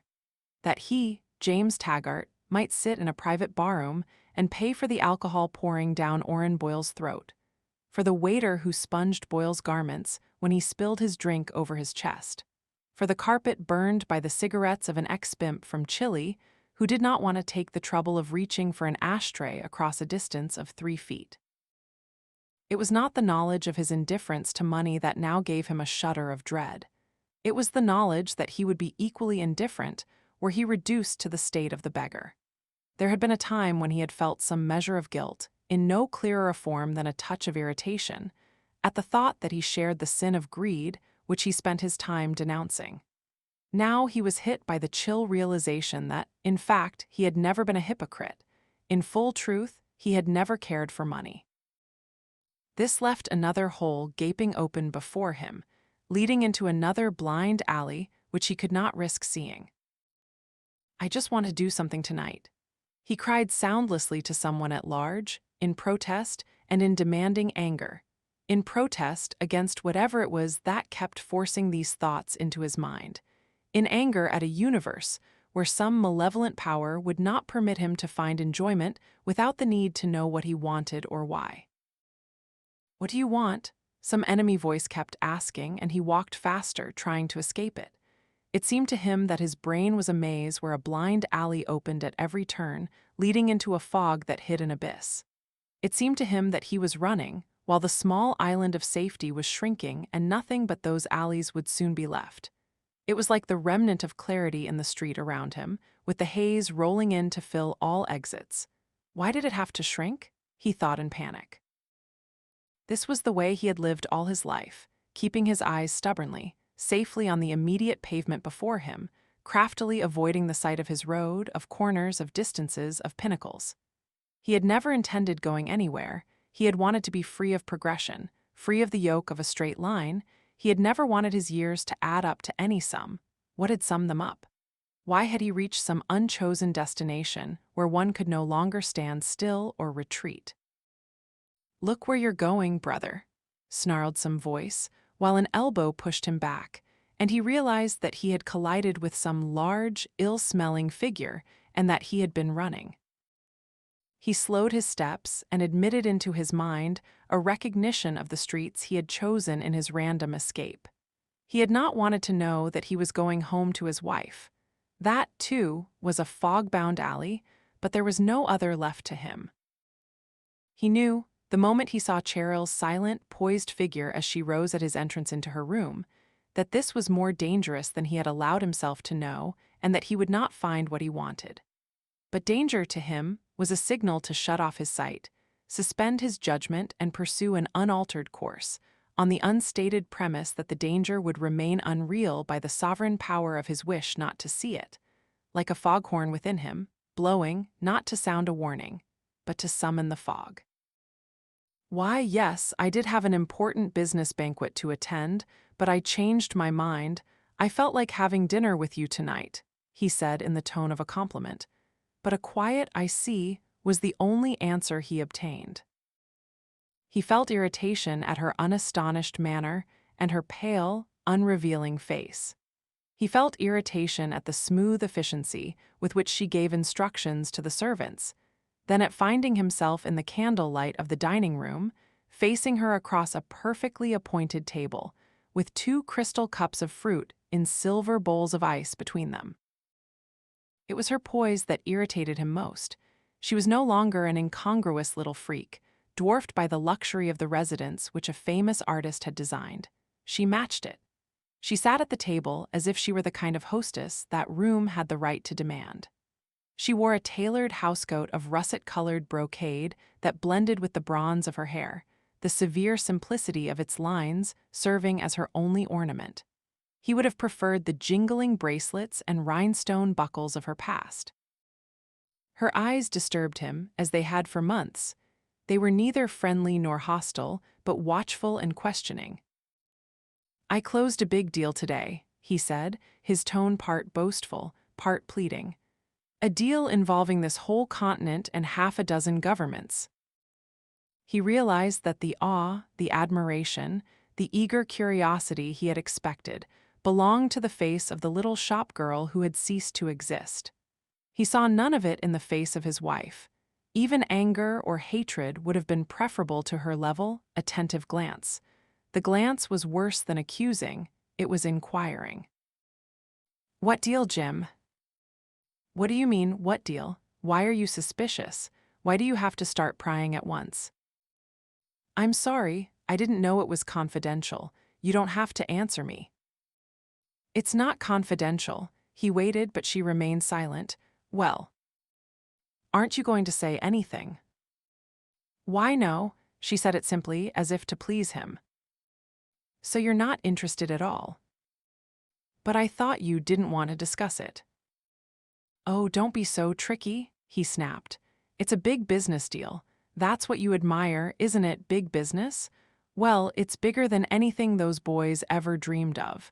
They spend their lives grubbing for their fortunes penny by penny, while I can do it like that." He snapped his fingers, just like that. "It's the biggest single stunt ever pulled." "Stunt, Jim." "Deal." "And you did it, yourself." "You bet I did it. That fat fool Orrin Boyle couldn't have swung it in a million years. This took knowledge and skill and timing." He saw a spark of interest in her eyes and psychology. The spark vanished, but he went rushing heedlessly on. One had to know how to approach Wesley, and how to keep the wrong influences away from him, and how to get Mr. Thompson interested without letting him know too much, and how to cut Chick Morrison in on it, but keep Tinky Holloway out, and how to get the right people to give a few parties for Wesley at the right time, and, "Say, Cheryl, is there any champagne in this house?" "Champagne? Can't we do something special tonight? Can't we have a sort of celebration together?" "We can have champagne, yes, Jim, of course." She rang the bell and gave the orders, in her odd, lifeless, uncritical manner. A manner of meticulous compliance with his wishes while volunteering none of her own. "You don't seem to be very impressed," he said. "But what would you know about business anyway? You wouldn't be able to understand anything on so large a scale. Wait till September 2nd. Wait till they hear about it." "They's who?" He glanced at her, as if he had let a dangerous word slip out involuntarily. "We've organized a setup where me, Orrin, and a few friends, are going to control every industrial property south of the border." "Whose property?" "Why, the people's. This is not an old-fashioned grab for private profit. It's a deal with a mission, a worthy, public-spirited mission, to manage the nationalized properties of the various people's states of South America, to teach their workers our modern techniques of production, to help the underprivileged who have never had a chance, to," he broke off abruptly, though she had merely sat looking at him without shifting her glance. "You know," he said suddenly, with a cold little chuckle, "if you're so damn anxious to hide that you came from the slums, you ought to be less indifferent to the philosophy of social welfare. It's always the poor who lack humanitarian instincts. One has to be born to wealth in order to know the finer feelings of altruism." "I've never tried to hide that I came from the slums," she said in the simple, impersonal tone of a factual correction. "And I haven't any sympathy for that welfare philosophy. I've seen enough of them to know what makes the kind of poor who want something for nothing." He did not answer, and she added suddenly, her voice astonished, but firm, as if in final confirmation of a long-standing doubt, "Jim, you don't care about it either. You don't care about any of that welfare hogwash." "Well, if money is all that you're interested in," he snapped, "let me tell you that that deal will bring me a fortune. That's what you've always admired, isn't it, wealth?" "It depends.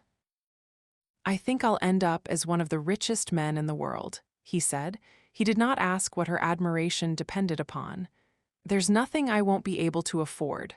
Nothing, just name it. I can give you anything you want. Go on, name it."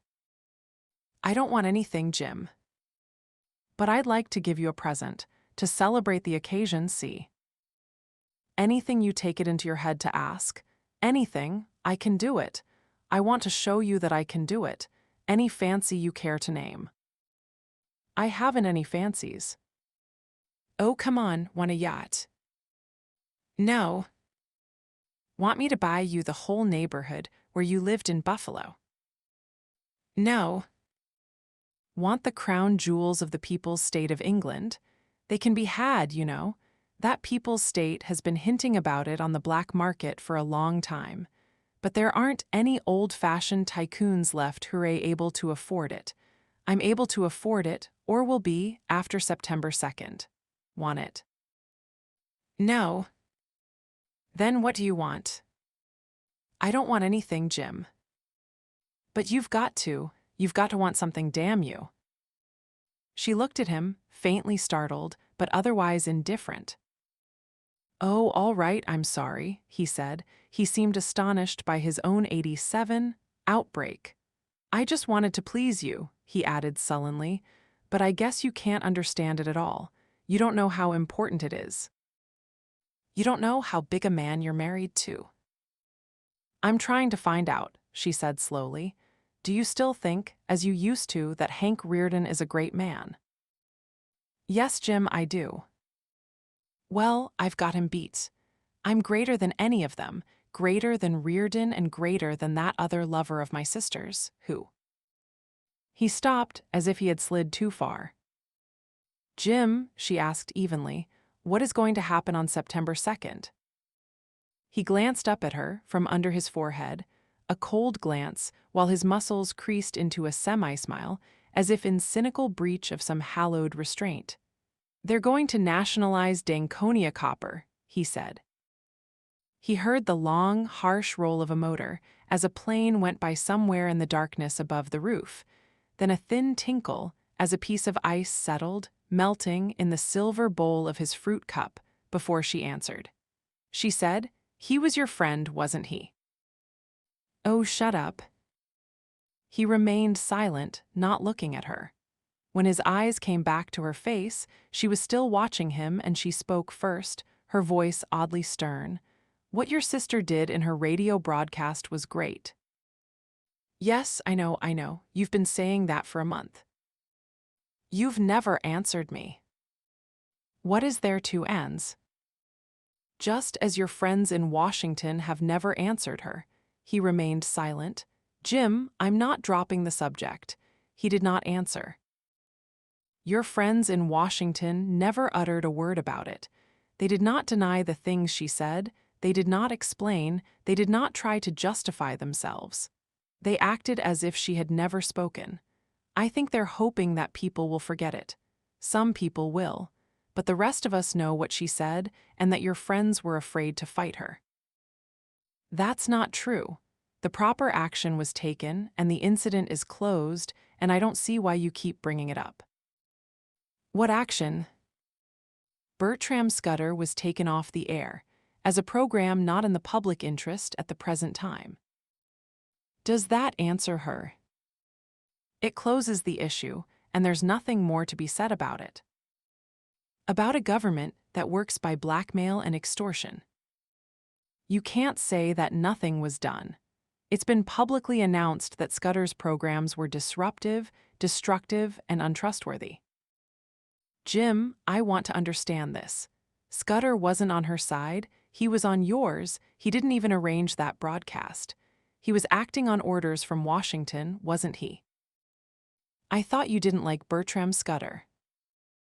I didn't and I don't, but… Then what do you care? But he was innocent, as far as your friends were concerned, wasn't he? I wish you wouldn't bother with politics, you talk like a fool. He was innocent, wasn't he? So what? She looked at him, her eyes incredulously wide. Then they just made him the scapegoat, didn't they? Oh, don't sit there looking like Eddie Willers. Do I? I like Eddie Willers, he's honest. He's a damn halfwit who doesn't have the faintest idea of how to deal with practical reality. But you do, don't you, Jim? You bet I do. Then couldn't you have helped Scudder? He burst into helpless, angry laughter. Oh, why don't you grow up? I did my best to get Scudder thrown to the lions. Somebody had to be. Don't you know that it was my neck if some other hadn't been found?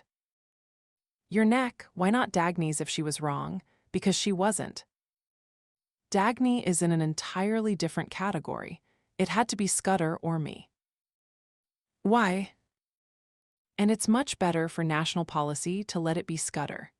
This way, it's not necessary to argue about what she said, and if anybody brings it up, we start howling that it was said on Scudder's program, and that Scudder's programs have been discredited, and that Scudder is a proven fraud and liar, etc., etc. And do you think the public will be able to unscramble it? Nobody's ever trusted Bertram Scudder anyway. Oh, don't stare at me like that. Would you rather they'd picked me to discredit? Why not Dagny? Because her speech could not be discredited. If you're so damn sorry for Bertram Scudder, you should have seen him try his damnedest to make them break my neck. He's been doing that for years. How do you think he got to where he was, except by climbing on carcasses? He thought he was pretty powerful, too. You should have seen how the big business tycoons used to be afraid of him. But he got himself outmaneuvered this time. This time, he belonged to the wrong faction. Dimly, through the pleasant stupor of relaxing, of sprawling back in his chair and smiling, he knew that this was the enjoyment he wanted, to be himself. To be himself, he thought, in the drugged, precarious state of floating past the deadliest of his blind alleys, the one that led to the question of what was himself. You see, he belonged to the Tinky Holloway faction. It was pretty much of a seesaw for a while, between the Tinky Holloway faction and the Chick Morrison faction. But we won. Tinky made a deal and agreed to scuttle his pal Bertram in exchange for a few things he needed from us. You should have heard Bertram howl, but he was a dead duck and he knew it. He started on a rolling chuckle, but choked it off as the haze cleared and he saw his wife's face. Jim, she whispered, is that the sort of victories you're winning? Oh, for Christ's sake, he screamed, smashing his fist down on the table. Where have you been all these years? What sort of world do you think you're living in? His blow had upset his water glass, and the water went spreading in dark stains over the lace of the tablecloth. I'm trying to find out, she whispered. Her shoulders were sagging and her face looked suddenly worn, an odd, aged look that seemed haggard and lost. I couldn't help it, he burst out in the silence. I'm not to blame. I have to take things as I find them. It's not I who have made this world.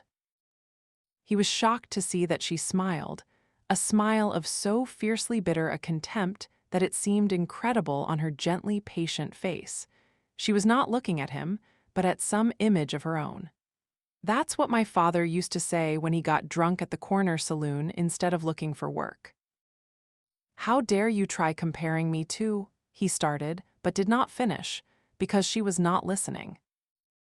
Her words, when she looked at him again, astonished him as completely irrelevant. The date of that nationalization, September 2nd, she asked, her voice wistful, was it you who picked it? No, I had nothing to do with it. It's the date of some special session of their legislature. Why? It's the date of our first wedding anniversary. Oh, that's right. He smiled, relieved at the change to a safe subject. We'll have been married a year. My, it doesn't seem that long. It seems much longer, she said tonelessly. She was looking off again, and he felt in sudden uneasiness that the subject was not safe at all. He wished she would not look as if she were seeing the whole course of that year and of their marriage. Not to get scared, but to learn, she thought. The thing to do is not to get scared, but to learn. The words came from a sentence she had repeated to herself so often that it felt like a pillar polished smooth by the helpless weight of her body, the pillar that had supported her through the past year. She tried to repeat it, but she felt as if her hands were slipping on the polish, as if the sentence would not stave off terror any longer, because she was beginning to understand. If you don't know, the thing to do is not to get scared, but to learn. It was in the bewildered loneliness of the first weeks of her marriage that she said it to herself for the first time. She could not understand Jim's behavior or his sullen anger, which looked like weakness, or his evasive, incomprehensible answers to her questions, which sounded like cowardice. Such traits were not possible in the James Taggart whom she had married. She told herself that she could not condemn without understanding, that she knew nothing about his world, that the extent of her ignorance was the extent to which she misinterpreted his actions. She took the blame, she took the beating of self-reproach, against some bleakly stubborn certainty which told her that something was wrong and that the thing she felt was fear. I must learn everything that Mrs. James Taggart is expected to know and to be, was the way she explained her purpose to a teacher of etiquette. She set out to learn with the devotion, the discipline, the drive of a military cadet or a religious novice. It was the only way, she thought, of earning the height which her husband had granted her on trust, of living up to his vision of her, which it was now her duty to achieve. And not wishing to confess it to herself, she felt also that at the end of the long task she would recapture her vision of him, that knowledge would bring back to her the man she had seen on the night of his railroad's triumph. She could not understand Jim's attitude when she told him about her lessons. He burst out laughing. She was unable to believe that the laughter had a sound of malicious contempt. "Why, Jim? Why? What are you laughing at?" He would not explain, almost as if the fact of his contempt were sufficient and required no reasons. She could not suspect him of malice. He was too patiently generous about her mistakes. He seemed eager to display her in the best drawing rooms of the city, and he never uttered a word of reproach for her ignorance, for her awkwardness, for those terrible moments when a silent exchange of glances among the guests and a burst of blood to her cheekbones told her that she had said the wrong thing again. He showed no embarrassment, he merely watched her with a faint smile. When they came home after one of those evenings, his mood seemed affectionately cheerful. He was trying to make it easier for her, she thought, and gratitude drove her to study the harder. She expected her reward on the evening when, by some imperceptible transition, she found herself enjoying a party for the first time. She felt free to act, not by rules, but at her own pleasure, with sudden confidence that the rules had fused into a natural habit. She knew that she was attracting attention, but now, for the first time, it was not the attention of ridicule, but of admiration. She was sought after on her own merit. She was Mrs. Taggart. She had ceased being an object of charity weighing Jim down, painfully tolerated for his sake. She was laughing gaily and seeing the smiles of response, of appreciation on the faces around her. And she kept glancing at him across the room, radiantly, like a child handing him a report card with a perfect score, begging him to be proud of her. Jim sat alone in a corner, watching her with an undecipherable glance. He would not speak to her on their way home. "I don't know why I keep dragging myself to those parties," he snapped suddenly, tearing off his dress tie in the middle of their living room. "I've never sat through such a vulgar, boring waste of time." "Why, Jim?" she said, stunned. "I thought it was wonderful." You seem to be quite at home, quite as if it were Coney Island. I wish you'd learn to keep your place and not to embarrass me in public." "Embarrassed you? Tonight?" "You did." "How?" "If you don't understand it, I can't explain," he said in the tone of a mystic who implies that a lack of understanding is the confession of a shameful inferiority. "I don't understand it," she said firmly. He walked out of the room, slamming the door. She felt that the inexplicable was not a mere blank. This time, it had a tinge of evil. From that night on, a small, hard point of fear remained within her, like the spot of a distant headlight advancing upon her down an invisible track. Knowledge did not seem to bring her a clearer vision of Jim's world, but to make the mystery greater. She could not believe that she was supposed to feel respect for the dreary senselessness of the art shows which his friends attended, of the novels they read, of the political magazines they discussed. The art shows, where she saw the kind of drawings she had seen chalked on any pavement of her childhood's slums. The novels, that purported to prove the futility of science, industry, civilization, and love, using language that her father would not have used in his drunkenest moments. The magazines, that propounded cowardly generalities, less clear and more stale than the sermons for which she had condemned the preacher of the slum mission as a mealy-mouthed old fraud. She could not believe that these things were the culture she had so reverently looked up to and so eagerly waited to discover. She felt as if she had climbed a mountain toward a jagged shape that had looked like a castle and had found it to be the crumbling ruin of a gutted warehouse. "Jim," she said once, after an evening spent among the men who were called the intellectual leaders of the country, "Dr. Simon Pritchett is a phony, a mean, scared old phony." "Now, really," he answered, "do you think you're qualified to pass judgment on philosophers?" "Qualified to pass judgment on con men. I've seen enough of them to know one when I see him. Now this is why I say that you'll never outgrow your background. If you had, you would have learned to appreciate Dr. Pritchett's philosophy." "What philosophy? If you don't understand it, I can't explain." She would not let him end the conversation on that favorite formula of his. "Jim," she said, "he's a phony, he and Balf Eubank and that whole gang of theirs, and I think you've been taken in by them." Instead of the anger she expected, she saw a brief flash of amusement in the lift of his eyelids. "That's what you think," he answered. She felt an instant of terror at the first touch of a concept she had not known to be possible. What if Jim was not taken in by them? She could understand the phoniness of Dr. Pritchett, she thought. It was a racket that gave him an undeserved income. She could even admit the possibility, by now, that Jim might be a phony in his own business. What she could not hold inside her mind was the concept of Jim as a phony in a racket from which he gained nothing, an unpaid phony, an unvenal phony. The phoniness of a card-sharp or a con man seemed innocently wholesome by comparison. She could not conceive of his motive. She felt only that the headlight moving upon her had grown larger. She could not remember by what steps, what accumulation of pain, first as small scratches of uneasiness, then as stabs of bewilderment, then as the chronic, nagging pull of fear, she had begun to doubt Jim's position on the railroad. It was his sudden, angry, "So you don't trust me?" snapped in answer to her first, innocent questions that made her realize that she did not, when the doubt had not yet formed in her mind, and she had fully expected that his answers would reassure her. She had learned in the slums of her childhood that honest people were never touchy about the matter of being trusted. "I don't care to talk shop," was his answer whenever she mentioned the railroad. She tried to plead with him once. "Jim, you know what I think of your work and how much I admire you for it." "Oh, really?" "What is it you married, a man or a railroad president?" I never thought of separating the two."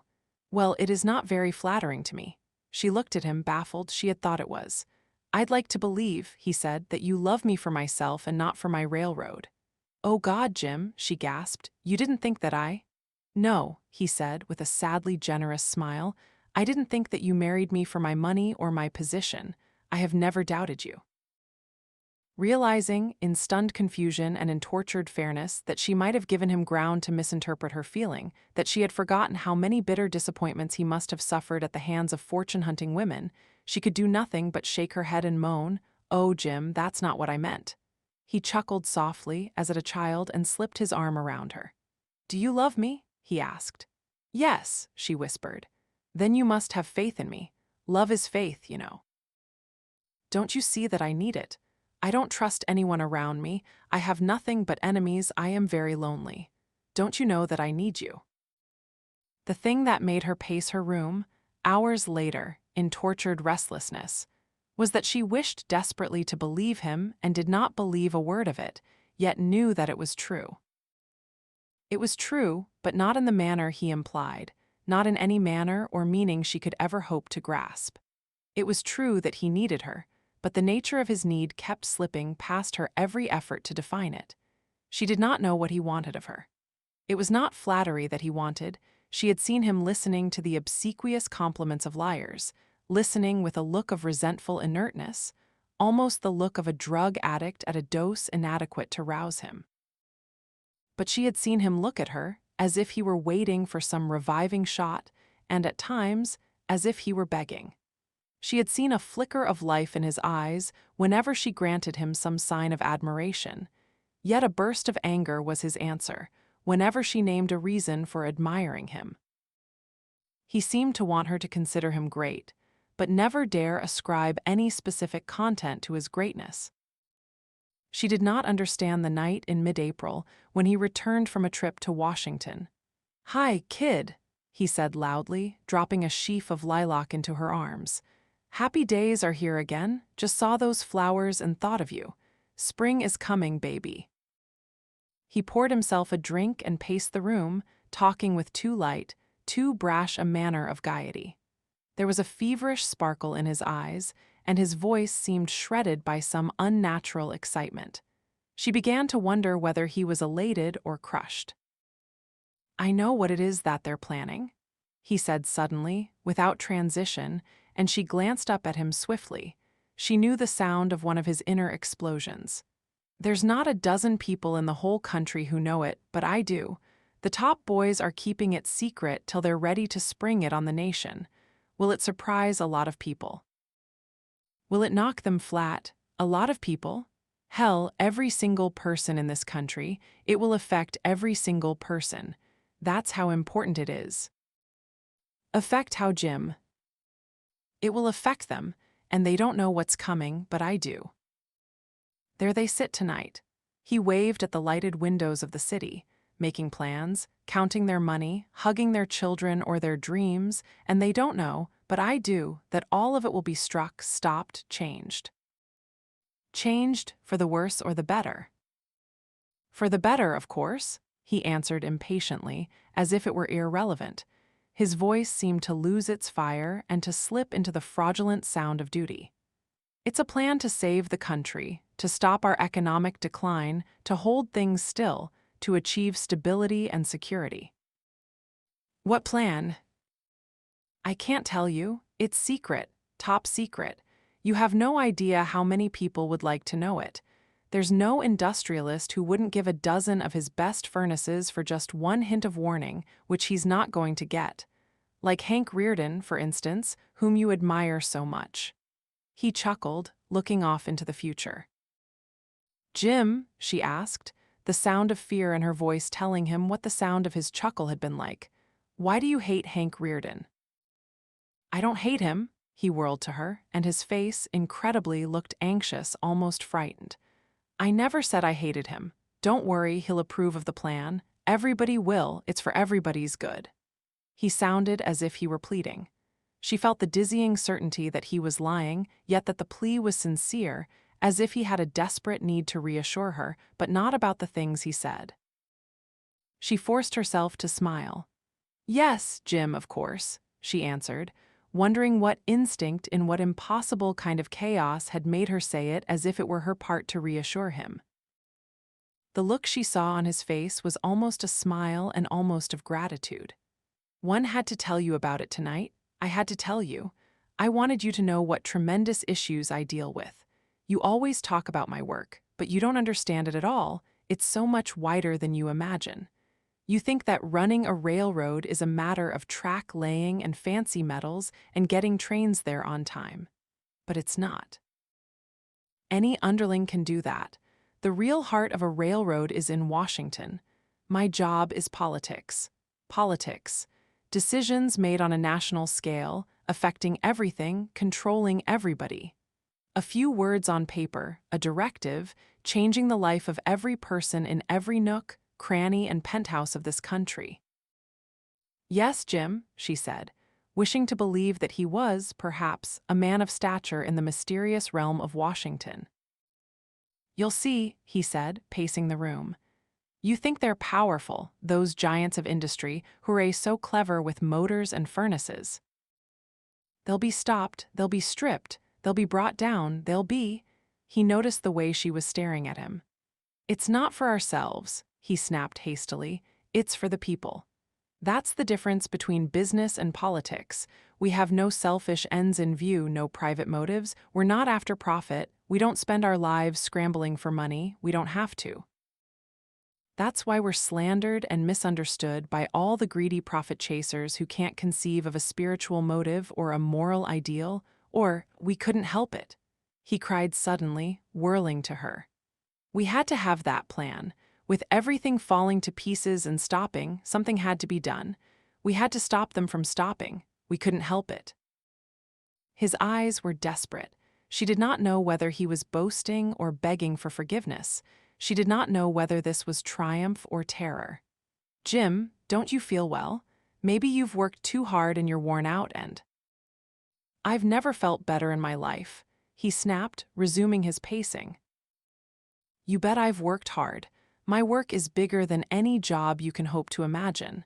It's above anything that grubbing mechanics like Reardon and my sister are doing.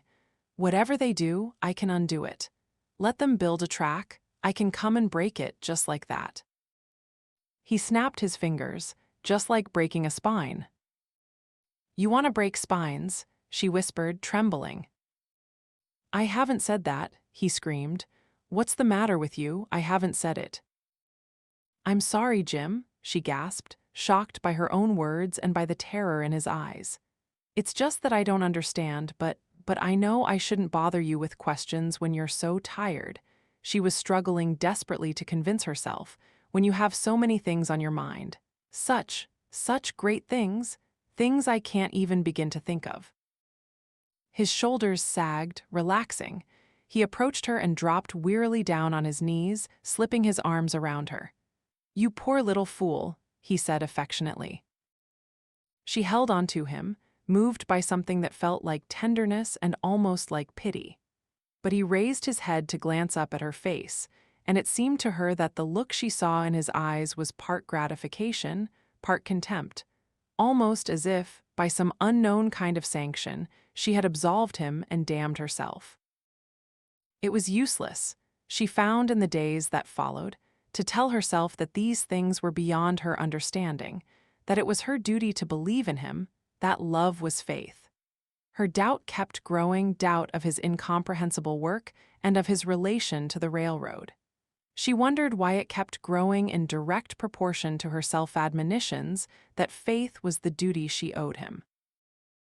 Then, one sleepless night, she realized that her effort to fulfill that duty consisted of turning away whenever people discussed his job, of refusing to look at newspaper mentions of Taggart Transcontinental, of slamming her mind shut against any evidence and every contradiction. She stopped, aghast, struck by the question, what is it, then, faith versus truth? And realizing that part of her zeal to believe was her fear to know, she set out to learn the truth, with a cleaner, calmer sense of tightness than the effort at dutiful self-fraud had ever given her. It did not take her long to learn. The evasiveness of the Taggart executives when she asked a few casual questions, the stale generalities of their answers, the strain of their manner at the mention of their boss, and their obvious reluctance to discuss him, told her nothing concrete, but gave her a feeling equivalent to knowing the worst. The railroad workers were more specific. The switchmen, the gatemen, the ticket sellers whom she drew into chance conversations in the Taggart terminal and who did not know her. Jim Taggart, that whining, sniveling, speech-making deadhead. Jimmy the president, well, I'll tell you, he's the hobo on the gravy train. The boss, Mr. Taggart? You mean Miss Taggart, don't you? It was Eddie Willers who told her the whole truth. She heard that he had known Jim since childhood, and she asked him to lunch with her. When she faced him at the table, when she saw the earnest, questioning directness of his eyes and the severely literal simplicity of his words, She dropped all attempts at casual prodding. She told him what she wanted to know and why, briefly, impersonally, not appealing for help or for pity, only for truth. He answered her in the same manner. He told her the whole story, quietly, impersonally, pronouncing no verdict, expressing no opinion, never encroaching on her emotions by any sign of concern for them, speaking with the shining austerity and the awesome power of facts. He told her who ran Taggart Transcontinental. He told her the story of the John Galt line. She listened, and what she felt was not shock, but worse, the lack of shock, as if she had always known it. "Thank you, Mr. Willers," was all that she said when he finished. She waited for Jim to come home, that evening, and the thing that eroded any pain or indignation was a feeling of her own detachment, as if it did not matter to her any longer, as if some action were required of her, but it made no difference what the action would be or the consequences. It was not anger that she felt when she saw Jim enter the room, but a murky astonishment, almost as if she wondered who he was and why it should now be necessary to speak to him. She told him what she knew, briefly, in a tired, extinguished voice. It seemed to her that he understood it from her first few sentences, as if he had expected this to come sooner or later. "Why didn't you tell me the truth?" she asked. "So that's your idea of gratitude," he screamed.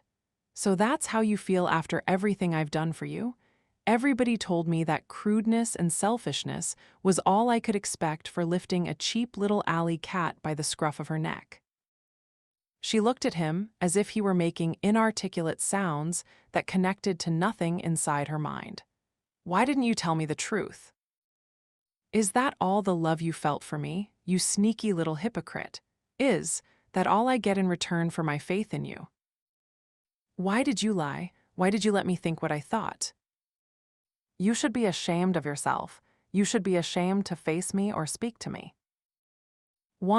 The inarticulate sounds had connected, but she could not believe the sum they made. "What are you trying to do, Jim?" she asked, her voice incredulous and distant. "Have you thought of my feelings? Have you thought of what this would do to my feelings? You should have considered my feelings first. That's the first obligation of any wife, and of a woman in your position in particular. There's nothing lower and uglier than ingratitude." For the flash of one instant, she grasped the unthinkable fact of a man who was guilty and knew it and was trying to escape by inducing an emotion of guilt in his victim. But she could not hold the fact inside her brain. She felt a stab of horror, the convulsion of a mind rejecting a sight that would destroy it, a stab like a swift recoil from the edge of insanity. By the time she dropped her head, closing her eyes, she knew only that she felt disgust, a sickening disgust for a nameless reason. When she raised her head, it seemed to her that she caught a glimpse of him watching her with the uncertain, retreating, calculating look of a man whose trick has not worked. But before she had time to believe it, his face was hidden again under an expression of injury and anger. She said, as if she were naming her thoughts for the benefit of the rational being who was not present, but whose presence she had to assume since no other could be addressed. "That night, those headlines, that glory, it was not you at all, it was Dagny. Shut up, you rotten little bitch." She looked at him blankly, without reaction. She looked as if nothing could reach her, because her dying words had been uttered. He made the sound of a sob. "Cheryl, I'm sorry, I didn't mean it, I take it back, I didn't mean it." She remained standing, leaning against the wall, as she had stood from the first.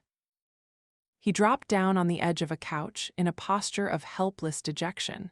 "How could I have explained it to you?" he said in the tone of abandoning hope. "It's all so big and so complex. How could I have told you anything about a transcontinental railroad unless you knew all the details and ramifications?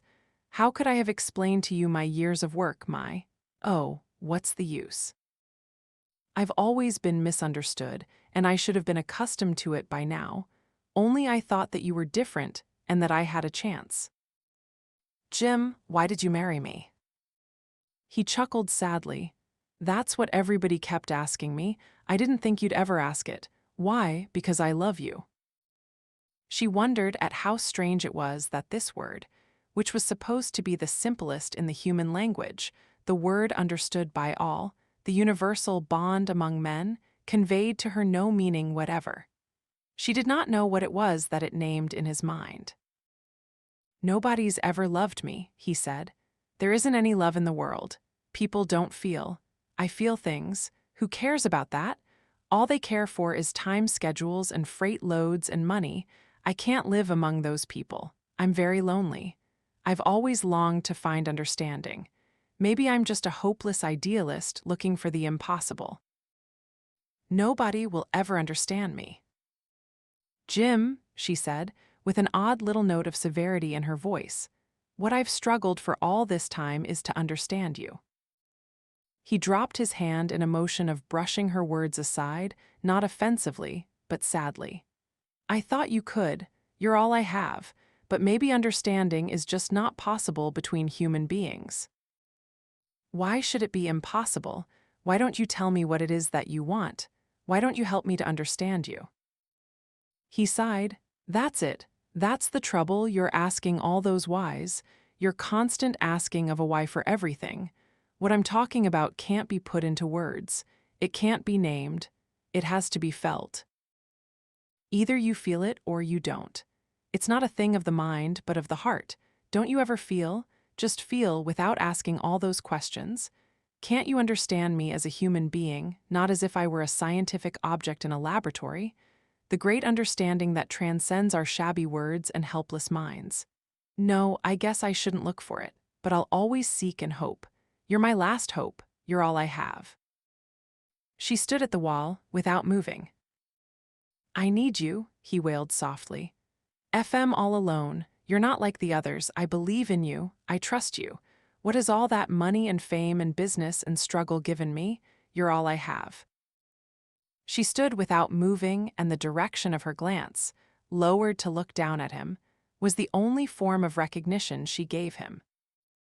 The things he said about his suffering were lies, she thought, but the suffering was real. He was a man torn by some continual anguish, which he seemed unable to tell her, but which, perhaps, she could learn to understand. She still owed him this much, she thought, with the grayness of a sense of duty, in payment for the position he had given her, which perhaps was all he had to give. She owed him an effort to understand him. It was strange to feel, in the days that followed, that she had become a stranger to herself, a stranger who had nothing to want or to seek. In place of a love made by the brilliant fire of hero worship, she was left with the gnawing drabness of pity. In place of the men she had struggled to find, men who fought for their goals and refused to suffer, she was left with a man whose suffering was his only claim to value and his only offer in exchange for her life. But it made no difference to her any longer. The one who was she had looked with eagerness at the turn of every corner ahead. The passive stranger who had taken her place was like all the over-groomed people around her, the people who said that they were adult because they did not try to think or to desire. But the stranger was still haunted by a ghost who was herself, and the ghost had a mission to accomplish. She had to learn to understand the things that had destroyed her. She had to know, and she lived with a sense of ceaseless waiting. She had to know, even though she felt that the headlight was closer, and in the moment of knowledge she would be struck by the wheels. "What do you want of me?" was the question that kept beating in her mind as a clue. "What do you want of me?" She kept crying soundlessly at dinner tables, in drawing rooms on sleepless nights, crying it to Jim and those who seemed to share his secret, to Balfe Eubank, to Dr. Simon Pritchett. "What do you want of me?" She did not ask it aloud. She knew that they would not answer. "What do you want of me?" she asked, feeling as if she were running, but no way were open to escape. "What do you want of me?" she asked, looking at the whole long torture of her marriage that had not lasted the full span of 1 year. "What do you want of me?" she asked aloud, and saw that she was sitting at the table in her dining room, looking at Jim, at his feverish face, and at a drying stain of water on the table. She did not know how long a span of silence had stretched between them. She was startled by her own voice, and by the question she had not intended to utter. She did not expect him to understand it. He had never seemed to understand much simpler queries, and she shook her head, struggling to recapture the reality of the present. She was startled to see him looking at her with a touch of derision, as if he were mocking her estimate of his understanding. "Love," he answered. She felt herself sagging with hopelessness in the face of that answer, which was at once so simple and so meaningless. "You don't love me," he said accusingly. She did not answer. "You don't love me, or you wouldn't ask such a question." "I did love you once," she said dully, "but it wasn't what you wanted. I loved you for your courage, your ambition, your ability, but it wasn't real, any of it." His lower lip swelled a little in a faint, contemptuous thrust. "What a shabby idea of love," he said. "Jim, what is it that you want to be loved for? What a cheap shopkeeper's attitude." She did not speak. She looked at him, her eyes stretched by a silent question. "To be loved for," he said, his voice grating with mockery and righteousness. "So you think that love is a matter of mathematics, of exchange, of weighing and measuring like a pound of butter on a grocery counter? I don't want to be loved for anything. I want to be loved for myself, not for anything I do or have or say or think. For myself, not for my body or mind or words or works or actions." "But then, what is yourself? If you loved me, you wouldn't ask it." His voice had a shrill note of nervousness, as if he were swaying dangerously between caution and some blindly heedless impulse. "You wouldn't ask. You'd know. You'd feel it. Why do you always try to tag and label everything? Can't you rise above those petty materialistic definitions? Don't you ever feel, just feel?" "Yes, Jim, I do," she said, her voice low. "But I am trying not to because what T feel is fear." "Of me?" he asked hopefully. "No, not exactly. Not fear of what you can do to me, but of what you are." He dropped his eyelids with the swiftness of slamming a door, but she caught a flash of his eyes, and the flash, incredibly, was terror. "You're not capable of love, you cheap little gold digger," he cried suddenly, in a tone stripped of all color but the desire to hurt. "Yes," I said, "gold digger. There are many forms of it, other than greed for money, other and worse. You're a gold digger of the spirit. You didn't marry me for my cash, but you married me for my ability or courage or whatever value it was that you set as the price of your love. Do you want love to be causeless? Love is its own cause. Love is above causes and reasons. Love is blind, but you wouldn't be capable of it. You have the mean, scheming, calculating little soul of a shopkeeper who trades, but never gives. Love is a gift, a great, free, unconditional gift that transcends and forgives everything. What's the generosity of loving a man for his virtues? What do you give him? Nothing. It's no more than cold justice, no more than he's earned." Her eyes were dark with the dangerous intensity of glimpsing her goal. "You want it to be unearned," she said, not in the tone of a question, but of a verdict. "Oh, you don't understand." "Yes, Jim, I do. That's what you want. That's what all of you really want. Not money, not material benefits, not economic security, not any of the handouts you keep demanding." She spoke in a flat monotone, as if reciting her thoughts to herself, intent upon giving the solid identity of words to the torturous shreds of chaos twisting in her mind. "All of you welfare preachers, it's not unearned money that you're after. You want handouts, but of a different kind. I'm a gold digger of the spirit, you said, because I look for value. Then you, the welfare preachers, it's the spirit that you want to loot. I never thought, and nobody ever told us how it could be thought of and what it would mean, the unearned in spirit. But that is what you want. You want unearned love. You want unearned admiration. You want unearned greatness. You want to be a man like Hank Rearden without the necessity of being what he is, without the necessity of being anything, without the necessity of being." "Shut up," he screamed. They looked at each other, both in terror. both feeling as if they were swaying on an edge which she could not and he would not name, both knowing that one more step would be fatal. "What do you think you're saying?" he asked in a tone of petty anger, which sounded almost benevolent by bringing them back into the realm of the normal, into the near wholesomeness of nothing worse than a family quarrel.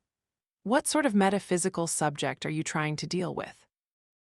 "I don't know," she said wearily, dropping her head, as if some shape she had tried to capture had slipped once more out of her grasp. "I don't know, it doesn't seem possible." "You'd better not try to wade and weigh over your head, or—" But he had to stop, because the butler entered, bringing the glittering ice bucket with the champagne ordered for celebration. They remained silent, letting the room be filled by the sounds which centuries of men and of struggle had established as the symbol of joyous attainment. The blast of the cork, the laughing tinkle of a pale gold liquid running into two broad cups filled with the weaving reflections of candles, the whisper of bubbles rising through two crystal stems, almost demanding that everything in sight rise, too, in the same aspiration. They remained silent till the butler had gone. Taggart sat looking down at the bubbles, holding the stem of his glass between two limply casual fingers. Then his hand closed suddenly about the stem into an awkwardly convulsed fist, and he raised it, not as one lifts a glass of champagne, but as one would lift a butcher knife. "To Francisco d'Anconia," he said. She put her glass down. "No," she answered. "Drink it," he screamed. "No," she answered, her voice like a drop of lead.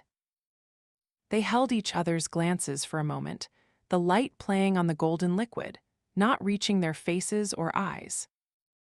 "Oh, go to hell," he cried, leaping to his feet, flinging his glass to smash on the floor and rushing out of the room. She sat at the table, not moving for a long time, then rose slowly and pressed the bell. She walked to her room, her steps unnaturally even. She opened the door of a closet. She reached for a suit and a pair of shoes.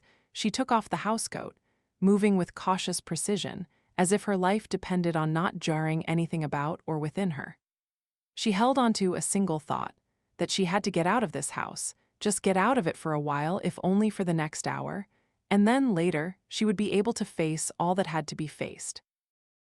The lines were blurring on the paper before her, and, raising her head, Dagny realized that it had long since grown dark.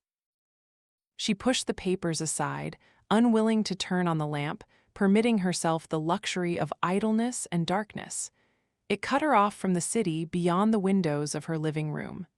The calendar in the distance said August 5. The month behind her had gone, leaving nothing but the blank of dead time. It had gone into the planless, thankless work of racing from emergency to emergency, of delaying the collapse of a railroad. A month like a waste pile of disconnected days, each given to averting the disaster of the moment. It had not been a sum of achievements brought into existence, but only a sum of zeros of that which had not happened, a sum of prevented catastrophes, not a task in the service of life, but only a race against death. There had been times when an unsummoned vision, a sight of the valley, had seemed to rise before her, not as a sudden appearance, but as a constant, hidden presence that suddenly chose to assume an insistent reality. She had faced it, through moments of blinded stillness, in a contest between an unmoving decision and an unyielding pain, a pain to be fought by acknowledgement, by saying, "All right, even this." There had been mornings when, awakening with rays of sunlight on her face, she had thought that she must hurry to Hammond's Market to get fresh eggs for breakfast. Then, recapturing full consciousness, seeing the haze of New York beyond the window of her bedroom, she had felt a tearing stab like a touch of death, the touch of rejecting reality. You knew it, she had told herself severely. You knew what it would be like when you made your choice. And dragging her body, like an unwilling weight, out of bed to face an unwelcome day, she would whisper, "All right, even this." The worst of the torture had been the moments when, walking down the street, she had caught a sudden glimpse of chestnut gold, a glowing streak of hair among the heads of strangers, and had felt as if the city had vanished, as if nothing but the violent stillness within her were delaying the moment when she would rush to him and seize him. But that next moment had come as the sight of some meaningless face. And she had stood, not wishing to live through the following step, not wishing to generate the energy of living. She had tried to avoid such moments. She had tried to forbid herself to look. She had walked, keeping her eyes on the pavements. She had failed. By some will of their own, her eyes had kept leaping to every streak of gold. She had kept the blinds raised on the windows of her office, remembering his promise, thinking only, "If you are watching me, wherever you are." There were no buildings close to the height of her office, but she had looked at the distant towers, wondering which window was his observation post, wondering whether some invention of his own, some device of rays and lenses, permitted him to observe her every movement from some skyscraper a block or a mile away. She had sat at her desk, at her uncurtained windows, thinking, "Just to know that you're seeing me, even if I'm never to see you again." And remembering it, now, in the darkness of her room, she leaped to her feet and snapped on the light. Then she dropped her head for an instant, smiling in mirthless amusement at herself. She wondered whether her lighted windows, in the black immensity of the city, were a flare of distress, calling for his help, or a lighthouse still protecting the rest of the world. The doorbell rang. When she opened the door, she saw the silhouette of a girl with a faintly familiar face, and it took her a moment of startled astonishment to realize that it was Cheryl Taggart. Except for a formal exchange of greetings on a few chance encounters in the halls of the Taggart building, they had not seen each other since the wedding. Cheryl's face was composed and unsmiling. "Would you permit me to speak to you?" She hesitated and ended on, "Miss Taggart." "Of course," said Dagny gravely. "Come in." She sensed some desperate emergency in the unnatural calm of Cheryl's manner.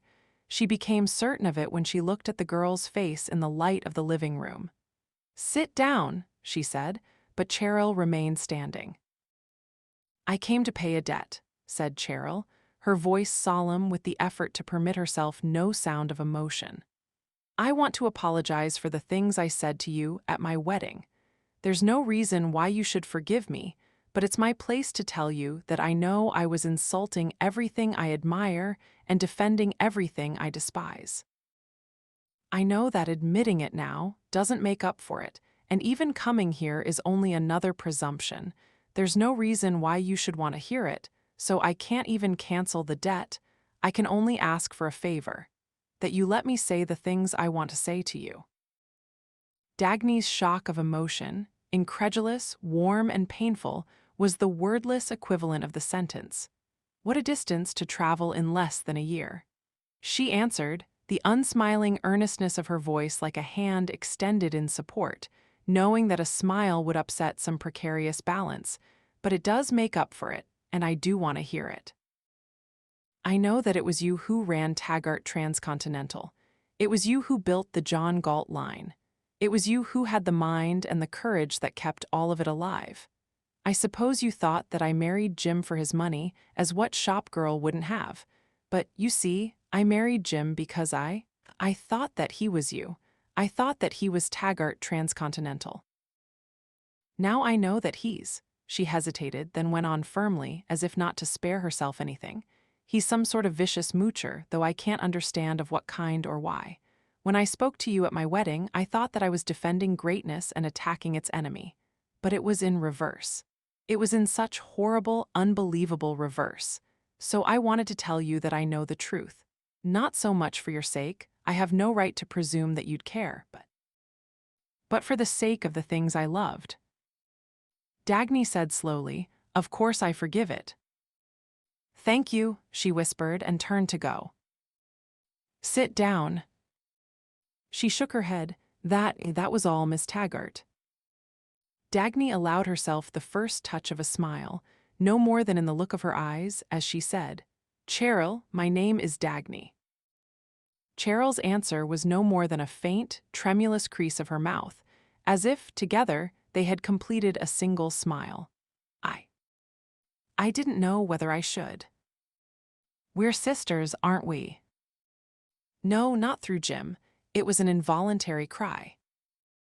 No, through our own choice. Sit down, Cheryl. The girl obeyed, struggling not to show the eagerness of her acceptance, not to grasp for support, not to break. You've had a terrible time, haven't you? Yes, but that doesn't matter. That's my own problem, and my own fault. I don't think it was your own fault. Cheryl did not answer, then said suddenly, desperately, Look, what I don't want is charity. Jim must have told you, and it's true, that I never engage in charity. Yes, he did, but what I mean is… I know what you mean. But there's no reason why you should have to feel concern for me. I didn't come here to complain and load another burden on your shoulders. That I happen to suffer doesn't give me a claim on you. No, it doesn't, but that you value all the things I value does. You mean, if you want to talk to me, it's not alms, not just because you feel sorry for me. I feel terribly sorry for you, Cheryl, and I'd like to help you, not because you suffer, but because you haven't deserved to suffer. You mean, you wouldn't be kind to anything weak or whining or rotten about me, only to whatever you see in me that's good. Of course.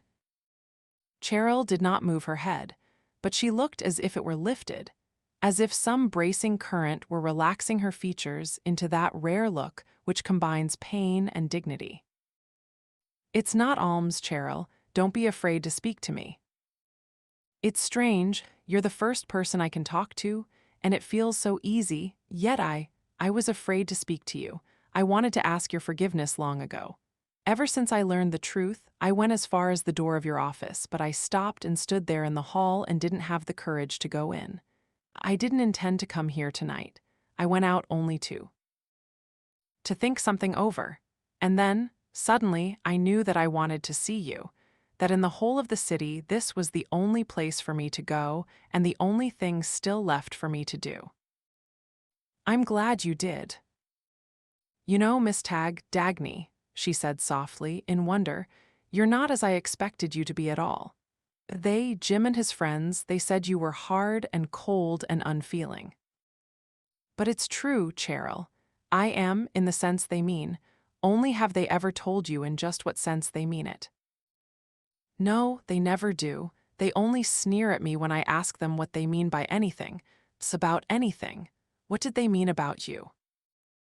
Whenever anyone accuses some person of being unfeeling, he means that that person is just. He means that that person has no causeless emotions and will not grant him a feeling which he does not deserve. He means that to feel is to go against reason, against moral values, against reality. He means, what's the matter? She asked, seeing the abnormal intensity of the girl's face. It's something I've tried so hard to understand, for such a long time. Well, observe that you never hear that accusation in defense of innocence, but always in defense of guilt. You never hear it said by a good person about those who fail to do him justice, but you always hear it said by a rotter about those who treat him as a rotter, those who don't feel any sympathy for the evil he's committed or for the pain he suffers as a consequence. Well, it's true, that is what I do not feel. But those who feel it feel nothing for any quality of human greatness, for any person or action that deserves admiration, approval, esteem. These are the things 7 feel. You'll find that it's one or the other. Those who grant sympathy to guilt grant none to innocence. Ask yourself which of the two are the unfeeling persons, and then you'll see what motive is the opposite of charity. What? She whispered. Justice, Cheryl. Cheryl shuddered suddenly and dropped her head. Oh God, she moaned. If you knew what hell Jim has been giving me because I believed just what you said. She raised her face in the sweep of another shudder, as if the thing she had tried to control had broken through. The look in her eyes was terror. Dagny, she whispered, Dagny, I'm afraid of them, of Jim and all the others, not afraid of something they'll do. If it were that, I could escape, but afraid as if there's no way out. Afraid of what they are and that they exist. Dagny came forward swiftly to sit on the arm of her chair and seize her shoulder in a steadying grasp. "Quiet, kid," she said. "You're wrong. You must never feel afraid of people in that way. You must never think that their existence is a reflection on yours, yet that's what you're thinking." "Yes, yes, I feel that there's no chance for me to exist if they do. No chance, no room, no world I can cope with. I don't want to feel it, I keep pushing it back, but it's coming closer and one know I have no place to run. I can't explain what it feels like, I can't catch hold of it, and that's part of the terror, that you can't catch hold of anything. It's as if the whole world were suddenly destroyed, but not by an explosion. An explosion is something hard and solid, but destroyed by some horrible kind of softening. As if nothing were solid, nothing held any shape at all, and you could poke your finger through stone walls and the stone would give like jelly and mountains would slither, and buildings would switch their shapes like clouds. And that would be the end of the world, not fire and brimstone, but goo. Cheryl, you poor kid. There have been centuries of philosophers plotting to turn the world into just that, to destroy people's minds by making them believe that that's what they're seeing. But you don't have to accept it. You don't have to see through the eyes of others, hold on to yours, stand on your own judgment. You know that what is, say it aloud, like the holiest of prayers, and don't let anyone tell you otherwise. But nothing is anymore. Jim and his friends, they're not. I don't know what I'm looking at when I'm among them, I don't know what I'm hearing when they speak. It's not real, any of it, it's some ghastly sort of act that they're all going through, and I don't know what they're after. Dagny, we've always been told that human beings have such a great power of knowledge, so much greater than animals, but I feel blinder than any animal right now, blinder and more helpless. An animal knows who are its friends and who are its enemies, and when to defend itself. It doesn't expect a friend to step on it or to cut its throat. It doesn't expect to be told that love is blind, that plunder is achievement, that gangsters are statesmen, and that it's great to break the spine of Hank Rearden. Oh God, what am I saying? I know what you're saying. I mean, how am I to deal with people? I mean, if nothing held firm for the length of 1 hour, we couldn't go on, could we? Well, I know that things are solid, but people? Dagny, they're nothing and anything, they're not beings, they're only switches, just constant switches without any shape, but I have to live among them. How am I to do it? Cheryl, what you've been struggling with is the greatest problem in history, the one that has caused ail of human suffering. You've understood much more than most people who suffer and die, never knowing what killed them. I'll help you to understand. It's a big subject and a hard battle, but first, above all, don't be afraid. The look on Cheryl's face was an odd, wistful longing, as if, seeing Dagny from a great distance, she were straining and failing to come closer. I wish I could wish to fight, she said softly, but I don't. I don't even want to win any longer. There's one change that I don't seem to have the strength to make. You see, I had never expected anything like my marriage to Jim, then when it happened, I thought that life was much more wonderful than I had expected. And now to get used to the idea that life and people are much more horrible than anything I had imagined, and that my marriage was not a glorious miracle, but some unspeakable kind of evil which I'm still afraid to learn fully, that is what I can't force myself to take. I can't get past it. She glanced up suddenly. Dagny, how did you do it? How did you manage to remain unmangled? By holding to just one rule. Which? To place nothing above the verdict of my own mind. You've taken some terrible beatings, maybe worse than I did, worse than any of us. What held you through it? The knowledge that my life is the highest of values, too high to give up without a fight. She saw a look of astonishment, of incredulous recognition on Cheryl's face, as if the girl were struggling to recapture some sensation across a span of years. Dagny, her voice was a whisper, that's what I felt when I was a child. That's what I seem to remember most about myself. That kind of feeling, and I never lost it, it's there, it's always been there, but as I grew up, I thought it was something that I must hide. I never had any name for it, but just now, when you said it, it struck me that that's what it was. Dagny, to feel that way about your own life, is that good? Cheryl listened to me carefully. That feeling, with everything which it requires and implies, is the highest, noblest, and only good on earth. The reason I ask is because I wouldn't have dared to think that. Somehow, people always made me feel as if they thought it was a sin, as if that were the thing in me which they resented and wanted to destroy. It's true, some people do want to destroy it. And when you learn to understand their motive, you'll know the darkest, ugliest, and only evil in the world, but you'll be safely out of its reach. Cheryl's smile was like a feeble flicker struggling to retain its hold upon a few drops of fuel to catch them to flare up. It's the first time in months, she whispered, that I've felt as if there's still a chance. She saw Dagny's eyes watching her with attentive concern, and she added, I'll be all right.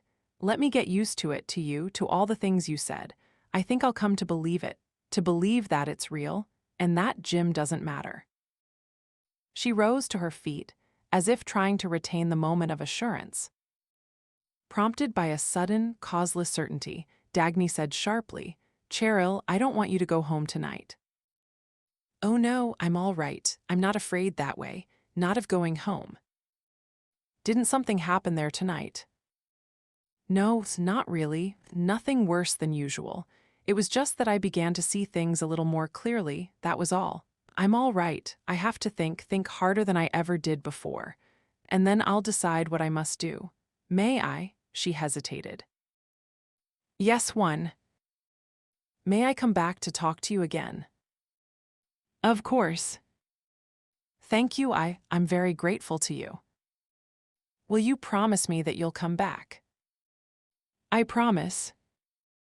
Dagny saw her walking off down the hall toward the elevator, saw the slump of her shoulders, then the effort that lifted them, saw the slender figure that seemed to sway then marshal all of its strength to remain erect. She looked like a plant with a broken stem, still held together by a single fiber, struggling to heal the breach, which one more gust of wind would finish. Through the open door of his study, James Taggart had seen Cheryl cross the anteroom and walk out of the apartment. He had slammed his door and slumped down on the davenport, with patches of spilled champagne still soaking the cloth of his trousers, as if his own discomfort were a revenge upon his wife and upon a universe that would not provide him with the celebration he had wanted. After a while, he leaped to his feet, tore off his coat, and threw it across the room. He reached for a cigarette, but snapped it in half and flung it at a painting over the fireplace. He noticed a vase of Venetian glass, a museum piece, centuries old, with an intricate system of blue and gold arteries twisting through its transparent body. He seized it and flung it at the wall. It burst into a rain of glass as thin as a shattered light bulb. He had bought that vase for the satisfaction of thinking of all the connoisseurs who could not afford it. Now, he experienced the satisfaction of a revenge upon the centuries which had prized it, and the satisfaction of thinking that there were millions of desperate families, any one of whom could have lived for a year on the price of that vase. He kicked off his shoes and fell back on the davenport, letting his stocking feet dangle in midair.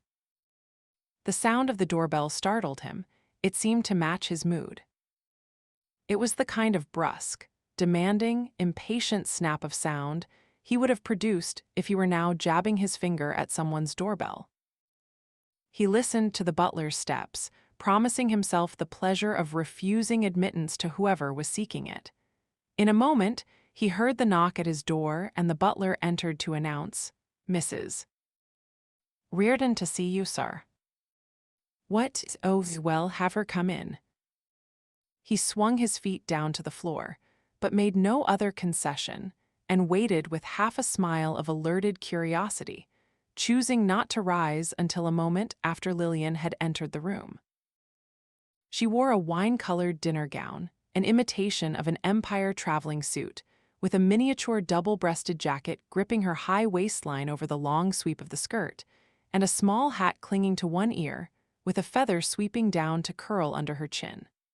She entered with a brusque, unrhythmical motion, the train of her dress and the feather of her hat swirling, then flapping against her legs and throat, like pennants signaling nervousness.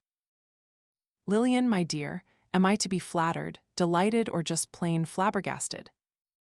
"Oh, don't make a fuss about it. I had to see you, and it had to be immediately, that's all." The impatient tone, the peremptory movement with which she sat down, were a confession of weakness. By the rules of their unwritten language, one did not assume a demanding manner unless one were seeking a favor and had no value, no threat, to barter. "Why didn't you stay at the Gonzales reception?" she asked, her casual smile failing to hide the tone of irritation. "I dropped in on them after dinner, just to catch hold of you, but they said you hadn't been feeling well and had gone home." He crossed the room and picked up a cigarette, for the pleasure of padding in his stocking feet past the formal elegance of her costume. "I was bored," he answered. "I can't stand them," she said with a little shudder. He glanced at her in astonishment. The words sounded involuntary and sincere. "I can't stand Senator Gonzales and that whore he's got himself for a wife. It's disgusting that they've become so fashionable, they and their parties. I don't feel like going anywhere any longer. It's not the same style anymore, not the same spirit. I haven't run into Balf Eubank for months, or Dr. Pritchett, or any of the boys. And all those new faces that look like butcher's assistants. After all, our crowd were gentlemen." "Yeah," he said reflectively. "Yeah, there's some funny kind of difference. It's like on the railroad, too. I could get along with Jem Weatherby, he was civilized, but Cuffy Meigs, that's something else again, that's—" He stopped abruptly. "It's perfectly preposterous," she said, in the tone of a challenge to the space at large. "They can't get away with it." She did not explain who or with what. He knew what she meant. Through a moment of silence, they looked as if they were clinging to each other for reassurance. In the next moment, he was thinking with pleasurable amusement that Lillian was beginning to show her age. The deep burgundy color of her gown was unbecoming. It seemed to draw a purplish tinge out of her skin, a tinge that gathered, like twilight, in the small gullies of her face, softening her flesh to a texture of tired slackness, changing her look of bright mockery into a look of stale malice. He saw her studying him, smiling and saying crisply, with the smile as license for insult, "You are unwell, aren't you, Jim? You look like a disorganized stable boy."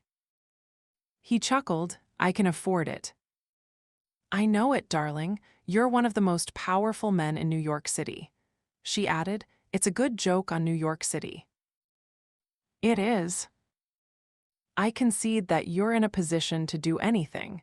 That's why I had to see you." She added a small, grunt-like sound of amusement to dilute her statement's frankness. "Good," he said, his voice comfortable and noncommittal. "I had to come here because I thought it best, in this particular matter, not to be seen together in public." "That is always wise." "I seem to remember having been useful to you in the past." "In the past, yes." "I am sure that I can count on you." "Of course, only isn't that an old-fashioned, unphilosophical remark? How can we ever be sure of anything?" "Jim," she snapped suddenly, "you've got to help me." "My dear, I'm at your disposal. I'd do anything to help you," he answered, the rules of their language requiring that any open statement be answered by a blatant lie. Lillian was slipping, he thought, and he experienced the pleasure of dealing with an inadequate adversary. She was neglecting, he noted, even the perfection of her particular trademark, her grooming.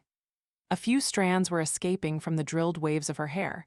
Her nails, matching her gown, were the deep shade of coagulated blood, which made it easy to notice the chipped polish at their tips. And against the broad, smooth, creamy expanse of her skin in the low, square cut of her gown, he observed the tiny glitter of a safety pin holding the strap of her slip. "You've got to prevent it," she said, in the belligerent tone of a plea disguised as a command. "You've got to stop it." Really, what? My divorce. Oh, his features dropped into sudden earnestness. You know that he's going to divorce me, don't you? I've heard some rumors about it. It's set for next month, and when I say set, that's just what I mean. Oh, it's cost him plenty, but he's bought the judge, the clerks, the bailiffs, their backers, one backers, a few legislators, half a dozen administrators. He's bought the whole legal process, like a private thoroughfare, and there's no single crossroad left for me to squeeze through to stop it. I see. You know, of course, what made him start divorce proceedings. I can guess. And I did it as a favor to you. Her voice was growing anxiously shrill. I told you about your sister in order to let you get that gift certificate for your friends, which… I swear I don't know who let it out, he cried hastily. Only a very few at the top knew that you'd been our informer, and I'm sure nobody would dare mention. Oh, I'm sure nobody did. He'd have the brains to guess it, wouldn't he? Yes, I suppose so. Well, then you knew that you were taking a chance. I didn't think he'd go that far. I didn't think he'd ever divorce me. I didn't. He chuckled suddenly, with a glance of astonishing perceptiveness. You didn't think that guilt is a rope that wears thin, did you, Lillian? She looked at him, startled, then answered stonily, I don't think it does. It does, my dear, for men such as your husband. I don't want him to divorce me. It was a sudden scream. I don't want to let him go free. I won't permit it. I won't let the whole of my life be a total failure. She stopped abruptly, as if she had admitted too much. He was chuckling softly, nodding his head with a slow movement that had an air of intelligence, almost of dignity, by signifying a complete understanding. I mean, after all, he's my husband, she said defensively. Yes, Lillian, yes, I know. Do you know what he's planning? He's going to get the decree and he's going to cut me off without a penny, no settlement, no alimony, nothing. He's going to have the last word. Don't you see? If he gets away with it then the gift certificate was no victory for me at all. Yes, my dear, I see. And besides, it's preposterous that I should have to think of it, but what am I going to live on? The little money I had of my own is worth nothing nowadays. It's mainly stock in factories of my father's time that have closed long ago. What am I going to do? But Lillian, he said softly, I thought you had no concern for money or for any material rewards. You don't understand. I'm not talking about money. I'm talking about poverty. Real, stinking, hall-bedroom poverty. That's out of bounds for any civilized person. I'd have to worry about food and rent. He was watching her with a faint smile. For once, his soft, aging face seemed tightened into a look of wisdom. He was discovering the pleasure of full perception in a reality which he could permit himself to perceive. Jim, you've got to help me. My lawyer is powerless. I've spent the little I had on him and on his investigators, friends, and fixers, but all they could do for me was find out that they can do nothing. My lawyer gave me his final report this afternoon. He told me bluntly that I haven't a chance. I don't seem to know anyone who can help against a setup of this kind. I had counted on Bertram Scudder, but, well, you know what happened to Bertram. And that, too, was because I had tried to help you. You pulled yourself out of that one. Jim, you're the only person who can pull me out now. You've got your gopher hole pipeline straight up to the top. You can reach the big boys. Slip a word to your friends to slip a word to their friends. One word from Wesley would do it. Have them order that divorce decree to be refused. Just have it be refused. He shook his head slowly, almost compassionately, like a tired professional at an overzealous amateur. It can't be done, Lillian, he said firmly. I'd like to do it for the same reasons as yours, and I think you know it. But whatever power I have is not enough in this case. She was looking at him, her eyes dark with an odd, lifeless stillness. When she spoke, The motion of her lips was twisted by so evil a contempt that he did not dare identify it beyond knowing that it embraced them both. She said, "I know that you'd like to do it." He felt no desire to pretend. Oddly, for the first time, for this one chance, truth seemed much more pleasurable truth, for once, serving his particular kind of enjoyment. "I think you know that it can't be done," he said. "Nobody does favors nowadays if there's nothing to gain in return, and the stakes are getting higher and higher. The gopher holes, as you called them, are so complex, so twisted and intertwisted that everybody has something on everybody else, and nobody dares move because he can't tell who'll crack which way or when. So he'll move only when he has to, when the stakes are life or death, and that's practically the only kind of stakes we're playing for now. Well, what's your private life to any of those boys? That you'd like to hold your husband?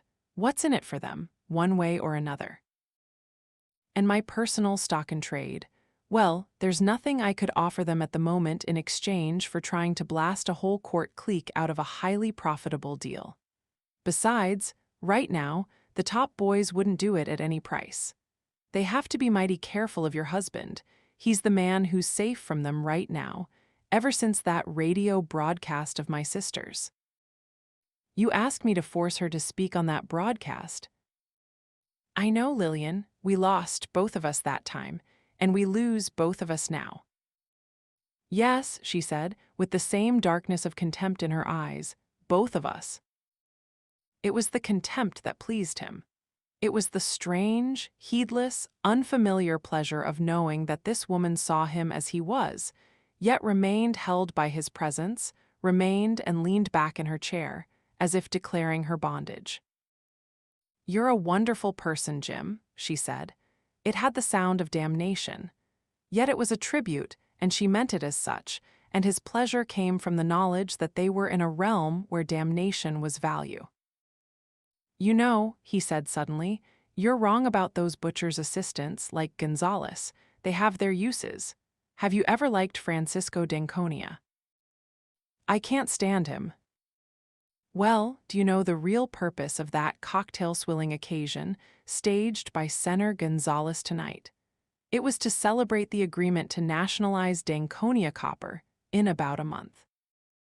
She looked at him for a moment, the corners of her lips lifting slowly into a smile. "He was your friend, wasn't he?" Her voice had a tone he had never earned before, the tone of an emotion which he had drawn from people only by fraud, but which now, for the first time, was granted with full awareness to the real, the actual nature of his deed. A tone of admiration. Suddenly, he knew that this was the goal of his restless hours. This was the pleasure he had despaired of finding. This was the celebration he had wanted. "Let's have a drink, Lil," he said. Pouring the liquor, he glanced at her across the room as she lay stretched limply in her chair. "Let him get his divorce," he said. "He won't have the last word. They will, the butcher's assistants, Senator Gonzales and Cuffy Meigs." She did not answer.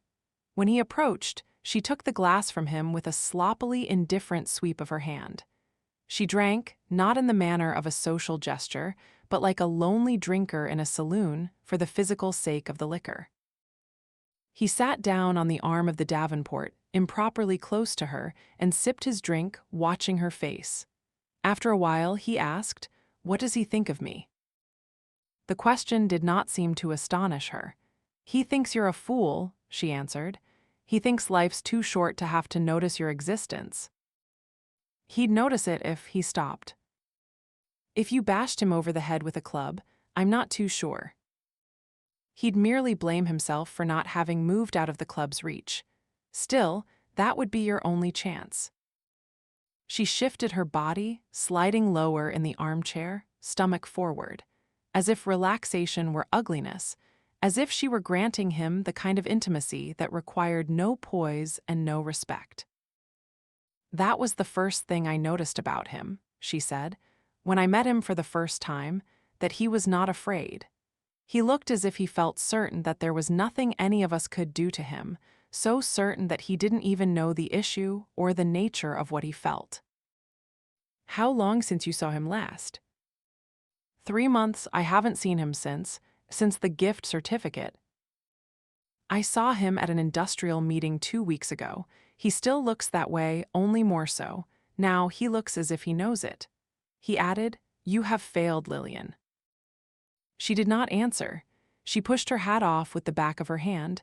It rolled down to the carpet, its feather curling like a question mark. "I remember the first time I saw his mills," she said. "His mills. You can't imagine what he felt about them. You wouldn't know the kind of intellectual arrogance it takes to feel as if anything pertaining to him, anything he touched, were made sacred by the touch. His mills, his metal, his money, his bed, his wife." She glanced up at him, a small flicker piercing the lethargic emptiness of her eyes. "He never noticed your existence. He did notice mine. I'm still Mrs. Reardon, at least for another month."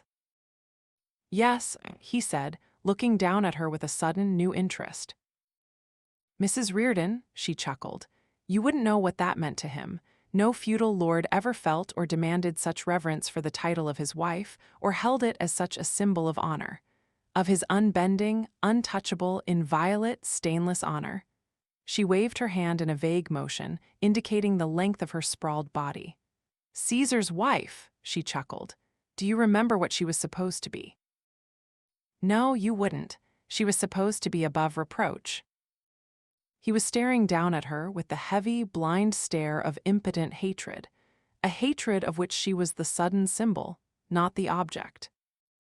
He didn't like it when his metal was thrown into common, public use for any chance passerby to make, did he?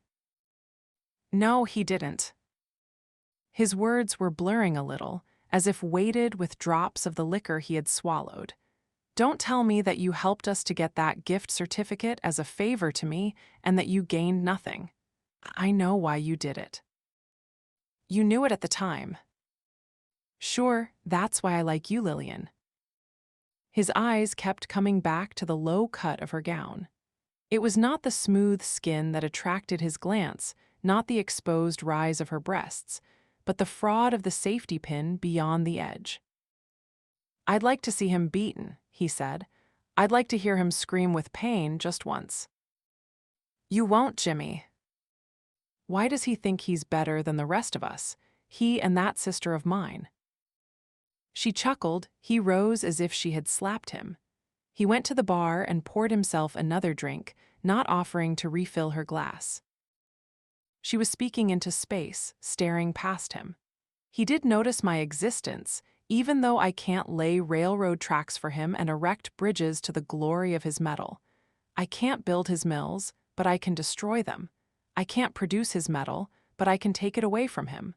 I can't bring men down to their knees in admiration, but I can bring them down to their knees." "Shut up," he screamed in terror, as if she were coming too close to that fog-bound alley which had to remain unseen. She glanced up at his face. "You're such a coward, Jim." "Why don't you get drunk?" he snapped, sticking his unfinished drink at her mouth as if he wanted to strike her. Her fingers half-closed limply about the glass, and she drank, spilling the liquor down her chin, her breast, and her gown. "Oh hell, Lillian, you're a mess," he said, and not troubling to reach for his handkerchief, he stretched out his hand to wipe the liquor with the flat of his palm. His fingers slipped under the gown's neckline, closing over her breast, his breath catching in a sudden gulp, like a hiccup. His eyelids were drawing closed, but he caught a glimpse of her face leaning back unresistingly, her mouth swollen with revulsion. When he reached for her mouth, her arms embraced him obediently and her mouth responded, but the response was just a pressure, not a kiss. He raised his head to glance at her face. Her teeth were bared in a smile, but she was staring past him, as if mocking some invisible presence, her smile lifeless, yet loud with malice, like the grin of a fleshless skull. He jerked her closer, to stifle the sight and his own shudder. His hands were going through the automatic motions of intimacy, and she complied, but in a manner that made him feel as if the beats of her arteries under his touch were snickering giggles. They were both performing an expected routine, a routine invented by someone and imposed upon them, performing it in mockery, in hatred, in defiling parody on its inventors. He felt a sightless, heedless fury, part horror, part pleasure, the horror of committing an act he would never dare confess to anyone, the pleasure of committing it in blasphemous defiance of those to whom he would not dare confess it. He was himself. The only conscious part of his rage seemed to be screaming to him. He was, at last, himself. They did not speak, they knew each other's motive. Only 2 words were pronounced between them. "Mrs. Reardon," he said. They did not look at each other when he pushed her into his bedroom and onto his bed, falling against her body as against a soft, stuffed object. Their faces had a look of secrecy, the look of partners in guilt, the furtive, smutty look of children defiling someone's clean fence by chalking sneaky scratches intended as symbols of obscenity. Afterward, it did not disappoint him that what he had possessed was an inanimate body without resistance or response. It was not a woman that he had wanted to possess. It was not an act in celebration of life that he had wanted to perform, but an act in celebration of the triumph of impotence. Cheryl unlocked the door and slipped in quietly, almost surreptitiously, as if hoping not to be seen or to see the place which was her home. The sense of Dagny's presence, of Dagny's world, had supported her on her way back, but when she entered her own apartment, the walls seemed to swallow her again into the suffocation of a trap. The apartment was silent. A wedge of light cut across the anteroom from a door left half open. She dragged herself mechanically in the direction of her room. Then she stopped. The open band of light was the door of Jim's study, and on the illuminated strip of its carpet, she saw a woman's hat with a feather stirring faintly in a draught. She took a step forward. The room was empty. She saw 2 glasses, one on a table, the other on the floor, and a woman's purse lying on the seat of an armchair. She stood in unexacting stupor until she heard the muffled drawl of 2 voices behind the door of Jim's bedroom. She could not distinguish the words, only the quality of the sounds. Jim's voice had a tone of irritation, the woman's of contempt.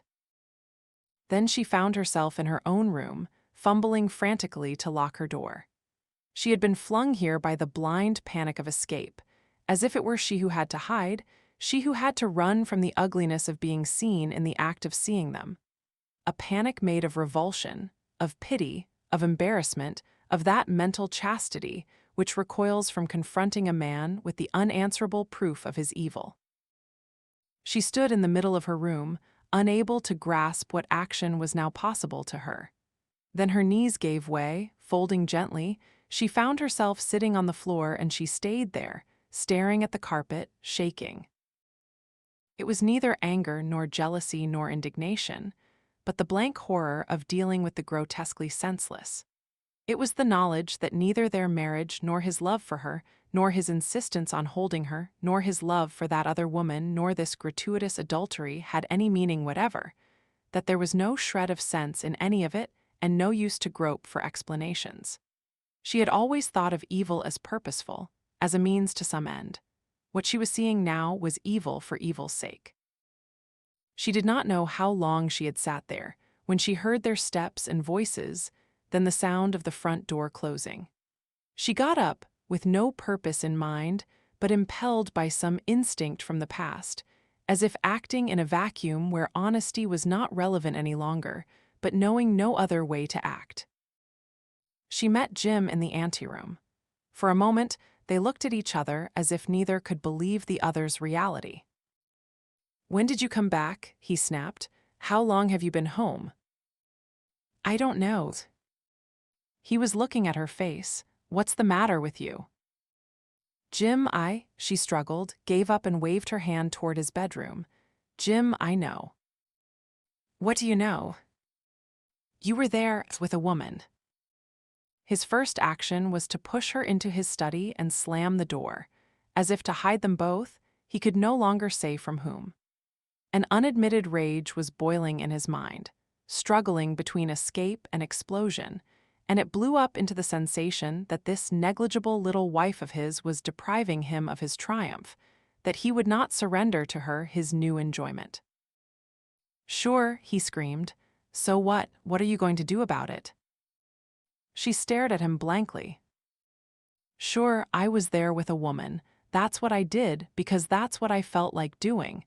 Do you think you're going to scare me with your gasps, your stares, your whimpering virtue? He snapped his fingers. That for your opinion. I don't give a hoot in hell about your opinion. Take it and like it. It was her white, defenseless face that drove him on, lashing him into a state of pleasure, the pleasure of feeling as if his words were blows disfiguring a human face. Do you think you're going to make me hide? I'm sick of having to put on an act for your righteous satisfaction. Who the hell are you, you cheap little nobody? I'll do as I please, and you'll keep your mouth shut and go through the right tricks in public, like everybody else, and stop demanding that I act in my own home. Nobody is virtuous in his own home. The show is only for company. But if you expect me to mean it, you damn little fool, you'd better grow up in a hurry. It was not her face that he was seeing. It was the face of the man at whom he wanted and would never be able to throw his deed of this night. But she had always stood as the worshipper, the defender, the agent of that man in his eyes. He had married her for it, so she could serve his purpose now, and he screamed, "Do you know who she was, the woman I laid?" It was. "No," she cried. "Jim, I don't have to know it." It was Mrs. Reardon, Mrs. Hank Reardon. She stepped back. He felt a brief flash of terror, because she was looking at him as if she were seeing that which had to remain unadmitted to himself. She asked, in a dead voice that had the incongruous sound of common sense, "I suppose you will now want us to get divorced." He burst out laughing. "You goddamn fool, you still mean it. You still want it big and pure. I wouldn't think of divorcing you, and don't go imagining that I'll let you divorce me. You think it's as important as that? Listen, you fool, there isn't a husband who doesn't sleep with other women, and there isn't a wife who doesn't know it, but they don't talk about it. I'll lay anybody I please, and you go and do the same, like all those bitches, and keep your mouth shut." He saw the sudden, startling sight of a look of hard, unclouded, unfeeling, almost inhuman intelligence in her eyes. "Jim, if I were the kind who did or would, you wouldn't have married me." "No, I wouldn't have." "Why did you marry me?" He felt himself drawn as by a whirlpool, part in relief that the moment of danger was past, part in irresistible defiance of the same danger. "Because you were a cheap, helpless, preposterous little gutter snipe who'd never have a chance at anything to equal me. Because I thought you'd love me. I thought you'd know that you had to love me. As you are. Without daring to ask what I am. Without reasons. Without putting me on the spot, always to live up to reason after reason after reason, like being on some goddamn dress parade to the end of my days. You loved me because I was worthless. Well, what did you think you were? You loved me for being rot. What else did you have to offer? But you didn't have the humility to appreciate it. I wanted to be generous. I wanted to give you security. What security is there in being loved for one's virtues? The competition's wide open, like a jungle marketplace. A better person will always come along to beat you. But I was willing to love you for your flaws, for your faults and weaknesses, for your ignorance, your crudeness, your vulgarity. And that's safe. You'd have nothing to fear, nothing to hide. You could be yourself, your real, stinking, sinful, ugly self. Everybody's self is a gutter. But you could hold my love with nothing demanded of you. You wanted me to accept your love as alms. Did you imagine that you could earn it? Did you imagine that you could deserve to marry me, you poor little tramp? I used to buy the likes of you for the price of a meal. I wanted you to know, with every step you took, with every mouthful of caviar you swallowed, that you owed it all to me, that you had nothing and were nothing and could never hope to equal, deserve, or repay. I tried to deserve it. Of what use would you be to me if you had? You didn't want me to. Oh, you goddamn fool. You didn't want me to improve. You didn't want me to rise. You thought me rotten and you wanted me to stay rot. Of what use would you be to me? if you earned it all, and I had to work to hold you, and you could trade elsewhere if you chose. You wanted it to be alms, for both of us and from both. You wanted us to be two beggars chained to each other. Yes, you goddamn evangelist. Yes, you goddamn hero worshipper. Yes. You chose me because I was worthless. Yes. You're lying, Jim. His answer was only a startled glance of astonishment. Those girls that you used to buy for the price of a meal, they would have been glad to let their real selves become a gutter. They would have taken your alms and never tried to rise, but you would not marry one of them. You married me because you knew that I did not accept the gutter, inside or out, that I was struggling to rise and would go on struggling, didn't you? Yes, he cried. Then the headlight she had felt rushing upon her hit its goal, and she screamed in the bright explosion of the impact. She screamed in physical terror, backing away from him. What's the matter with you? He cried, shaking, not daring to see in her eyes the thing she had seen. She moved her hands in groping gestures, half waving it away, half trying to grasp it. When she answered, her words did not quite name it, but they were the only words she could find. You're a killer, for the sake of killing. It was too close to the unnamed. Shaking with terror, he swung out blindly and struck her in the face. She fell against the side of an armchair, her head striking the floor, but she raised her head in a moment and looked up at him blankly, without astonishment, as if physical reality were merely taking the form she had expected. A single pear-shaped drop of blood went slithering slowly from the corner of her mouth. He stood motionless, and for a moment they looked at each other as if neither dared to move. She moved first. She sprang to her feet and ran. She ran out of the room, out of the apartment. He heard her running down the hall, tearing open the iron door of the emergency stairway, not waiting to ring for the elevator. She ran down the stairs, opening doors on random landings, running through the twisting hallways of the building, then down the stairs again, until she found herself in the lobby and ran to the street. After a while, she saw that she was walking down a littered sidewalk in a dark neighborhood, with an electric bulb glaring in the cave of a subway entrance and a lighted billboard advertising soda crackers on the black roof of a laundry. She did not remember how she had come here. Her mind seemed to work in broken spurts, without connections. She knew only that she had to escape, and that escape was impossible. She had to escape from Jim, she thought. Where? She asked, looking around her with a glance like a cry of prayer. She would have seized upon a job in a 5N10, or in that laundry, or in any of the dismal shops she passed. But she would work, she thought, and the harder she worked, the more malevolence she would draw from the people around her, and she would not know when truth would be expected of her and when a lie, but the stricter her honesty, the greater the fraud she would be asked to suffer at their hands. She had seen it before and had borne it in the home of her family, in the shops of the slums, but she had thought that these were vicious exceptions, chance evils, to escape and forget. Now she knew that they were not exceptions, that theirs was the code accepted by the world, that it was a creed of living, known by all but kept unnamed, leering at her from people's eyes in that sly, guilty look she had never been able to understand.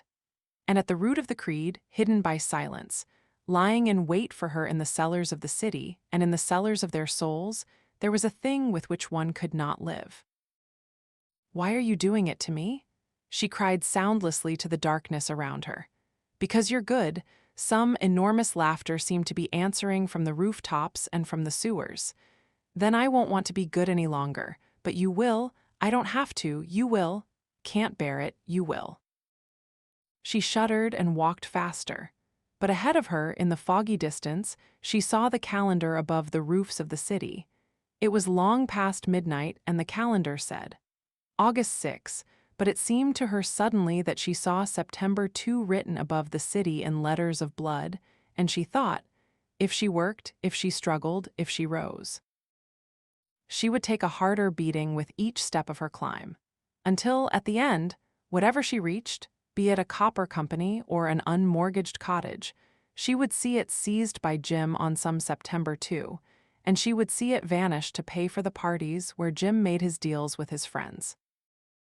"Then I won't," she screamed and whirled around and went running back along the street, but it seemed to her that in the black sky, grinning at her from the steam of the laundry, there weaved an enormous figure that would hold no shape, but its grin remained the same on its changing faces, and its face was Jim's and her childhood preachers and the woman's social workers from the personnel department of the 5N10, and the grin seemed to say to her, "People like you will always stay honest, people like you will always struggle to rise, people like you will always work, so we're safe and you have no choice."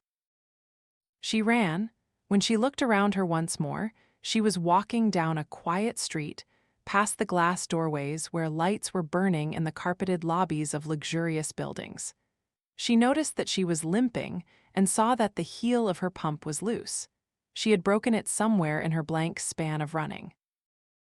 From the sudden space of a broad intersection, she looked at the great skyscrapers in the distance. They were vanishing quietly into a veil of fog, with the faint breath of a glow behind them, with a few lights like a smile of farewell. Once, they had been a promise, and from the midst of the stagnant sloth around her, she had looked to them for proof that another kind of men existed.